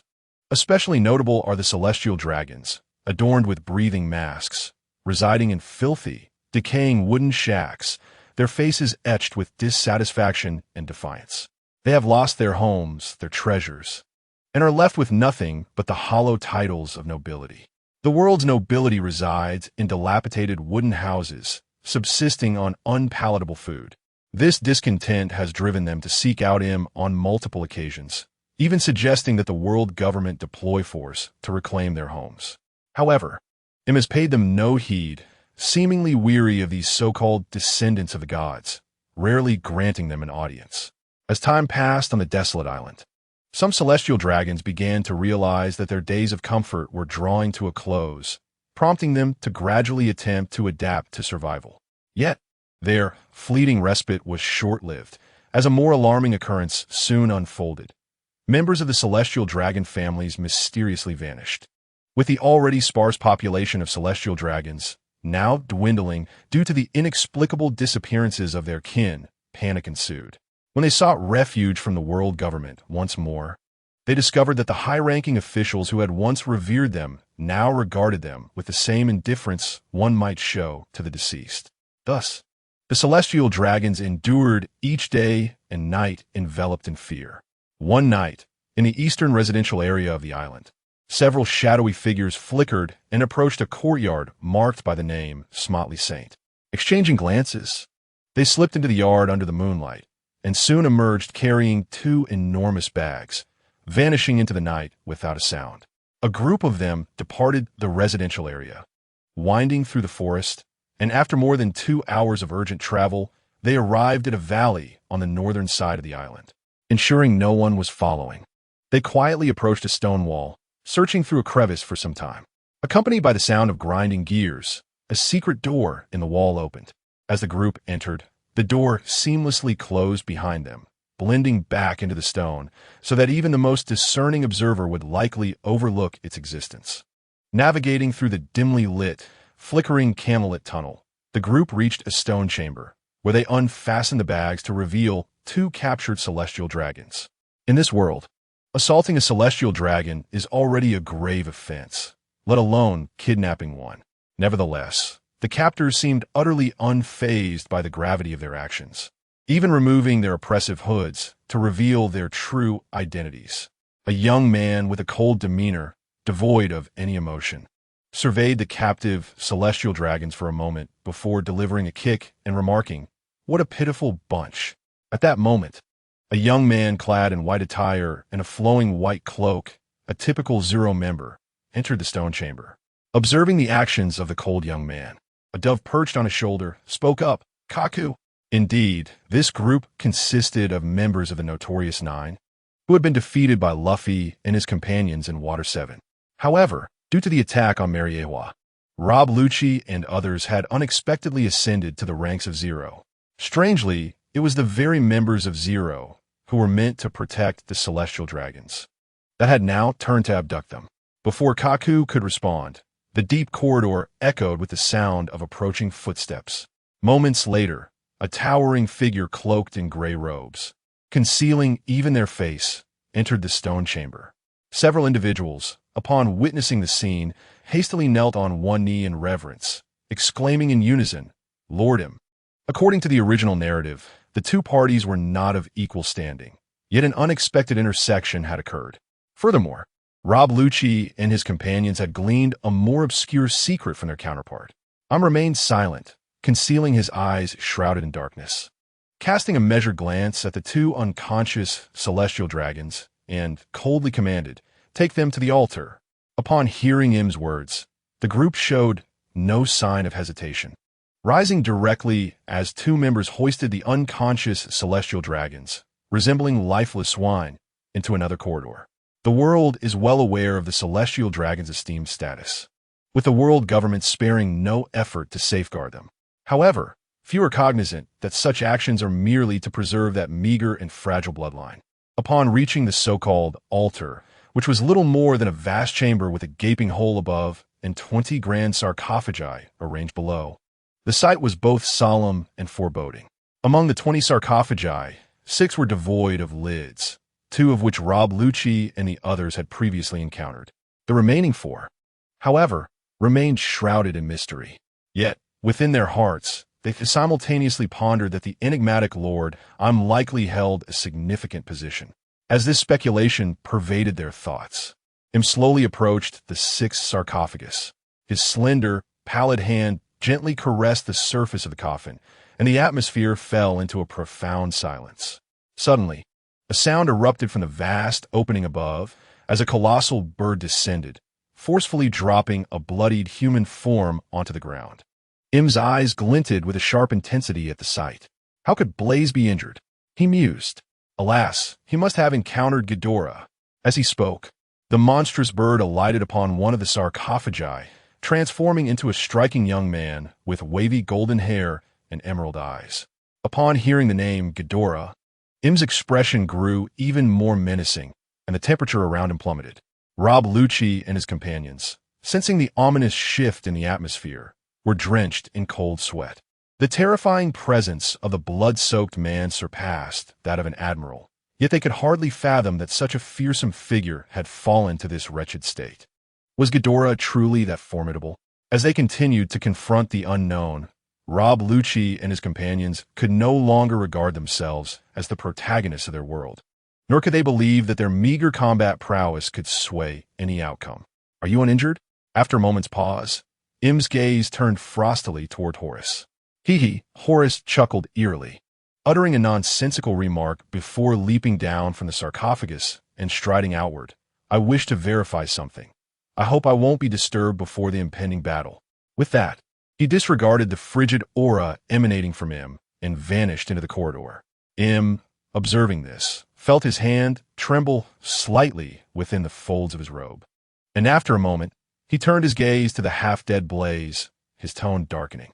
Lucci, go and retrieve 2 more celestial dragons, even if it draws attention.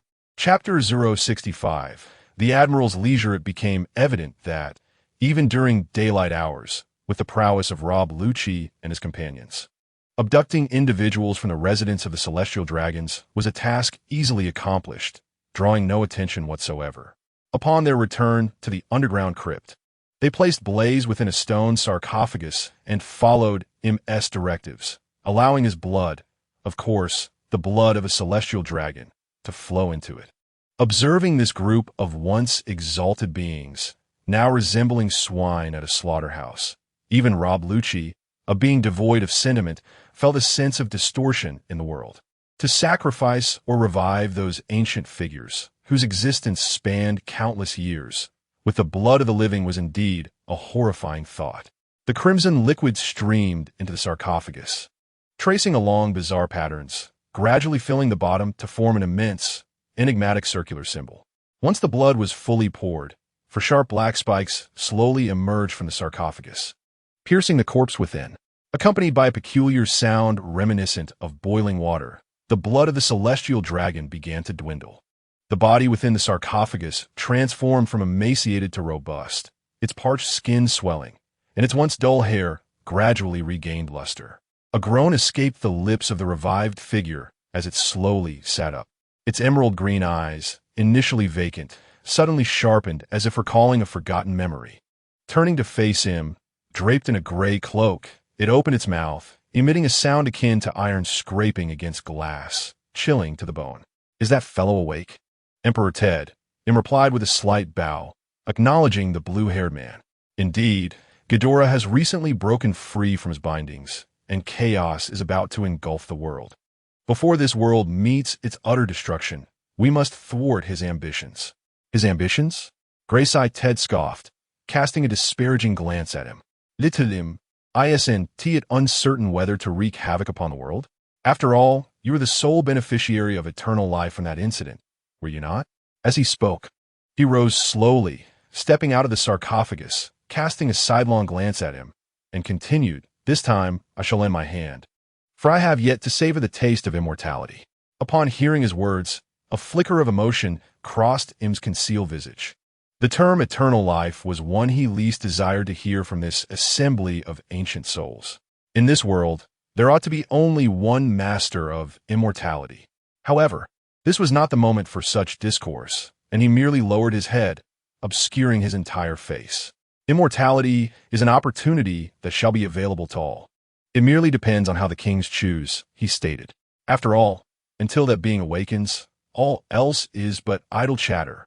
Im's unperturbed voice echoed throughout the underground chamber, the concept of immortality leaving Rob Lucci and the others utterly astounded. Yet, as individuals of zero significance, they understood that this information implied only 2 possible outcomes for them. Either they would be eliminated by these terrifying figures before them, or they would languish in servitude to the world government, perhaps meeting their demise on the battlefield one day. Inevitably, death awaited them, merely a matter of time. Lucci, please inform Admiral Kizaru to dispatch 10 warships to rendezvous in the nearby waters. In the tranquil subterranean tomb, Im's voice echoed once more. Once Lucci and his companions departed, he turned to the blue-haired man and said, "The great Emperor Ted has awakened. Will you fulfill your promise and take me to retrieve that item? Do you intend to wield it?" Gracie Ted inquired, taken aback. "That item was crafted by that clan long ago. You must be certain of your decision. There is no choice. Traitors have emerged among the 20 kings. It is no longer realistic to gather all our strength," Im replied slowly. "Nefertali?" Gracie Ted murmured. "Indeed, a troublesome family. Nevertheless, my pursuit is merely for immortality. When shall we depart?" "We shall set off once the naval ships arrive." Im replied, turning again. "I hope you will appreciate the world 8 centuries hence." Bang! Report. "Admiral, we have a situation. Just now, the Drum Kingdom was attacked by the Revolutionary Army." "The Revolutionary Army? What on earth?" Kizaru, who had gradually acclimated to the role of admiral, still retained his habitual exclamations. Leaning back in his chair with his legs propped on the desk, he tilted his head in confusion at the messenger who burst in. "I recall that the Drum Kingdom is an allied country. Why would the Revolutionary Army strike there? Why have I received no prior notice?" He couldn't help but wonder if he had truly been abandoned by the organization. After a lengthy pause, he finally asked, "Who is leading the Revolutionary Army?" "According to reliable sources, it is the Revolutionary Army Chief of Staff, Sabo, and from the intelligence gathered, he also possesses the dark fruit." "The dark fruit? What on earth does that young man intend to do?" Kizaru pondered aloud before addressing the messenger. "With the grand conscription imminent, the Navy should refrain from any actions. Let us archive this information for now." The messenger, upon hearing this, felt no surprise, for everything that had transpired in the past month had been sealed away. In Admiral Kizaru's words, the Navy had sustained significant damage and was not in a position to engage recklessly. It was better to bide time prudently. "Admiral, we just received news from the Sabiti Archipelago base that a colossal creature flew overhead yesterday, suspected to be that item. Is it Ghidorah? In today's world, the first thought that came to everyone's mind regarding a flying giant was the 3-headed dragon known for devastating Marineford and driving the celestial dragons from Mariewa. Have we been monitoring its movements?" Kizaru pondered. "For now, we are unaware of its intentions, but it appears to be heading toward an island in the first half of the Grand Line. Truly a troublesome bunch. Very well. Let us merely keep an eye on their movements and avoid unnecessary sacrifices." With that, Kizaru lowered his legs and stood up, seemingly speaking to himself. "Today seems to be the day when the outstanding Marines from the 4 seas arrive. Perhaps I should go take a look." Inside the magnificent palace atop the icy peaks of Drum Island, chaos ensued. What on earth is happening? Sabo, rejecting the celebration banquet of the citizens of the Drum Kingdom, found himself seated within the vast treasury of the kingdom, staring at the bizarre objects before him. His mind utterly perplexed.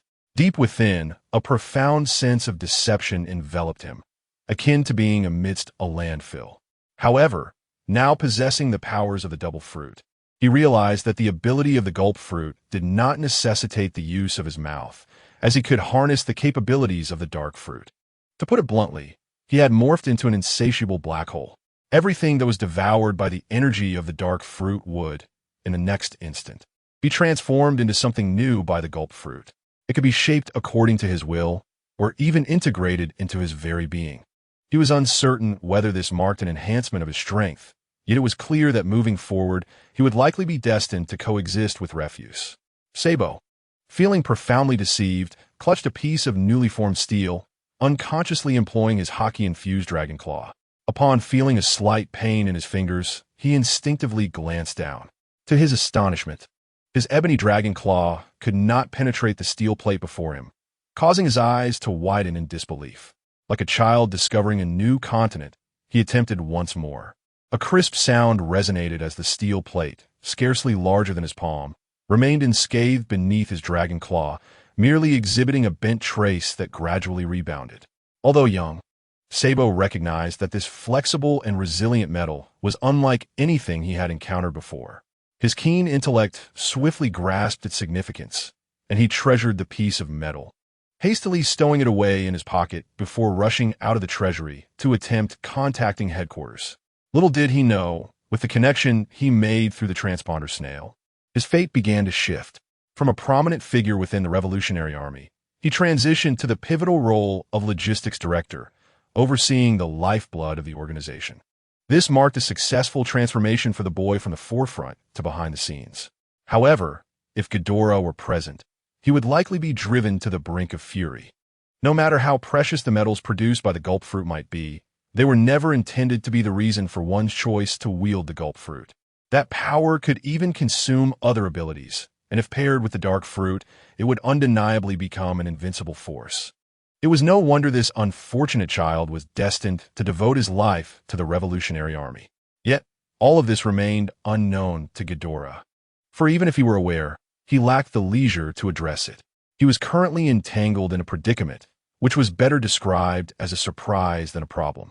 Nefertali Ivan, do you comprehend the consequences of deceiving me? Ghidorah gazed at the middle-aged man with a goat-like beard in the expansive desert. As he journeyed towards the small garden, Ghidorah never anticipated being intercepted midway through Alabastabine acquaintance, the ancestor of Nefertali Ivan, who unexpectedly launched a formidable attack. This news was undeniably true, serving as an oath of allegiance to join his ranks. Ivan stood before Ghidorah, kneeling on one knee, and spoke slowly. Although the Nefertali family only possessed a fraction of the power of Hades back then, we learned that such an artifact does not exist in singularity. Based on the numbers I have gathered, there must be at least 3 of them. Upon realizing this, I understood they had completely lost sight of their original intentions, succumbing to that terrifying power. Upon hearing his words, Ghidorah's colossal, icy golden eyes paused in contemplation before responding. I hope your intentions are not sinister. Nika and Joy Boy, both granted eternal life. What became of them? Were they not ultimately erased from history? Eternal life? Mirli a farsikeliest. Ivan, gazing down at the ground, remained unperturbed, and gradually replied, 8 centuries ago, I chose the wrong path. This time, I shall not falter. Immortality holds no significance for me now. My sole desire is to seek a glimmer of hope for the Nefertali family amidst this tempest. I sense that this impending upheaval will be more terrifying than ever before. Suddenly, Ghidorah's immense head lowered, sniffing around Ivan before its mouth curled into a sinister grin, unleashing a torrent of blood and fury. Hee. I hope what you say is true, but even if it is not, it matters not. You are aware of my capabilities. With that, he gradually withdrew his head and proclaimed loudly, Nefertali Ivan, go reclaim your family's warship. War shall not tarry long. With a thunderous flap of its wings, Ghidorah stirred a massive cloud of dust as it ascended into the sky, heading towards the far reaches of the Grand Line. Ash, who had been soaring high above, swiftly followed, trailing behind the colossal figure like a fledgling bird following its mother. In the Grand Line for pirates, traversing from one island to another could take a month or even 2. Even the closest islands required 10 days to half a month. However, for Ghidorah, it was merely a matter of hours. As the ancient isle known for its little gardens approached nightfall, a shadow loomed ominously. With a thunderous roar, a massive plume of black smoke billowed into the sky, and scarlet lava splattered, painting the night sky in crimson hues. It seems I have come to the right place. Ghidorah observed the active volcano below with a glint of joy in its eyes. While it did not see the figure it sought, an instinctive feeling suggested that what it desired lay within the depths of the volcano. Suddenly, a tremendous crash reverberated, and the forceful winds uprooted several towering trees. In the darkness, 2 giants emerged, parting ways. Each let out a fierce roar, raising their weapons to strike at one another. The intensity of their battle resembled that of sworn enemies, with every move directed toward the vital points of their opponent. With a resounding clash, the 2 titans collided, and even the most mundane of attacks caused the ground to quake and the air to erupt with energy. The fierce winds bent the sturdy trees, producing ominous cracking sounds under the strain. Ghidorah instinctively yearned to swat away the two giants, yet he noticed the figure of Jean behind him and slowly spoke, commanding the two hulking brutes to quiet down. Upon hearing this, Jean showed no hesitation as he dove towards the giants. With a whoosh akin to a fighter jet, Jean sliced through the night sky, flames trailing behind him as he swiftly entered the fray, striking one of the giants with a thunderous impact that sent it flying. What manner of creature is this? The other giant, witnessing its comrade suddenly under attack, bellowed in fury. Without a moment's pause, it raised its enormous sword, resembling a door slab, and swung it towards Jean. Although Jean was merely human, in his draconian form, he barely qualified as a large creature. Faced with the swift descent of the colossal blade, there was no avenue for evasion. In an instant, his form flickered, reverting to a hybrid of man and beast. And with a resounding kick, he deflected the giant's assault back at it. Seeing this, Ghidorah understood that the two giants could not contend with Jean, and thus he disregarded their battle, soaring towards the active volcano. From afar, the volcano appeared modest in size, yet upon approach, Ghidorah discovered that its caldera was large enough for him to pass through. While he bore no fear of magma, he preferred the embrace of lightning over the molten rock. Positioned at the volcano's rim, inhaling the acrid scent, he attentively sensed everything beneath the surface. Gradually, he discerned a familiar presence, a foul and pungent essence. With a roar, the three heads of Ghidorah tilted skyward, unleashing a thunderous cry that summoned tumultuous winds and swirling clouds. A vast mass of dark clouds began to form above the caldera, with flashes of golden lightning flickering within, confirming that this was the lair of latent below. He hesitated not a moment longer and resorted to the simplest method to awaken the beast, by striking it with lightning. Chapter 67. Late in the dark clouds loomed overhead like a thick, unyielding ink, shrouding the volcano. A tempest raged with thunderous might. Wild lightning relentlessly assaulted the volcano below. The crimson magma churned and erupted, while dense volcanic ash enveloped the entire island. The seismic upheaval on the island did not interrupt Jin's battle. The two giants, battered by his strikes, were on the verge of collapse. As golden lightning crashed down, the mountainside crumbled, magma erupted, igniting the surrounding primordial forest. The ancient creatures of the island fled in terror towards the periphery. The searing gusts obliterated everything in their path, and Ghidorah, perched at the volcano's edge, felt the electricity in his wings surge with even greater ferocity. Suddenly, the entire island quaked violently. Within the volcano, the erupting magma boiled and surged as if a great cauldron was at a boil, gradually forming a prominent bulge, much like a massive bubble rising from below. With a resounding boom, the magma bubble burst, splattering molten rock, and a shadow of deep crimson began to emerge from the depths. As the shadow grew more distinct, it violently burst through the magma, soaring upwards. "Who dares disturb my slumber?" A grim, irate voice echoed as the shadow ascended. However, in the very next moment, upon seeing Ghidorah at the volcano's edge, the voice abruptly ceased. A resounding sound of a blade piercing flesh echoed as the colossal golden beast, standing at the volcano's edge, seized the wing of the dark red creature with its right head. With a thunderous roar, the fearsome head flung the dark red beast away, sending it crashing into a vast forest, which instantly ignited in flames. "Damn it!" Observing the billowing black smoke that enveloped the dark red creature, Ghidorah finally spoke. "You made it quite easy for me to find you." The dark red beast, struggling to rise, halted at the words and stared blankly at the golden figure for a moment. "Boss!"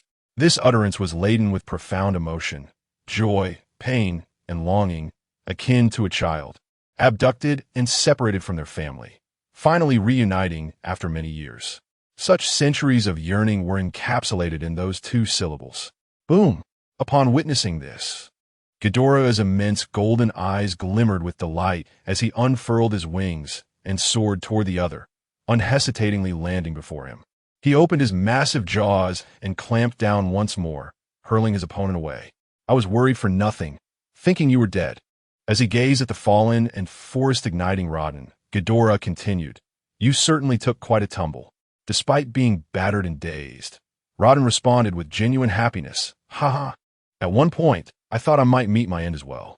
Who could have imagined this fruit would possess such power? Of course, if it didn't have that effect, would I have risked my life to replace the fruit for you? Ghidorah rolled his eyes at this remark. To conceal Rodden's identity and substitute the fruit, he had sacrificed one of his heads, a loss not to be taken lightly. Ha. Truly, you are the boss.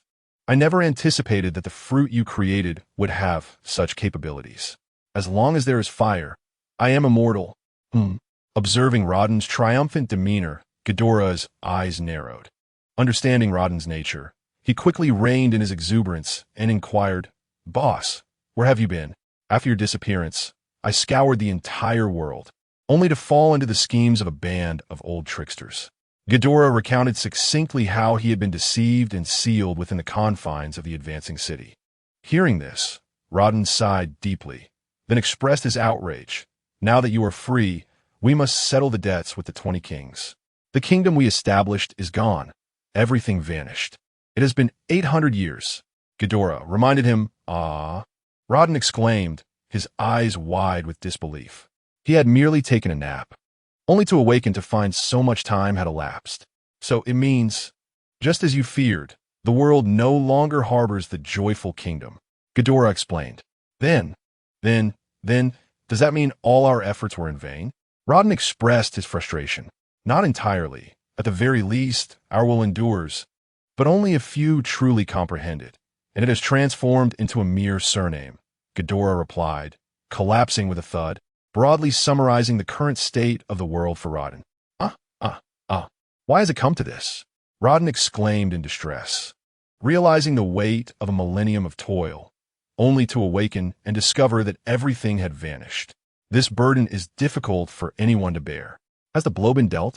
Ghidorah glanced at the other person and slowly remarked, Do you not think that overturning everything they stand for holds far greater significance? Overturn? How'd I not think of that? The boss truly lives up to the title. Upon hearing his words, Layden erupted into joyous laughter before relinquishing his fruit abilities and transforming into his human form. He became a man of towering height, standing at 2 meters, with long, wavy black hair and an ancient totem-like pattern adorning the right side of his face. He then spread his arms, covered in ancient totem tattoos, and took a deep breath, laughing heartily. This body feels so much better. Idiot, do not so carelessly relinquish your fruit abilities. Ghidorah exclaimed in anger upon witnessing the transformation. Oh, come now. It's no big deal. No one has discovered me for the past 1,000 years. Who would recognize me now? Layden waved his hand dismissively. That may be so, but do not underestimate the situation. If someone recognizes you, it could spell trouble. Ghidorah retorted angrily. All right, I understand. But for now, no one is allowing me a proper experience. Layden replied, his face reflecting reluctance, yet acknowledging that his identity indeed needed to remain concealed. He then seemed to recall something and asked, When shall we confront those fellows? It will not be long. Before that, we must gather our strength. After all, the 20 kings are not mere decorations, Ghidorah replied slowly. The monkey family is already making preparations, and that fruit inheritor is also from the monkey family. You mean the fruit that little Joy consumed back then? Layden exclaimed, his eyes widening in surprise. Yes, that very fruit. However, it seems he has taken a wrong turn in his evolution, but that is of little consequence. Every user is different. Boom! Just as the two were conversing, a tremendous sound erupted. Turning towards the noise, they witnessed 2 giants collapse in the distance, crashing down and obliterating a section of forest.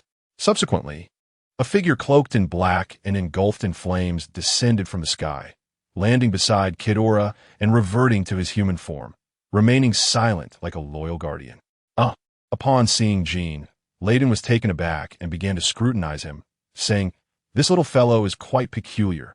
Why do I feel a sense of familiarity? He is of the Lunaria tribe. No wonder.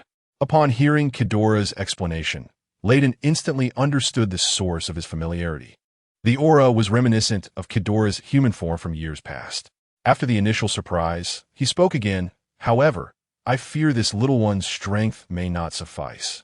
Chapter 068.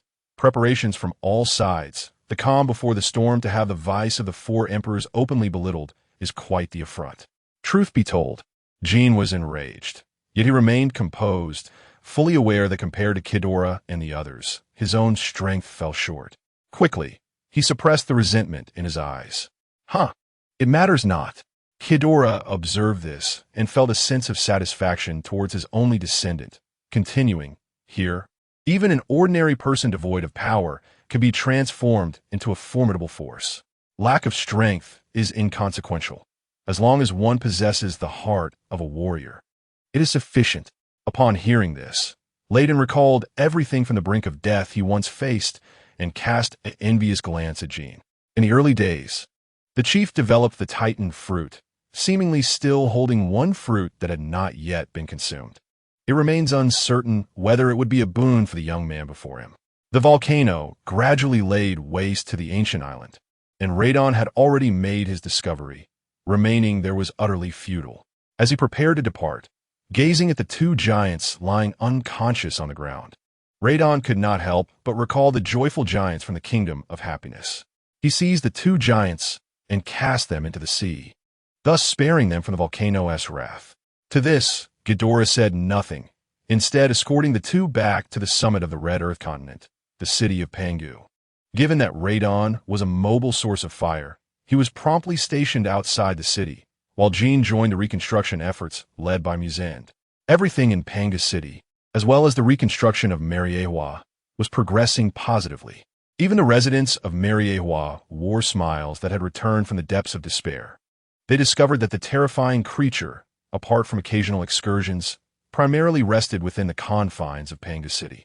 Thus, the populace discerned a pattern.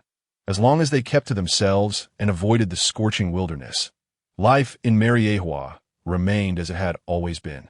As time passed, a new organization emerged in Mariewa, known as the Law Enforcement Department under the Kingdom of Happiness. What the Kingdom of Happiness entailed was of little concern to the common folk.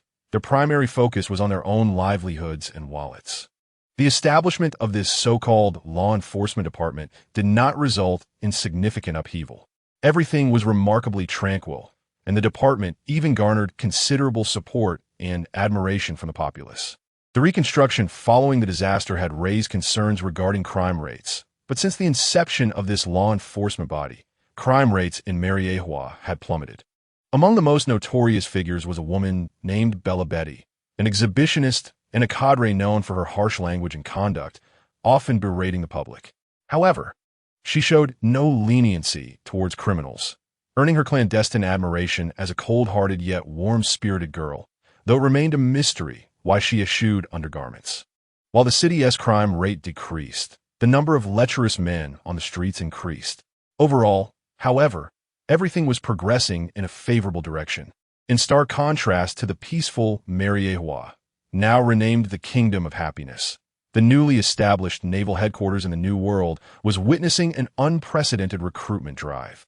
The notoriously lazy Kizaru found himself extraordinarily busy at this moment.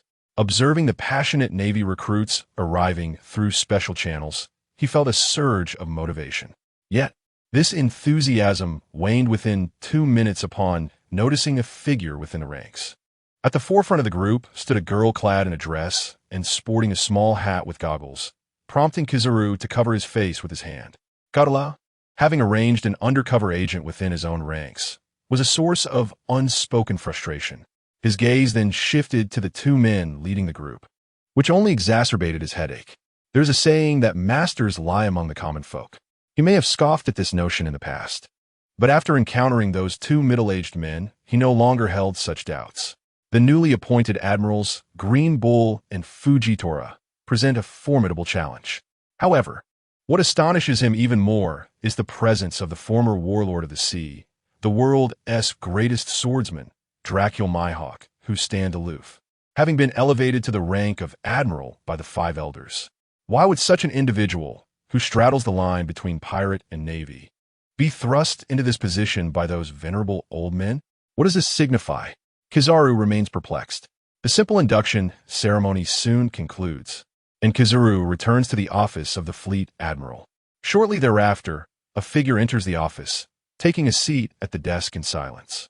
Observing this, Kizaru furrows his brow, pondering the intentions of this individual.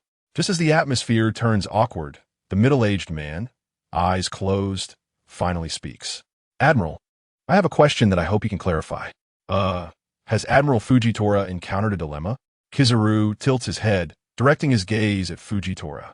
What precisely is your sense of justice? What does the Navy's justice truly entail? Since joining, my experiences seem to diverge completely from my initial expectations. Fujitora expresses his doubts without hesitation. Years ago, he blinded himself to avoid witnessing the world's darkness. Yet he finds that even in blindness, he is still acutely aware of that darkness. Justice? Kizaru is momentarily taken aback. Indeed, it is a sensitive subject. Were it not for this so-called justice, the Navy would not have fallen to such depths, nor would he have ascended to the role of Fleet Admiral. It is a bitter irony, an answer that remains elusive, for each individual's conception of justice varies significantly, rendering it incapable of representing any side comprehensively. How troublesome it is to face such a conundrum right after assuming the post of Admiral. Kizaru spreads his hands, exclaiming, I truly cannot say. From my perspective, as long as people have food, clothing, and the assurance of life, that is sufficient. Oh, Fujitora, hearing such a perspective for the first time, raises his gaze. His pale, lifeless eyes fixate on Kizaru as he contemplates for a moment. Though I do not fully grasp your words, I sense that you are correct. If that is the case, I shall remain within the Navy. Should any matters arise, I hope the Admiral will not hesitate to call upon me. With that, he retrieves his long sword and strides out of the office. Watching Fujitora's retreating figure, Kizaru feels a pang of headache. Yet another individual steadfast in their pursuit of justice. Following the Navy's massive recruitment drive, a new wave of fresh naval forces plunges into the seas, gradually calming the turbulent waters that roiled after the recent conflict. As the ocean settles, the world seems to mirror this tranquility, and everything appears to be progressing toward a brighter future. Yet, this fade of peace perceived by the elite powers is merely the calm before an unprecedented storm. Everyone believes that it will not be long before a colossal battle erupts. Some factions attempt to evade this impending war, nurturing a desire for self-preservation. Yet such aspirations are destined to remain unfulfilled. Even the Whitebeard pirates, one of the four emperors, have arrived at a historic moment of decision. In Chapter 069, Sabo and Whitebeard, aboard the Moby Dick, Ace gazes at the young man before him with tears welling in his eyes. The indescribable sensation of seeing a kin, who is supposed to be deceased, standing alive before him causes his body to tremble slightly. Sabo. After a moment of hesitation, Ace calls out the name with fervor. It's been a long time. Sabo adjusts his hat, a radiant smile gracing his lips as he raises a hand in greeting. You bastard. Overwhelmed by Sabo's sunny demeanor, Ace can no longer contain himself and rushes forward, embracing him tightly around the neck. The reunion of brothers, separated for over a decade, instantly resonates with the crew of the Whitebeard pirates. Haha, were you surprised? I was too when I saw your news in the newspaper. Sabo chuckles, feeling the tremors of Ace beside him. You scoundrel, why didn't you tell me and Luffy that you were alive? Ace replies, a hint of anger in his voice. I'm sorry, I didn't know either. That day, Sabo solemnly bows to Ace, recounting his past experiences, and adds, I never expected that Drago would be Luffy's father. I knew that. Ace responds, though there is much I wish to discuss with you. Please forgive me as I have urgent matters at hand. Sabo concludes, bowing politely to Whitebeard. Captain Whitebeard, on behalf of the Revolutionary Army, I invite you to become our ally. Kuralala. Kid, do you even know what you're saying? Whitebeard laughs, his eyes slightly widening as a fierce aura radiates from him. I am fully aware that this is not only the intention of my Revolutionary Army, but also that of Teacher Keitel. Under the pressure of Whitebeard's fierce aura, Sabo meets his gaze with unwavering composure. Whitebeard observes the young man before him, a glimmer of appreciation flickering in his eyes. The mention of Keitel momentarily stuns him. Keitel's significance is well known in today's world. The goals of the Revolutionary Army are laid bare. to oppose the world government and reclaim the former Holy Land Mariewa, now renamed the Kingdom of Joy. Such an event has likely never occurred since the establishment of the world government. What does politics have to do with us pirates? Whitebeard neither dismisses nor agrees. Instead, he fixates on Sabo and inquires. Sabo, with a tranquil demeanor, responds softly, "Politics may not concern you, but the events that are about to unfold will affect the entire world. I trust your insight. You must understand. From this moment until this tide recedes, no one can remain unscathed." Suddenly, Whitebeard's eyes flash with a fierce light as he unexpectedly brandishes a massive sword at Sabo with a swift motion. "Old man," Ace gasps in alarm, instinctively moving to intervene. Just then, a hand rests on his shoulder, and Marco's voice rings out beside him. Dad is just testing his strength.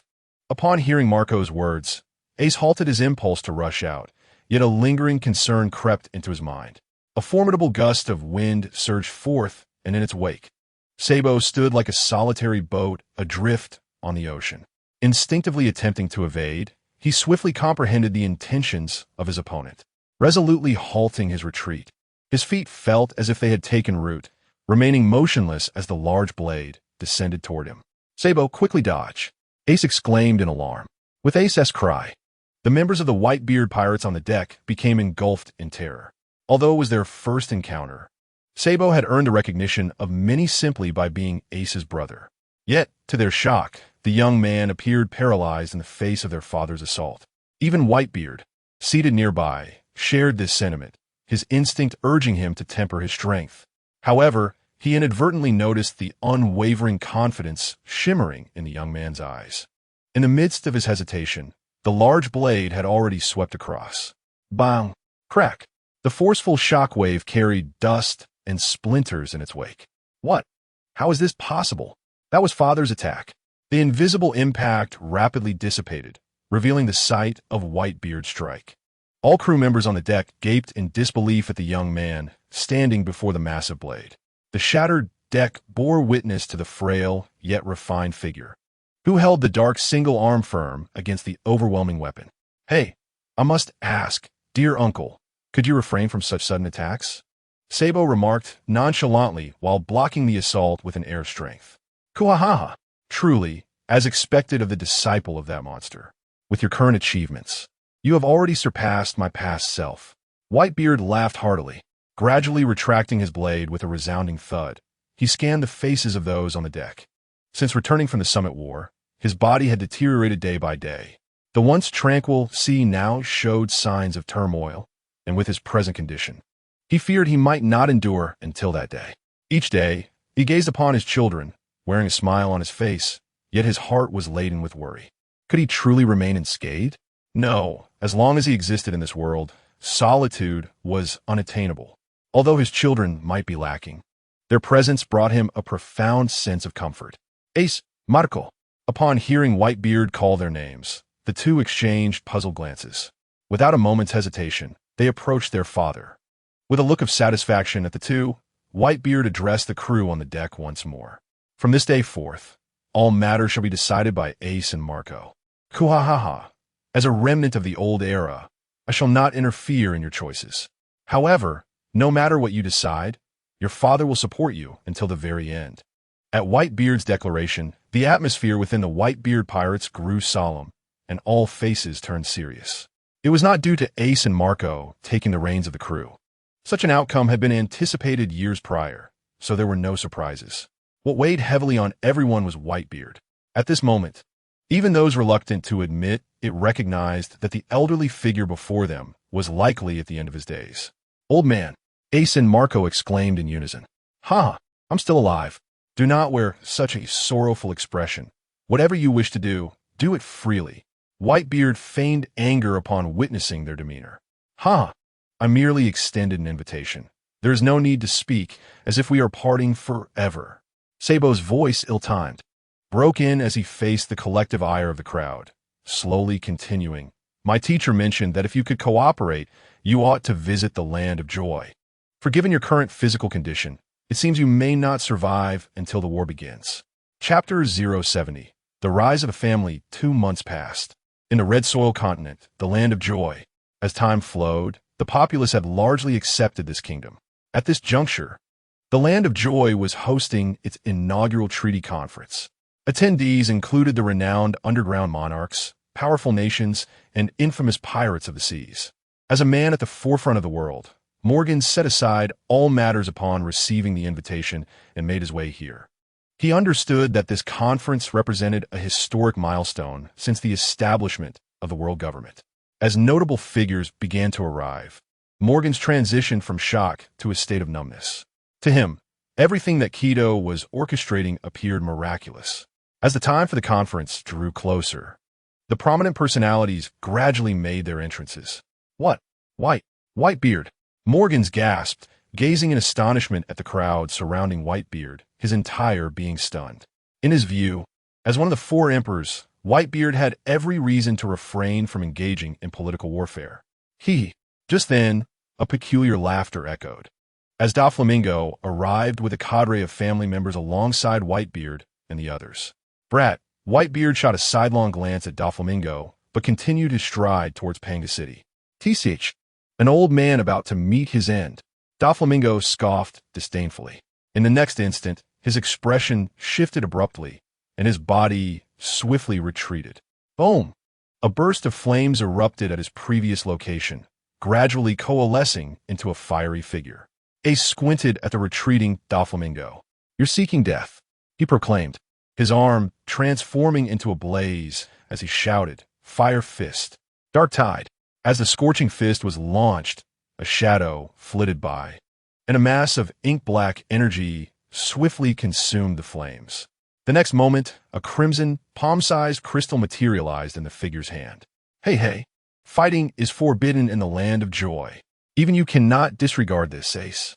Sabo tossed the crimson flame crystal in his hand, pondering whether he could find a way to draw Ace into the logistics department. With the combination of the two devil fruits, Sabo had become enamored with crafting various items, even projecting his ideas onto his brother. As Doflamingo laid eyes upon Sabo, a glimmer of intrigue flickered in his gaze. Logistics Director Sabo, he began, I wonder when the materials I mentioned last time might be developed. Your invention is perilous. However, I am in the developmental phase. It would be most advantageous if you could procure the schematics. Sabo pondered before responding. I fear that the blueprints for such a thing may no longer exist in this world. Doflamingo sighed, seemingly struck by a thought. It appears your brother's crew possesses this particular technology. You might wish to explore that avenue. I assure you, I shall not hesitate to sever your head. Sabo shot Doflamingo a fierce glare before turning to the Whitebeard crew. Ace, take your companions to Panga City. Uncle Whitebeard, please accompany me to meet the teacher. With that, he pivoted and strode away. The members of Whitebeard's crew exchanged glances, their hearts heavy with concern at the prospect of Kidora meeting Whitebeard alone. What are you all looking at? Whitebeard boomed with laughter. Are you afraid that I shall be slain by that fellow?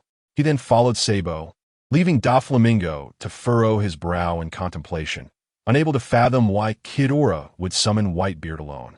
Ace, seeing the situation, complied with the directive, leading the remaining captains to Panga City. In the northern expanse of Panga City lay a desolate and barren land. The crimson earth, scorched and cracked by an unknown heat, crumbled beneath their feet into fine sand. Whitebeard observed the scene with a slight frown, silently trailing behind Sabo.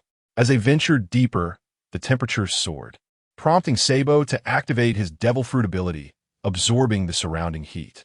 Whitebeard's eyes widened in astonishment. Could the fruit's power truly be utilized in such a manner? However, his own Tremor fruit could not be recklessly unleashed, yet he could still endure the rising heat. After a while, they arrived at a deep valley. What? Even the sea's sovereign, Whitebeard, found himself taken aback by the sight.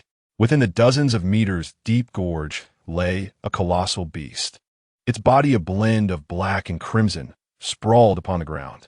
The land beneath it was cracked, with fissures several meters wide sporadically spewing magma. A hissing sound echoed as clouds of black smoke billowed forth, only to vanish into the crevices. You have arrived. A chilling voice resonated, and with a thunderous roar, a golden giant ascended from the abyss, accompanied by a tempest that swept towards the two men. "Teacher, Whitebeard has come." Sabo bowed with his hat in hand. "Go inform Dorag to prepare for a meeting. Let him preside, for I shall not attend," Ghidorah stated, turning to Whitebeard. "It is a miracle that your body still endures." "Oh, did you discern that?" Whitebeard replied, astonished. "If one cannot perceive such a thing, I would have no place in this world," Ghidorah thought to himself, rolling his eyes internally. Nevertheless, he held a deep respect for the venerable elder before him. Setting aside strength, it was his magnanimity that commanded admiration. "I am curious about your intentions in summoning me. Given my frail condition, I fear I cannot offer any assistance in the forthcoming events." Before the terrifying behemoth, Whitebeard exhibited no trace of fear, meeting the creature's gaze steadfastly. "A broken body? What I admire is not your strength, but rather your indomitable will. What say you? I now extend an invitation for you to join the One Clan. Are you willing?" Ghidorah regarded Whitebeard and spoke slowly. "The One Clan?" Whitebeard paused, momentarily taken aback, then exclaimed in astonishment, "Could it be that the rumors are true? It appears you are already aware." Ghidorah continued, "As you know, the One Clan has no ties of blood. Whether human, giant, or even those of the Fishman lineage, there were members from all walks of life. The so-called One Clan is merely a collective of like-minded allies." He succinctly recounted the ideals behind the establishment of the One Clan, adding, "I now invite you to join. And this meeting is to prepare for the revival of the One Clan. The severance of bloodlines is inconsequential. As long as the spirit endures, the One Clan shall never perish." After his explanation, he did not hesitate to extend a further olive branch, convinced that the other would not refuse his proposal. "As a benefit of your inclusion in the One Clan, I can restore your body to its prime." At these words, Whitebeard's body trembled involuntarily. In his twilight years, he had relinquished all aspirations and ambitions, desiring only to spend his final days with family. He never anticipated that someone would present such an irresistible temptation. Chapter 071. The baptism. Any formidable warrior would find it impossible to resist Ghidorah's offer. Even Whitebeard, who had come to terms with everything, harbored his final convictions. Family, to him, was more precious than anything else. For the sake of his family, he resolutely chose to trust Ghidorah. The process was not overly complicated. Upon his agreement, Ghidorah activated abilities he had never employed since awakening. An energy field, reminiscent of a bubble, coalesced around Whitebeard, who found himself within a space that resembled a surgical slaughterhouse. Instantly, he sensed the changes occurring around him. Enveloped in the energy field, his body began to rejuvenate with an inexplicable energy, and he distinctly felt his worn physique progressively restoring itself. It was akin to time reversing itself. Even the signs of aging upon his visage began to transform with the passage of this newfound time. In just a few minutes, Whitebeard felt his entire being brimming with potent vigor.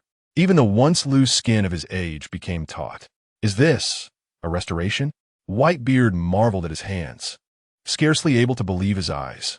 "This is the power of the restoration fruit, capable of reverting an individual to a certain state of their life," Ghidorah briefly elucidated. "While you possess the strength of an emperor, you will find it impossible to confront true titans in the forthcoming war. The reason I value you is due to your fruit. After all, nurturing a new wielder of the tremor fruit is no simple task. Should your abilities transcend the final barrier, you will indeed qualify to become a true powerhouse." The words, laden with blatant disdain, stirred a sense of intrigue within Whitebeard. Yet, upon reflecting on the formidable prowess of the monstrous entity before him, a poignant sorrow washed over him. Indeed, the creature's strength was astonishingly formidable. "I shall endeavor to find a way to transcend the abilities granted by the fruit," Whitebeard declared solemnly. "You intend to elevate yourself? I cannot afford to wait." As he spoke, Ghidorah glanced toward the direction of Panga City, remarking, "The meeting should be concluded by now. I am quite eager to discover who remains. Let us wait a moment. Once everyone is gathered, I shall assist you all in your enhancement." Upon hearing this, Whitebeard cast a puzzled glance at Ghidorah before stepping aside, harboring numerous questions about the colossal beast before him. However, he was not one to indulge in idle gossip, some matters would eventually reveal themselves in due course. The two did not have to wait long before a group emerged on the horizon. As they drew closer, Whitebeard discerned the leader of the Revolutionary Army, Drago, flanked by his cadre, along with Doflamingo and Ace, while on the other side stood a gathering of elegantly attired strangers. From their garb, it was evident they belonged to the royal families of certain nations across the seas. Sandwiched between these two factions were notable underground powers, among them the infamous Morgans. Has this fellow joined the fray as well? Whitebeard mused, for Morgans, as the mastermind behind an economic publication, was a figure known far and wide. It struck Whitebeard as peculiar. Given the influence and might of the others, there should have been no need for Morgans to align with any particular faction. As the assembly coalesced, hundreds gathered before the deep valley, gazing upon the throng, while Ghidorah's golden eyes remained unfazed. This collective force in the current world could be deemed as elite. Yet, to contend against the 20 kings, they were still vastly insufficient. Since you all have chosen to remain, I extend a warm welcome on behalf of the Kingdom of Joy. Ghidorah's powerful voice resonated through the heavens. Before he continued, however, the strength you possess is rather inadequate. Nevertheless, this is of little consequence. What I truly value is your unwavering resolve. With that, Ghidorah's golden gaze sharpened. Prepare yourselves for the baptism. With his words, a golden ripple, akin to radiant waves, surged forth, enveloping all within its embrace. An overwhelming force erupted forth. What is this? As the golden wave washed over them, the crowd could not help but ignite with fervor. An indescribable sensation arose, akin to the very air becoming viscous before them. Each breath required immense effort, and what was even more terrifying was the realization that the air they inhaled was alarmingly thin, like individuals trapped in a mire. Their complexions reddened with the passage of time. Is this? Ace, gritting his teeth, recognized the sensation all too well, instantly recalling his experience on the 6th level of Impel Down. Is this guy truly attempting to enhance our strength in this manner? Ace's dark eyes fixated on the massive figure. Then he turned to his companions, urging in a low tone, endure. Do not faint. Otherwise, this opportunity will be squandered. The true nature of Ghidorah's might remain a mystery to him. However, he was acutely aware that the energy permeating the air possessed a remarkable purity. Once absorbed into the body, it not only fortified the flesh, but also enhanced the abilities of the fruits, enabling them to transcend their limits. Upon hearing Ace's hint, his companions and those nearby seemed to sense something, their eyes alight with excitement and fervor as they gazed at the colossal beast. I, a revolutionary, unexpectedly experienced a moment of enlightenment under this surge of power, and in the next instant, my robust arms transformed to a deep shade of black. Witnessing my awakening and mastery of the armament hockey, the revolutionary could not contain his exhilaration. Observing this phenomenon, the others became even more animated and fervent. Although nearly everyone present had already grasped the rudimentary applications of hockey, the prospect of a direct enhancement of strength was an opportunity too precious to overlook. As time passed, some deepened their armament hockey, while others broke through the limits of their abilities. Yet, the most significant gain was the subtle transformation of their physiques, a change so profound it could even be inherited by future generations. This was precisely why, a millennium ago, Ghidorah garnered such attention. A creature that was immortal, even mastering the art of eternal life, and capable of influencing humanity was a terrifying prospect. It was this secret that incited the 20 Kings Coalition to take action.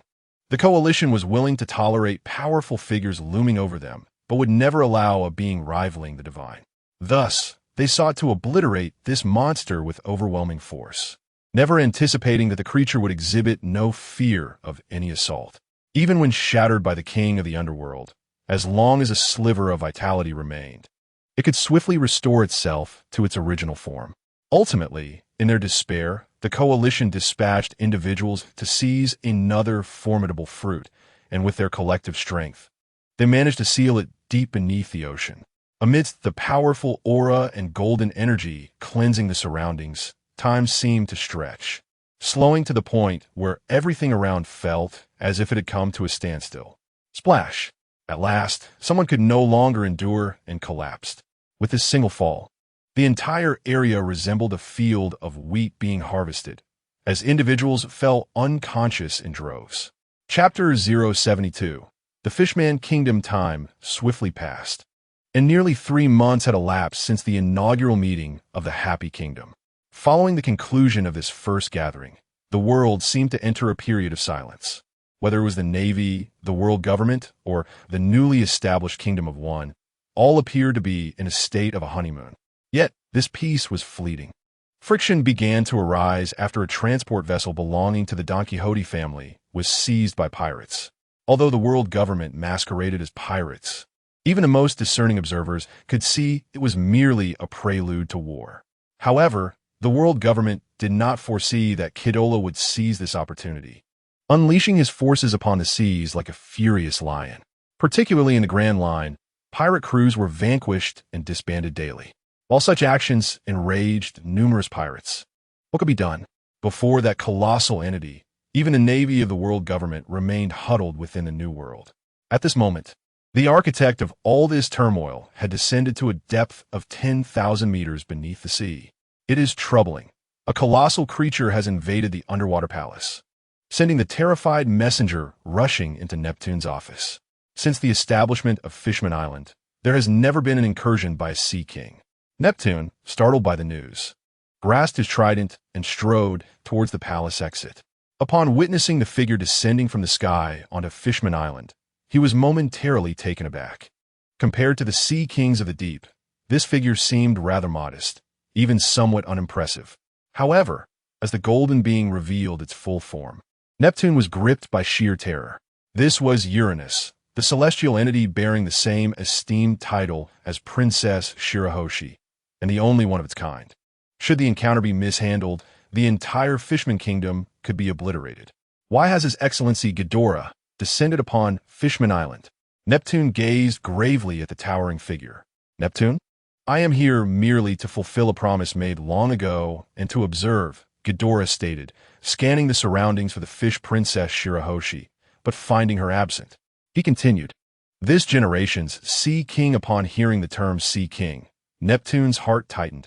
He could only surmise the intentions of the other party, which even the most naive in the world would understand. To put it charitably, it was revenge. Less charitably, it was rebellion. The audacity to involve Shirahoshi in such matters was unacceptable. Neptune, undeterred by the looming giant, stood resolute for his daughter. I regret to inform you, Your Excellency Ghidorah, that this Sea King is somewhat unique and may not be suitable for battle alongside you, Neptune asserted, steeling himself for the inevitable fury that would ensue. Have you forgotten the agreement made 800 years ago? Although that individual did not fulfill his promise, the pact remains, and it is now my responsibility to see it through. Furthermore, you will need to present the document of apology from your palace. Only a fool would repent for something so trivial. Upon hearing Ghidorah's words, Neptune's expression wavered. After a moment of hesitation, he commanded his soldiers to retrieve the historical document from the palace. He then explained to Ghidorah, I can relinquish the historical document to you. However, regarding Shirahoshi, there is no room for negotiation. She is my only daughter, and I wish to avoid any unforeseen calamities. It seems you still do not comprehend the nature of the Sea Kings. Neptune, as an ancient weapon, a being that instills fear in the world government. How could it simply perish? It is merely that she is too fragile. Ghidorah remarked coldly, his gaze fixed on Neptune. Were it not for the fact that the other was Shirahoshi's father, he might have swiftly dealt with him. As for Shirahoshi's potential involvement in battle, he had not even contemplated it. Once the Fishman Kingdom was ensnared, her desire to abstain would be rendered futile. Compared to previous Sea Kings, this one truly is quite remarkable. Possessing immense power, yet resembling an innocent child, it would not be an exaggeration to label her as naive and sweet. Nonetheless, even such innocence would not spare her from Ghidorah's intentions. In the midst of his thoughts, a contingent of soldiers, aided by several enormous marine creatures, emerged from Neptune's palace, carrying a massive square black stone. The surface is etched with a dense array of characters, robust and ancient, their meanings lost to time. Yet to Kidora, these inscriptions were a source of profound fascination, prompting him to muse aloud. What a fool to acknowledge such matters. Could that fruit truly have clouded his mind? Reflecting on the past inheritors, he pondered whether the brain matter of those who had consumed the fruit had also undergone transformation. You can decipher the ancient script above? Neptune exclaimed, astonished by Kidora's critical observations. Of course. How could one forget the script of their homeland?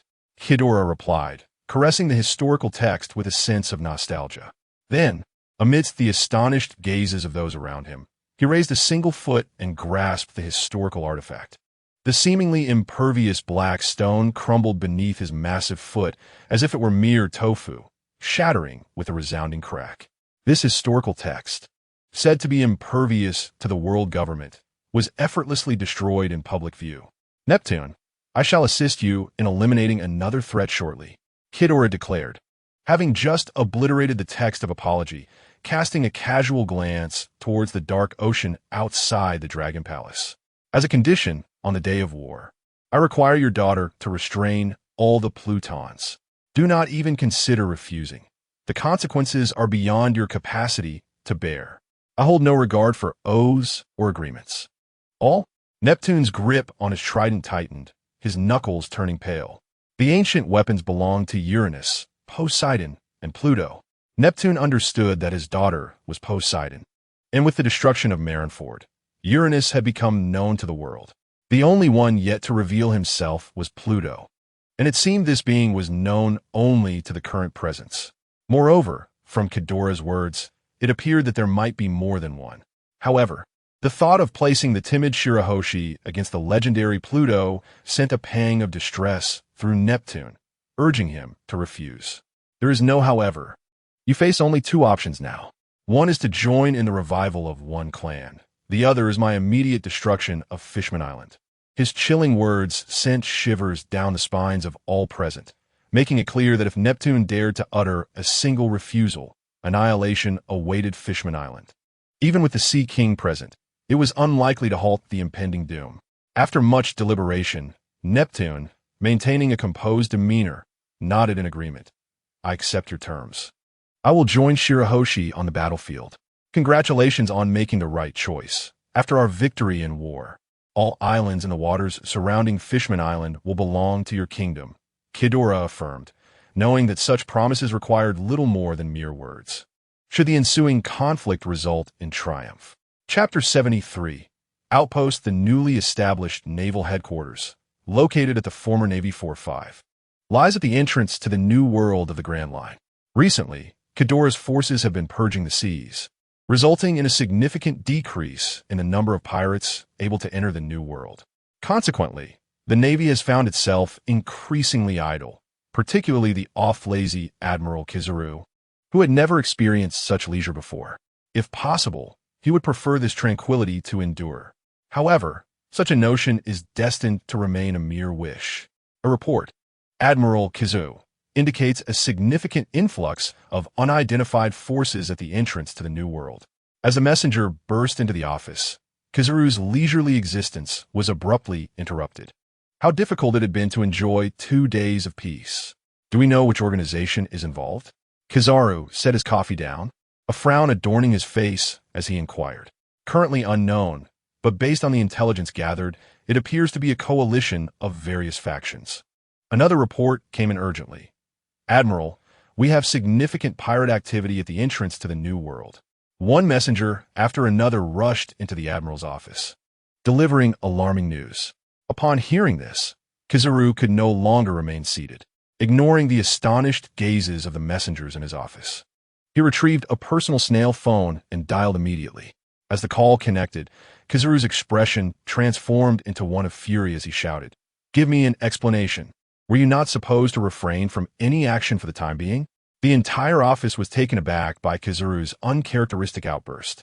Even the seasoned veterans among them had never witnessed him in such a state. Yet, what astonished them further was yet to come. In the midst of their shock, a grim voice emanated from the snail phone. My apologies, but I'm not entirely sure, as this was merely Mr. Kadu's spontaneous decision." Kadu? Upon hearing that name, any Navy personnel who had participated in the Marineford War trembled instantly. It was no wonder. The terrifying being had left an indelible impression, instilling a fear that quelled any thoughts of rebellion. Ha! Admiral Kizuru, if I'm not mistaken, the individual you are conversing with should be the revolutionary, Monkey D. Dragon, came a slightly arrogant voice from the doorway. What? The Admiral is in communication with the leader of the Revolutionary Army? The sailors widened their eyes in disbelief, feeling as though their entire worldview was crumbling around them. The Green Bull? Following this, the sailors felt that someone was slandering the Admiral, turning to see the figure leaning against the door, only to tremble once more. Everyone, please leave, and let one smile come in. Kizaru, sensing the situation was amiss, promptly ordered the lower-ranking sailors out of the office. Ha! I have indeed stumbled upon quite an extraordinary secret. Green Bull, observing the sailors' exit, sauntered into the office and settled onto the sofa, casually resting his feet on the coffee table while regarding Kizaru with a hint of amusement. What are your intentions? Now that the cat was out of the bag, Kizaru saw no need for further explanations and addressed the snail phone. Do not be alarmed. We are merely establishing a temporary outpost, as there are still a few remnants in these waters that need to be eliminated. Our ancestors do not wish for any underhanded maneuvers during the outbreak of war. Dragon's voice echoed through the phone, slowly articulating the purpose of their incursion into the New World. Is it Charlotte Linlin and Whitebeard? Before Kizaru could respond, Green Bull interjected. Oh, are there others involved? Upon hearing an unexpected sound, the phone bug emitted a startling noise from Dorag. Ah, it is the newly appointed Marine Admiral Green Bull. Kizaru responded with a hint of emotion. What? Does Kizaru even comprehend his actions? Dorag exclaimed angrily. Ah, it no longer matters. Kizaru lamented, his aged face reflecting sorrow. I cannot foresee any future for the Marines. It is truly troubling to hear such irresponsible words from even the fleet admiral. At that moment, a steady voice resonated from the entrance, and with it, the new Marine Admiral Fujitora entered the room. Haha, you have arrived. I have uncovered an astonishing secret. The Marine Fleet Admiral is actually closely connected with the leader of the Revolutionary Army. Green Bull laughed heartily upon seeing Fujitora. Is that so? What a shocking revelation. Fujitora responded, merely furrowing his brow before taking a seat on the sofa. Hey Kizaru, what are you planning to do? Dorag questioned through the phone bug. It's nothing, just that I prefer certain matters to remain concealed from Kizu. He glanced at the two in the office and continued, merely keeping a few truths hidden from those who harbor justice. He then earnestly added, Dorag, if possible, please grant me a bit more time. Suddenly, the line went silent, and after a long pause, Dorag's voice finally came through. I understand. With a click, the phone bug was disconnected, and Kizaru raised his gaze towards the two on the sofa, pondering how to articulate his thoughts before asking, what do you both envision for the future of the Marines? Ha ha ha. Upon hearing this, Green Bull erupted into laughter, but soon sobered and said, do you truly believe the Marines have a future with a fleet admiral like you? The future of the Marines will depend on your actions. Fujitora added, there are certain matters that you both may have already surmised without me stating them.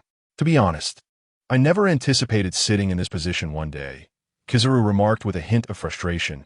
I merely intended to earn a modest salary for a comfortable retirement. Yet sometimes, fate seems to conspire against you. Ever since I ascended to this rank of Fleet Admiral, I have come to experience the anguish of Sengoku. If it were possible, I would gladly relinquish this position. Don't count on me. I am quite content being an admiral. Green Bull responded immediately upon meeting Kizaru's gaze. Fujitora chimed in. I am but a blind man. If I, a mere undercover agent, can attain the rank of Fleet Admiral, why can't you, a blind man, do the same? Kizaru wished to assure him of his capabilities, yet the words remained unspoken. The Revolutionary Army intends to establish outposts. At present, the Marines are severely weakened and cannot confront those individuals head-on. What you both need to do is restrain the Marines from provoking them and lead the new recruits to cleanse the pirates in the first half of the Grand Line. As for the Revolutionary Army, we should strive to avoid conflict. Hey, I must ask Fleet Admiral, is it truly wise to act so overtly? Green Bull inquired. Matters of right and wrong are irrelevant. Whether Marines or pirates, They are merely individuals working for a paycheck. I do not demand that you both harbor enmity. That is not my aspiration. I only request that you both act in accordance with your conscience. Pursue whatever you wish to pursue. What nonsense is this? The green bull rose to his feet, casting a peculiar glance at the yellow ape before swaggering out of the office. As for the yellow ape's identity, it was not pursued further. Fujitora, upon hearing the yellow ape's words and sensing his thoughts, stood up and merely remarked, "I wish to observe that creature," before slowly departing. Chapter 074. Chief of Logistics. Sabo, the Revolutionary Army, has officially been renamed the Army of the Happy Kingdom. Sabo, the newly appointed Chief of Logistics, has become exceedingly busy.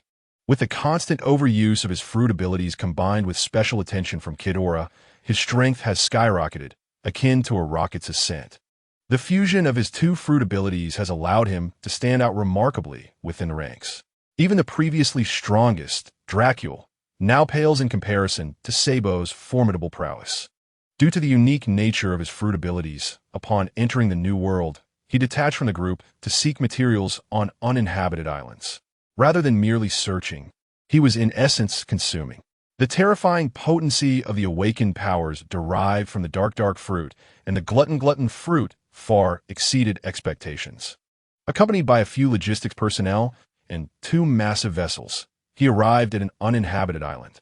After surveying the terrain and confirming the absence of any human presence, Sabo activated the powers of the dark fruit. A darkness, as black as a swirling vortex, emanated from him, fanning out in a shape reminiscent of a fan, quickly engulfing the entirety of the island's features. Rocks and trees were swallowed by the abyss, and under Sabo's control.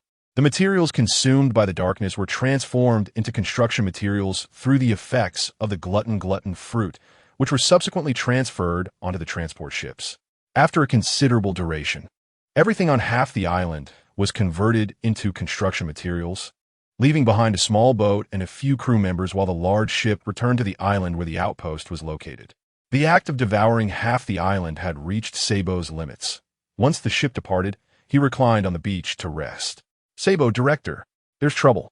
Just as Sabo was drifting into a deep slumber, a subordinate frantically roused him. Sabo lazily stretched, slowly rising. "What has occurred?" "There are people approaching." "People?" Sabo was taken aback. If his subordinate reported that a ship was arriving, he would not be surprised. However, the report of people coming? Was there indeed anyone on this island? That seemed improbable. With utmost confidence in his observation hockey, Sabo activated it to sense any life on the island. As the hockey radiated outward, he was stunned. There were indeed people, but not from the island. They were approaching from the sea. A figure emanating an icy aura was gradually nearing the shore. Admiral Kazan? Sabo sensed the bone-chilling cold and stood to walk toward the beach.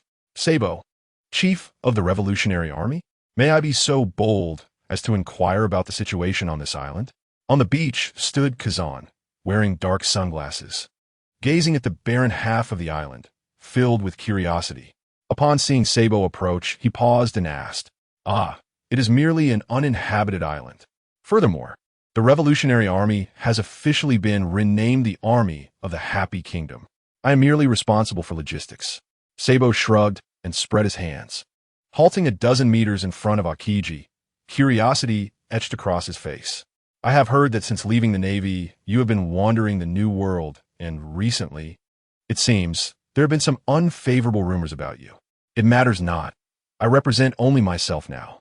Akiji leaned his bicycle against the shoreline and found a flat patch of sand to sit down.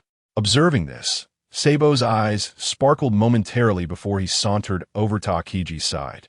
Reclining lazily with his hands behind his head, gazing at the sky as clouds drifted by, he slowly inquired, "Do you have any interest in joining the army?" "Oh." Akiji looked at Sabo in surprise, lowering his guard as he reclined. "You just mentioned my recent poor reputation. Aren't you concerned that I might bring you trouble? Or perhaps be a spy for the Navy?" "A spy?" Sabo laughed heartily, as if recalling something amusing. Akiji turned to regard him with a hint of confusion. After a moment, Sabo curiously asked, "If you were a spy, do you think you could attain the position of army commander?" "How could that be?" Akiji promptly dismissed the notion. Is it truly impossible? Yet my uncle managed it. Sabo did not press further, but made an elusive remark, then continued, regardless. Even if you were a spy, what of it? Once you join, you will discover that this is where you truly belong. That sounds appealing.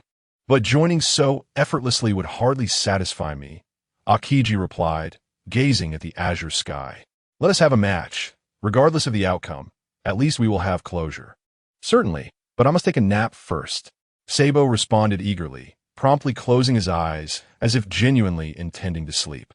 Akiji paused, momentarily taken aback. Then a thought crossed his mind as he smirked slightly, reclining on the sand to rest as well.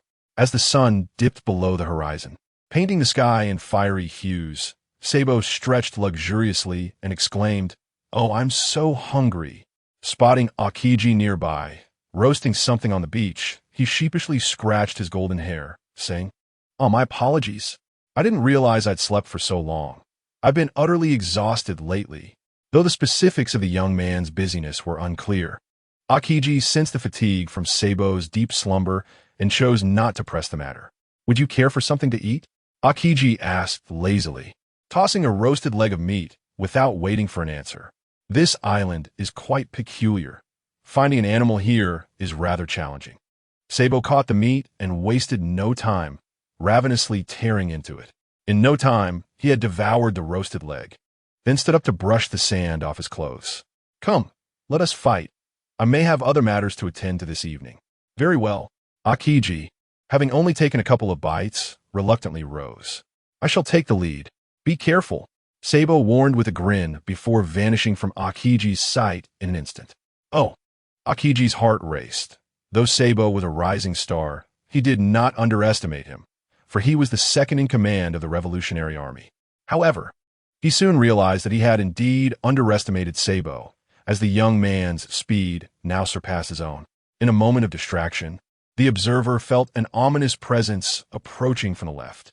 Attempting to evade, he quickly realized that his speed could not match the assault's velocity. With no other choice, he instinctively utilized elemental transformation. Bang!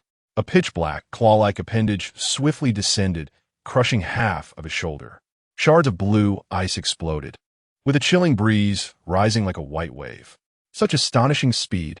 Despite having his shoulder smashed, Akiji did not retreat. Instead, he swiftly conjured an ice blade in his hand and slashed it toward Sabo. Bang! The ice blade, ensconced in a torrent of frigid air, was grasped by the ebony hand, which crushed it with a resounding crack. If you do not exhibit your true prowess, it seems you shall face imminent defeat. Sabo, having shattered the ice blade, did not press the advantage, but instead stepped back, activating the powers of the dark fruit, casting a playful glance at Akiji.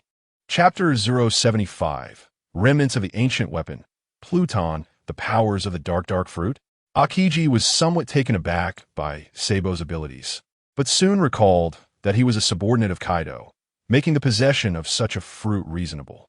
However, he still harbored a slight trepidation towards this fleeting ability, which had only appeared during the Marineford War. It was not that he understood the fruit's capabilities, but rather he felt that Blackbeard would not have boasted so grandly without it. Even if the fruit's power was formidable, it was simply a case of misjudging the opponent. Yet Sabo was different. Their physical abilities were evenly matched, and with the addition of the dark fruit, he truly seemed a formidable adversary. Rarely, Akiji set aside his disdain, fixing his gaze on Sabo and stating, "It appears we no longer need to test each other." With that, Akiji leapt into the air and coldly commanded, "Ice ball." As his words fell, 5 massive ice pillars erupted from before him, hurtling towards Sabo. Whoa! Sabo was taken aback, clearly not anticipating such ferocity from his opponent. He attempted to react, but it was too late. A wave of cold air surged towards him, and in his effort to evade, he inadvertently became ensnared in the ice. Damn it! Sabo's expression hardened as he instantly activated the dark fruit's abilities, but the ice was swiftly encasing him in its grip. Is this it? Akiji, who had held a flicker of anticipation, was now equally stunned. Crack! Crack! As he prepared to descend and break the ice's hold, Akiji suddenly heard the sound of cracking ice and halted his movement.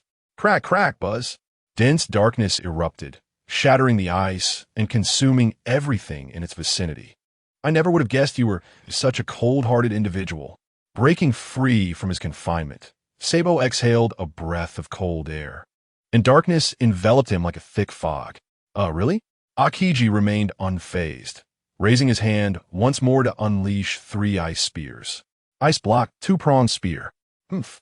And you say you are not? Sabo, upon hearing this, immediately reacted, erecting a massive wall of darkness behind him.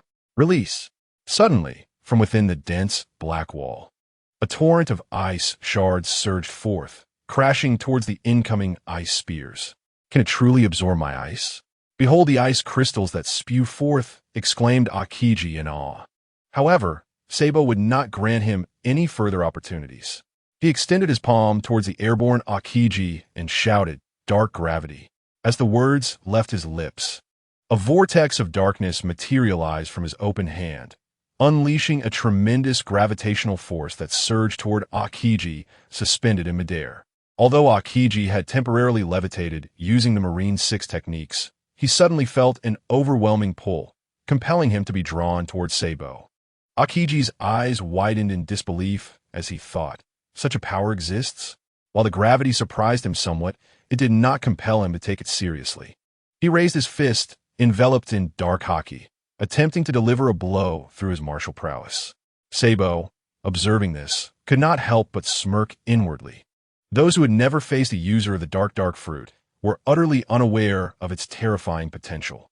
Thus, Sabo had no intention of holding back, especially after being caught off guard by Akiji's earlier ice attack. Dragon Claw.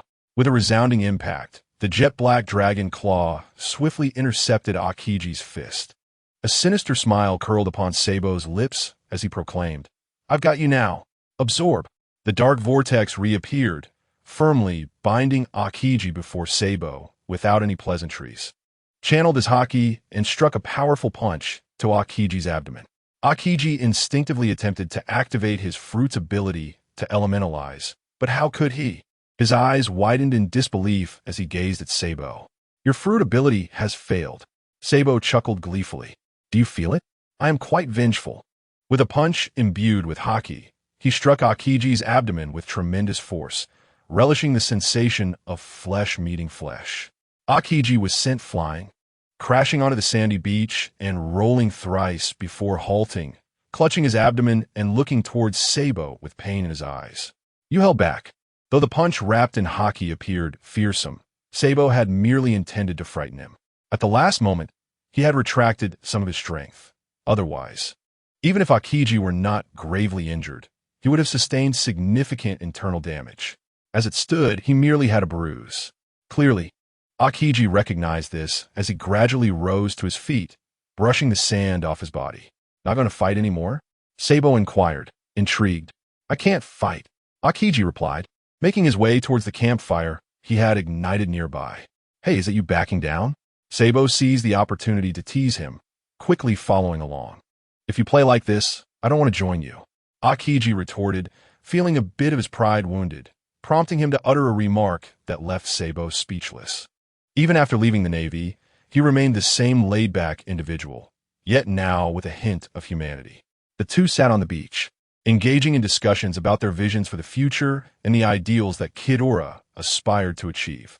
Upon hearing that Kidora wished to create a realm of equality for all, Akiji dismissed it without a second thought. "That is impossible." "What makes it impossible?" The grand kingdom established by the teacher alongside Nika and Joy Boy was once a magnificent realm, but it ultimately fell victim to the machinations of certain individuals, leading to its demise in the annals of history. Our current endeavor is to resurrect that kingdom from its ashes. Sabo immediately countered, as a former admiral of the Navy. He possessed a modicum of knowledge regarding one particular clan. However, he was taken aback by the revelations he was about to share. "So, what are your intentions? Are you preparing for war?" Akiji seemed to have an epiphany, and upon confirming the disappearance of various resources on the island, he exclaimed in astonishment, "No, it's not preparation. The war has already commenced. We are merely the logistics team, while the true battle has begun," Sabo replied slowly. "Thus, I invite you to join us. Not to fight on the battlefield, but because your skills are essential for our logistical efforts, particularly your ability to freeze the seas. Am I merely a tool? Akiji pondered, casting a curious gaze at Sabo. As he contemplated, a cacophony erupted from the sea, drawing both their attention. What on earth is that? The usually composed Akiji finally showed signs of agitation, gazing in shock at the vast expanse of the ocean. Are they truly trying to exhaust me? Sabo's expression fell as he beheld an enormous warship, large enough to accommodate an island, approaching ominously. That is the remains of the Pluton, merely a fragment controlled by Ivan's family. What? Pluton? And remnants? Akiji stammered, utterly flabbergasted. He had never anticipated witnessing two ancient weapons in his lifetime. Chapter 076. Who do you think you're looking down upon? Staring at the so-called remains of Pluton, Akiji was rendered speechless, his worldview entirely shattered. Previously, he had sailed on warships, which, despite having metallic components, had never led him to conceive that a vessel entirely constructed of metal could navigate the seas. Even more astonishing was the fact that it lacked sails, indicating it was not propelled by the wind. The sheer magnitude of Pluton was unfathomable, possibly hundreds of meters in length. Under the sunlight, it gleamed with a cold metallic luster, its deck resembling a small island, adorned with ominous dark cannon ports. The girth of those cannon ports was unparalleled, surpassing any naval artillery he had ever encountered. If one were to draw a comparison, only the colossal cannons at the Marine headquarters in Marineford could rival them. Is this truly Pluton? Akiji asked, his face a picture of disbelief. What did you expect? Sabo replied, casting a sidelong glance at Akiji, who seemed inexperienced. In truth, when Sabo first laid eyes on Pluton, his astonishment had far exceeded that of Akiji's present reaction. He had even spent 3 days and nights aboard it. However, upon learning that this was merely a fragment of Pluton, he was struck with the desire to construct one himself. Yet, he was informed by Kidora that Pluton was birthed from the powers of the original dark fruit and the swallow fruit user. Upon receiving this news, he became utterly frantic. Yet, he was soon warned that given his current abilities, he would likely perish from exhaustion before he could ever hope to construct Pluton. In the beginning, in order to inspire this young child with a grand dream, Kidora did not disclose that the creator of Hades was not human, but rather a robot. The war had commenced back then due to the theft of Hades technology by a group of self-important individuals who harbored nefarious intentions. However, such technology was of little concern to Kidora, as when he departed from Baika, its advancements were far superior. For instance, the products of the world government's research division were merely remnants of their endeavors. Returning to the main topic, could this truly be the legendary Hades capable of obliterating an island with a single shot? Akiji expressed his skepticism. Why are you so hesitant? I retorted. What do you say? Join us now, and I can take you on a tour. Sabo remarked, raising an eyebrow as he realized that Akiji had yet to consent to his proposal. Akiji glanced at Sabo, thinking to himself, am I the sort who has never seen the world? All right, I shall join you. Akiji declared, my interest does not lie in your Hades, but rather in the belief that you might change this world. I wish to witness everything. Such matters are inconsequential, as long as you join us. Sabo replied nonchalantly, patting Akiji on the shoulder. Now, let us prepare for action. Akiji was somewhat puzzled by Sabo's mention of work, but his confusion was short-lived as he observed the darkness beneath Sabo's feet surging forth like a tide. This darkness flowed towards the distant half-island, enveloping it in a shroud of blackness. Gasping, Akiji felt a chill run down his spine. Even his ice fruit could achieve such feats. But witnessing that terrifying darkness was far more impactful than his own abilities. Devour. At that moment, a soft command echoed, and with it, the swirling darkness erupted like a tempestuous sea, tumultuous and unrelenting. The land trembled, rocks crumbled, and trees toppled, as if a calamity had struck the entire island. Akiji's eyes widened in disbelief, unable to fathom that this was the same dark energy he had just battled against. In the blink of an eye, half the island was on the brink of being consumed. Is this truly the power of a devil fruit? He pondered, lacking formal education, yet possessing a modicum of understanding about black holes. He never imagined it could be so terrifying. However, before he could dwell further in fear, he witnessed another wave of darkness rising from behind Sabo, obscuring the sun. The energy ascended above the massive warship anchored on the shallow waters. At that moment, Sabo was drenched in sweat, his face as pale as a sheet, yet he gritted his teeth and managed to utter a few words. Synthesize, release. While combat with two devil fruits might not be Sabo's forte, in terms of utilizing their combined abilities, he was undoubtedly exceptional. As his words fell, various items began to rain down from the dark veil. Metal, bricks, flooring, an abundance of materials, both useful and redundant. However, to the nascent outpost being established, perhaps nothing could be deemed useless. This scene is so enchanting that Akiji cannot help but swear he has never witnessed anything quite like it since his birth. What he ingests are mere rocks, trees, and creatures, yet what he expels are an array of materials and tools, and even more astonishingly, artifacts fashioned from beast bones. What manner of being is this? Akiji suddenly perceives that the young man beside him increasingly resembles a universal machine rather than a human.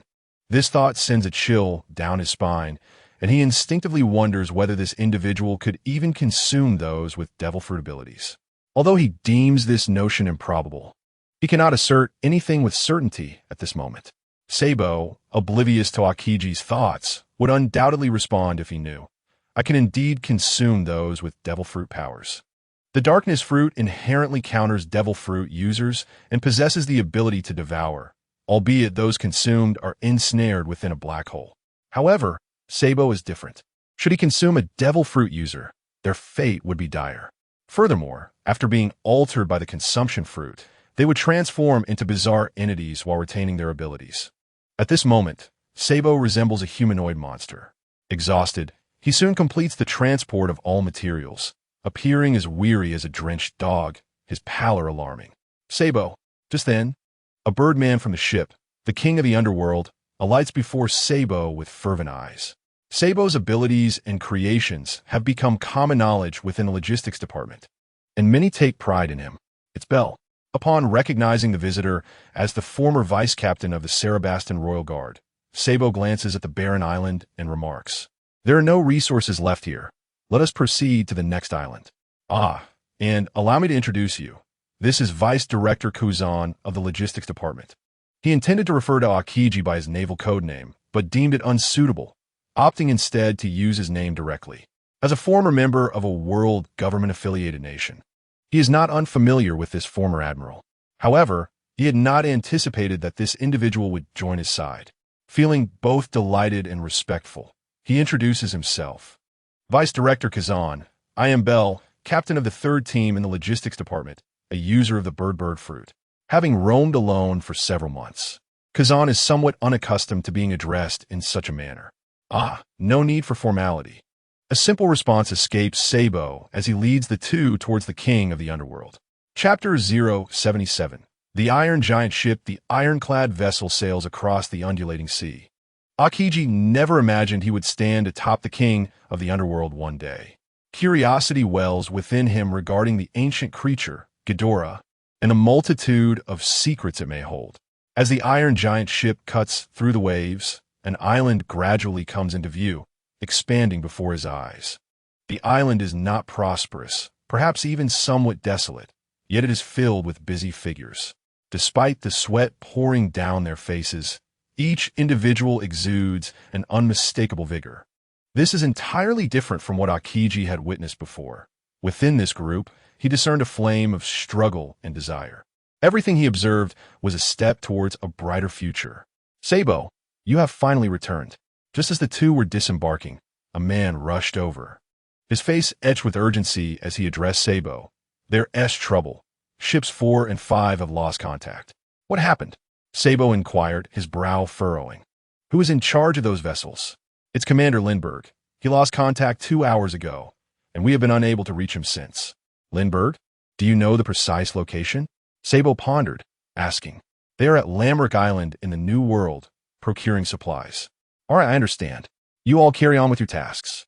Sabo replied, then turned to Akiji. "I apologize, but it seems I cannot introduce you to the outpost at this moment. You may stay here for now.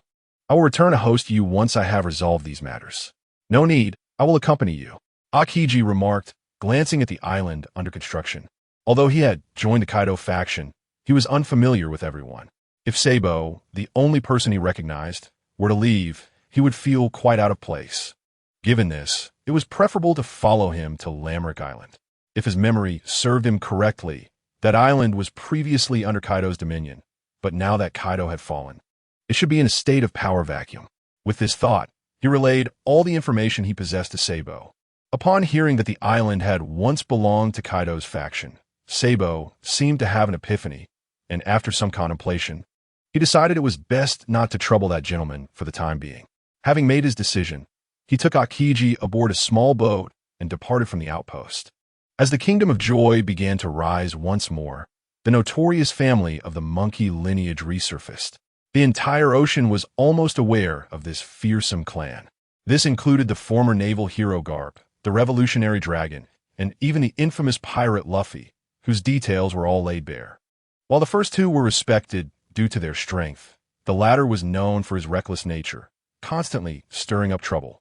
Following the conclusion of the Marineford War, Luffy endured a grim and painful existence. After departing on the Whitebeard pirate's ship, Garp took a few days to recuperate before leaving the crew, only to learn of his grandson Luffy's plight through obscure channels. He quickly sought out Luffy, who was undergoing training with Rayleigh. With Marineford gone, this rubber-brained individual found himself unable to ring the bell, eventually pleading with his grandfather to send a message on his behalf. Unexpectedly, in his quest to relay a message to his comrades and endure training from his grandfather, he inadvertently etched a lifelong shadow in his heart. However, the world is inherently fair. Effort and reward are bound to be proportional. At that moment, Luffy's strength had transcended what it had been 2 years after the Marineford War. With a formidable return, he reunited with his companions in the Sabaody archipelago and set sail anew. Traversing Fishman Island, the anticipated unpleasantness was averted thanks to the prior intervention of Kidora, and even Neptune graciously escorted them as esteemed guests into the New World. The smooth sailing prompted a few aboard to ponder whether they had been influenced by the Rubberbrain family. Yet amidst these waters, there exists a faction that revels in challenges and thrills, including some who recklessly charge forward without wisdom. Jack, once on the 3 calamities under Kaido, had since joined Charlotte Lean's pirate crew and departed from Whole Cake Island to consolidate Kaido's former forces. On a day when he passed Lamerick Island, he fortuitously encountered a revolutionary supply ship and promptly showcased his innate abilities, transforming into a fearsome ship king. With a single confrontation, he captured the leader and seized a significant cache of supplies. Though Jack might not stand up to true, formidable foes against adversaries like Lindbergh, he found the encounter rather effortless. Victorious, Jack chose not to depart immediately. Instead, he waved grandly, hosting a banquet on the island with the newly aligned pirates. Leading to the scene before us. "Bastard," Luffy grimaced, clutching his chest, glaring at Jack, now transformed into an ancient mammoth. "Why did you attack me without provocation?" Upon their arrival at Lamerick Island, Luffy and his crew stumbled upon Jack's revelry. Unbeknownst to them, upon seeing them, the towering figure launched a direct assault without hesitation.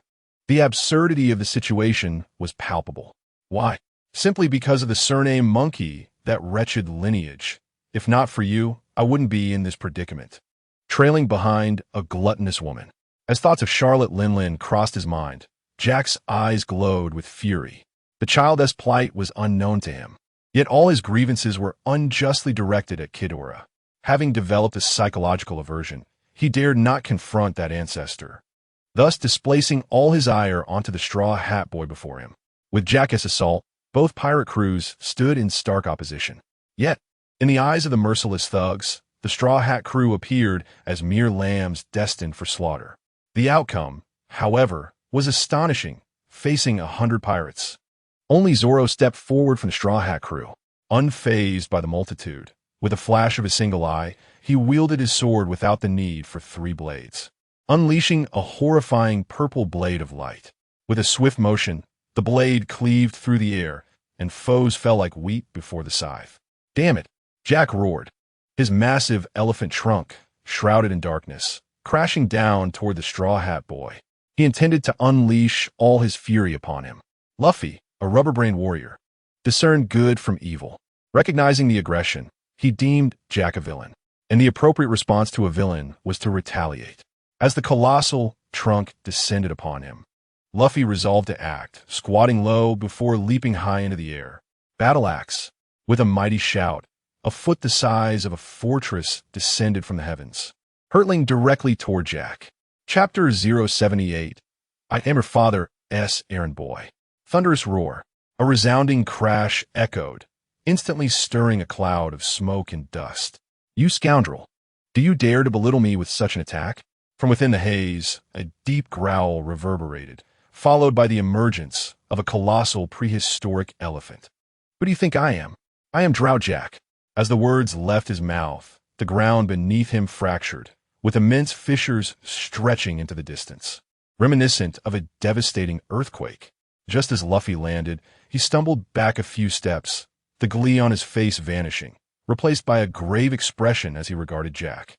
"Jack, I will send you flying. Vulture rocket cannon." With a mighty shout, Luffy's arms shot back at incredible speed, suddenly enveloped in a layer of dark, domineering energy. Expanding rapidly, as his rubbery arms stretched to their limit, a massive, obsidian fist was propelled forward with ferocity. "Oomph, I am not called Jack for nothing," Jack retorted, his eyes widening as he enveloped his nose and head in a shroud of power, charging head-on against the gigantic black fist. Jack, disdainful of cunning tactics, preferred straightforward combat. Regardless of his opponent's strength, he adhered to one principle: brute force would suffice. However, he had not anticipated that this time he had met his match. The rubber boy opposite him was equally tenacious. As the two forces collided, a thunderous boom resonated. The violent impact unleashed a shockwave, whipping up a whirlwind of dust and debris that rustled the clothing of onlookers in the distance. How could he be so strong? Jack grunted, bracing against the dark fist, his eyes wide like lanterns, his hooves digging deeply into the earth as his massive frame began to retreat.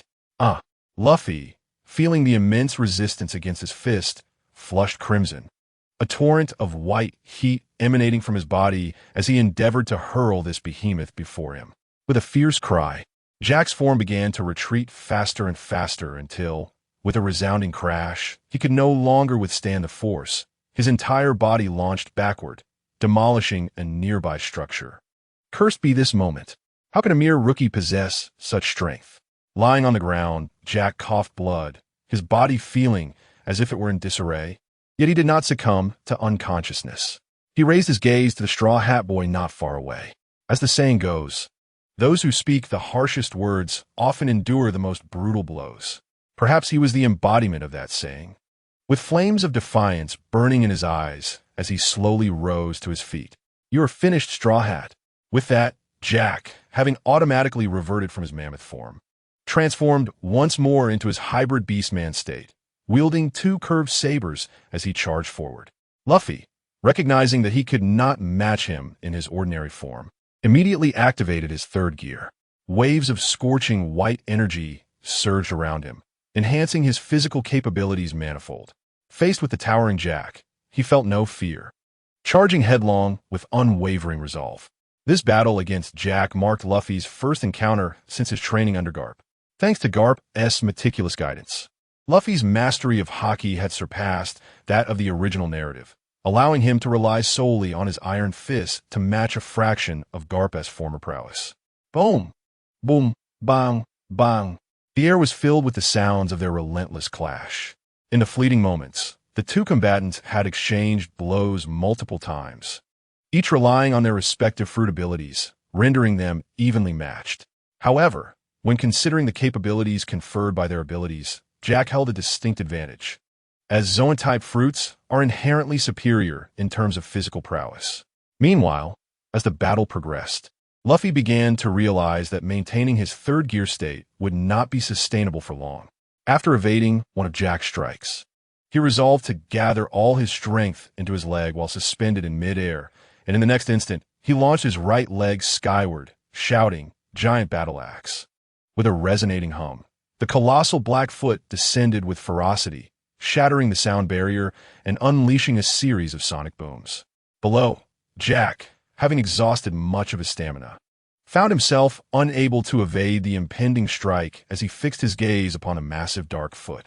Realizing he could not withstand the blow, he steeled himself for a desperate defense. The resulting impact echoed through the heavens, unleashing a tempestuous gust of wind. Upon contact with the enormous foot, Jack's expression shifted dramatically as he recognized the futility of his resistance. With no time left to flee, he grit his teeth and braced for the onslaught. Ultimately, after a cataclysmic tremor shook the ground, his vision blurred, and he collapsed into unconsciousness embedded in the earth. Jack's defeat instilled terror among the recently recruited pirates, who dared not show their faces and fled in haste. As for Jack, his fate was of little concern to anyone present. I'm so hungry," exclaimed Luffy, who had reverted from his fruit-enhanced state, immediately expressing his fatigue. The town lay in ruins after the fierce battle, but fortunately, the residents had managed to escape before Jack and his cohort's revelry commenced. Observing the scene, the Straw Hat Pirates began to organize themselves. Some set about kindling a fire for cooking, while others scoured the vicinity for supplies. A shadowy figure even approached Jack to inspect him, subsequently binding him with an unknown plant. As dusk approached, the Straw Hat crew gathered on the beach for a meal when an unexpected voice rang out. "El Luffy." Startled, Luffy instinctively turned to the source of the sound. Gazing at a familiar yet somewhat altered face, he hesitated for a moment before recognition washed over him, and tears welled in his eyes. "Sabo," he shouted, discarding his food and leaping to embrace Sabo, hardly able to believe his eyes. "Wah, is it really you, Sabo? I thought you were dead." The scene, reminiscent of a family reunion, caught everyone off guard, yet soon after, joy illuminated their faces. "Well, it's been a while, Nico Robin." Just as everyone was enveloped in the happiness of Luffy's reunion with his kin, another calm voice interjected. Accompanying the voice was a tall man clad in a gray trench coat, who casually approached the table, snatched a piece of roasted meat, and remarked to himself, "No salary negotiations, and they didn't even let me have a bite. Not bad." After savoring a few bites, Akiji found the flavors delightful and unapologetically brought the platter of roasted meat before him. He turned to Sanji and inquired, "Chef, could you kindly provide me with some cutlery?" The assembled guests at the table stammered in astonishment, "Admiral Akiji." With a faint smile, Akiji replied, "I have not held the title of Admiral for quite some time." With a scornful expression, Sanji stood up to fetch a set of utensils, placing them before Akiji. He then produced a lighter, igniting the cigarette between his lips, and remarked, "Since you are no longer an admiral, what brings you here?" Akiji lifted his gaze, hastily downing half a bottle of red wine to wash down the morsel lodged in his throat, and pointed at Luffy, stating, "Strictly speaking, from this day forth, his father is my employer." The crowd gasped in disbelief, their eyes widening as they exchanged glances between Akiji and Luffy, their minds racing with incredulity. Do you really think that background suffices to become the Pirate King? Chapter 79. Sustained by flames, news of the attack on the Logistics Division of the Marine Corps swiftly reached Kidora's ears. Upon learning that it was the work of the nefarious Jack, who had allied himself with Charlotte Linlin, two colossal shadows ascended from the Red Line, soaring towards the New World. While outsiders may not grasp the significance of this, the upper echelons of the Land of Happiness understood all too well. That individual could no longer contain his urge to act. However, this time it was not just one, but two. Another tempest was poised to engulf the seas. In the New World, on Cake Island, Charlotte Linlin, as the last remaining emperor, was not faring well. She had to contend with her continuously encroaching territory while also facing the resurgence of Whitebeard in his prime. To her utter dismay, just as she was besieged on all fronts, another distressing piece of news arrived. Her subordinate Jack had foolishly provoked the forces of that dreaded monster. Mama. That wretched Jack is stirring up trouble everywhere. I should never have let him go, Charlotte Linlin lamented as she listened to her children report the situation, her expression darkening. "Mother, this is not the time to scrutinize Jack. We must consider how to confront that individual if he comes." One of the cadres suggested from below. Mama, dear children, we need not fret. Although we have enmities, that individual may not be angered by such trivial matters," Charlotte Linlin reassured them. At that moment, Queen interjected, his corpulent form quivering as he spoke. "Mother, one cannot reason with that individual. Remember the audacious assault on Onigashima." He recounted the reckless attack on Onigashima, his voice tinged with fear. Even Kaido, in his dragon form, was no match for that individual. "I believe that once he arrives, we should consider aligning ourselves with them. That would be the wisest course." Before Queen could finish, Charlotte Linlin's expression hardened, interrupting him. "What nonsense are you spouting, Queen? No matter how formidable he may be, I, Charlotte Linlin, have not yet reached a point where I cannot wield my sword. To expect my submission is utterly impossible. Ultimately, Charlotte Lingling is a sovereign of the seas and would never yield to anyone. Unlike Whitebeard, who has come to terms with life and now treasures only his family. I refuse to bow down. Mother, terrible news from the outer seas. A flame monster has appeared in the skies above." A subordinate stumbled into the hall, panic-stricken. A flame monster? The occupants of the room paused in surprise, and Charlotte Lingling, seated at the head of the table, furrowed her brow and inquired. "Isn't a golden beast?" No. It's a terrifying creature that ignites everything it touches." "A flame monster? Oh dear, in my kingdom, we have yet to encounter such a beast." With that, Charlotte Lingling rose from her chair, her heavy footsteps echoing as she moved toward the exit. "Hey, can't you calm down and stop causing chaos? This island will be ours in due time.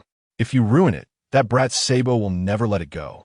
In the air, King Ghidorah observed the rampaging Leighton flying low and expressed his dissatisfaction. Despite being perceived as terrifying and imposing by outsiders, Ghidorah was quite approachable in Sabo's eyes. The latter treated him more like family than anything else. Consequently, he had lost his majesty in front of Sabo, who would pester him with every little issue. Leighton, hearing this, felt disdain and instinctively prepared to soar high into the sky. But in an instant, he sensed an overwhelmingly powerful soul aura. Having only heard of it through Ghidorah, he immediately deduced that this aura might belong to the female emperor. Now, this is becoming interesting. Sensing Charlotte Lingling's presence, Leighton suddenly ascended towards the Grand Cake Island. As Charlotte Lingling exited the hall, she noticed a dark figure approaching from afar, gradually enlarging as it flew at supersonic speed. The shadow expanded, trailing clouds of dust, igniting and melting everything in its path. Witnessing the widespread melting of Cake Island, Charlotte Lingling's eyes darkened with fury. "Damn that fool, Zeus!" With a roar akin to a giant, she summoned a mass of clouds, which darkened and swelled in response to her wrath. The ominous clouds ascended, and thunder struck. Boom! Boom! The fierce lightning showed no mercy, striking the airborne Leighton without hesitation. "Oh dear!" Leighton squealed as he felt the power of the lightning. Compared to the boss's thunder, this felt like mere tickling. Boom! He soared down before the crowd, unhesitant in his descent, only to find the ground of Cake Island melting like wax upon contact. Reluctantly, he took to the skies again, gazing down at Charlotte Lingling and the others. "So, you are Charlotte Lingling? Quite an unappealing sight, aren't you?" As a single phrase fell, the crowd below turned pale at the sound. For a woman, even a pirate, the most dreaded form of mockery is perhaps regarding her beauty. Upon hearing Leighton's words, Charlotte Linlin erupted in fury, her eyes veiled in a blood-red haze, raising her other arm. "Prometheus! Burn him alive! Zeus, strike him down!" The now irrational Charlotte Linlin resembled a madwoman, seething with rage. Accompanying her words, violent thunder and torrents of flames unleashed, surging like a wave towards the monstrous figure in the sky. It seems that not only are women endowed with ample bosoms devoid of intellect, but even those of advanced age possess equally feeble minds. In midair, Leighton, witnessing the Titanic eye, displayed no fear.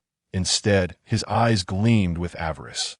Particularly, when he saw Charlotte Linlin summon Prometheus, his gaze resembled that of a rogue eyeing a bowl of braised pork. Atop the clouds, Ghidorah, observing everything, shook his head in disbelief. He mused silently. You two cloud-bound treasures may soon become someone else's dinner.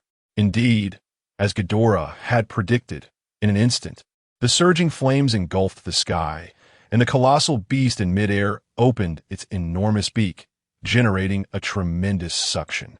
The black hole-like pull swiftly consumed the flames, transforming the crimson fire into a serpentine dragon of fire, which was then ravenously drawn into the beast's maw. Before long, the flames that had obscured half the sky vanished completely. Prometheus in Charlotte Leanlean's grasp appeared utterly feeble. How was this possible? The crowd below was momentarily stupefied. In this era, could there truly exist a monster that feasted upon flames? Not only were the onlookers dumbfounded, but even Charlotte Linlin herself widened her eyes in disbelief, gazing at the beast above. However, she soon realized that if left unchecked, her Prometheus would be entirely consumed in no time. With this thought, Charlotte Linlin bellowed in fury. Dunderos drew. At her command, the storm clouds above transformed into a tempest, unleashing a barrage of lightning strikes upon Leighton. Hell, old hag! Such feeble attacks have no effect on me. Leighton reveled in the storm, letting out a maniacal laugh. The lightning coursing through him paled in comparison to that of his superior. Such strikes merely felt like a light massage. Hearing the thunderous laughter from above, Charlotte Leanlean's eyes reddened with rage. You scoundrel, then taste this. Thunderous command. With a thunderous roar, an enormous sphere of lightning coalesced in the sky, swiftly forming a colossal orb with a diameter of at least 50 meters, which then plummeted with ferocity. The fierce lightning, like an apocalyptic disaster, illuminated the overcast sky as if it were noon. The massive lightning column descended with unstoppable force, crashing into Leighton's back and causing his gargantuan form to lurch, plummeting towards Cake Island. Kingdom of Might. In her fury, Charlotte Linlin seized the opportunity, grasping her hat and transforming it into a gigantic sword, launching a decisive strike without hesitation. The intangible energy of a slashing strike instantly pierced the air, enveloping the invisible shockwave as it surged towards the descending figure. A thunderous roar erupted. Such a formidable attack, capable of penetrating even the most colossal sea creatures, struck the fiery beast, producing a sound akin to the heavens themselves shattering. It sent the descending figure soaring once more. Curse that old hag! Leighton bellowed, suddenly enraged as the immense impact struck him, a searing pain tearing through his abdomen. He opened his mouth, unleashing a torrent of flames laced with volcanic ash. Crimson flames cascaded from above, catching everyone below off guard. Help! Mother, save me! On Cake Island, where countless souls resided, this wave of scorching heat instantaneously claimed innumerable lives. Yet, the belched flames did not cease. Instead, they surged like a tempest, sweeping through the gaps in the island structures. The buildings made of food melted or ignited in an instant under the onslaught of heat. The inferno raged, accompanied by heart-wrenching screams. Charlotte Lingling, witnessing this devastation, was consumed by rage, her voice erupting in a series of piercing shrieks. Since becoming a pirate, she had never felt such fury. As she beheld the destruction of a nation she had painstakingly built, a third of it reduced to ashes by that breath. A chilling aura of hellish fury emanated from her. With this aura manifesting, all surrounding pirates, including her children, trembled in fear. However, despite the might of her soul's essence, it had no effect on Leighton in the sky. This was a characteristic of the Titan form. Beings like Leighton possessed no soul, and thus remained unaffected by such energies. As Charlotte Lingling continued to channel her soul power, the souls of the creatures perishing in the flames began to coalesce, drawn towards her. I will have your death. As she gathered the souls, the great sword in her hand transformed into an even larger blade. With a sudden leap, her immense, corpulent form ascended, swinging the colossal sword towards Leighton in the air. The purple slash, infused with black lightning-like essence, morphed into a crescent-shaped arc of destruction, fueled by her fury and authority. The strike descended upon Leighton. Boom! A tremendous explosion resonated, sending grayish-white dust swirling, obscuring the sky. Thud! Charlotte Lingling landed, a sheen of perspiration dotting her forehead, clearly fatigued from the exertion of that strike. You should be dead, right? The crowd below gazed at the billowing dust cloud, their minds rife with speculation. Yet, as hope blossomed for the creature's demise, a sudden shout erupted from one of the minions. With his exclamation, all eyes turned to see a bulge in the swirling dust, followed by the emergence of a fearsome giant beast. It descended, trailing a lengthy stream of flames and smoke. Damn it! Charlotte Lingling, disregarding her exhaustion, roared once more and swung her massive sword, unleashing another devastating strike. However, this strike, when unleashed, was incomparably inferior to the previous one. What appeared to be a terrifying and insurmountable blow was rendered utterly feeble before the monstrous entity. The creature's stout, short legs swiftly reached out, seizing the strike and dissipating it into the wind with a thunderous sound. Witnessing the vanishing of the attack, the onlookers below were utterly astounded and gripped by fear. As the monstrous being descended, panic ensued, with everyone frantically seeking refuge. This is my territory. You shall not trespass recklessly. In response to the unfolding chaos, Charlotte Lingling descended into a frenzy, wielding her colossal sword, unleashing massive strikes regardless of their efficacy. Such formidable blows, even if Kaido were to resurrect at that moment, would likely hesitate to confront head-on. Yet, she remained oblivious to the fact that she was not facing Kaido, but a terrifying creature from 8 centuries past, possessing an unknown identity. The fearsome beast disregarded all assaults. The ground trembled with resounding impacts, each followed by a cloud of dust rising like tumultuous waves. Amidst this chaos, the monstrous creature abruptly flapped its wings, soaring just above the island. Wherever it passed, the scorching waves ignited and melted everything in their wake. I have played enough, old hag. Letting out a roar, Layden opened its colossal jaws, targeting Charlotte Lingling and the structures behind her. Taking a deep breath, it unleashed a torrent of scalding, ash-laden waves. The surge advanced, incinerating all buildings in its path. In the face of the oncoming tide, Charlotte Lingling summoned her armament haki to shield herself, then channeled all her strength and energy into a singular blow. Her thick fingers gripped the giant sword tightly as she raised her arms, bellowing Wigaku. A resonating hum erupted as an immense surge of energy formed an invisible assault, slicing through the ground towards the approaching waves. This was her sole attack at that moment, the culmination of all her power. In the blink of an eye, the clash of impact met the heat wave, shattering it with a resounding explosion, continuing its relentless charge towards the colossal creature. Kill him! As the fiery tide was breached, the pirates erupted in cheers, as if the beast would soon succumb to the might of their mother's onslaught. Yet, as the attack collided once more with the giant, every eye widened in disbelief, filled with despair, exclaiming, "How is this possible?" Chapter 081. The Onset of Warboom. The explosion of energy resonated, sending violent shockwaves scattering. The flora and trees, comprised of food, were instantaneously reduced to liquid, swept away by the ensuing hurricane. Astonishingly, the beast, which should have sustained injuries in the eyes of the onlookers, emerged unscathed, storming through the chaos like a hellish inferno. How can this be? The spectators gazed at the fearsome creature, their hearts quaking with terror. Crouched behind Charlotte Lingling, one by one, they sought to evade the impending assault. However, they were unprepared for the next moment when Charlotte Lingling, swifter than they anticipated, callously abandoned them and pivoted to the side, exposing them all. In their despair, they forgot to scream, and by the time they regained their senses, a searing conflagration surged toward them, igniting them in an instant. Help! The inferno did not claim their lives immediately. Instead, they writhed in agony, their bodies engulfed in flames as they desperately beat at themselves with their hands. Yet, the fire was relentless, transforming their anguished cries into charred corpses. The gruesome fate of his pirate crew elicited little sympathy from Charlotte Lingling. Nevertheless, he understood that any attempt to flee would be futile against the formidable foe before him. Resigned, he grasped his colossal sword once more, preparing for another confrontation. However, it was evident that Layden had grown weary of the game. Upon witnessing Charlotte Linlein's stance, a flicker of disdain crossed his massive eyes, and with a powerful flap of his wings, he lunged forward, claws outstretched towards Charlotte Linlein. "You bastard! Even if I must die, I will not allow you to prevail."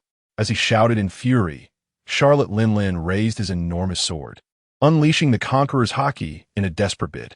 "I've had enough of this, old woman." Facing such a terrifying blow, Layden exhibited no trepidation.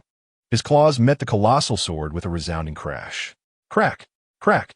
The sword, magnified by the power of the soul fruit, crumbled beneath Layden's grasp as fragile as candy. How could this be possible? Charlotte Linlein gazed in astonishment at the shattered soul sword. "Nothing is impossible, for you and I exist on entirely different planes." Layden, unwilling to further demoralize his opponent, stated the stark truth. Indeed, as Layden articulated, the world believed the Yonko level to be the pinnacle, unaware that even higher tiers existed beyond. Having delivered his sobering words, Layden opened his colossal maw, unleashing a torrent of flame in a thunderous blast. The fiery breath enveloped Charlotte Linlein from head to toe, and although endowed with the formidable physique of a giant and formidable defenses, she did not perish instantly.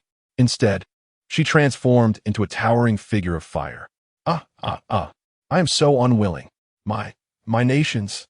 High above, Ghidorah witnessed the entire spectacle, feeling a pang of pity for Charlotte Linlein.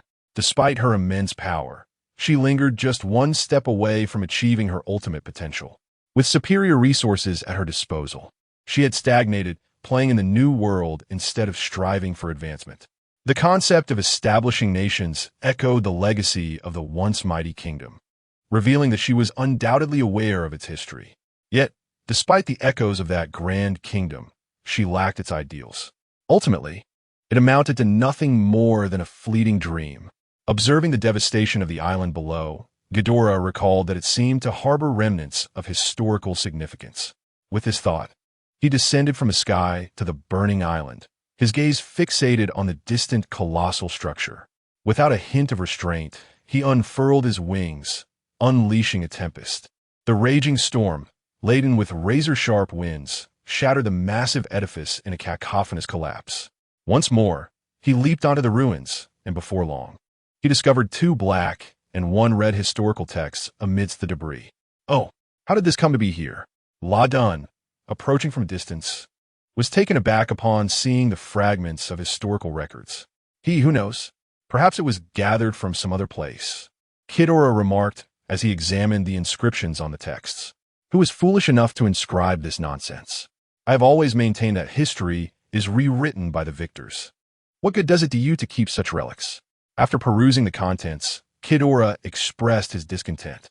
"Originally, as per your suggestion, I had no intention of retaining these artifacts. However, after sustaining an injury and seeking a place to recuperate, I paid them little heed. Yet, I suspect that only that woman, Kazuki Hayori, could have orchestrated such a matter." Layden glanced at the inscriptions, pondered for a moment, and replied, "Hayori, indeed, is a woman of great self-importance. It was a mistake to share such texts with you." Ghidorah, gazing at the words, could not help but reminisce about his second homeland. Of course, his first homeland remained the blue planet concealed within his heart. With his formidable cognitive abilities, all his memories retained, he found himself engulfed in reminiscence. As memories from nearly 2 millennia resurfaced, they flickered before him like slides, revealing the rise and fall of countless kingdoms throughout the ages. Even now, he remained uncertain of his desires. Perhaps his sole pursuit was to bring an end to this world and establish an ideal realm. "Hey, if we don't leave now, this place will be engulfed in flames." Suddenly, Layden's voice jolted him from his deep reverie. Turning to survey the entire island, he realized, to his dismay, that the entire Cake Island had already succumbed to a sea of fire. "Vanguard, another envisioned kingdom has met its demise, but shall not be the last. Shall we eliminate them all?" Layden's voice inquired once more.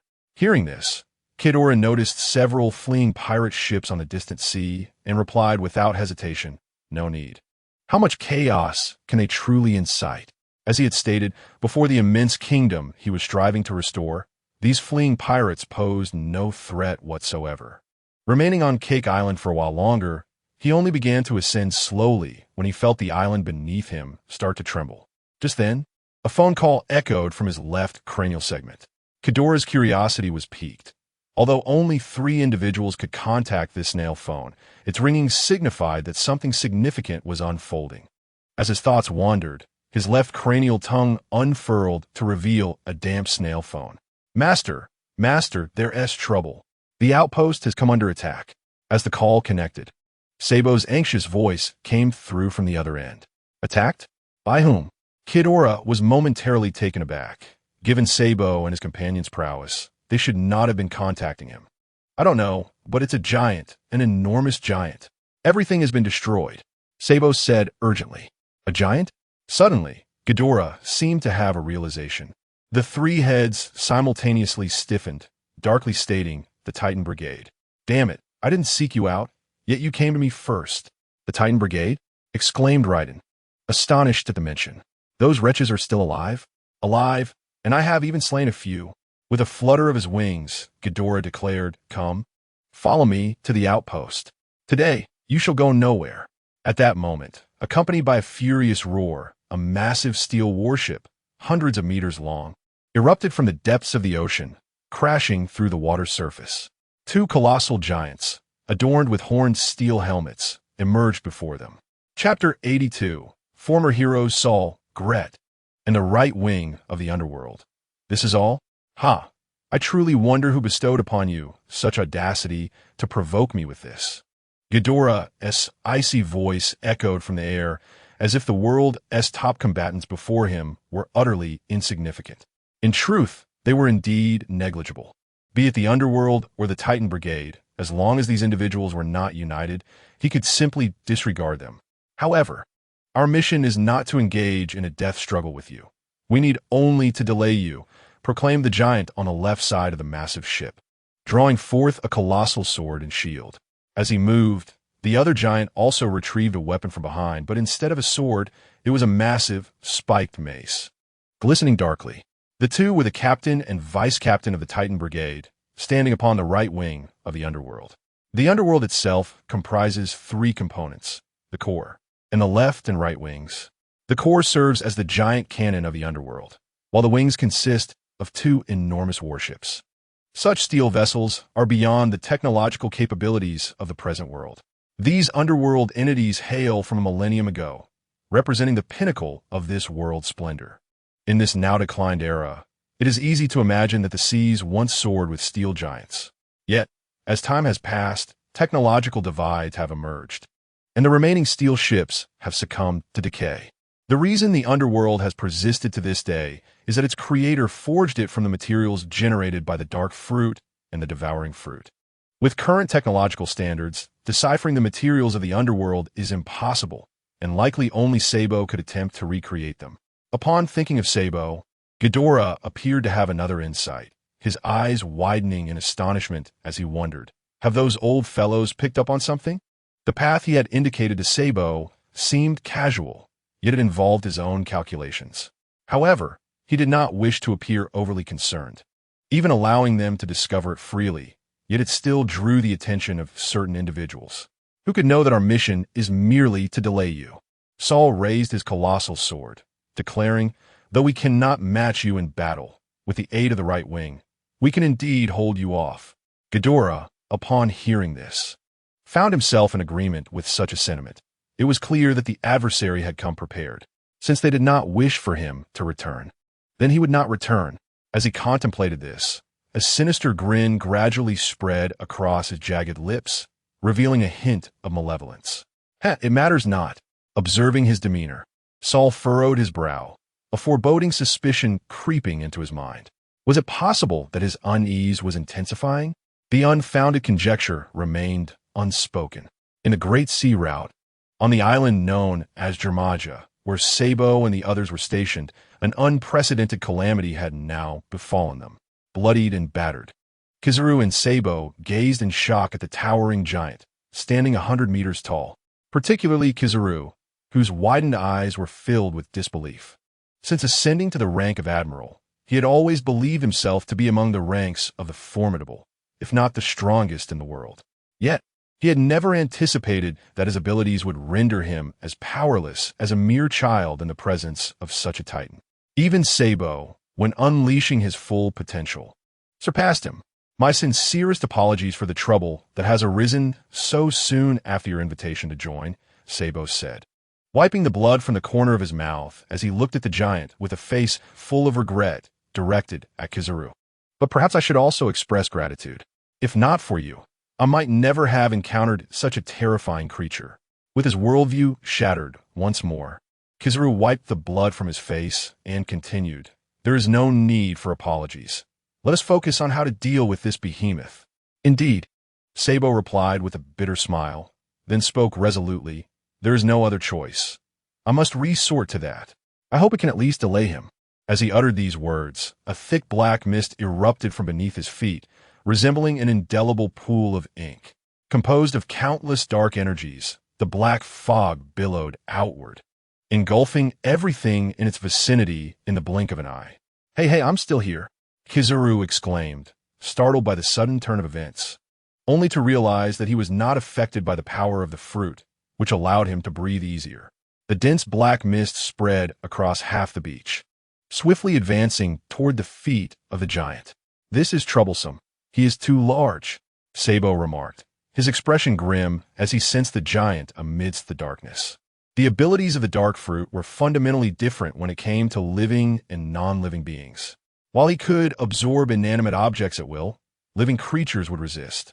Against an ordinary individual, this would pose little challenge, but the giant before him clearly dwarfed him in strength. Little brat, you think you could trap me with this? Such a laughable notion. The giant, feeling the dark energy beneath his feet, sneered coldly, striding forward and breaking free from the confines of the inky shroud. With veins bulging on his forehead, Sabo coughed up a mouthful of blood, staring incredulously at the imposing figure. Even with his enhanced powers, he realized that the time he had to train was far too short to contend with this terrifying giant. Given more time, he believed he could surpass him.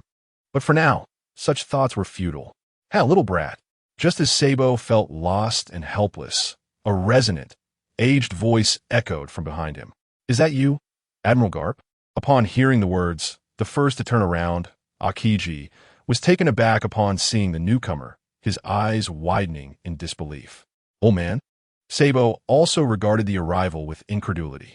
Neither of them had anticipated the retired Vice Admiral Karp's presence here, especially given the imposing manner that suggested he was not merely passing by.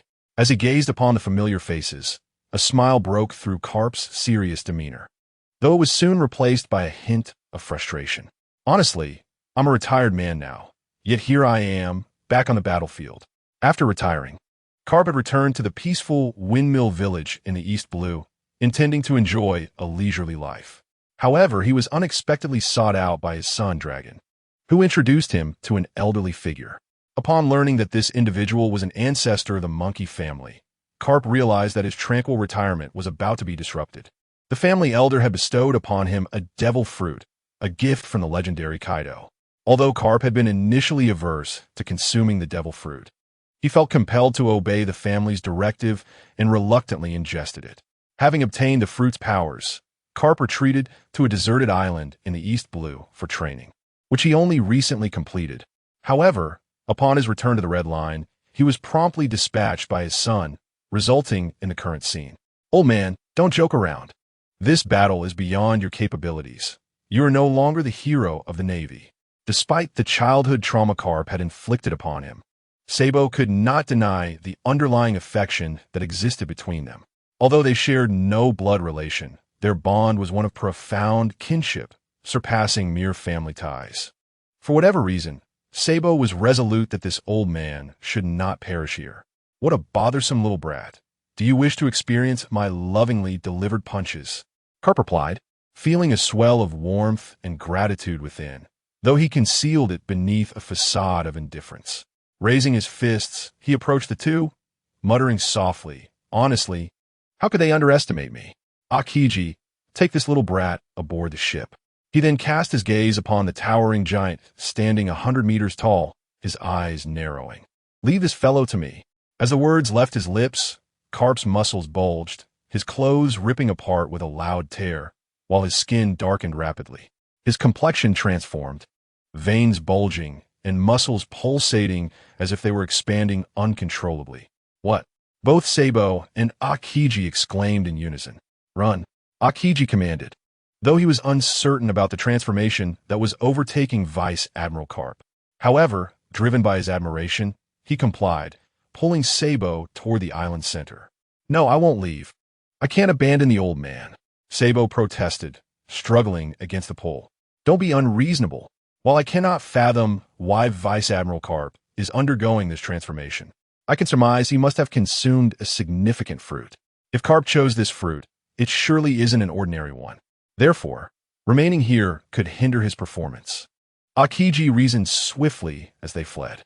As he aptly stated, how could a man who has witnessed countless fruits throughout his lifetime so readily choose an ordinary devil fruit? With the pulsation of his darkened physique, Karp gradually lost his human semblance.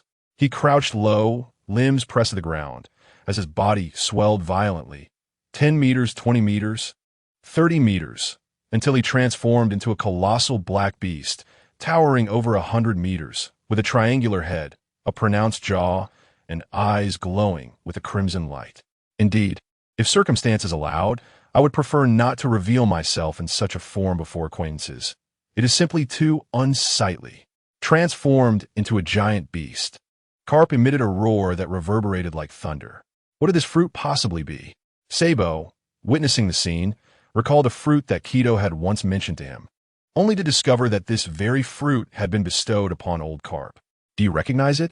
The transformation of Vice Admiral Karp left Akiji equally astonished, and upon hearing Sabo's words, he turned to inquire. "Yes, it is a zoan-type mythical beast fruit, specifically the Titan species, in its Muto form." "What? How could such a fruit exist?" Akiji's shock deepened at this revelation. In his recollections, he had never encountered such a designation. Even the fruit compendium he had perused years prior bore no mention of it. "I'm not certain," Sabo replied. "I only recall Master mentioning that a total of 6 of these fruits were created, one of which belongs to him." Reflecting on Kido's recent words, Sabo instinctively divulged everything to Akiji. However, a seemingly casual remark left Akiji momentarily stunned. "Created?" The use of the term created in the prior statement struck Akiji. Could it be that these devil fruits did not grow naturally? Were they fashioned by someone who then possessed the power to conjure such formidable devil fruits? A flicker of an answer lingered in Akiji's mind, yet he dismissed it as too far-fetched to contemplate further. Boom! As the two arrived at the island's center, a resounding clash erupted along the coastline. From a distance, 2 gargantuan forms collided with one another. Although the giant's height was slightly less than that of Vice Admiral Karp in his fruit form, the weapon it wielded compensated for this discrepancy. The 2 colossal entities appeared to be engaged in a primal battle, devoid of any flamboyant techniques, their contest a mere test of strength. The giant god soldier, a man-made monstrosity, felt no pain and thus knew not the meaning of fear. A creature endowed with thought yet devoid of fear was destined to be a frenzied amalgamation. In contrast, while Karp had transformed into Muto form, he was still less experienced than Kido and Radon. His clumsy movements struggled against the insensate giant, resulting in a stalemate. Their impasse ravaged the island like a natural disaster. Each collision generated a tremendous shockwave and turbulent winds, the repercussions of which had little effect on Sabo and Akiji, but spelled doom for ordinary people. Boom! Thud! A massive, hook-like forelimb pierced through the giant's shoulder, followed by the thunderous unfurling of a colossal black wing. "Curse it, what a troublesome adversary!" Karp bellowed, his massive wings thrashing as he forcefully toppled the ensnared giant. From the outset of their clash, he had anticipated that his opponent might prove formidable. However, he could never have fathomed that he was contending with a creature devoid of pain, as evidenced by the 2 deep gashes inflicted upon him by the giant's colossal sword during their encounters. As a former stalwart of the Navy, he had never endured such indignity, and thus he succumbed to a fit of rage. It became evident that true growth is born from the crucible of battle. Through relentless trials, Karp finally acclimated to his Mudo form, allowing him to unleash a flurry of diverse attacks against his opponent. A testament to the terrifying prowess of the monkey lineage. After toppling the giant, Karp showed no mercy. He raised his other massive forefoot to strike down upon the giant's head. The formidable, dark, and unyielding talon, should it connect, would likely result in the giant's immediate demise. Lying on the ground, the giant, with flesh torn from its shoulder, exhibited no fear. Instead, it lifted one of its immense feet and delivered a powerful kick to Karp's abdomen, sending him soaring through the air with the force of its fury. With a resounding rip, another piece of flesh was torn from the giant's body. "Curse it!" The giant roared, rising with determination, its left arm rendered numb and useless. In a fit of rage, it seized the colossal sword from the ground, adopting a cleaving stance, channeling its energy with fervor. Might of the Giants. The signature technique of the giant race erupted from the sword, unleashing a volatile surge of energy that tore through the air, creating a vortex with a diameter exceeding 100 meters, sending ripples cascading outward like a shockwave. In midair, Karp was taken aback by the sight, instinctively unfurling his wings to evade the impending onslaught. The tumultuous energy of the slashing attack shattered multiple sound barriers, leaving behind a series of circular whirlpools. The giant's might exceeded that of all its kin. If struck, even in his Mudo form, Karp might not emerge unscathed. Chapter 084. A combined assault bang. The tremendous strike, delivered with overwhelming force, found its mark on Karp's flank despite his desperate evasion. The terrifying might of the giant cleaved through his robust form, a strike far more devastating than any he had faced during the legendary Roger's reign. Blood rained down like a deluge, instantly staining the sea crimson. "Karp, old man! Karp, Vice Admiral!" On the island, Sabo and Akiji cried out in alarm upon witnessing the scene. The two raced towards the shore in a frenzy, arriving in an instant and launching their counterattack without a word. With the formidable Sabo leading the charge, he harnessed his dark energy to restrain the giant, executing an exceptionally powerful dragon claw aimed at its chest. His obsidian arm crackled with purple-black lightning, a manifestation of the conqueror's haki that had finally erupted in this moment of urgency. Seeing this, Akiji's eyes widened in shock, and without hesitation, he plunged his hands into the beach, intoning deeply, "Ice Age," with a crackling sound. The icy breath emanating from his arms and palms swiftly encased the beach in a layer of frost, rapidly spreading towards the giant. After executing a formidable attack, and with one of his arms incapacitated, the giant found himself unable to react to the dual onslaught. The sand beneath him froze instantly, and though he felt neither cold nor pain, his movements were severely restricted.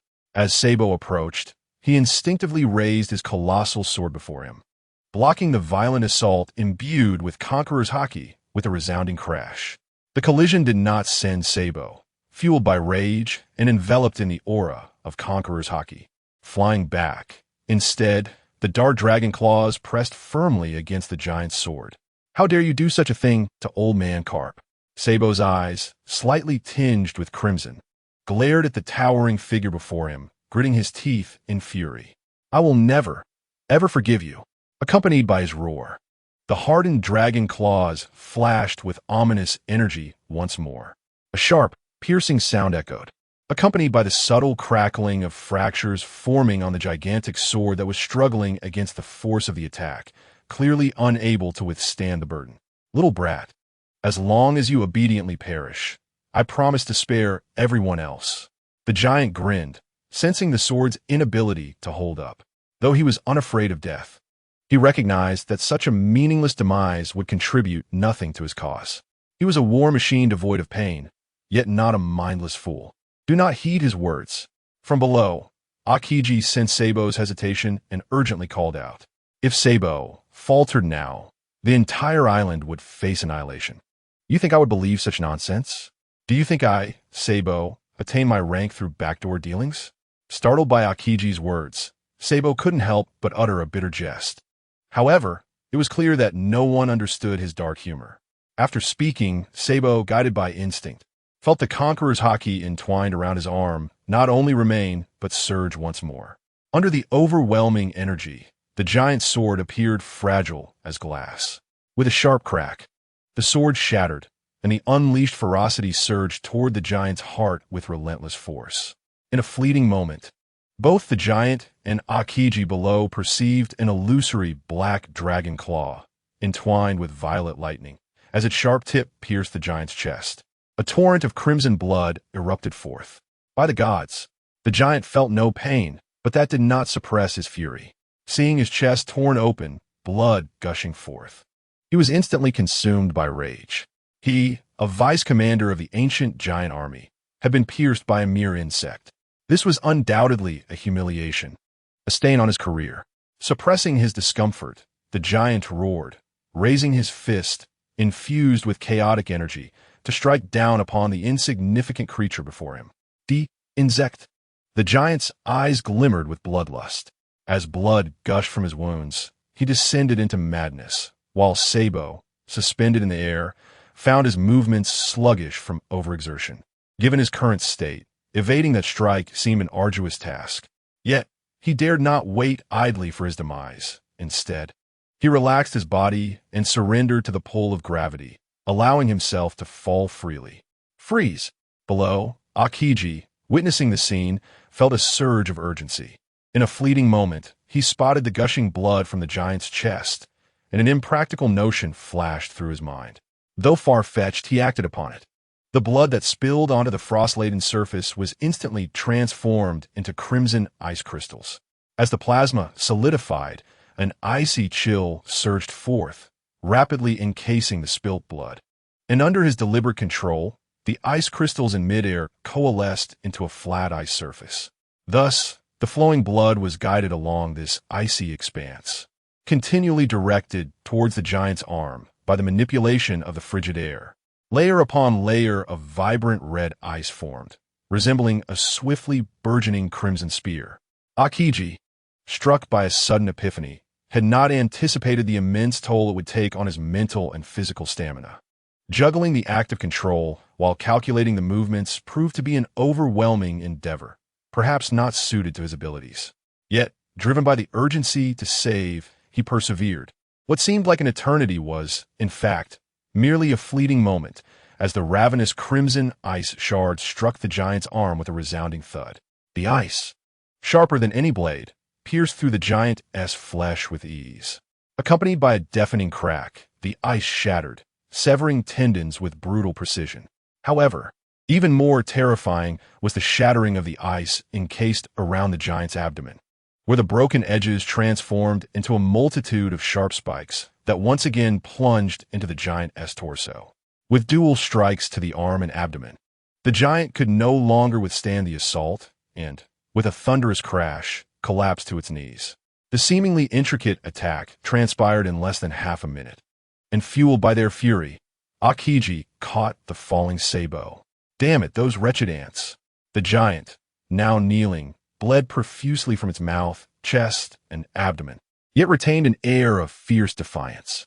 Its enormous, blood-red eyes glinted with a predatory glare as it slowly rose once more. With a resounding boom, a fierce wind erupted. Suddenly, Carp appeared, his one wing torn with countless slashes, and with two hooked claws, he latched onto the giant's back, tearing open two massive wounds with a swift motion. The giant crashed onto the icy surface, shattering the crimson ice crystals that adorned its chest. The gaping wounds revealed glistening black bone, and blood poured forth like a river in flood, transforming into brilliant red icicles upon contact with the icy ground. "Old man," Sabo exclaimed, noticing Carp was still alive, his eyes glistening with tears. Yet, he soon realized that the giant was not yet defeated. Damn, what a nuisance. How can it still be alive? It seems I must destroy its head. A flicker of joy sparked in Akiji's eyes as he contemplated his next move. Chapter 085. The Secret of the Undying Giant Warrior Ding. Upon finishing his thoughts, Akiji unleashed two massive ice spears aimed at the giant's head. Unexpectedly, The hard and sharp ice spear shattered upon impact with the skull, disintegrating into icy fragments and merely slicing the skin. Carp, Sabo, and Akiji were utterly unprepared for the scenario unfolding before them. Faced with a giant that posed no threat, they felt as helpless as a dog attempting to confront a hedgehog. In stark contrast to the three, who gasped in astonishment, the now powerless giant grinned widely, as if mocking them. Now you comprehend our might, do you? A lowly insect dares to challenge the divine giant. How foolish. At that moment, the sky ignited in a vivid crimson hue, accompanied by a youthful, chilling voice announcing the arrival of a colossal fire being, several meters tall, descending from above. Like a meteor crashing to earth, this fiery giant erupted upon colliding with the giant, engulfing it in a cataclysm of flames and thick smoke. To their astonishment, the engulfed giant emitted no cries of agony, but instead roared in terror and rage. Even the scientifically engineered giant, once deemed invincible, now quaked in fear beneath the onslaught of flames. Their flesh and organs mattered little. As long as their bodies remained intact, resurrection was possible. Yet, faced with such overwhelming fire, it was likely that even their core would be incinerated, leading to their ultimate demise. From the searing inferno emerged a figure, approaching Carp and the others. Old man, Sabo. Ace greeted the trio with a radiant smile, but hesitated when addressing Akiji. Ultimately, he awkwardly remarked, "My apologies for arriving late." As Ace stood before them, Carp reminisced about the Marineford War, realizing that saving Ace had been one of his proudest achievements. In that moment, an unspoken bond was rekindled between the grandfather and grandson. "What brings you here, Ace?" Sabo inquired, astonished. Akiji, however, remained indifferent, having previously been adversaries. Seeing the conflict resolved, he chose to recline on the beach and rest. I'm not alone.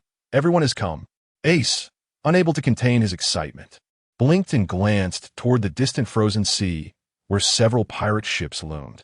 "All the Whitebeard crew has arrived?" Sabo exclaimed in disbelief. Ace surveyed the devastation on the island, his expression tinged with sorrow. "Indeed, we received the news and rushed here, though it appears we arrived a bit late." "No, you did not arrive late." Sabo shook his head, about to elaborate when suddenly a deafening explosion erupted from the flames. How could the divine giant fall to your hands? The piercing, grating voice emerged from the inferno, reminiscent of metal scraping glass. As the voice echoed, a shadow amidst the flames slowly rose, emitting a series of unsettling, mechanical sounds. The previously relaxed group was instantly alarmed at the sight. Boom, boom, splash. The giant, struggling to move, collapsed once more, and a fierce wind arose, dispersing the flames to reveal the giant's visage. Beneath the charred skin, a massive, obsidian skeleton gleamed with a metallic sheen. Within the cranium, a brain, charred and resembling a desiccated walnut, lay dormant. The chilling presence of this colossal steel body sent shivers down the spines of several onlookers. What manner of creature is this? Ace gazed in terror at the remains of the giant he had incinerated, his eyes wide as saucers. Akiji, having witnessed the world government's creation of pacifists during his time in the Navy, could not help but marvel, pondering whether the technology of a millennium past surpassed that of the present. Carp, true to his character, let out a hearty laugh, momentarily surprised before moving on. In contrast, Sabo reacted most fervently among them. As he beheld the obsidian bones, an uncontainable excitement ignited within him, compelling him to rise. Special metals, what a luxury! With fervor, Sabo approached the colossal metallic skeleton, eager to channel energy for consumption, only to be met with a wave of weakness. He had just expended all his energy, rendering the devouring of the skeleton impossible for the time being. After a brief respite, Akiji thawed the ice covering the sea, and soon the entire Whitebeard pirates' crew arrived. Upon witnessing the immense metallic skeleton, they were once more struck with astonishment. What is this? A new pacifist developed by the world government? Amidst the murmurs of the pirates, Whitebeard merely flashed a moment of surprise before striding to the beach to jest with Carp. "Kralalala, old Carp, you haven't been killed." You truly have a hard life. Laughing heartily, Whitebeard approached the group, casting a slightly surprised glance at Akiji before shifting his gaze, remarking, I fear war has indeed come. Damn it, stop pretending to be profound with me. Carp, having regained his strength, rose to deliver a kick at Whitebeard. Bang! Whitebeard turned to block the attack, his eyes narrowing at Carp's ribs, which were healing gradually, causing him to ponder in shock. Has he consumed a Zoan-type fruit? In this world, anything that could enhance or even alter one's physique undoubtedly belonged to the Zoan devil fruits. However, for Carp to have willingly consumed such a fruit, it was likely not a trivial one. Despite his astonishment, he maintained a composed demeanor, teasingly remarking, with those injuries, you Haven T had your kidneys taken, have you? You're the one who had your kidneys taken. Carp retorted angrily, launching another assault, resulting in a clash with Whitebeard once more. Relying solely on their physical prowess, Carp held a clear advantage, further solidifying Whitebeard's suspicions that this old-timer had indeed eaten something remarkable. Carp remained unaware of Whitebeard's thoughts. Had he known, he would likely have erupted with fury. If possible, he would rather not reveal his fruit ability in front of acquaintances, as it is entirely incongruent with his aesthetic. Fortunately, Kidora had assured him that this fruit was merely a temporary measure, and the fruit most suited to him resided in the hands of another. Once he reclaimed that fruit, it would immediately replace this mutoform fruit. Although this fruit possesses formidable powers, its appalling appearance is precisely what has allowed it to endure through the ages. As for the fruit that Kidora claimed would be suitable for Carp, it indeed exists, but unless unforeseen circumstances arise, it likely still belongs to the 20 Kings. Chapter 086. Return, Saul. Your giant legion has made no progress in 800 years. Eternal life, yet it has stifled your growth. If it were only that, Buzz. As Kidora spoke, the overcast sea was illuminated with golden light, and a ray of golden electricity erupted from his mouth. The curly-bearded giant with ram-horned helmet, without hesitation, raised the circular shield crafted from special metal, launching it from the battleship with a thunderous roar. As the massive warship sank 20 meters below the waterline, the tremendous buoyancy lifted the ship once more, and Saul leaped upward with that force, shield held before him as he soared towards Kidora. As Saul ascended, another giant followed suit, gripping his weapon tightly, cleaving through the air like a colossal force of nature towards Radon. Two giants, two behemoths, stirred the turbulent sea in that stormy, lightning-stricken region, resembling a calamity itself. The sound of their violent clash echoed throughout the heavens and earth. Ha ha ha, weak, so weak. After evading Gret's strike, Radon swiftly pivoted, circling in midair, and could not help but mock the now-descending giant. Centuries ago, this group had never been his match, and even now, they showed no signs of improvement. This realization left him rather disinterested. With a sudden flip, he descended like a blazing inferno towards the battleship below. Damn fire insect! Landing on the warship, Gret abruptly hurled his massive, spiked black club behind him, then, with veins bulging, swung it towards the descending Radon with a fierce shout. Boom! Like a baseball bat connecting with a ball, the strike landed with a resounding thud. An invisible shockwave surged forth, propelling the air and creating a tempest. However, hey, that actually hurts.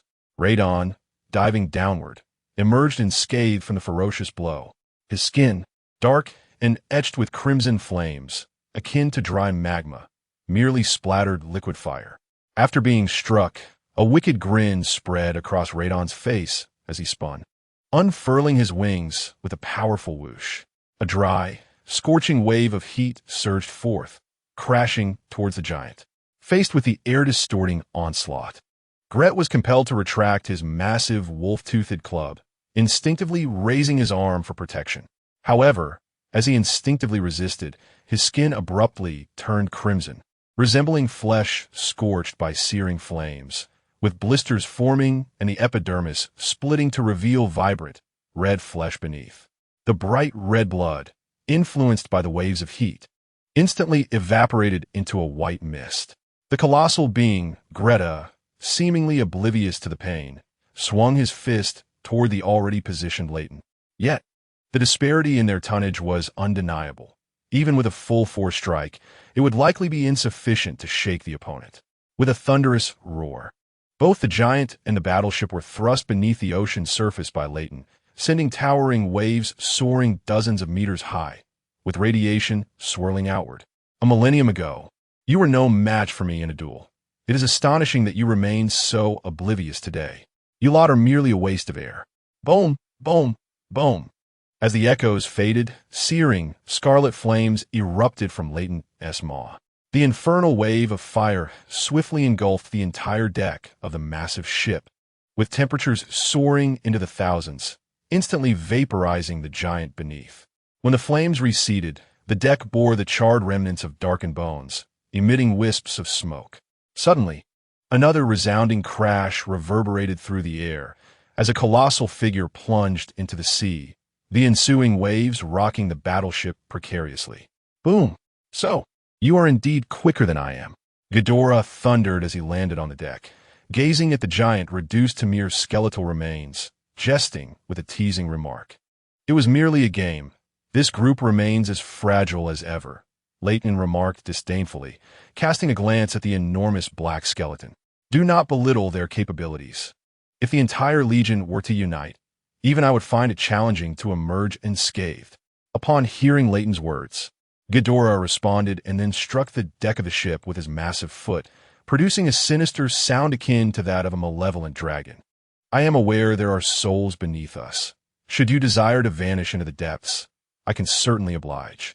With his understanding of the ship, Ghidorah recognized that someone was at the helm within the underbelly of the vessel, or it would not have autonomously appeared here. After a moment of silence, growing impatient, he forcefully tore at the deck with his talons. Beneath his sharp appendages, even the components of a ship began to yield, gradually revealing a fissure. Stop, do not. We will come out. A middle-aged man's voice echoed through the intercom as Ghidorah pried open the deck. 1 minute. In 1 minute, I expect to see everyone standing before me. Otherwise, you shall feed the sea beasts. Ghidorah directed a grim gaze toward the entrance to the ship's quarters. Perhaps they were genuinely frightened. Within moments of his command, the iron door leading to the cabin swung open. As it did, over 100 personnel emerged in an orderly fashion, all clad in the uniforms of the world government, as anticipated. At the forefront stood a middle-aged man draped in a cloak of justice, his eyes reflecting fear as he gazed at Ghidorah. Excellent. Congratulations on making the right choice. Now, I care not whether you contact the world government. I have but one demand. That is, to navigate this battleship to the entrance of the new world. Uncertain whether you can achieve it, Ghidorah's immense golden eyes gazed down upon the insignificant humans below, his voice cold and resolute. In truth, even if he were to eliminate these individuals, he could still navigate the colossal vessel back to the entrance of a new world. However, that would require dragging it. And given his stature, such a base act, akin to a dog pulling a sled, was utterly inconceivable. Certainly, even Leighton would not stoop to such a deed. He might even incinerate the warship in a fit of rage. Though I yearned to refuse, I understood that my rejection would lead to the demise of the soldiers behind me. Yet, if I acquiesced to your demands, death would still await me. The middle-aged man, trembling before Ghidorah, continued, Thus, I present but one condition. A condition? Do you comprehend whom you are addressing? Ghidorah regarded the man with a hint of amusement, perceiving the profound fear reflected in his eyes. It was intriguing that he would dare to propose terms despite his evident trepidation. Speak. We shall steer the warship to the new world. You will accept these soldiers, and I shall choose to commit seppuku in atonement. Very well. I accept your terms. Let's proceed, Ghidorah replied, a glimmer of intrigue in his gaze as he slowly began to lower himself, resting his head. Given that the adversary had opted to assault the outpost, it was likely they had discerned the purpose of Sabo. Hence, it was improbable they would permit my organization to continue unimpeded. In light of this, it was prudent to strike first. This return journey must commence preparations forthwith. Particularly with that impish Luffy, it seemed I would have to dispatch someone to retrieve him. Otherwise, should the enemy confine that fruit, it would spell disaster for him.